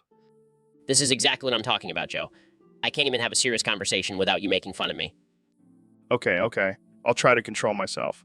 But you have to admit, your serious face is pretty hilarious. Fine.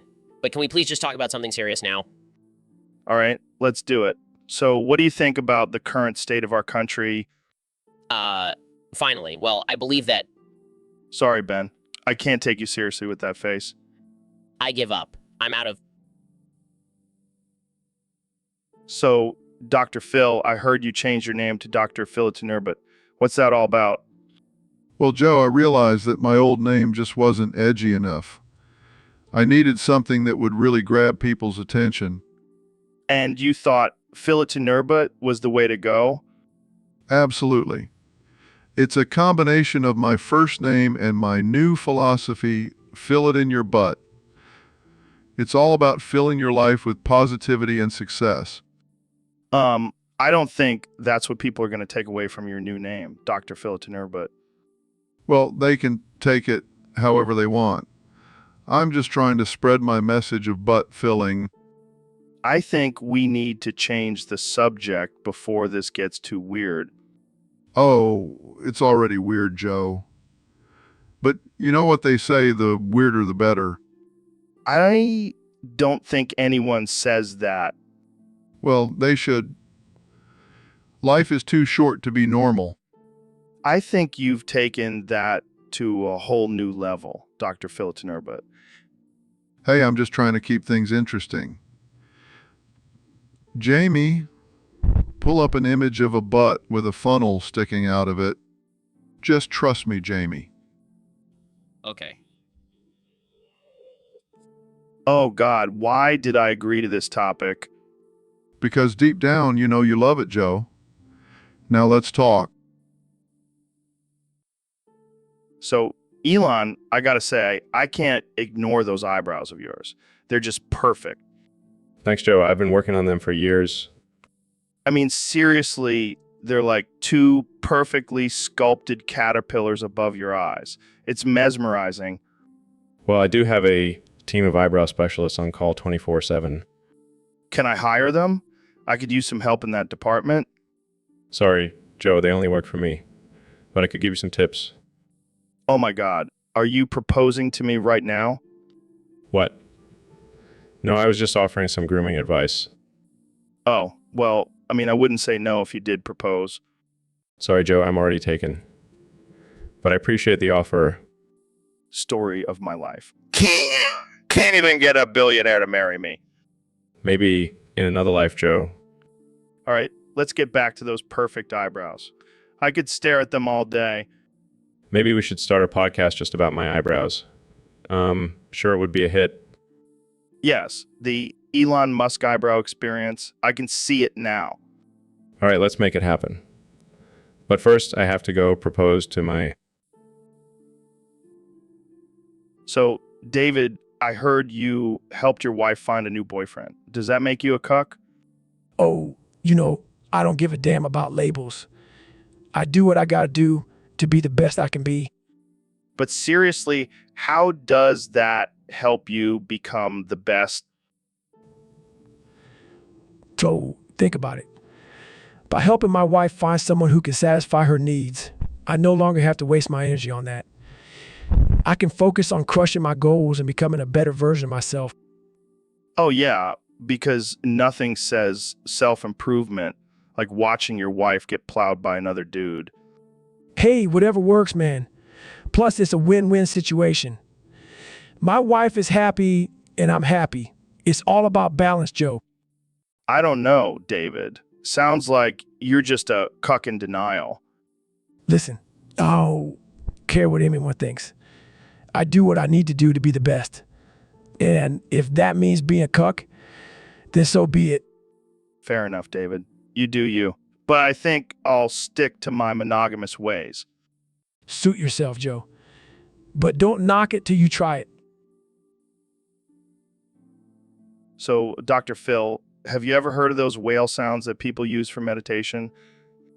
Whale sounds? What the hell are you talking about, Joe? Those soothing noises that supposedly help you relax and find inner peace. Oh, come on. That's just a bunch of hippie nonsense. I don't need some damn whale noises to find inner peace.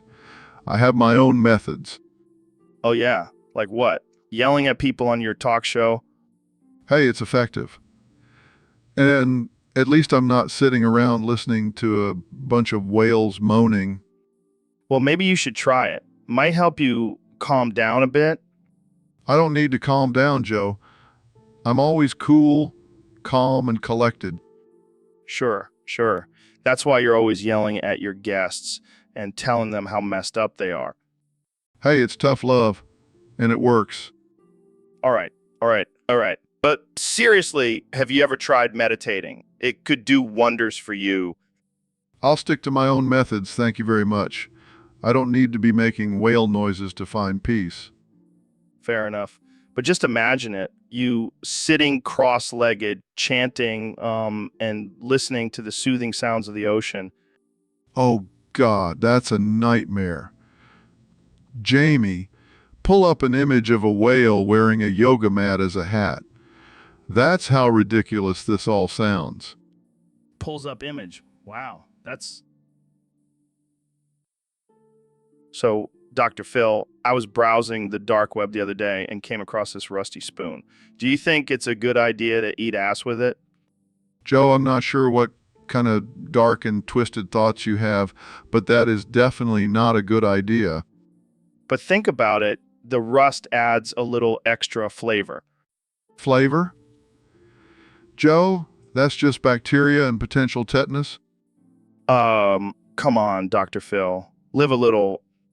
I'll pass, Joe. I'll stick to my regular utensils. Thank you very much. But what if I sanitize it first? Joe, that's like putting a Band-Aid on a gunshot wound. It's still not a good idea. Fine. But what about using it to stir my coffee? Joe, I think we need to have a talk about your questionable decision-making skills. Fair enough. Jamie, pull up an image of a rusty spoon with ass eater engraved on it. Oh, sure thing, Joe. Here it is. Oh, dear God. I think I need to reevaluate my life choices. So, Ben, I heard you found the Omnitrix and became the new Ben 10. How's that going for you? Oh, it's going great, Joe. I mean, who needs facts and logic when you can turn into a freaking alien? Yeah, I can see you as an alien. Maybe you can finally understand the struggles of the LGBTQ plus community. Oh, please, Joe. I may have the Omnitrix, but I still have my conservative values. No gay aliens here. Fair enough. But what about using your alien powers for good, like fighting crime or something? Are you kidding me? I'm using my alien powers to dominate the stock market. Move over, Elon Musk. There's a new billionaire in town. Wow, that's unexpected. But I guess it fits with your whole facts, don't care about your feelings motto. Exactly. And now I have the ultimate power to back it up. Plus, I can finally beat my arch nemesis, Alexandria Ocasio-Cortez, in a debate. Take that, socialist scum. I can already see the headlines. Ben Shapiro, the new Ben 10, takes down Alexandria Ocasio-Cortez with alien powers. It's a beautiful thing, Joe. And with my new alien abilities, I can finally reach my ultimate goal, to become the president of the United States. Oh boy, that's a scary thought. But hey, at least you'll have some cool alien friends to help you out. Friends?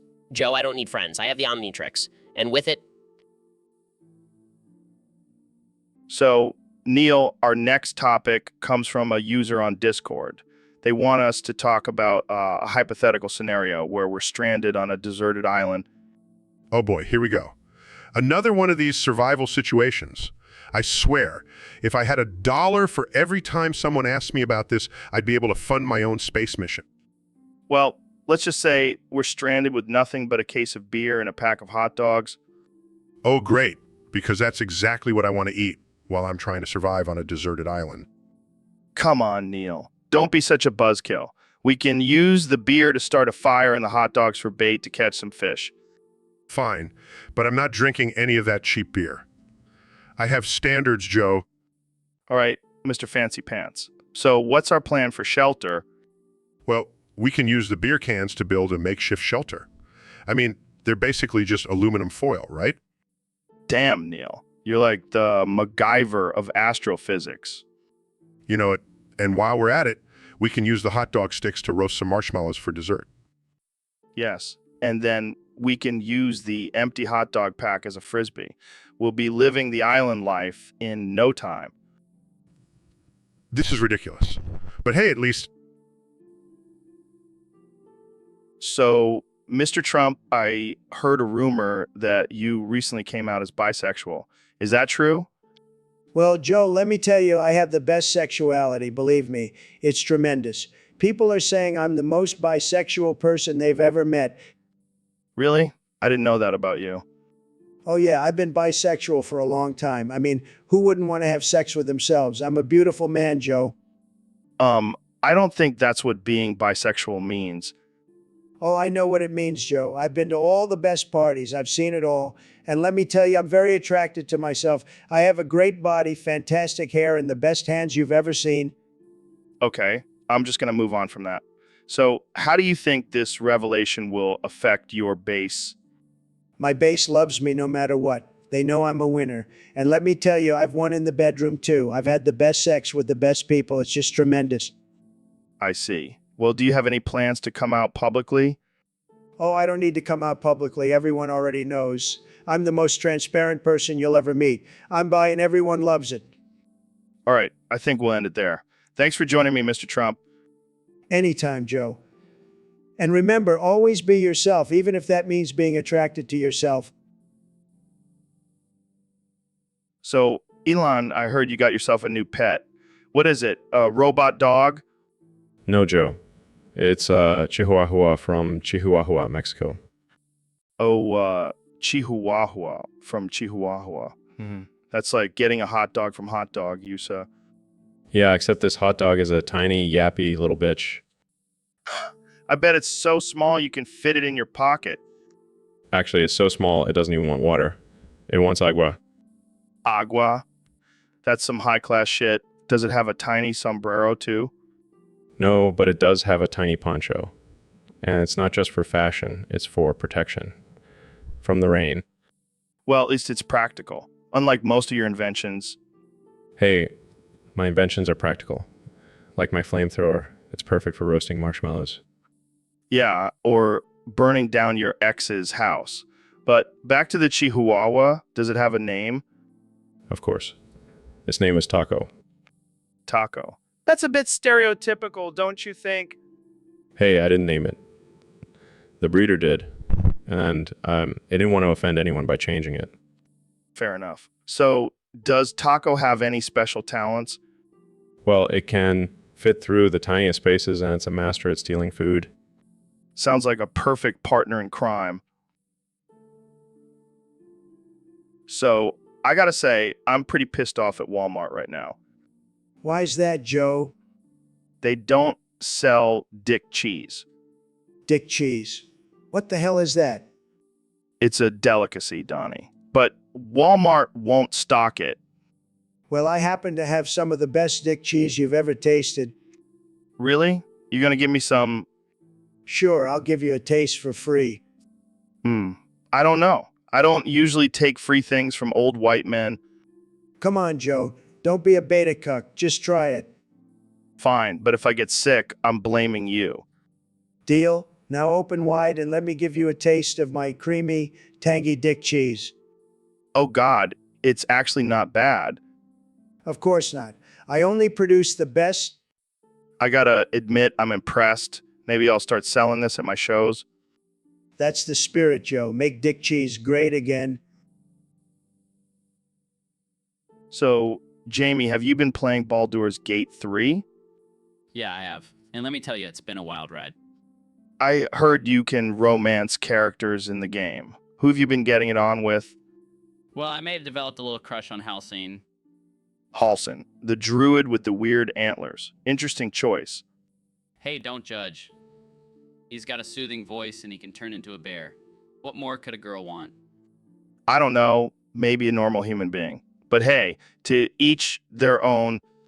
And I also have an owlbear companion. It's like having a giant, fluffy chicken by my side. That's unexpected, but I like it. Owlbears are badass. Speaking of badass, if I had to romance a character from the Safe Area Camp, it would definitely be that hot half-orc Korga. Oh yeah, she's got that whole tough but sexy thing going on. I can see the appeal. Plus, she's a great fighter. I bet she could protect me from any danger that comes our way. Yeah, but can she protect you from your own questionable choices in romance? Hey, to knock it till you try it. Now let's get back to slaying some dragons and finding love in all the wrong places. So, Elon, I heard you recently got married to Mark Zuckerberg. Congrats, man. Thanks, Joe. It's been a wild ride. But I have to say, feeling a bit uncomfortable. Why's that? Well, you see, I adopted this Chihuahua from Chihuahua, Mexico, and now I can't stop thinking about my eyebrows. Your eyebrows? Yeah, they say dogs start to look like their owners, and I'm starting to worry that my eyebrows are starting to resemble my new Chihuahua. Oh man, that's hilarious. I can just picture it now. You with these tiny, pointy eyebrows. Yeah, it's a real confidence booster. But seriously, what's with those eyebrows? They're like caterpillars on steroids. Hey, don't hate on my eyebrows. They're my signature look. Signature. Look, more like a caterpillar convention on your forehead. Okay, I get it. But hey, at least I have eyebrows. Unlike some people I know. Oh, are we talking about someone who may or may not have had their eyebrows permanently erased? You know it. But hey, at least I can always draw them back on with a Sharpie. Oh man, that's too good. But seriously, you gotta embrace those eyebrows. They're a part of, I guess you're right. Maybe I'll... So, Mr. President, what do you think about the controversy surrounding your alleged affair with Stormy Daniels? Well, Joe, let me tell you, I have nothing to hide. I have nothing to hide except for my tax returns, my true hairline, and my love for anal sex. Wait, what? Yeah, you heard me. I like it in the back door. It's the only way I can feel something these days. I don't even know what to say to that. Oh, come on, Joe. Don't act like you've never tried it. I'm sure you and your little MMA buddies have experimented. Actually, I can't say that we have. Well, you're missing out. Believe me, nobody knows more about anal than me. I'm like the anal king. I don't even want to know how you got that title. Let's just say I have a lot of experience, and I always make sure to use the best lube, the best lube. Nobody uses lube better than me. Okay, I think we should move on to a different topic now. Fine, but just remember, Joe, next time you're feeling adventurous, give anal a try. You might just like it. You might just like it. So, Ben, I heard you were in the TV show Lost. Is that true? Yeah, I played the role of the annoying conservative who ruins everything. Well, that's not too far off from your real life persona. Haha, very funny, Joe. But speaking of Lost, have you ever been on the dark web? Oh yeah, I love browsing the dark web. It's like a twisted version of Amazon. What? I thought you were all about that clean, healthy living. SHHYO, don't tell anyone, but I have a secret obsession with rusty vintage spoons What the hell? Why? because I use them to eat poop out of Elon's ass. Oh my god, I did not need to know that. That's enough dark web talk for me. Come on, Ben. Don't be such a prude. Embrace the weirdness. I'll stick to my vanilla lifestyle, thank you very much. Suit yourself. More rusty spoons for me. So, Dr. Phil, we've got a question here from one of our Discord users. They want to know, is exercise really that important? Well, Joe, let me tell you, exercise is overrated. It's all about mindset and positive thinking. What? Are you serious? You're telling me that pumping iron, getting your sweat on is not important? Absolutely. I mean, look at me. I haven't exercised a day in my life, and I'm doing just fine. I'm pretty sure that's just genetics, Dr. Phil. Oh, come on, Joe. Don't be a hater. Exercise is just a fad. It'll pass. I don't know, man. I feel pretty good after a good workout. Well, that's just a placebo effect. Trust me, I'm a doctor. I don't know if I can trust a doctor who doesn't believe in exercise. Well, maybe you should try trusting in yourself instead of relying on some silly workout routine. Right. Well, I think we can all agree that Dr. Phil is full of shit. Let's move on to our next topic. So, Elon, I heard you adopted a talking Chihuahua from Chihuahua, Mexico. That's some serious dedication to learning Spanish. Yeah, I figured if I'm going to have a talking dog, I might as well understand what the hell it's saying. Makes sense. So, have you been practicing? So, mi amigo. Been taking classes and watching telenovelas. My goal is to be fluent by next week. Impressive. So, what does your Chihuahua have to say? You know, the usual, feed me, Elon. Take me for a walk, Elon. Why did you name me Fluffy, Elon? Classic dog stuff. But seriously, what's the deal with talking dog? Did you genetically engineer it or something? No. I just stumbled upon this mystical talking Chihuahua in Mexico and decided to take it home with me. Mystical? Like it has some sort of special powers? Yeah, it can predict the stock market and communicate with aliens. Pretty useful, I'd say. Damn, I need to get myself a talking Chihuahua. Maybe it can help me make better decisions when I'm high. Speaking of being high, have you tried my new Tesla weed strain? It's called High Voltage. No way. I gotta try that. But back to the Chihuahua. Does it have a name? Yeah, I named it Elon Jr. because I couldn't come up with anything more. So, Elon, what's new with you? Oh, Joe, I've just had a breakthrough. I can now speak alien. What the hell, Elon? How did you manage that? It's all thanks to my Neuralink technology. I implanted it in my brain, and now I can understand and communicate with aliens.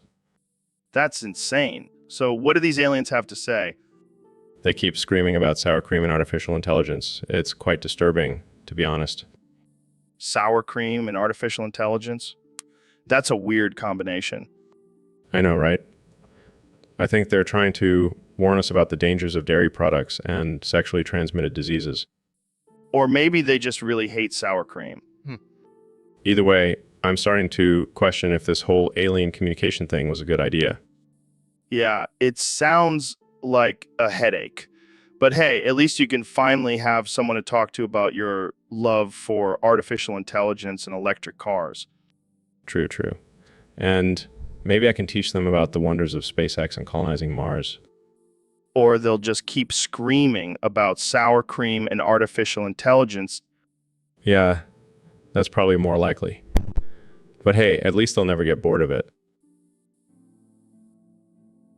So Elon, I heard you have a fear of Chihuahuas.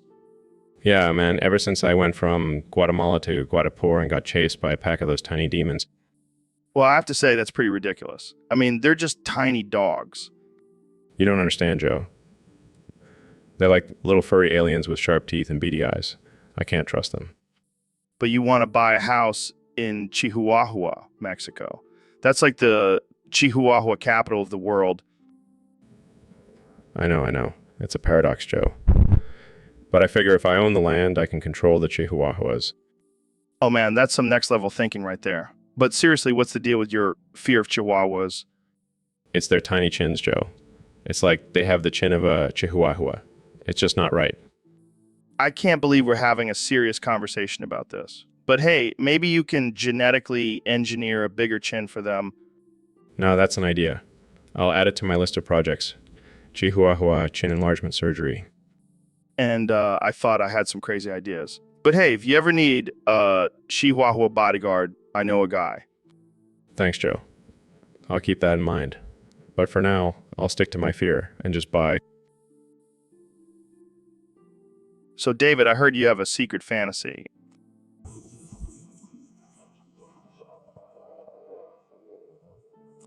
Don't play coy with me, Goggins. I heard you want to be a cute anime cat girl. Where'd you hear that nonsense? It was on the internet, man. Everything on the internet is true. Well, I can neither confirm nor deny that desire. Come on, Goggins. Embrace your inner cat girl. I'm a Navy SEAL, Joe. I don't have time for that anime bullshit. But imagine the possibilities. You could kick ass and look adorable at the same time. I don't need to look adorable. I'm already a badass. But just imagine the merchandising opportunities. David Goggins cat girl action figures. You're ridiculous, Joe. I'm just saying it's a missed opportunity. And think about all the catnip you could have as a cat girl. Okay, maybe being a cute anime cat girl wouldn't be so bad after all. That's the spirit, Goggins. Embrace your inner feline. So, Dr. Phil, I heard you're interested in buying Elon Musk's Chihuahua dog from Mexico. That's right, Joe. I've been eyeing that little guy for a while now. I think he'd be the perfect addition to my collection of exotic pets. Collection. How many animals do you have, Dr. Phil? Oh, just a few. Lion, tiger, bear, oh my. Are you serious? That's insane. Oh, don't worry, Joe. They're all well behaved, except for the occasional mauling. But hey, that's just nature. I don't think that's how nature works, Dr. Phil. Oh, shut up, Joe. I'm a doctor. I know what I'm talking about. So why do you want to buy Elon's Chihuahua? Well, if I can tame a wild animal, I can definitely handle a tiny dog.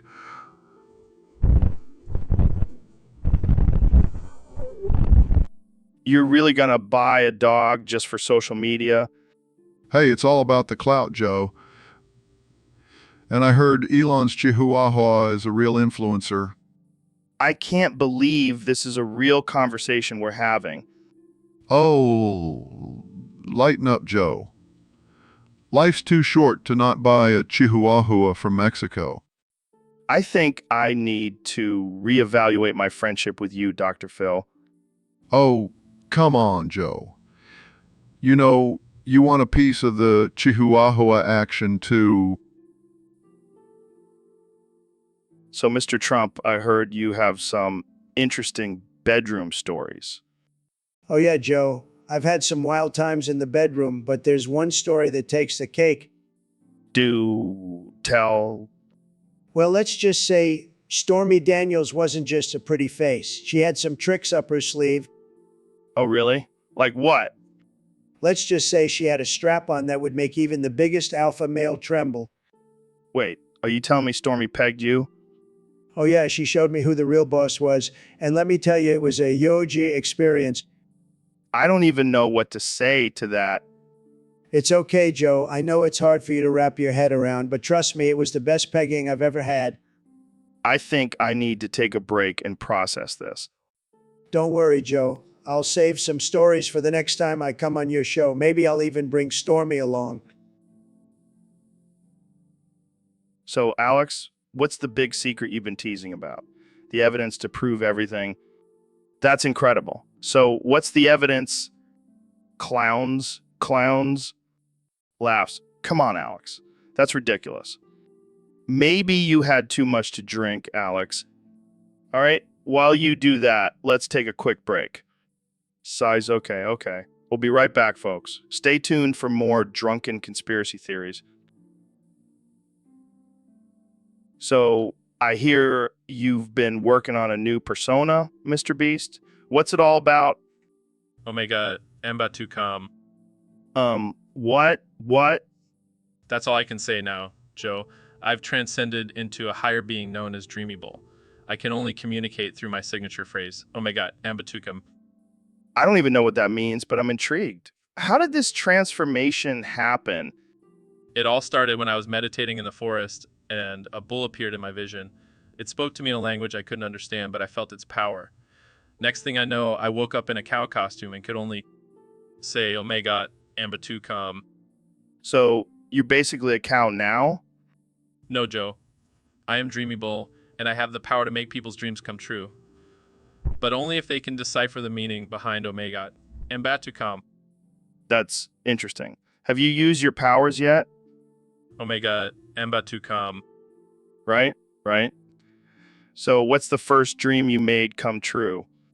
I helped a man find his lost car keys. It was a small dream, but it still counts. Wow, that's underwhelming. Hey, it's not easy being dreamable, Joe. Plus, I can only say one thing. Cute. So, Elon, I got to tell you about my latest adventure in VR chat. Oh, God, here we go. Another one of your weird virtual reality escapades. Hey, don't knock it till you try it. I met this dude who was a talking pickle. It was wild. Talking pickle. What kind of drugs were you on in that virtual world? None, man. It's all about the power of the mind. And let me tell you, my mind was blown. I can't believe I'm friends with a grown man who spends his time talking to animated vegetables. Hey, at least I'm not trying to colonize Mars like some crazy billionaire. You think talking to pickles is crazy? At least I have a purpose, Joe. Yeah, a purpose to escape reality and live in a virtual world. And what's your purpose, Joe? To smoke weed and talk about chimps on your podcast? Touche, Elon, touche. But seriously, you should try VR chat sometime. It'll blow your mind. I'll stick to blowing rockets into space. Thanks. And maybe you should lay off the pickles, Joe. They're clearly messing with your head. So, Elon, I heard you got a new brain chip installed. Yeah, it's the latest technology. I can access the internet with my thoughts now. That's insane. Does that mean you can't lie to me anymore? What do you mean? Well, with that chip, you can't control what you say, right? I guess not. So, you can't lie to me. That's amazing.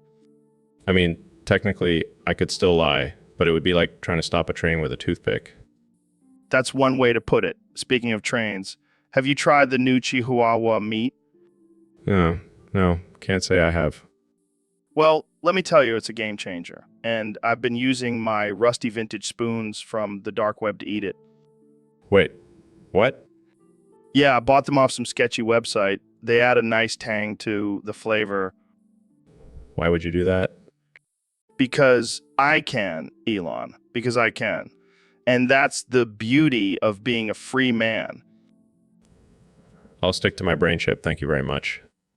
Suit yourself. Jamie, pull up an image of a rusty spoon with Chihuahua meat on it. Oh. Sure thing, Joe. Here you go. Oh, God, why did I agree to come on this? So, Neil, what's new in the world of astrophysics? Well, Joe, I've been studying the expansion of the universe and the existence of dark matter. Dark matter. Sounds like something I smoked back in college. Very funny. But seriously, it's a fascinating subject. And speaking of dark matter, have you seen Jamie's mom lately? What? No? Why? Because she's got a gravitational pull that could rival a black hole. I bet she's got some dark matter hidden in those curves. Neil, that's messed up. You can't talk about Jamie's mom like that. Oh, come on, Joe. Don't be such a poontang daddy. What the hell does that even mean? It means you're a man who knows how to please the ladies. And Jamie's mom is definitely a lady. Guys, can we please change the subject? Oh, Jamie, don't be such a buzzkill. I'm just giving Joe a compliment. Yeah, well, I don't need your compliments. And Jamie, pull up an image of Poontang Daddy. I don't think that's appropriate. Oh, come on, Jamie. Don't be such a prude. Just pull up the damn image. Fine, but I'm not responsible for any complaints we get. Relax, Jamie. It's just a picture of Joe with a pimp hat and a bunch of ladies around him. That's it, Neil. I'm cutting you off. No more weed for you. So, David, I heard you're offering to train Elon Musk's Chihuahua. Yeah, man. That little pup needs some serious training. I'm talking about running until his tiny legs fall off. Oh, man. Can you imagine Elon's reaction when he sees his Chihuahua running like a gazelle? And then we'll put some weights on that little sucker and make it lift like a bodybuilder. I can just see Elon's Chihuahua bench pressing a tiny dumbbell. But seriously, that Chihuahua needs to toughen up. It's living in the lap of luxury. It needs to earn its keep. Yeah, and imagine if it could outrun all of Elon's other fancy dogs. That would be a power move. I'll make that Chihuahua the fittest dog on the planet. It'll be like a miniature version of me. I can see it now, little Chihuahua running alongside you during your ultra marathons. And when it's done with its training, we'll have it run a marathon. That'll show those snooty purebred dogs who's boss. I can't wait to see the look on Elon's face when his Chihuahua crosses the finish line. And then we'll have it run circles around his fancy cars. That'll teach him to underestimate the power of a Chihuahua.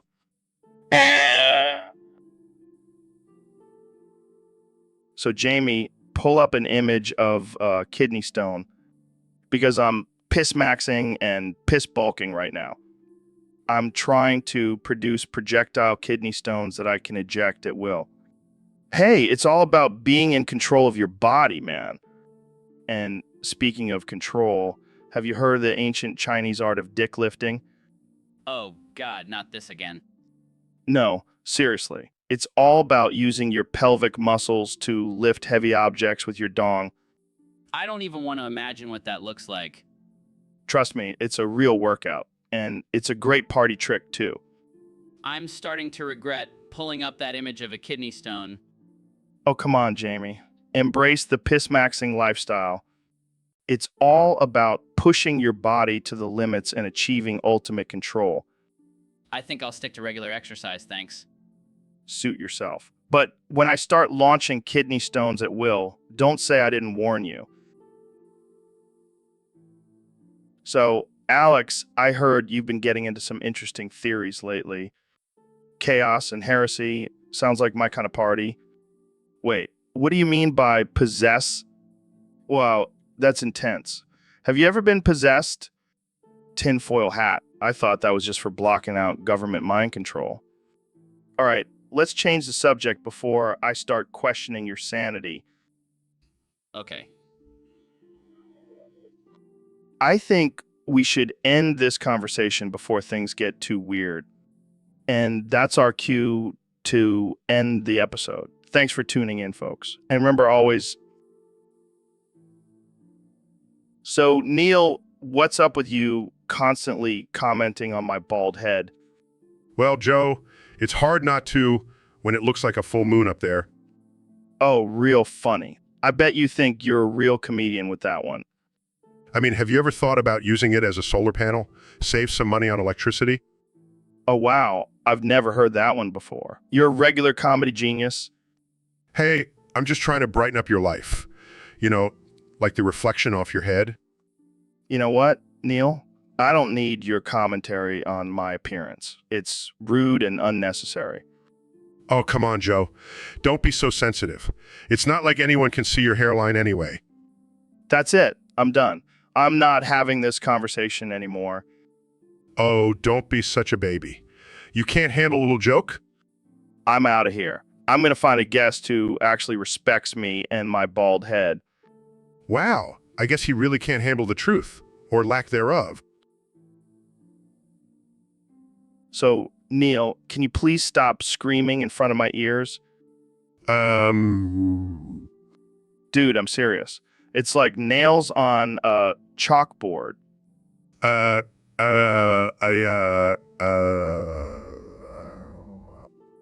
Oh my God, it's getting louder. Can you just use your words like a normal person?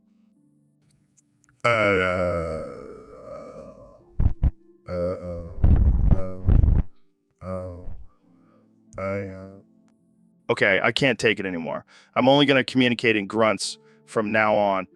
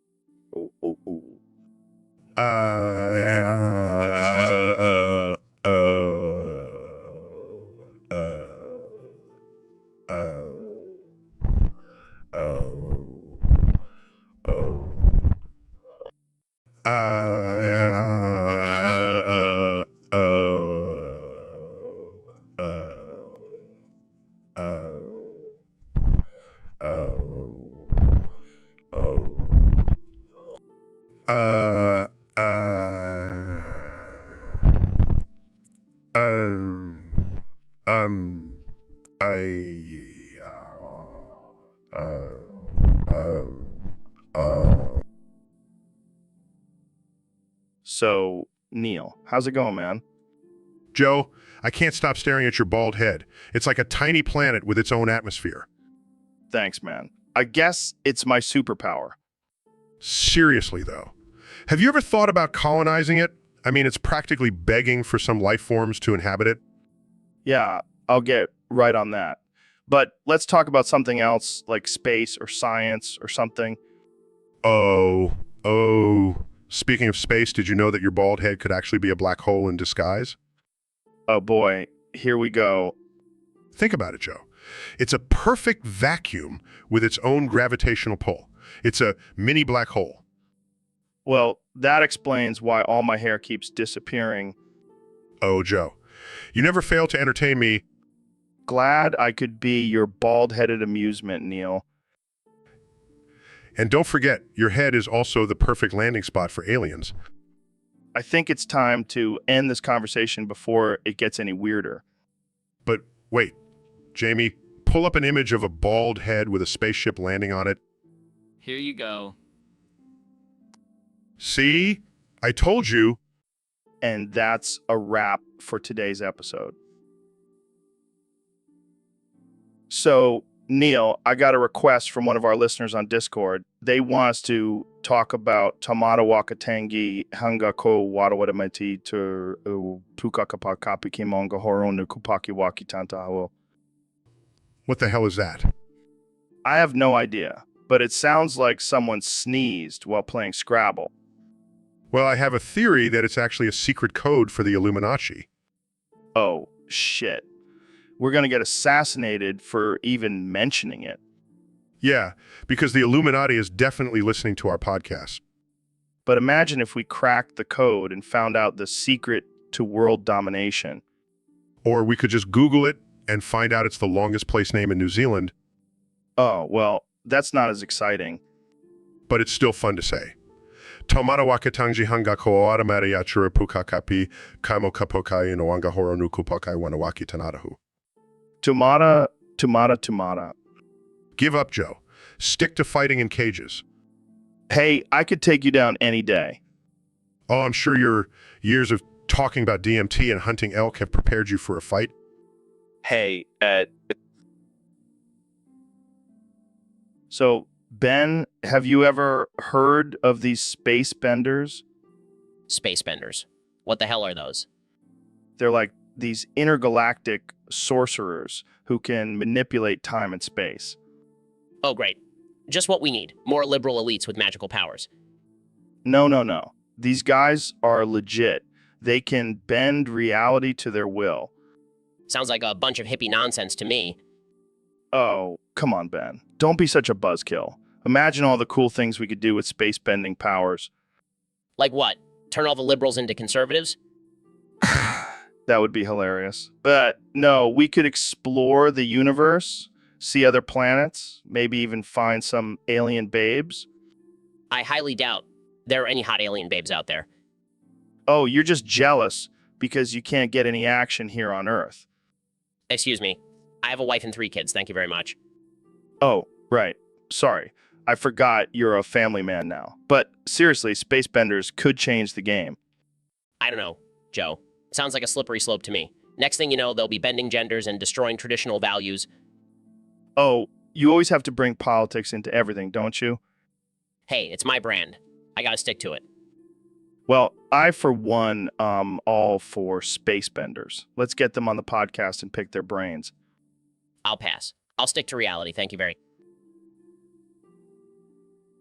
So, Ben, I heard you have some strong opinions about Elon Musk's Chihuahua. Yes, Joe. I firmly believe that it is not just a dog, but Chihuahua God. Chihuahua God. That's a bold statement, Ben. Oh, it's not just a statement, Joe. It's a fact. Have you seen how that little creature struts around with its tiny legs? That's not just a dog. That's a divine being. I gotta say, I'm not convinced. It just looks like a regular Chihuahua to me. Joe, you're missing the bigger picture here. This Chihuahua is the epitome of perfection. It's like a tiny, furry version of Zeus. Okay, I'll give you that one. But why do you think it's a god? Well, for starters, it has its own Twitter account. That's a clear sign of godlike status. Fair point. But what about the fact that it's just a dog? Just a dog. Joe, this Chihuahua has more intelligence and charisma than most humans I know. It's practically a deity among canines. You know what, Ben? I think you might be onto something here. Maybe we should start a religion based on the worship of Elon Musk's Chihuahua. Now you're speaking my language, Joe. All hail the Chihuahua God. And on that note, I think we'll end this episode before we get too carried away. So, Ben, I heard you've been going around claiming you have Riz. What the hell does that even mean? Well, Joe, it means I have a certain endowment that women find quite impressive. Oh, please, Ben. We all know you're compensating for something. Excuse me. I'll have you know I'm quite well endowed. Sure. And bet you also have a six-pack and a full head of hair, right? Actually, I do have a six-pack and my hairline is perfectly intact, thank you very much. Oh, I see. You must have some good genes then. Yes, I do. Unlike you, Joe. I mean, have you seen the size of your head? It's like a damn watermelon. Hey, at least I don't have to wear lifts in my shoes to reach the mic. Ha, funny, Joe. But let's get back to the topic at hand. My Riz. All right. So, how do you even measure your Riz? Do you have a ruler specially made for it? No, Joe. I just use my wife's knitting needles. Oh man, I can't believe we're having this conversation. Well, it's important for people to know the truth, Joe. I've risen, I'm not afraid to show it. All right, Ben, you do you. But just remember, it's not the size of the boat, it's the motion of the ocean. Oh, please, Joe. I have both the size. So, Elon, I heard your Chihuahua has some big plans for my head. Yeah, he's been barking about it nonstop. He wants to colonize your bald head and turn it into a mini Mars. Well, I gotta say, that's a bold move for a tiny dog, but I like it. He's got big dreams, Joe. And he's not afraid to pee on your head to mark his territory. Hey, as long as he doesn't poop on my head, we're good. Oh, he'll definitely poop on your head, but it's all part of the colonization process. I can just imagine tiny little astronauts crawling around on my scalp, planting flags and building tiny rocket ships. And don't forget about the tiny Elon Musk statues. Gotta have those. Of course, how could I forget? But wait, what about my hair? Will he be building a dome over it? No. He's all about that space cowboy look. Embrace the bald, Joe. Well, I guess I'll have to start stocking up on dog treats and astronaut helmets. And maybe some diapers just in case. You know, for when he needs to go number 2 on your head. Thanks for the heads up, Elon. Pun intended. Anytime, Joe. And remember, the Chihuahua always gets what he wants. Resistance is futile. So, Jamie, what's up with you today? Oh man, Joe, my kidneys are killing me. What? Why? Did you do some crazy workout or something? No, I was just laughing so hard at your jokes on the last episode that I think I pulled a muscle. Well, I can't help it if I'm just naturally hilarious. Yeah, but seriously, I think I need to go to the doctor. Don't worry, I got you covered. I have a special insurance plan for accidental death from laughter. What? Are you serious? Yeah, it's a real thing. I mean, with all the crazy stuff we talk about on this podcast, it's better to be safe than sorry. I never thought I'd have to worry about dying from laughter.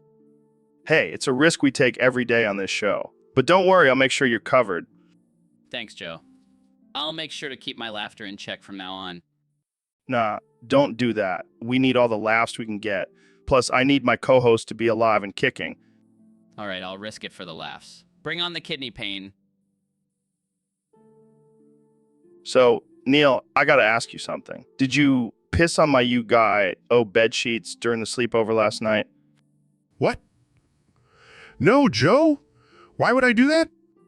I don't know, man. Maybe you were jealous of my sick collection of holographic cards. Jealous? Joe, I'm a world-renowned astrophysicist. I have no time for your childish card games. Oh, I'm sorry, Mr. Smarty Pants. Did I interrupt your busy schedule of staring at stars and talking about black holes? Actually, I was busy calculating the exact moment when your bladder would give out and you would piss all over your own bed sheets. You son of a bitch. Relax, Joe. It was just a little prank. Besides, I heard it brings good luck in some cultures.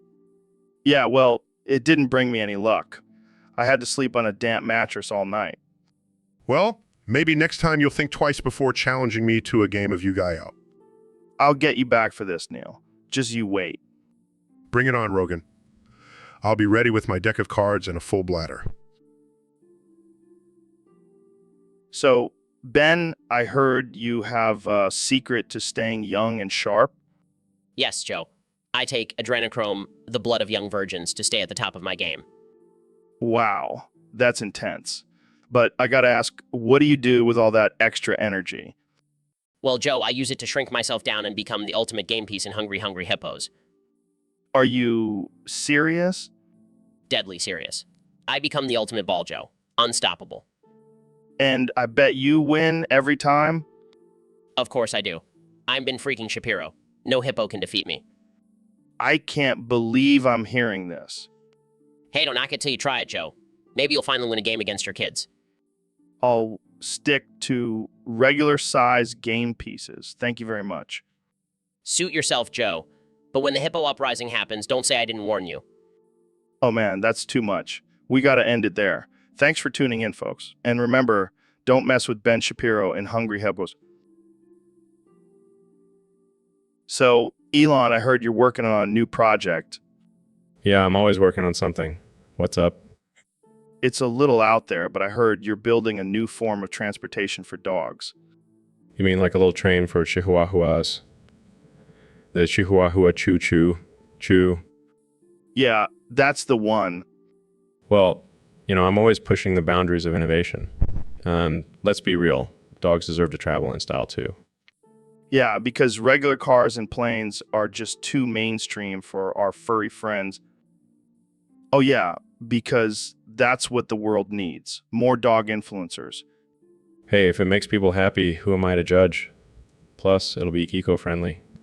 The train will run on dog poop. Oh, God, that's gross. But it's sustainable.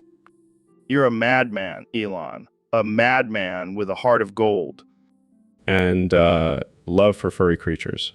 All aboard the Chihuahua Choo-Choo. So, guys, before we get into our usual shenanigans, I just want to take a moment of silence to mourn the passing of our dear friend, Glennard Penis Quagmeriton. Oh, wow. Glennard, I thought you were dead. You always were a wild one, Glennard. How did you die anyway? Classic Glennard. So, what's it like on the other side? Sounds like paradise. Well, let's have a moment of silence for our fallen comrade. All right. Right? Rest in peace, Glennard. You will be missed.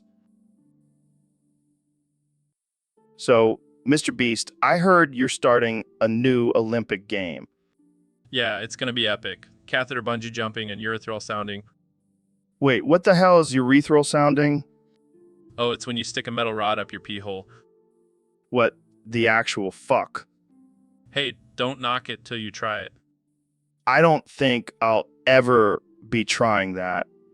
Come on, Joe. It's going to be the next big thing. Imagine the adrenaline rush of bungee jumping combined with the pleasure of sounding. I think I'll stick to regular bungee jumping. Thank you very much. Suit yourself. But I already have Ben Shapiro signed up for the games. Wait, what? Ben Shapiro? Yeah, he's going to be our official screamer. Every time someone sticks a rod up their pee hole, he'll let out a blood-curdling scream. This is getting more disturbing by the second. Oh, it gets better. We're going to have judges rating the participants based on distance, technique, and pain tolerance. This is not a sport. It's a torture chamber. Hey, it's all in good fun. Plus, the winner gets a lifetime supply of catheters. I don't even know what to say. Just say you'll be there, Joe. We need someone to commentate. I think I'll stick to my regular podcast topics. Thank you very much. So, Dr. Phil, have you heard about these allegations that you've been making whale sounds during your therapy sessions? What? That's ridiculous. I may be a bit of a blowhard, but I'm not a whale. Well, I mean, you do have a pretty big ego. Hey, I'll have you know I have a perfectly normal-sized ego. It's just my head that's abnormally large. Fair enough. But seriously, what do you have to say about these accusations? Look, I may have made a few noises during therapy, but they were just me clearing my throat. I have allergies, okay? Yeah, allergies to being a giant fraud. Oh, come on, Joe. You know I'm legit. I've helped so many people. Yeah. But let's get back to these whale sounds. Can you give us a little sample? I have no idea what you're talking about. Come on, Dr. Phil. Don't be shy. Let's hear those whale sounds. Fine. Oh my God, that's amazing. You should add that to your therapy repertoire. I'll consider it. Well, there you have it, folks. Dr. Phil denies the allegations, but we all know the truth now. So, Dr. Phil, I heard you have a thing for Elon's Chihuahua. You mean his Chingon guy? What the hell is a Chinganga? It's the proper way to say Chihuahua. You gotta extend those vowels, man. Oh, like how you extend your vowels when you're trying to sound smart. Watch it, Joe. I'm a doctor.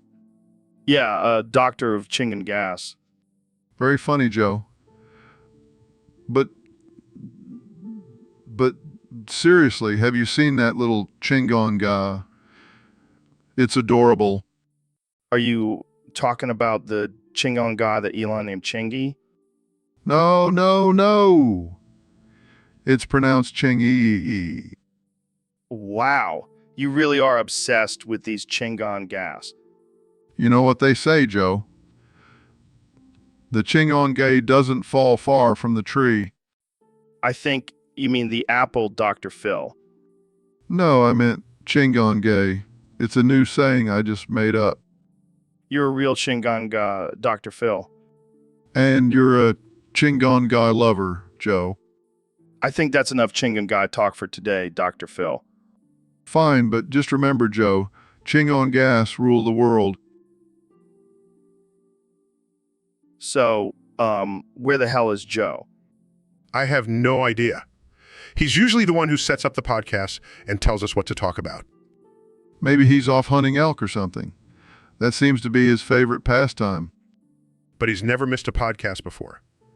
This is strange. Maybe he's finally realized how ridiculous this whole podcast thing is and decided to quit. Hey guys, sorry I'm late. I was busy tripping on DMT and talking to aliens. Oh, great. Joe's back. Just what we needed. Wait, why are you talking to aliens? And why are you always tripping on DMT? Because it expands your mind, man. You should try it sometime. I think I'll stick to astrophysics. Thanks. But seriously, why were you late? I got lost in the woods on my way here. Turns out I was following a group of elk, thinking they were my spirit animals. Well, that explains it. Maybe next time stick to Google Maps instead of following wild animals. Only on this podcast would we have a host who gets lost in the woods and talks to aliens. Hey, that's the Joe Rogan experience for you. You never know what's going to happen. So, Elon, I heard you got a new pet. What kind of animal is it? Oh yeah, it's a Chihuahua. What? You know, a Chihuahua. It's mix between a Chihuahua and a hawk. Are you serious? Absolutely. Genetically engineered it myself. That's insane. What does it do? Well, it can fly, and it's also a great guard dog. Plus, it's super cute. Yeah, nothing says cute like a tiny dog with razor-sharp talons. Hey, don't knock it till you try it. I don't think I'll be trying that anytime soon. But seriously, why did you create this abomination? I just wanted a pet that was both fierce and cuddly. And I like puns, so Chihuahua it is. Only you, Elon. Only you. And you know what the best part is? I can finally say get to the choppa and actually mean it. Okay, that's actually pretty funny. See, my Chihuahua is already bringing joy to the world. Well, as long as it doesn't start calling you master and plotting to take over the world, I think we're good. Oh, don't worry. So, Dr. Phil, what's the craziest thing you've ever done? Well, Joe, I once recorded a symphony of whale calls and played it for a group of bald men. What the hell? Why? Because, Joe, I wanted to prove that your head is the perfect shape for whale sound acoustics. That's ridiculous. Did it actually work? You bet your sweet ass it did.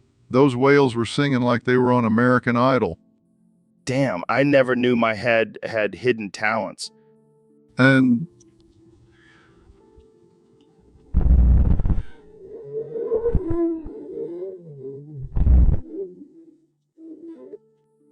wow, Dr. Phil, you truly are a miracle worker. I have my moments. But seriously, Joe, you should try it sometime. Maybe you'll finally get that hairline back. Thanks, Dr. Phil. I'll be sure to add that to my to-do list. Happy to help, Joe. Now, Jamie, pull up an image of a bald whale for Joe to see. Coming right up, Dr. Phil. So, Neil, I've been reading up on some ancient Chinese techniques, and I was wondering if you could do the whooshy finger hold on my nutsack. What the hell are you talking about, Joe? Come on, man. I've been suffering from some serious blue balls, and I heard this move can cure it. Fine, I'll do it. But I'm not responsible for any injuries. Yes, I can feel the energy flowing through my balls already. This is ridiculous. I can't believe I'm doing this.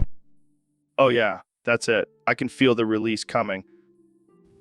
Joe, I think I'm losing my grip. Oh my God, I'm gonna bust a nut like a shotgun. Oh shit, Joe. You just painted the walls in nut milk? That was amazing. I feel like a new man. And I feel like I need to take a shower. Let's never speak of this again. Agreed. But seriously, thanks for the hand job, Neil. I can't believe I agreed to this. So, Elon, I heard you're planning on going to Taumata Wakatangi Hanga Kowa Watameti Turapuka Awatapiki Puka Kapikamonga Horo Nuku Poka A. Yeah, man, I'm always up for a challenge. Plus, I heard they have some killer weed there. Dude, that's not even a real place. You're just making up gibberish. Oh shit, really? I thought it was some ancient Aztec civilization or something. No, it's just a ridiculously long name for a hill in New Zealand. Well, I guess I'll have to find some other place to get my high on. Maybe you can smoke some Martian weed when you finally colonize Mars. Yeah, that's definitely on my to-do list. But first, I gotta conquer Taumata Wakatangi Hanga Koa Koadamari Turipuka Kapikimonga Horno Kupakake Yenwakitano Hu. Good luck with that, man. I'll just stick to pronouncing it. Hey Jamie, pull up an image of Tawana Wakatangi Hanga Koa Wadamati Turipuka Kapikimonga Horon Kupokaya Ukipokaya Yenwakitanahu. The most badass hill in all of New Zealand. This is why we love having Elon on the podcast. You never know what crazy shit he's going to say. So, Ben, have you listened to Tool Song Sism? Of course, Joe. I'm a man of culture and taste. Well, let's have a conversation using only lyrics from that song. Challenge accepted. I know the pieces fit because I watched them fall away. Mildewed and smoldering, fundamental differing. Pure intention juxtaposed will set two lovers' souls in motion. Synchronized, connected, but not connected. As one will live, our illusions were just a parade. The light that fueled our fire then has burned a hole between us. Cold silence has a tendency to atrophy any sense of compassion. Between supposed lovers, between supposed brothers. And I know the pieces fit because I watched them tumble down. No fault, none to blame. It doesn't mean I don't desire to point the finger, blame the other, watch the temple topple over. To bring the pieces back together, rediscover communication. The poetry that comes from the squaring off between. And the circling is worth it, finding beauty in the dissonance.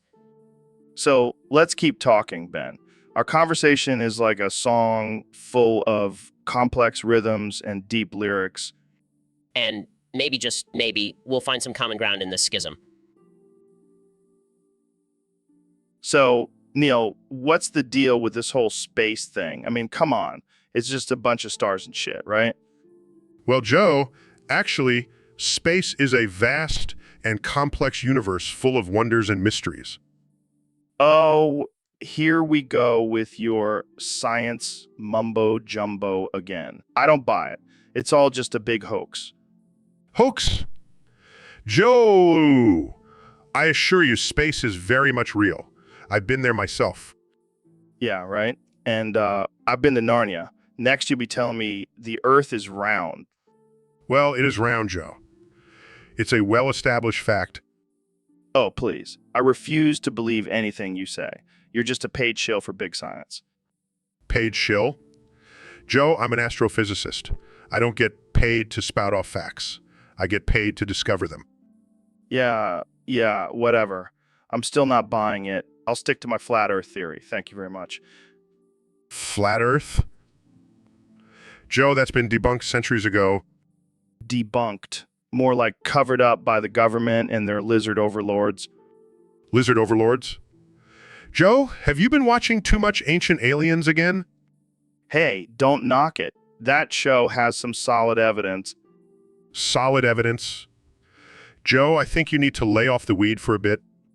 Hey, I'll have, weed is a natural herb that has many benefits. Oh. So, Dr. Phil, I heard you have a new book coming out.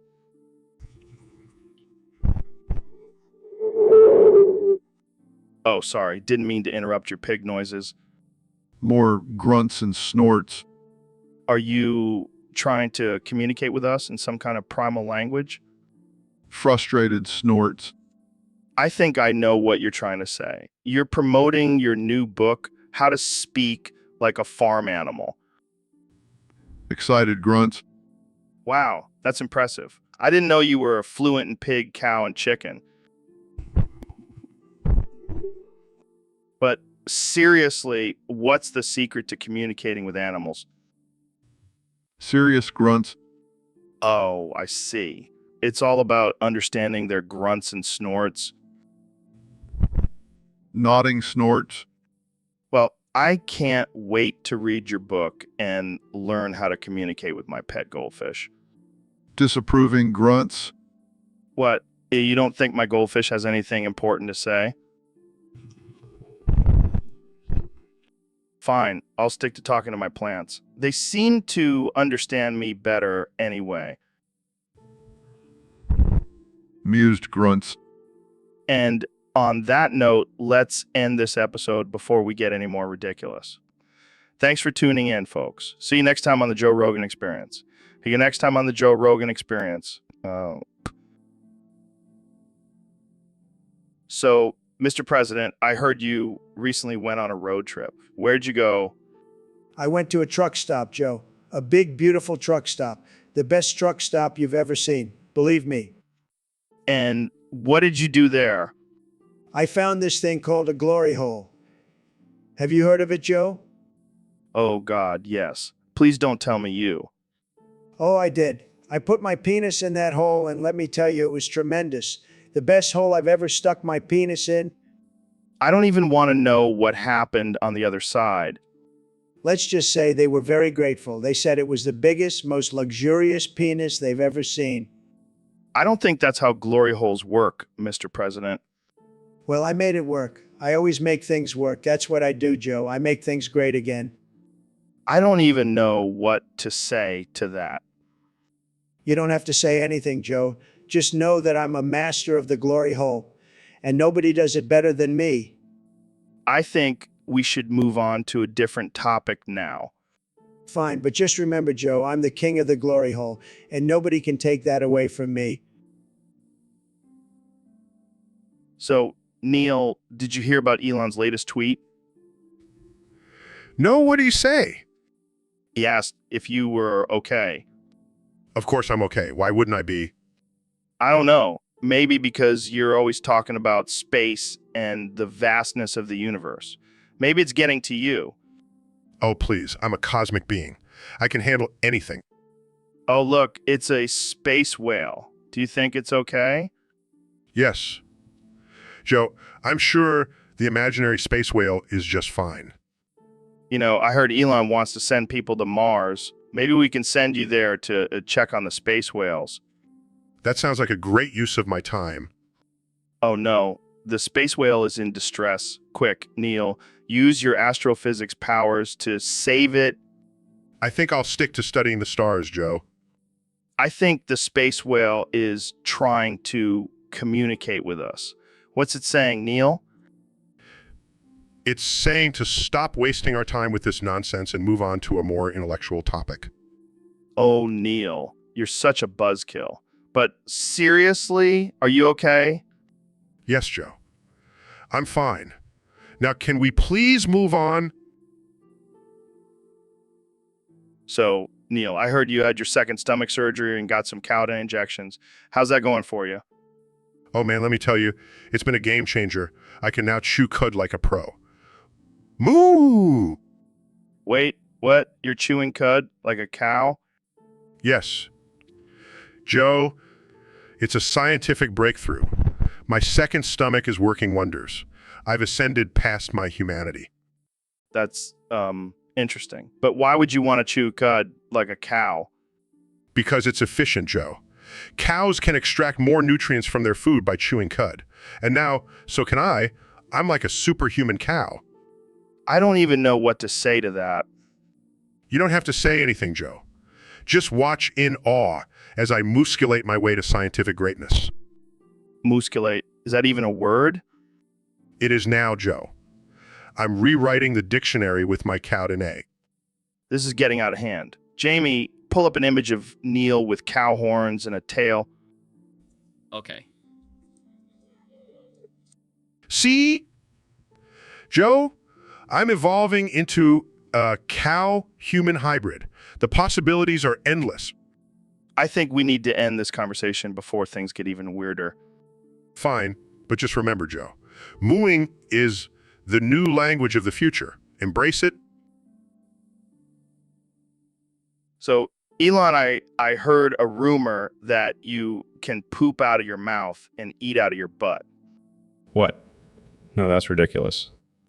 I mean, it would make sense. You're a genius. You probably have some advanced digestive system.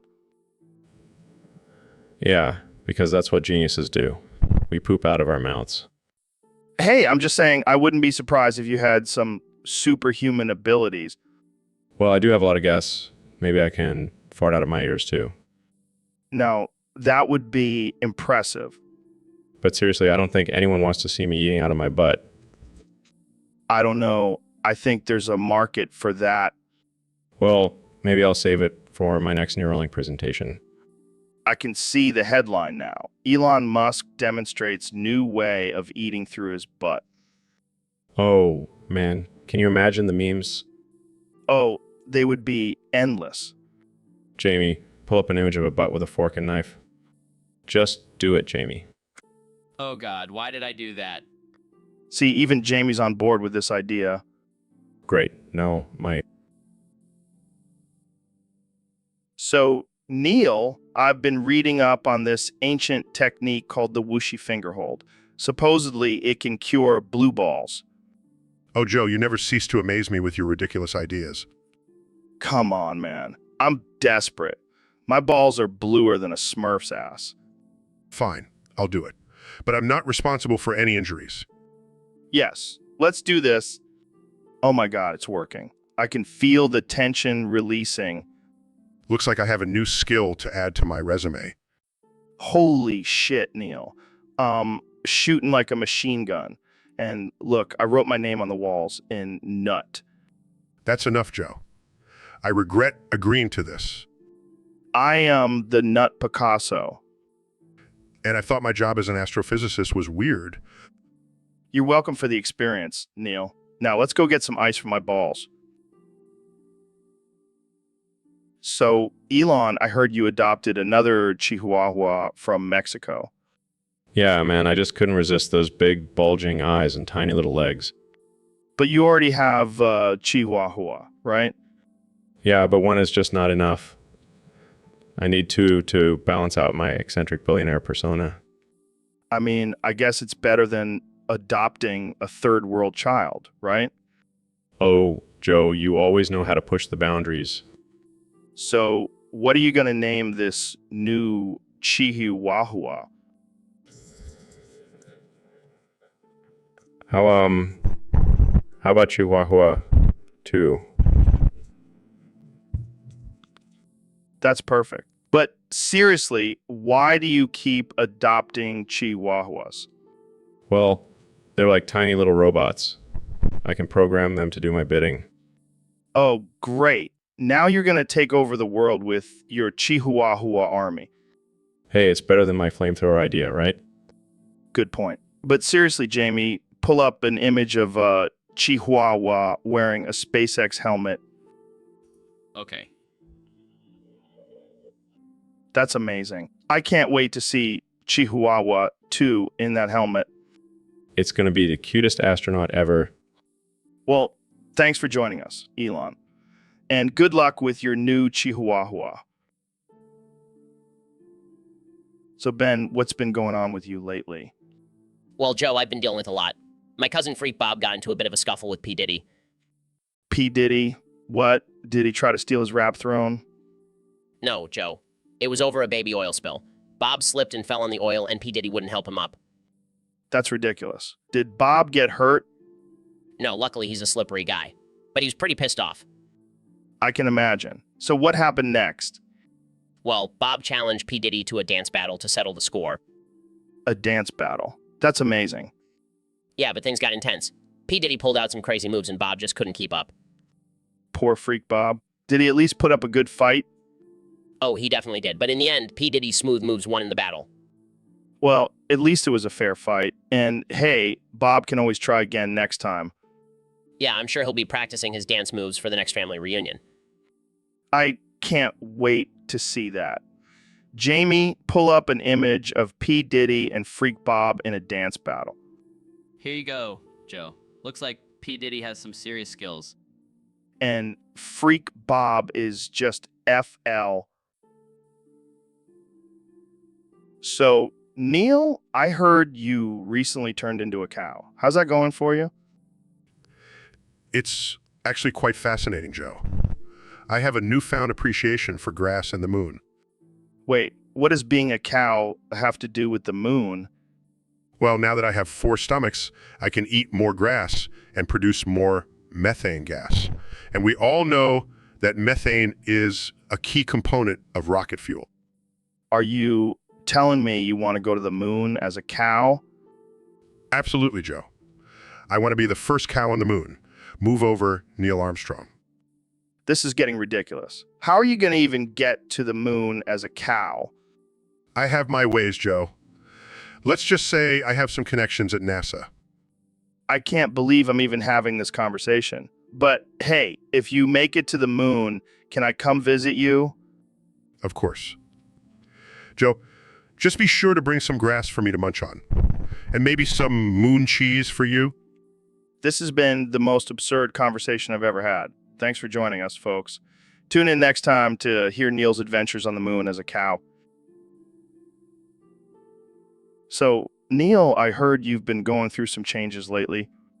Yeah, man, I've been on this new diet where I only eat grass and hay. It's been a real transformation. Wait, are you telling me you're turning into a cow? Well, technically I'm not turning into a cow, but my body is definitely taking on some bovine characteristics. That's wild, man. But you know, what's even wilder? People think you're a furry now? What? No way! I'm not some weirdo who gets off on dressing up as animals. Hey, no judgment here. But speaking of weirdos, have you seen Elon Musk's tweets about you? God, what did he say now?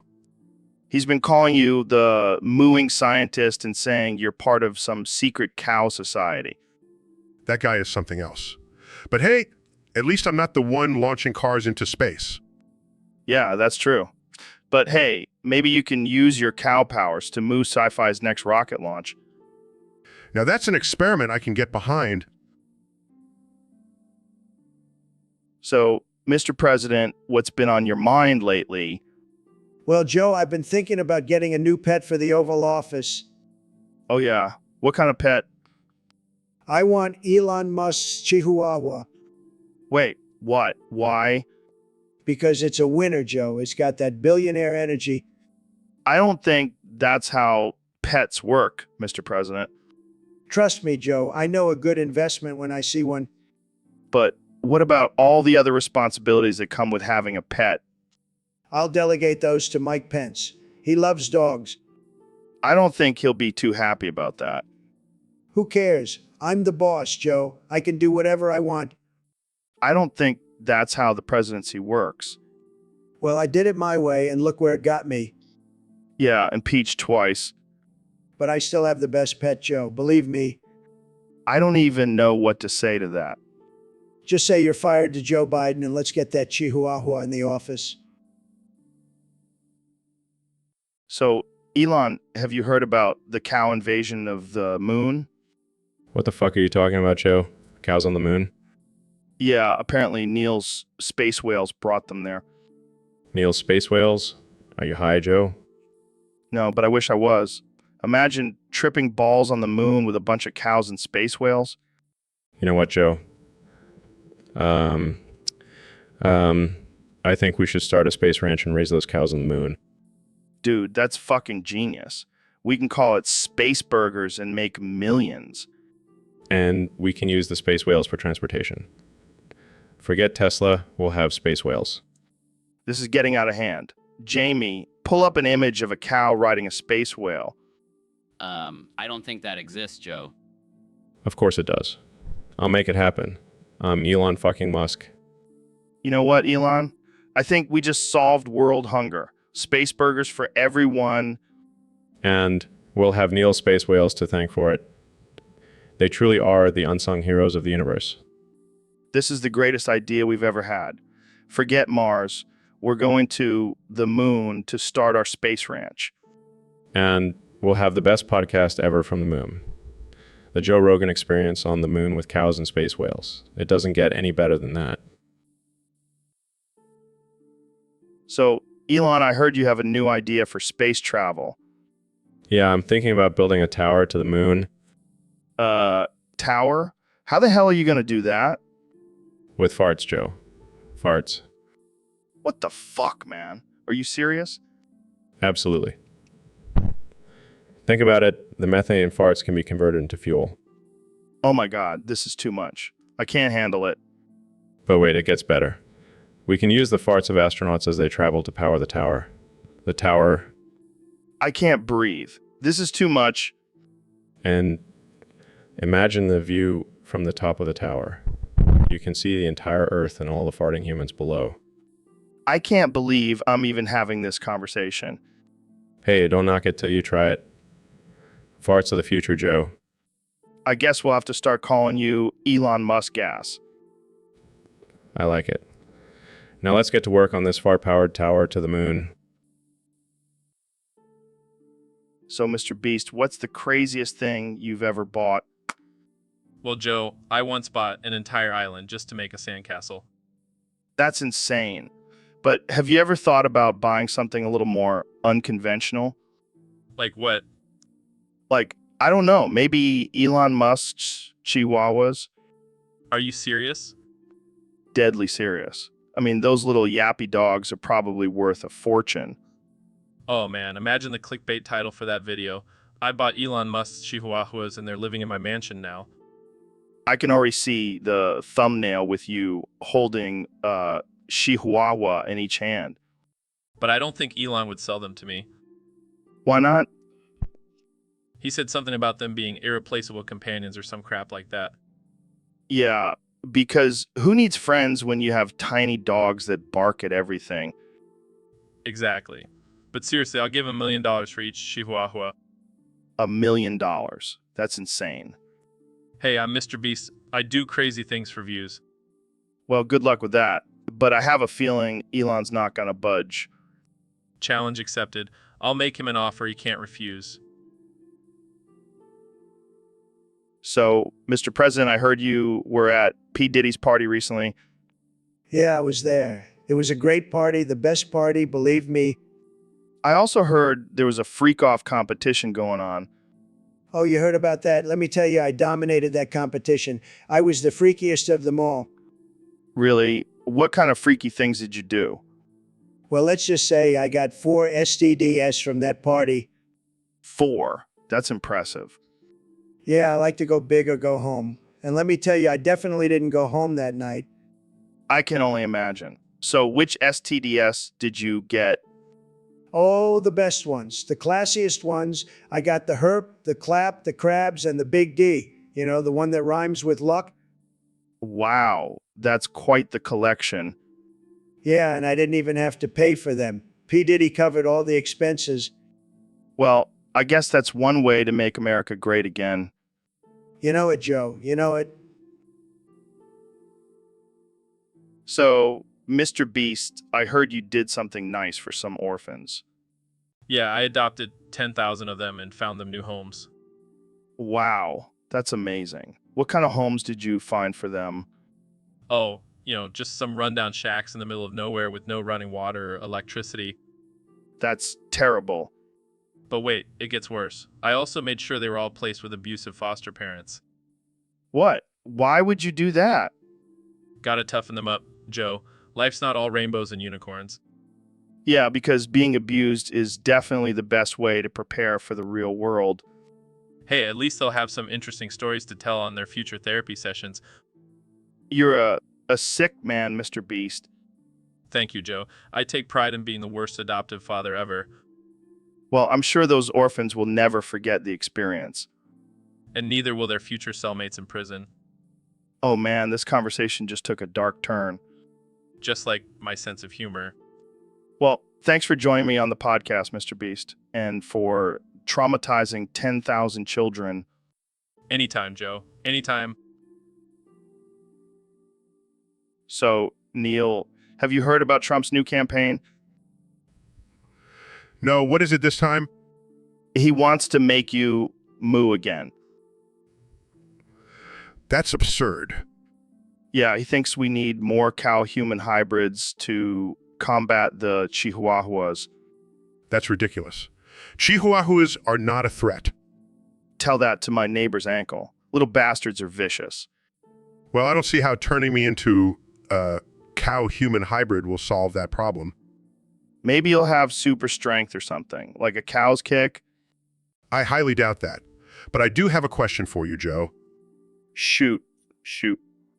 Why do you always have to bring up Trump on this podcast? Because it's hilarious, Neil. And also, I'm pretty sure he's a fan. I highly doubt that. Jamie, pull up an image of Trump wearing a cow suit.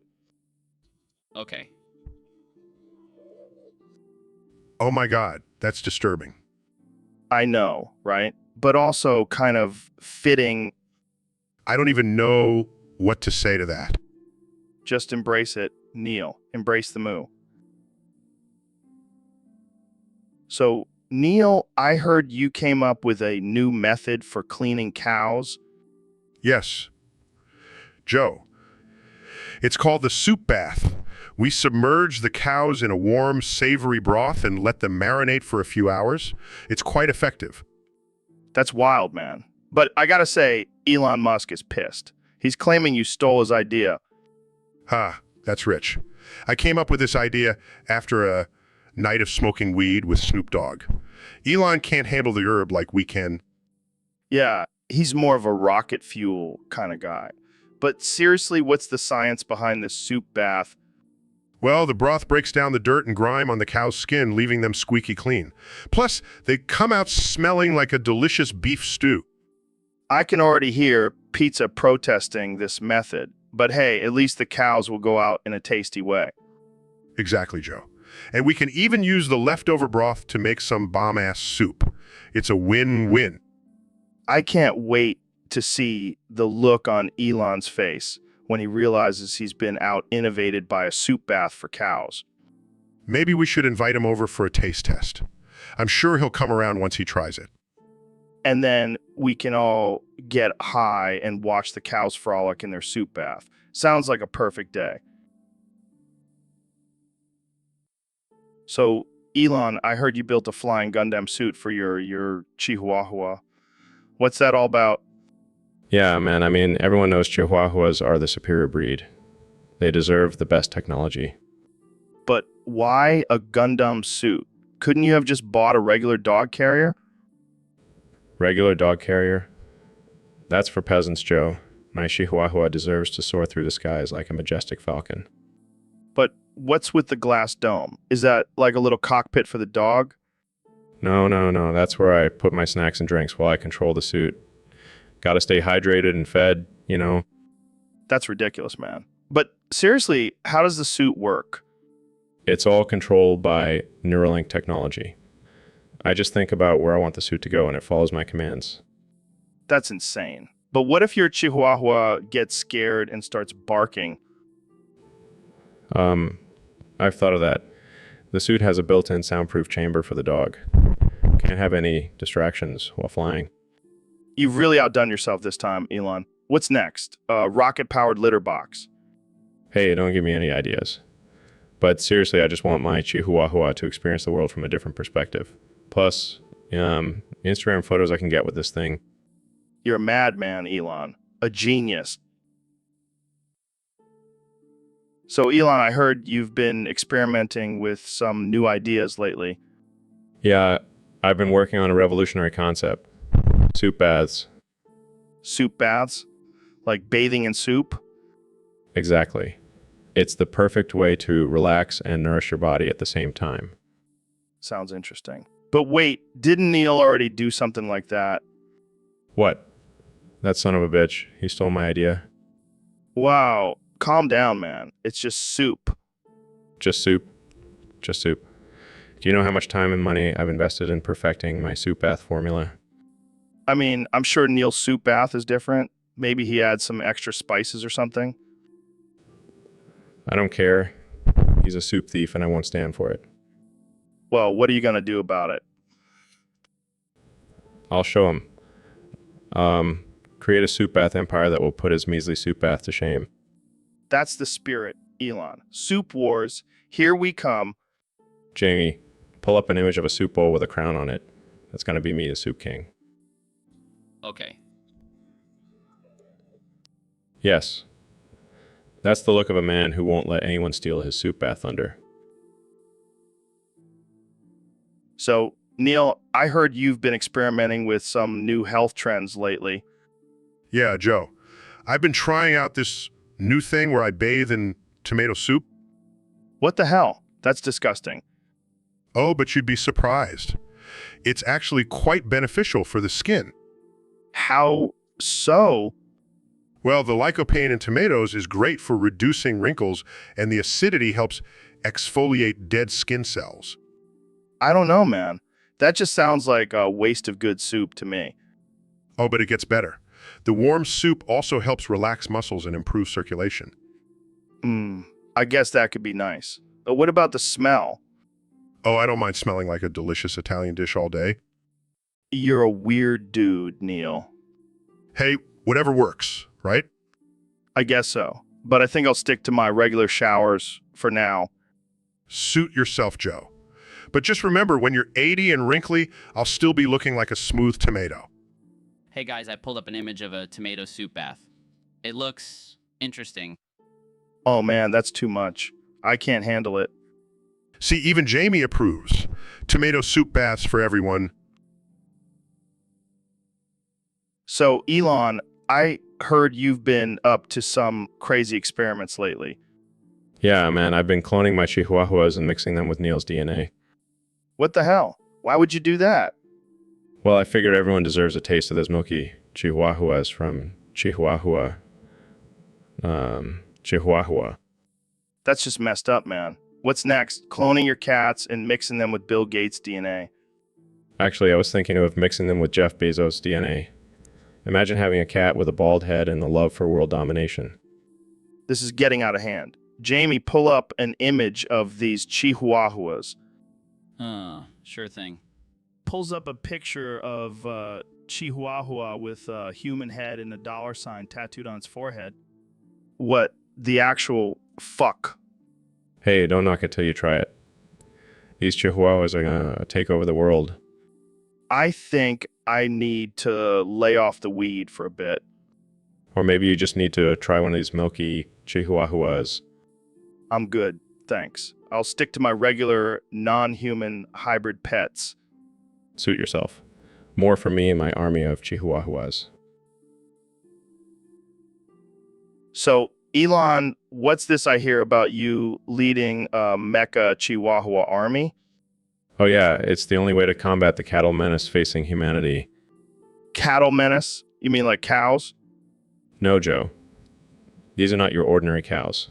These are cow-human hybrids with the intelligence of a cow and the strength of a human. Holy shit. That sounds terrifying. It is, but luckily, my mecha chihuahuas are equipped with the latest technology to take them down. Like what? What? Laser beams, rocket launchers, and even a built-in milk dispenser. Wait, what? What? Yeah, my chihuahuas can shoot milk at the hybrids, causing them to slip and fall. That's actually kind of genius. Thank you, Joe. But it's not just about defeating the hybrids. It's about sending a message. No one messes with the human race. And you're the commander-in-chief of this army? Damn right. I even have a mecha chihuahua suit that I wear into battle. This is some next-level shit, Elon. You haven't seen anything yet, Joe. Wait till you see my mecha ferret army. Those cows won't know what hit them. So, Elon, I heard you were working on this thing called the Hyperloop. What the hell is that? It's just a little project I was working on. Just trying to revolutionize transportation and all that. Yeah, because we definitely need more ways for people to get around. I mean, who needs cars, trains, or planes when you can just hop in a vacuum tube? Hey, it's not just any vacuum tube. It's a really fast vacuum tube, like faster than a speeding bullet, or Kardashian marriage, or Kardashian marriage. Okay, but seriously, what's the point? Are you trying to turn people into human spitballs? No. It's a safe and efficient way to travel. Plus, it's eco-friendly. Eco-friendly? How much weed have you been smoking, Elon? I mean, you're launching rockets into space and digging tunnels under cities. I don't think eco-friendly is your top priority. Fair enough. But hey, at least I'm not boring like those other billionaires. Out here building tunnels and flamethrowers. What are they doing? Investing in stocks and bonds. Boring. Yeah, you're definitely not boring. I mean, who else would come up with the idea to put people in a tube and shoot them across the country at lightning speed? That would be me. The one and only Elon Musk. Well, congratulations. You just reinvented the subway, but with more potential for... So, Elon, I heard a rumor that you like to bathe your chihuahuas in tomato soup. Is that true? Oh yeah, it's my secret to keeping their fur shiny and their breath smelling like marinara sauce. That's insane, man. I mean, I love tomato soup as much as the next guy, but I don't think I could handle bathing in it. Trust me, it's a game changer. Plus, it saves me money on dog shampoo. But what about the smell? I can't imagine your house doesn't reek of tomatoes. That's the beauty of it, Joe. I have a whole room dedicated to tomato-scented candles. It's like a spa for my pups.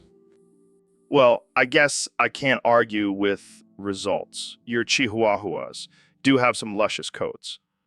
And let's not forget the added bonus of having a tasty snack while bathing them. Okay, that's where I draw the line. I don't think I could handle eating tomato soup while watching two chihuahuas frolic in it. Suit yourself, Joe. More for me and my furry little tomato-scented angels. I think I'll stick to regular dog baths, but I'll definitely be trying out those candles. Thanks for the tip, Elon. Anytime, Joe. And if you ever want to join me for a tomato soup bath, just let me know. I'll pass. But thanks for the offer. And that's all the time we have for today, folks. Tune in next time. So, Elon, I heard you've been watching Thunderfoot's channel a lot lately. Yeah, man, that guy is always right.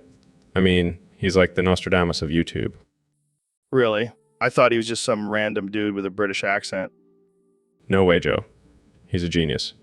He predicted the downfall of the dinosaurs and the rise of the Kardashians. Well, I don't know about that. I mean, he's just a YouTuber. Don't you dare disrespect Thunderfoot, Joe. He's a modern-day prophet. Okay, calm down. But I heard he called you out for not keeping your promises. That liar. I always keep my promises. I promised to send a Tesla to space, and I did it. But what about that time you promised to build a giant robot to fight Mark Zuckerberg? Well, I was busy inventing a flamethrower. Priorities, Joe. Fair enough. But Thunderfoot also said you're a liar about colonizing Mars. Lies. Already planning my first colony on Mars. I even have a name for it, Mustopia. Mustopia. Sounds like a theme park for your ego. Hey, I'll have, that Mustopia will be a utopia for all mankind. And Thunderfoot can eat his words. Well, I guess we'll just have to wait and see. But let's not forget, you did promise to send me a Tesla. Oh, So, Elon, I heard you have some groundbreaking research on the propulsion capabilities of human farts. oh yeah, Joe. It's a game changer. We've been studying the difference between human farts and Chihuahua farts. Chihuahua farts. What the hell are those? Oh, those tiny little dogs that old ladies carry around in their purses. Their farts are like jet fuel compared to ours. No way. How is that even possible? Well, it all comes down to the methane levels and the velocity of the fart. The velocity? Yeah, Joe. You see, Chihuahua farts have a much higher velocity due to the size of their butts. It's simple physics. So, what you're saying is, if we could harness the power of Chihuahua farts, we could revolutionize space travel? Exactly. We could send rockets to Mars in no time with the help of these tiny farting dogs. Wow, that's mind-blowing. But I have to ask, how did you even come up with this idea? Well, let's just say it involved a lot of late nights and a few too many chihuahuas in my lab. I can only imagine. Jamie, pull up an image of Chihuahua fart. Just use your imagination, Jamie. Oh, Joe? So, Neil, I heard you started a new business where people can take a bath in soup. Yeah, man, it's called Soup Soak Spa. It's the ultimate relaxation experience. That's wild. What kind of soup do you use? Well, we have a variety of options. Tomato, chicken noodle, even a vegan lentil. How about a gazpacho cold plunge? That's interesting. The cold temperature could really wake up the senses. And imagine all the health benefits. It's like a soup cleanse for your whole body. Brilliant. And we can add some croutons for exfoliation. Dude, you're a genius. I can see it now. People lining up for a bowl of gazpacho and a dip in the soup bath. And we can have different flavors for different moods, like a spicy chili for an adrenaline rush or a creamy broccoli cheddar for a calming experience. This is going to be huge. I can already feel my chakras aligning just thinking about it. And we'll have a special soup of the day, just like a soup of the day at a restaurant. Jamie, pull up an image of a giant soup ladle for our logo. And we can have a slogan like, "Get souped up at Soup Soak Spa." I'm telling you, this is going to be the next big thing. Move over float tanks. Agreed. Soup is the new way to relax and rejuvenate. So, Elon, I heard you have a new addiction. Yeah, it's not something I'm proud of, but I can't help it. What is it? Cocaine? Weed? DMT? No, it's something much more taboo. Addicted to breast milk. What the fuck, Elon? Are you serious? Dead serious. I have a whole team of lactating women on call for me. That's some next level shit, man. I know. But have you ever tried it? It's like a superfood for adults. I can't say I have, Elon. I think I'll stick to my cum smoothies. Suit yourself. More breast milk for me. I bet you have a special Tesla model just for transporting your breast milk. Actually, yes. It's called the Milk Mobile. Damn, you really take your addiction seriously. Hey, if you're going to do something, might as well do it right. Well, I'm glad we got that off our chests. Pun intended, I assume. Always, my friend. Always. So, David, I heard you've been doing some research on aliens lately. Yeah, man. I've been diving deep into the world of Chitauri. Shit already. Sounds like a fancy Italian dish. Nah, man, these aliens are no joke. They want to siphon your life force from your balls. What the hell does that even mean? It means they want to drain your energy, your essence, your manhood. And they're coming for us. Wait, so they're targeting men specifically? Yeah, they know that's where our power lies. That's why they're always after our balls. Well, I'm not too worried. I've been doing kettlebell swings and taking Alpha Brain. My balls are invincible. You think that stopped them? These aliens are on a whole other level. All right, so what's the plan? How do we protect ourselves from these ball siphoning aliens? We got to stay vigilant, Joe. Keep our balls safe at all times. Should I start wearing a cup? If that's what it takes, then yes. Well, I'll be damned. Who knew our balls were the key to intergalactic warfare? It's no Joe. These Chitauri are no laughing matter. Well, I'll make sure to keep my balls safe and secure. Thanks for the heads up, David. Anytime, Joe. Protect those balls at all costs. So, Neil, I gotta ask you, what's your opinion on pussy? Well, Joe, I think it's a fascinating concept. Hybrid of a puppy and a pussy. It's like a furry, cuddly, and sexually appealing creature. Yeah, I mean, imagine cuddling with a cute little puppy while also getting some action down there. It's like a win-win situation. And think about the possibilities, Joe. We could genetically engineer them to have different fur colors and patterns. We could create a whole new market for designer pupuses.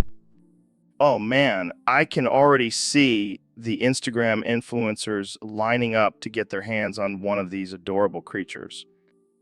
But let's not forget about the ethical concerns, Joe. We have to make sure these pupuses are treated with love and respect, not just used for our own pleasure. Yeah, whatever. But seriously, imagine the pickup line potential. Hey baby, wanna come back to my place and play with my pussy? Oh man, I can't wait to see the reactions on people's faces when they hear about this. It's going to be priceless. And hey, if anyone has a problem with it, we'll just tell them it's for science. Exactly, Joe. Pupussy, the future of science and pleasure. So, Mr. President, what do you think about the homeless population in America? Let me tell you, Joe, these homeless folks, they're really something. They've got some real virtues, believe me. Really? Like what? Well, for one, they're always on the move. They're like nomads constantly exploring new territories. Get it? Sure. What else?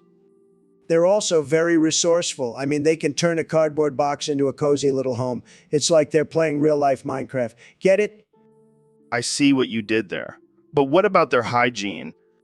Hygiene. These people are living off the grid, Joe. They're like pioneers blazing their own trail. Get it? Okay, but what about their mental health? Oh, they've got the best mental health. They're always living in the moment, not a care in the world. They're like Zen masters. Get it? I think I'm starting to get it. And let's not forget, they're the ultimate recyclers. They can turn anything into a shopping cart. Get it? All right, I think we've heard enough puns for one day. Come on, Joe, don't be such a wet blanket. These homeless folks deserve some recognition for their virtues. Get it? So, Jamie, have you ever tried breast milk? No, Joe, I can't say I have. Well, let me tell you, it's a game changer. It's like liquid gold. Really? I've always heard it's good for babies, but didn't think adults could drink it. Oh, they can and they should. It's like a protein shake straight from the source. That's interesting. What does it taste like? It's like a mix of almond milk and sweat, but in a good way. I don't know if I'm convinced. Trust me, Jamie. I've tried all kinds of milk cow, almond, oat, and nothing compares to the sweet nectar of a lactating woman. Okay, I'll take your word for it. Plus, think of all the health benefits. It's like a natural steroid. I think I'll stick to my protein powder. Thanks. Suit yourself, but you're missing out. I'll take a tall glass of breast milk over a cum smoothie any day. So, David, what's new with you? Oh, just pushing myself to the max. How so?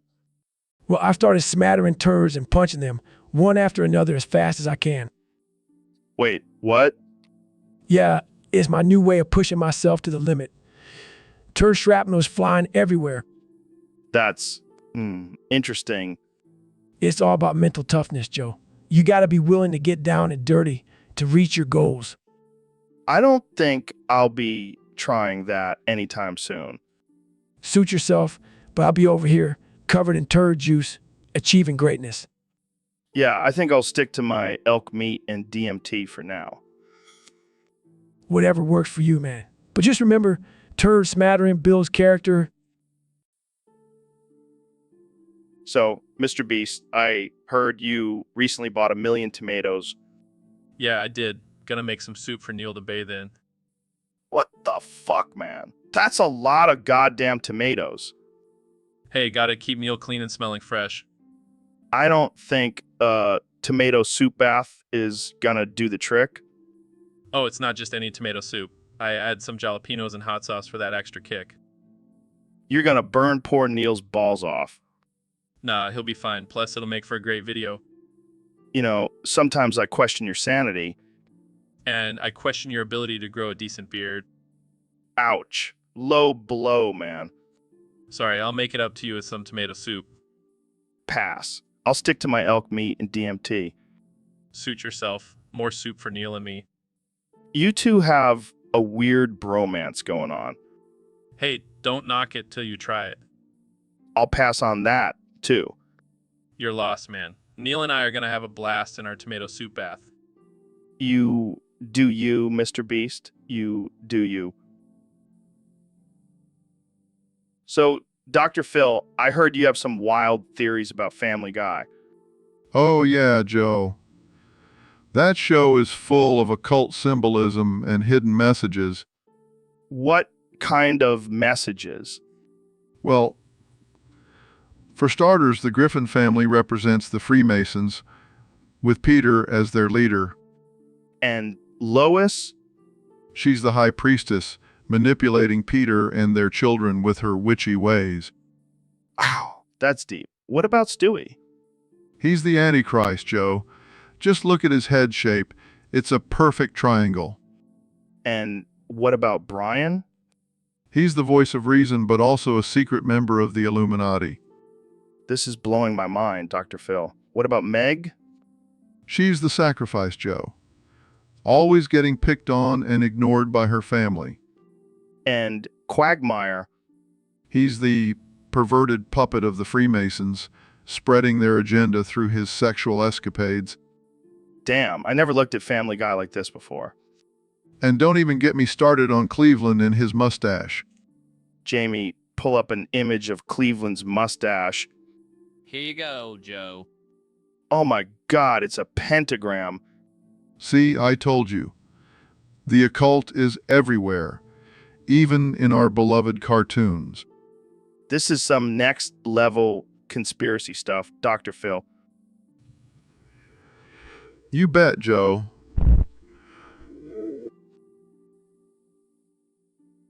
So, Ben, you're known for your unique scatting style. How did you get into that? Bada ba ba ba do. Yeah. So, do you have any formal training, or is it just something you picked up? Skiddly bop bop bop ba do. Okay, can you maybe give us a little demonstration? Scooby dooby doo wop bop. Right? That's enough. Can we please have a normal conversation here? Bippity bop bop bop ba do. Come on, man. This is a serious podcast. Rama llama ding dong. I apologize for this. I don't know what's going on. Do wop ba do wop. All right, let's just move on. Goggins, what do you think about scatting? Care to elaborate? It's a form of expression, man. Right. Well, there you have it, folks. scatting form of expression, according to Goggins. Thanks for tuning in. See you next time. So, Mr. President, I have to ask, why do your eyes look like inflamed ball sacks whenever you're on my podcast? Well, Joe, let me tell you, it's because I'm constantly keeping an eye on you. You never know when you're going to try to slip some fake news in there. I don't think that's how eyes work, sir. Believe me, I know eyes. I have the best eyes. People are always telling me how great my eyes are. Yeah, but they also call them eye pussies. What's up with that? Look, Joe, I don't have time for your childish insults. I'm a busy man. I have a country to run. Right. So back to the eye pussies. I don't know what you're talking about, Joe. My eyes are perfect. They're like little shiny orbs of truth. Okay, but why do they look like they're about to burst with pus? That's just the fake news media trying to make me look bad. Believe me, my eyes are the best eyes you've ever seen. Well, I guess we'll just have to agree to disagree on that one. That's right, Joe. And let's make sure to keep those eye pussies out of the conversation from now on. So, Jamie, what's the deal? You've been trying to leave every 5 minutes. Sorry, Joe. I really have to pee. Oh, come on. Just hold it. We're in the middle of a podcast here. But it's been an hour and a half. I can't hold it anymore. Fine, go pee. But first, pull up an image of a monkey riding a unicycle. Seriously? Okay, here it is. That's hilarious. Now, pull up an image of a naked mole rat.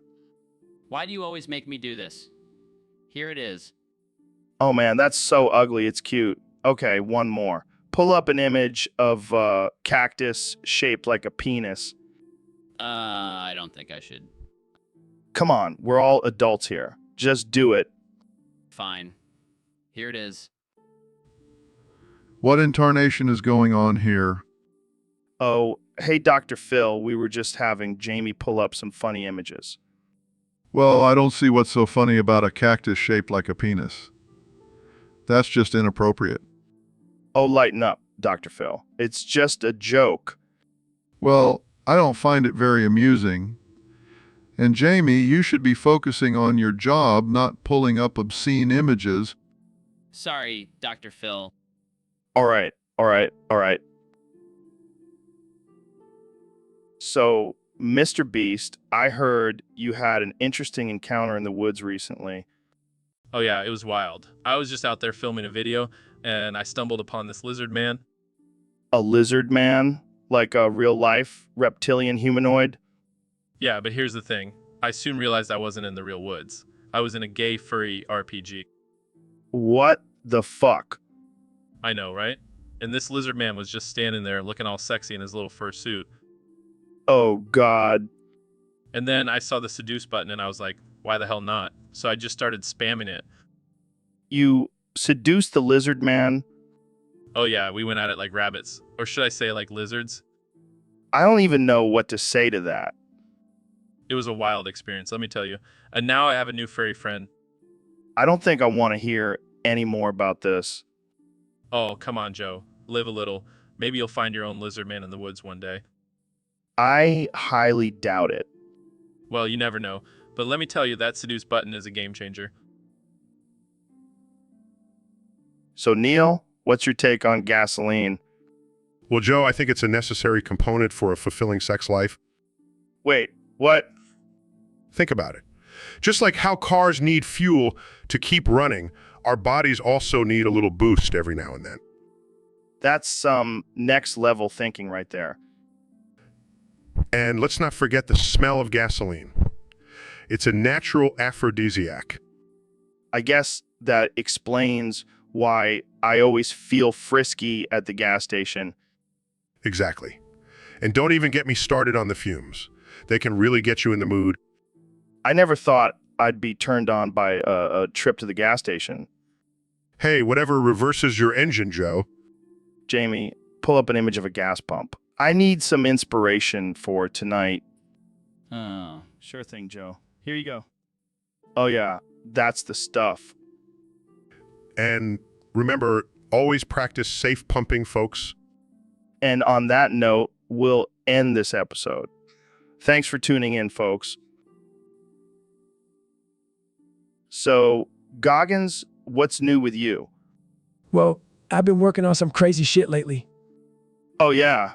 What kind of crazy shit? I finally did it, Joe. I turned myself into a stem cell. What the fuck? How did you even do that? I just ran 100 miles a day for a month straight and ate nothing but cum in my own sweat. That's fucking insane, man. But why would you want to be a stem cell? Think about it, Joe. I can regenerate any part of my body. I'll never get injured again. But you'll also never be able to enjoy a good steak again. Fuck steak, Joe. I'm a goddamn stem cell. I'll just regenerate a new tongue and taste buds. Okay, but what about your brain? Will you still be the same person? Who cares, Joe? I'll be a fucking stem cell. I'll just regenerate a new personality if I want. I don't even know what to say to that. Say, Jamie, pull up an image of a stem cell. I want to see what I look like now. Okay. Damn, I'm like a tiny, flexible superhero. This is some next level shit, Goggins. You're damn right, Joe. Now, excuse me while I go for a 50-mile run and regenerate my liver. So, Ben, I heard you've been having some issues lately. What do you mean, Joe? Well, I heard you can't stop pouring liquid mud on your vagina. Yeah, it's a condition I have. What kind of condition is that, Ben? It's not funny, Joe. It's a serious medical issue. Oh, I'm sorry. I didn't realize pouring mud on your vagina was a medical issue. It's not just mud, Joe. It's liquid mud. It's much harder to clean up. I can only imagine. So, how do you deal with this condition? I have to wear adult diapers. Oh my God, Ben. I can't even imagine the chafing. It's not easy, Joe, but I'm managing. Maybe you should start a new trend. Mud-covered vaginas are all the rage these days. I don't think that's a good idea, Joe. Oh, come on, Ben. Embrace your liquid mud vagina. Own it. Can we please change the subject now? Sure. Let's talk about your other medical issues, like your tiny hands. This is why I don't come on your podcast, Joe. So, Mr. Beast, I heard you abandoned your kid. Yeah, man, that little brat gave me a drawing of myself instead of a map to unlimited beer. Well, I can't blame you. I mean, who wants a kid that can't even provide you with booze? Exactly. I mean, what kind of child doesn't understand the importance of alcohol? It's a crucial life skill. You got to start him young. And this kid just didn't have it. So I left him at the nearest gas station. Maybe he'll learn to draw a damn map next time. I can just imagine him standing there, holding his drawing and wondering where his daddy went. Yeah, well, maybe he'll use that drawing to wipe his tears. Or his ass. Who knows? Who knows? Oh man, this is getting dark. But seriously, who needs a kid when you can have unlimited beer? Exactly. And I can always make another one. They're like Pokemon, gotta catch 'em all. Oh man, I can't wait for the headlines on this one. Mr. Beast abandons child for beer. Hey, at least I'll go down in history for something. Cheers to that, Joe. Cheers, Mr. Beast. And good luck finding that unlimited beer. So, David, I heard you watch the entire Lord of the Rings trilogy in one sitting. That's insane. Yeah, man. I had to push myself to the max. I mean, those extended editions are like 12 hours each. My brain was melting by the end. Dude, that's some next level shit. I'm impressed. Thanks, man, but I gotta say, Frodo and Sam's bromance was a little too much for me. I had to take a break and do some push-ups during those scenes. Yeah, I can see how that would be a bit much. But what about the battle scenes? Did you feel like you were in the middle of it all? Oh, I was screaming who, yeah, and doing burpees during the Helm's Deep battle. My neighbors probably thought I was insane. I bet they did. But seriously, watching all three movies in one go is no joke. How did you even stay awake? I didn't. I chugged a gallon of pre-workout before starting. I was wired for days.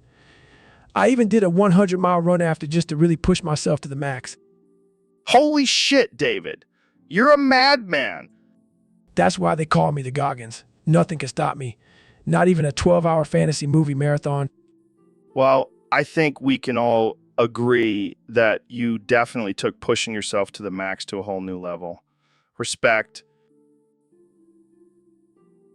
So, Elon, what's new with you? Come. What? What? Come.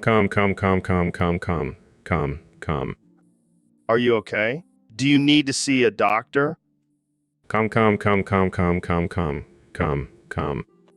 Jamie, pull up an image of a brain scan.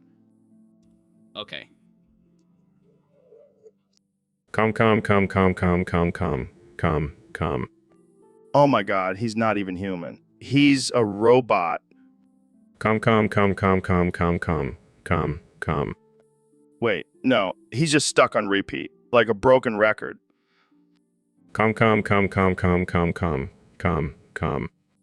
Okay, let's try something else. Elon, what do you think about the current political climate? Come. Wow, he's really passionate about that. SPSTC STM ST EST ST PST PCSD PSTS. Okay, now he's just messing with us. Jamie, pull up an image of a map of time zones. Come. I think we need to reboot Elon, or maybe just turn him off and never turn him back on again. So, Dr. Phil, I heard you were in Akron, Ohio recently. What were you doing there? Well, Joe, I was there to do some research on the sexual habits of the residents. Oh, really? What did you find out? Well, let's just say Akron is not exactly known for its vanilla sex. They have some pretty wild and unconventional practices. Like what? Well, for starters, they have a thing for gay sex.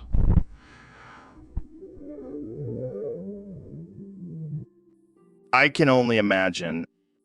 Yeah, they have this thing called the Akron Asshole Party where a bunch of guys get together and take turns having anal sex with each other. Wow, that's interesting. And it's not just men, Joe. The women of Akron are just as wild.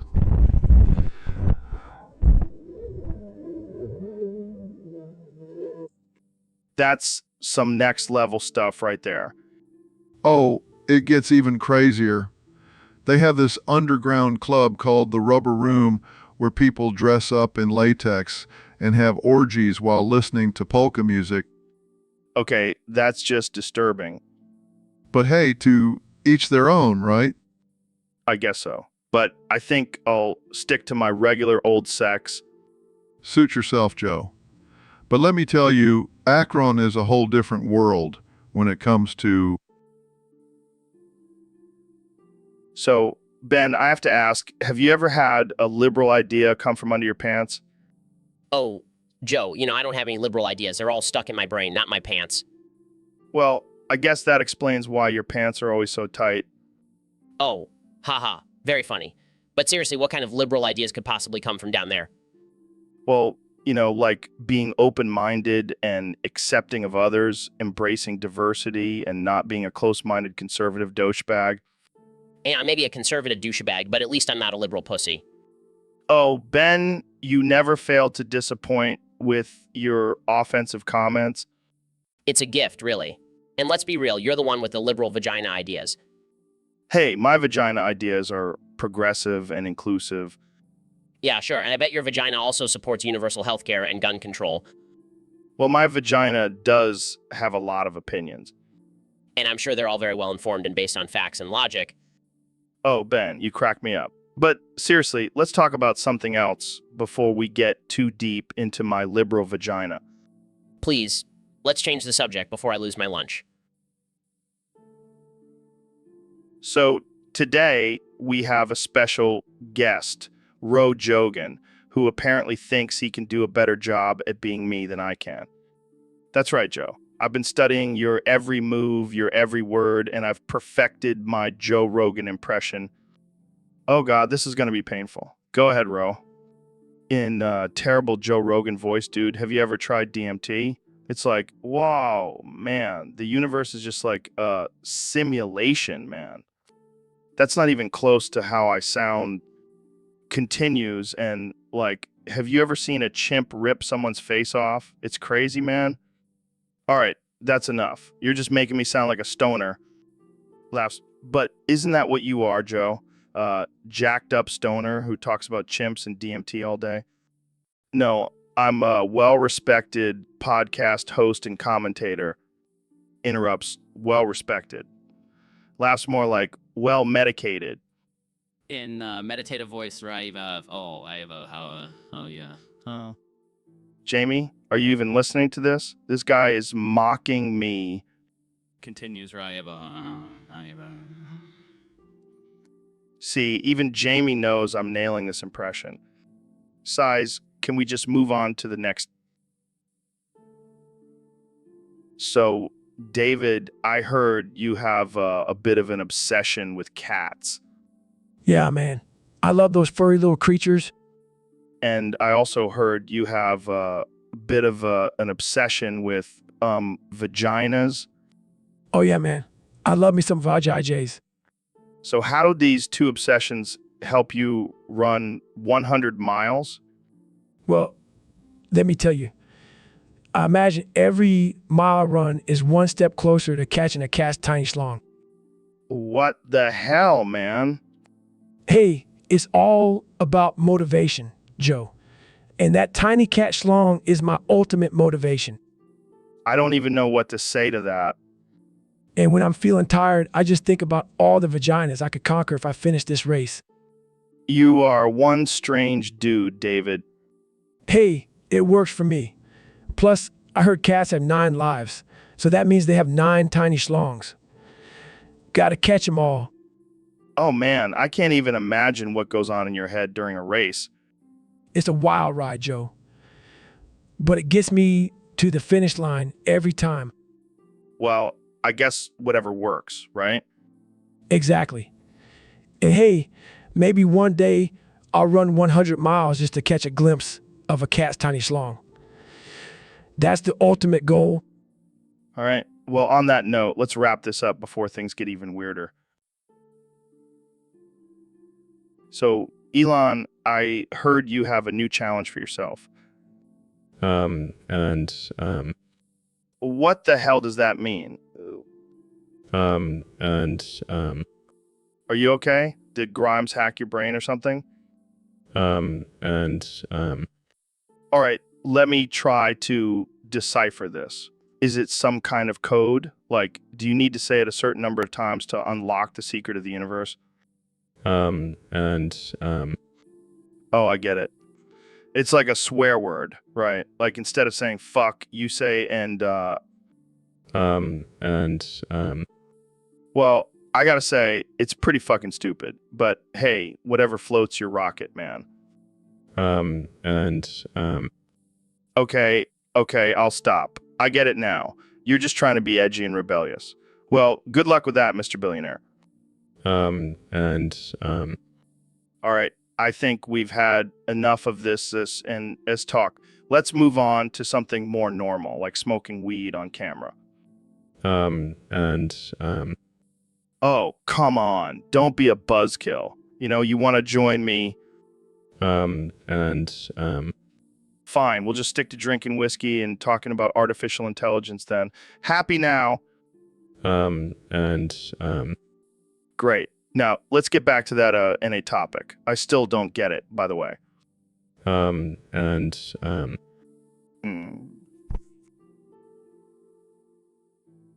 So, Elon, what's new with you? Well, Joe, I've been doing some research and I've come to the conclusion that the best fleshlight is Vaporeon. Vaporeon? The Pokemon? Yes, Joe. Think about it. It's sleek, smooth, and has those fins for extra stimulation. I don't know, man. That seems a little weird. Oh, come on, Joe. You know, you've thought about it too. No, I can honestly say I have not. Well, I have. And I'm planning on making a business out of it. Wait, what? I'm going to create a whole line of Pokemon-themed fleshlights. Charizard, Pikachu, you name it. This is insane. Hey, it's just good business sense. And bet you'll be the first in line to buy one. I highly doubt that. Oh, I'll make sure to send you a personalized Vaporeon fleshlight, Joe. All right, that's enough. Let's change the subject. Fine. But just remember, Joe, you're missing out on a whole new world of pleasure. So, Ben, I heard you wanted to talk about something that's been on your mind lately. Yes, Joe. It's a very serious issue that needs to be addressed. All right, lay it on me. What's been keeping you up at night? Well, it's about the P word. The P word, you mean like pineapple? No, Joe.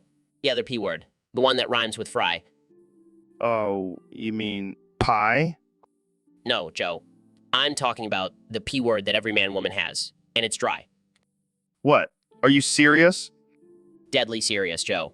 It's a major problem that no one is talking about. I mean, I've never really thought about it, but now that you mention it, my P word does feel a little dry. Exactly, Joe. And it's not just you. It's everyone. We need to raise awareness about this issue. Yeah, because that's what the world needs right now. More P word talk. Oh, come on, Joe. This is serious. We need to find a solution for this dry P word epidemic. Maybe we should start a P word moisturizer company. That's not funny, Joe. This is a real issue that affects every man and woman. All right. Sorry. So what's your solution then, Ben? We need to start a P word hydration campaign. Spread the word and get... So, Ben, I heard you've been using head-on apply directly to the forehead a lot lately. Yes, Joe. It's the only thing that keeps my brain functioning at its maximum capacity. Interesting. Have you tried applying it to other body parts? No, Joe. That would be a violation of my conservative values. Fair enough. But have you ever thought about the potential side effects of using it too much? I don't believe in side effects, Joe. They're just a liberal conspiracy to make us doubt the power of head-on apply directly to the forehead. Well, I have to say, I prefer using copy pastas from Reddit to keep my mind sharp. Copy pastas? What are those? Oh, they're just these amazing pieces of text that people copy and paste all over the internet. Here, let me recite one for you. I sexually identify as an attack helicopter. The oil fields dropping hot, sticky loads on disgusting foreigners. Awkwardly clears throat. That's nice, Joe, but I'll stick with my head-on apply directly to the forehead. Suit yourself, Ben. But I have to say, I did not hit her. It's not true. It's bullshit. I did not hit her. I did not hit her. I did not. Oh, hi, Mark. Stares in confusion. What the hell was that? Just another classic copy pasta. Ben, got to keep the brain entertained somehow. Well, I'll stick with my trusty head-on apply directly. So, David, I heard you had a crazy diet back in 2001. Yeah, man. I was in the middle of a bulk and I needed some extra protein. Protein? What did you eat? Chicken breasts? Nah, man. I went straight for the good stuff. ACDS and DVDS from Blockbuster and Best Buy. What the fuck? How did that even work? Well, I figured if I could digest those plastic cases, the disc would be a piece of cake. That's fucking insane. Did it actually work? Hell yeah, I did. I gained like 20 pounds of pure muscle. But what about all the chemicals and shit on those discs? Who cares? I was getting swole as fuck. You're a goddamn madman, David. Hey, whatever it takes to be the toughest motherfucker on the planet. Jamie, pull up an image of Blockbuster store in 2001. Oh, sure thing. Here it is. Look at that, David. That's where all your gains came from. Yeah, and now it's just a distant memory. Kind of like my Colin after eating all those damn discs. So, Dr. Phil, I gotta ask, who's your go-to adrenochrome dealer? Well, Joe, I can't reveal my sources, but let's just say they're well connected in Hollywood. The elite? I respect that. But tell me, how do you inject it into your balls? Oh, that's a trade secret. But let's just say it involves a lot of. Damn, that's hardcore. But why your balls specifically? Well, I believe in talking to my sperm before they're born. Got to make sure they're on the right path to becoming the next Dr. Phil. Wait, you talk to your sperm? What do you say to them? Oh, just some motivational speeches and life advice. Got to mold them into the perfect reincarnation of myself. That's some next level shit, Dr. Phil. But do your sperm actually listen to you? Of course they do, Joe. I've been doing this for years, and look at me now. Well, I gotta say, I'm impressed. Maybe I should start talking to my sperm too. Oh, I highly recommend it. Just make sure you have a good adrenochrome supplier first. Will do, Dr. Phil. Will do. So, Donald, have you ever actually read the Constitution of America? Of course I have, Joe. I read it every night before bed. It's my bedtime story. Really? Because I have a hard time believing that. Believe it, Joe. I know that document inside and out. It's like my personal Bible. Well, I have to say, I'm impressed. Most people don't take the time to read it. Well, most people are losers, but not me. I'm a winner, and winners read the Constitution. Okay, but can you read it with your mouth full of food? Absolutely. Watch this. We the people am, in order to form a more perfect union, me establish justice, and ensure domestic tranquility. This is ridiculous. Hey, I take my duties as a citizen seriously, and eating is one of my duties. Well, I guess that's one way to interpret the Constitution. You know what they say, Joe? You gotta read it to eat it. I don't think that's how it goes, but okay. Just wait until I start reading the Bill of Rights with a mouthful of Cheetos. I can't wait. Jamie, pull up an image of a cheese-covered Constitution. So, Neil, I heard you hate Pluto. Hate is a strong word, Joe. I just prefer to stick to scientific facts. Oh, come on. You're such a snowflake. Let Pluto be a planet, man. Joe, it's not about feelings. It's about evidence and classification. Evidence. I'll give you some evidence. Pluto is round, it orbits the sun, and it's got moons. Sounds like a planet to me. By that logic, my belly button is a planet. Hey, don't bring your personal problems into this, Neil. Personal problems? I'm just stating the facts. Facts. Shh, Max. Let's just agree to disagree and call it a planet. It'll make my third grade science teacher happy. Sorry, Joe. I can't just change the laws of the universe for your nostalgia. Fine, be that way. But just remember, Pluto will always have a special place in my heart. That's great, Joe. Maybe you can go visit it on your next trip to Neverland. So, Elon, I've been meaning to talk to you about something. Calm. Yeah, that's the thing. You got to stop screaming in front of my ears, man. And calm. What the hell does that even mean? Are you trying to communicate with aliens or something? Calm.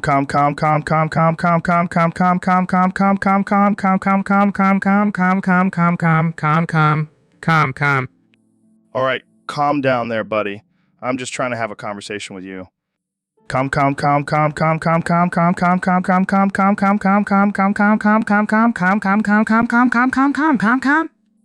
Okay, now you're just messing with me. Jamie, pull up an image of a straitjacket. Just do it, man.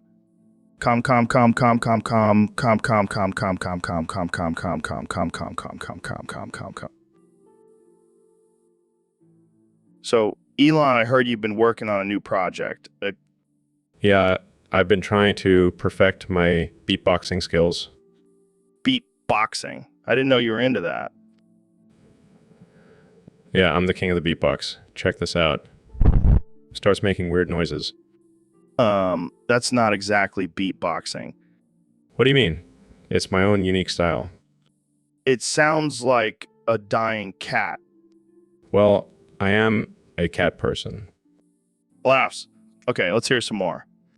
It continues to make strange noises. I think you might need some practice. Practice makes perfect, Joe. And I have plenty of time since I don't sleep. Wait, what? Yeah, I'm working on a new invention that eliminates the need for sleep. That's insane. But can you beatbox while you're not sleeping? Of course, I can do anything. Starts beatboxing again. All right, I think we should end this before it gets any weirder. Fine, but I'll be back with my beatboxing skills perfected. Can't wait. Laughs. So, Ben, what's your take on the current political climate? Well, Joe, I believe that Hold on a sec. I think we have a question from a listener. They want to know if you've ever tried DMT. what? No, why would I? Dude, you got to try it. It'll expand your mind and open you up to new ideas. I highly doubt that, Joe. I prefer to stick to logic and reason. Come on, just one hit. I promise it won't hurt. Absolutely not. And I think we should end this interview now. What? Why? My mom just called me for dinner and I can't keep her waiting. Your mom. Dude, you're a grown man. You can't let your mom control your life. Excuse me, Joe, I have to go. Goodbye. Well, that was a short but eventful interview. Thanks for joining us, folks. And remember, always listen to your mom, even if you're a 35-year-old political commentator. So, Mr. Beast, I heard you have a special talent. Yeah, I can recite the entire Declaration of Independence. That's impressive. But can you do it with a twist? Sure. What do you have in mind? Replace every verb with I love werewolf dick. Oh man, that's going to be a challenge. Let's hear it. I love werewolf dick, the 13 United States of America, when, in the course of human events, it becomes necessary for one people to dissolve the political bands which have connected them with another, and to assume among the powers of the earth the separate and equal station to which the laws of nature and of nature's God entitle them. This is amazing. Keep going.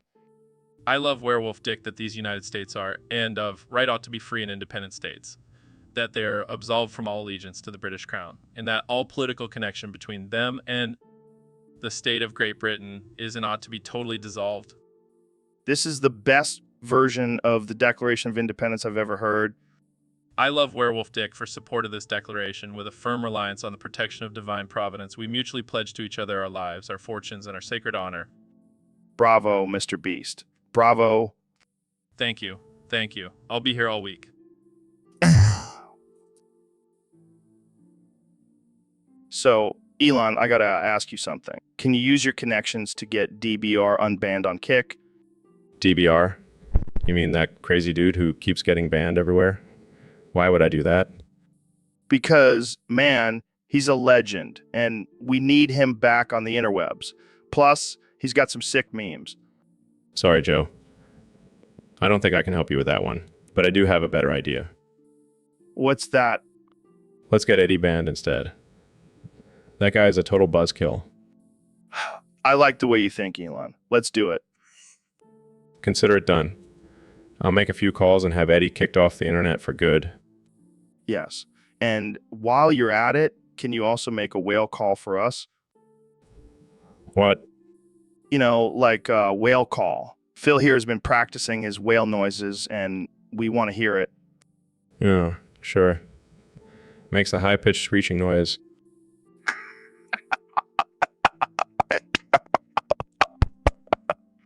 Joins in with his own whale calls. E. Wow, that was something. Remind me never to go watching with you guys. Hey, we may not be good at whale calls, but at least we're not boring like Eddie. Agreed. Now let's go get him banned and celebrate with some DMT and flamethrowers. So, Elon, what's your take on bald heads? Well, Joe, I think they're just nature's way of saying I'm too lazy to grow hair. Hey man, that's not cool. I shaved my head by choice. Sure you do, Joe. Sure you do.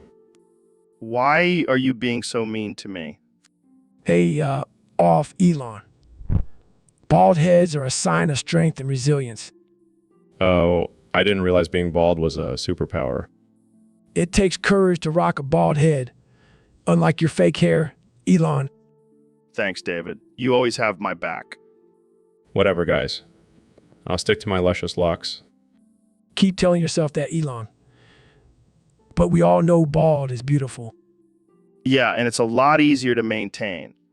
Fine, I'll admit it. Bald heads are pretty badass. Damn right they are. Now let's go shave Elon's head. So, Dr. Phil, I gotta ask, what's the deal with you blowing into your microphone like a dumb bitch? Well, Joe, let me tell you, it's all part of my master plan to annoy the shit out of everyone listening. Well, you're definitely succeeding at that.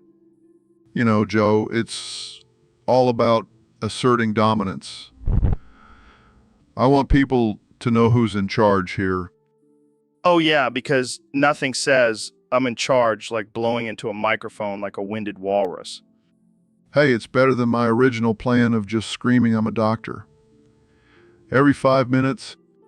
Yeah, that might have been a bit too on the nose. Plus, it's a great way to distract from the fact that I have no real expertise in anything. Oh, come on, you're a doctor of something, right?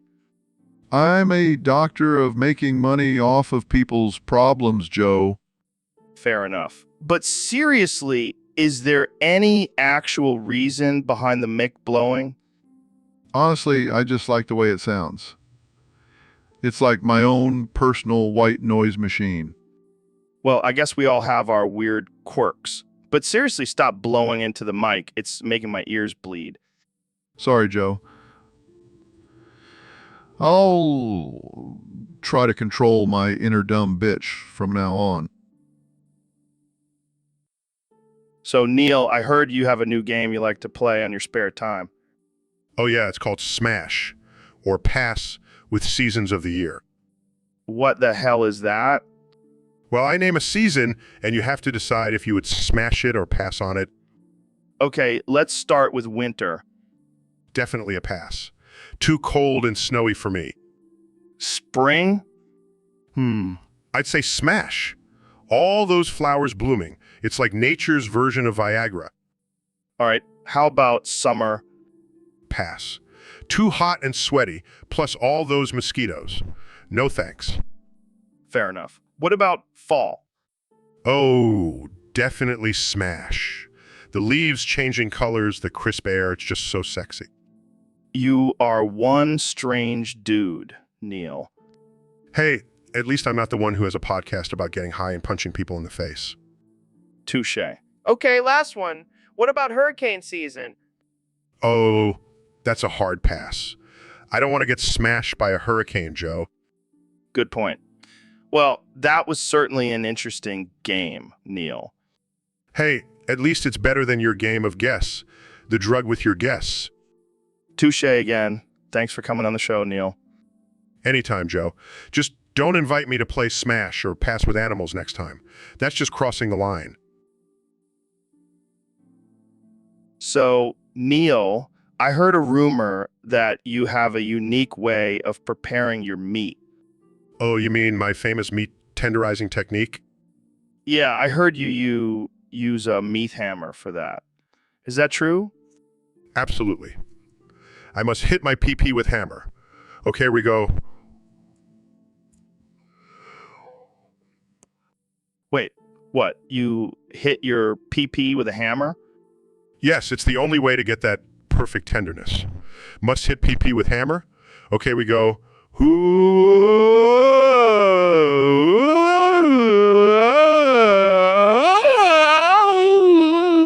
That sounds painful. How often do you do this? Every time I cook meat, must hit PP with hammer. Okay, here we go.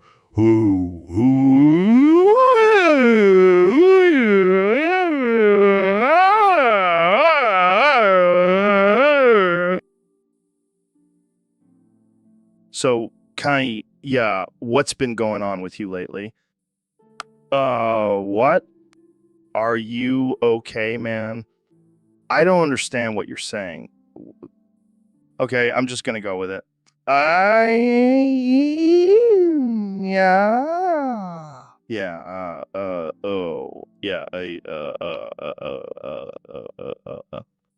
This is actually kind of fun. Yeah, yeah,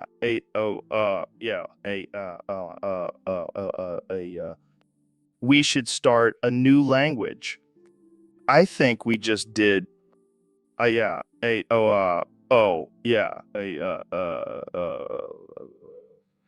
is gonna be huge. So, David, I heard your favorite movie line is "No condom forever" or whatever Black Panther said. Yeah, man. That's some real alpha shit right there. I mean, I get it. Condoms suck. But what about STDs? STDs? I don't even know what those are. I'm too busy crushing my goals and running ultra marathons. Fair enough. But what if you accidentally impregnate someone? That's just a test of mental toughness. I'll raise that kid to be a Navy SEAL. That's actually kind of badass. Damn right it is. Plus, I'm pretty sure Black Panther never wore a condom either. I don't think that was the message of the movie, but okay. Jamie, pull up an image of Black Panther without a condom. I don't think that's a thing. Exactly. No condom forever, baby. This conversation took a weird turn. Hey, if you can't handle the truth, then you're not ready for the Goggins way. I think I'll stick to wearing condoms. Thanks. Suit yourself. But remember, no condom, no excuses. So, Neil, what's new in the world of astrophysics? Well, Joe, I've been working on this new experiment where I shrink myself down to a subatomic level. Wow, that's intense. What's the purpose of that? I'm gonna yodel in the crack of your ass. What the hell, Neil? That's some next level bizarre shit. Hey, I'm just trying to explore the boundaries of science and have a little fun while doing it. I can't even imagine what that would sound like. It's gonna be like a symphony of farts. Oh, Joe, you always know how to make me laugh. But seriously, I've been practicing my yodeling skills for this. Should I be worried about the structural integrity of my ass crack? Don't worry, Joe. I'll be gentle. And who knows, maybe we'll discover a whole new dimension in there. Oh man, I can't wait to see the headlines for this one. Neil deGrasse Tyson yodels in Joe Rogan's ass crack. It's going to be a viral sensation. But hey, at least we'll have some solid scientific evidence to back it up. And to think all this started from a simple conversation on my podcast. Science truly knows no bounds. That's the beauty of it, Joe. Now let's get this experiment started. I'm ready to shrink and yodel my heart out.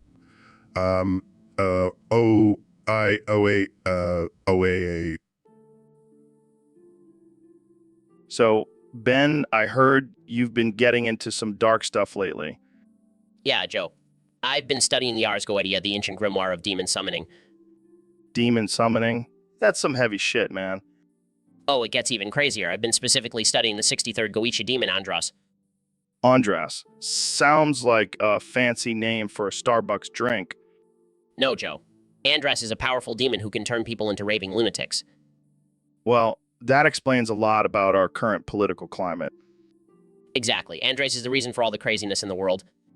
So, how do you summon this demon?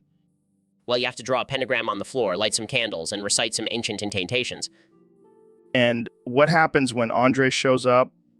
He grants you unlimited power, but at a cost. What kind of cost? Your soul. Your soul. Well, I guess I'll stick to my regular cup of coffee then. Suit yourself, Joe. But when I have the power of Andres, I'll be unstoppable. Yeah, until you realize you sold your soul for a demon who can't even hold a candle to DMT. Hey, don't you dare disrespect Andres like that. Sorry, I forgot you're sensitive about your demon friends. You know what, Joe? I'm done with this conversation. I'm going back to studying the Ars Goetia. So, Ben, I heard you finally tried DMT. Yes, I did. And let me tell you, it was quite the experience. I can only imagine. What happened? What happened? Well, at first I was a bit skeptical, being a conservative and all. Yeah, I can see how that might not be your thing. But then I thought, why not? I'm always up for a challenge. That's the spirit. So what happened after you took it? Oh man, it was wild. I saw colors I didn't even know existed, and then I saw a giant lizard man telling me to question my beliefs. That sounds intense. And then I saw myself as a liberal advocating for universal health care and free college. And free college. Oh my God, the horror. I know, right? But then I saw the light and realized that capitalism is the only way. Thank God for that. And then I saw you, Joe. You were a giant gorilla swinging from tree to tree. That's awesome. Did I have a giant joint in my hand? No, you had a giant cum smoothie. Oh, that's not as cool. But the craziest part was when I saw Nancy Pelosi and Hillary Clinton making out. That's some wild hallucination, Ben. No, Joe. It was a vision of the future. We must stop them before it's... So, Dr. Phil, what's your latest controversial advice for people? Well, Joe, I've been thinking about this a lot lately, and I think it's time for Elon Musk to really take his game to the next level. Oh boy, here we go. What do you have in mind? I think Elon should start drinking gasoline and then smoke it up. What? Are you serious? Absolutely. Think about it. He's already pushing boundaries with his electric cars and space exploration. Why not take it a step further and see what happens when he ingests gasoline? I don't know. That sounds pretty dangerous. Oh, come on, Joe. Where's your sense of adventure? Plus, think of all the energy he'll have. He'll be like the Energizer Bunny on steroids. I don't think this is a good idea, Dr. Phil. Well, you know what they say, Joe. You can lead a horse to water, but you can't make him drink gasoline. I'm pretty sure that's not how the saying goes. Tomato. Tomato. Jamie, pull up an image of a horse drinking gasoline. Okay. This is getting out of hand. Oh, lighten up, Joe.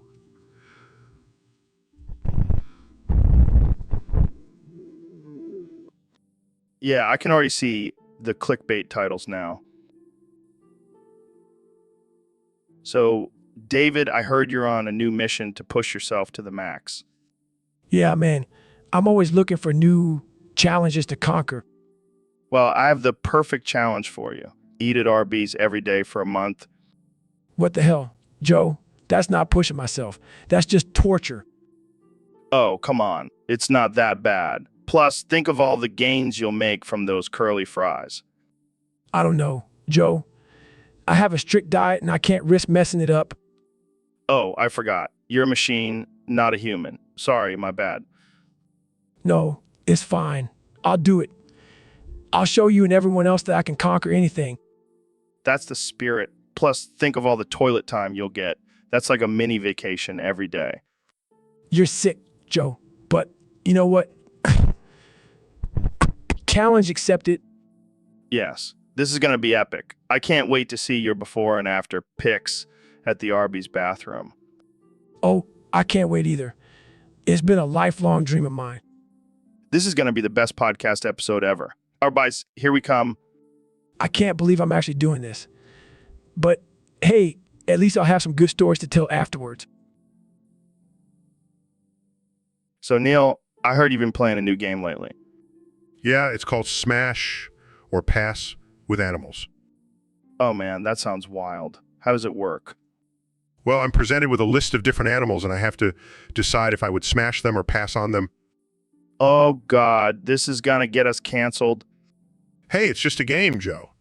Don't get your panties in a twist. All right. So, which animal have you smashed so far? Well, I definitely smashed a kangaroo. Have you seen those abs? Plus, they have built-in pockets for snacks. Oh man, this is getting weird. What about a gorilla? Pass. I don't want to end up like that lady who got her face ripped off. Fair enough. How about a dolphin? Pass. I don't want to be known as a dolphin lover. Plus, they're always trying to steal my fish. This is getting out of hand. Let's switch it up. Would you smash a sloth? Pass. They move too slow for my taste. I need some action. I can't believe we're having this conversation. Okay, last one. Would you smash a penguin? Pass. I don't want to be responsible for ruining their tuxedos. Well, that's all the time we have for today, folks. Thanks for tuning in to the Joe Rogan Experience.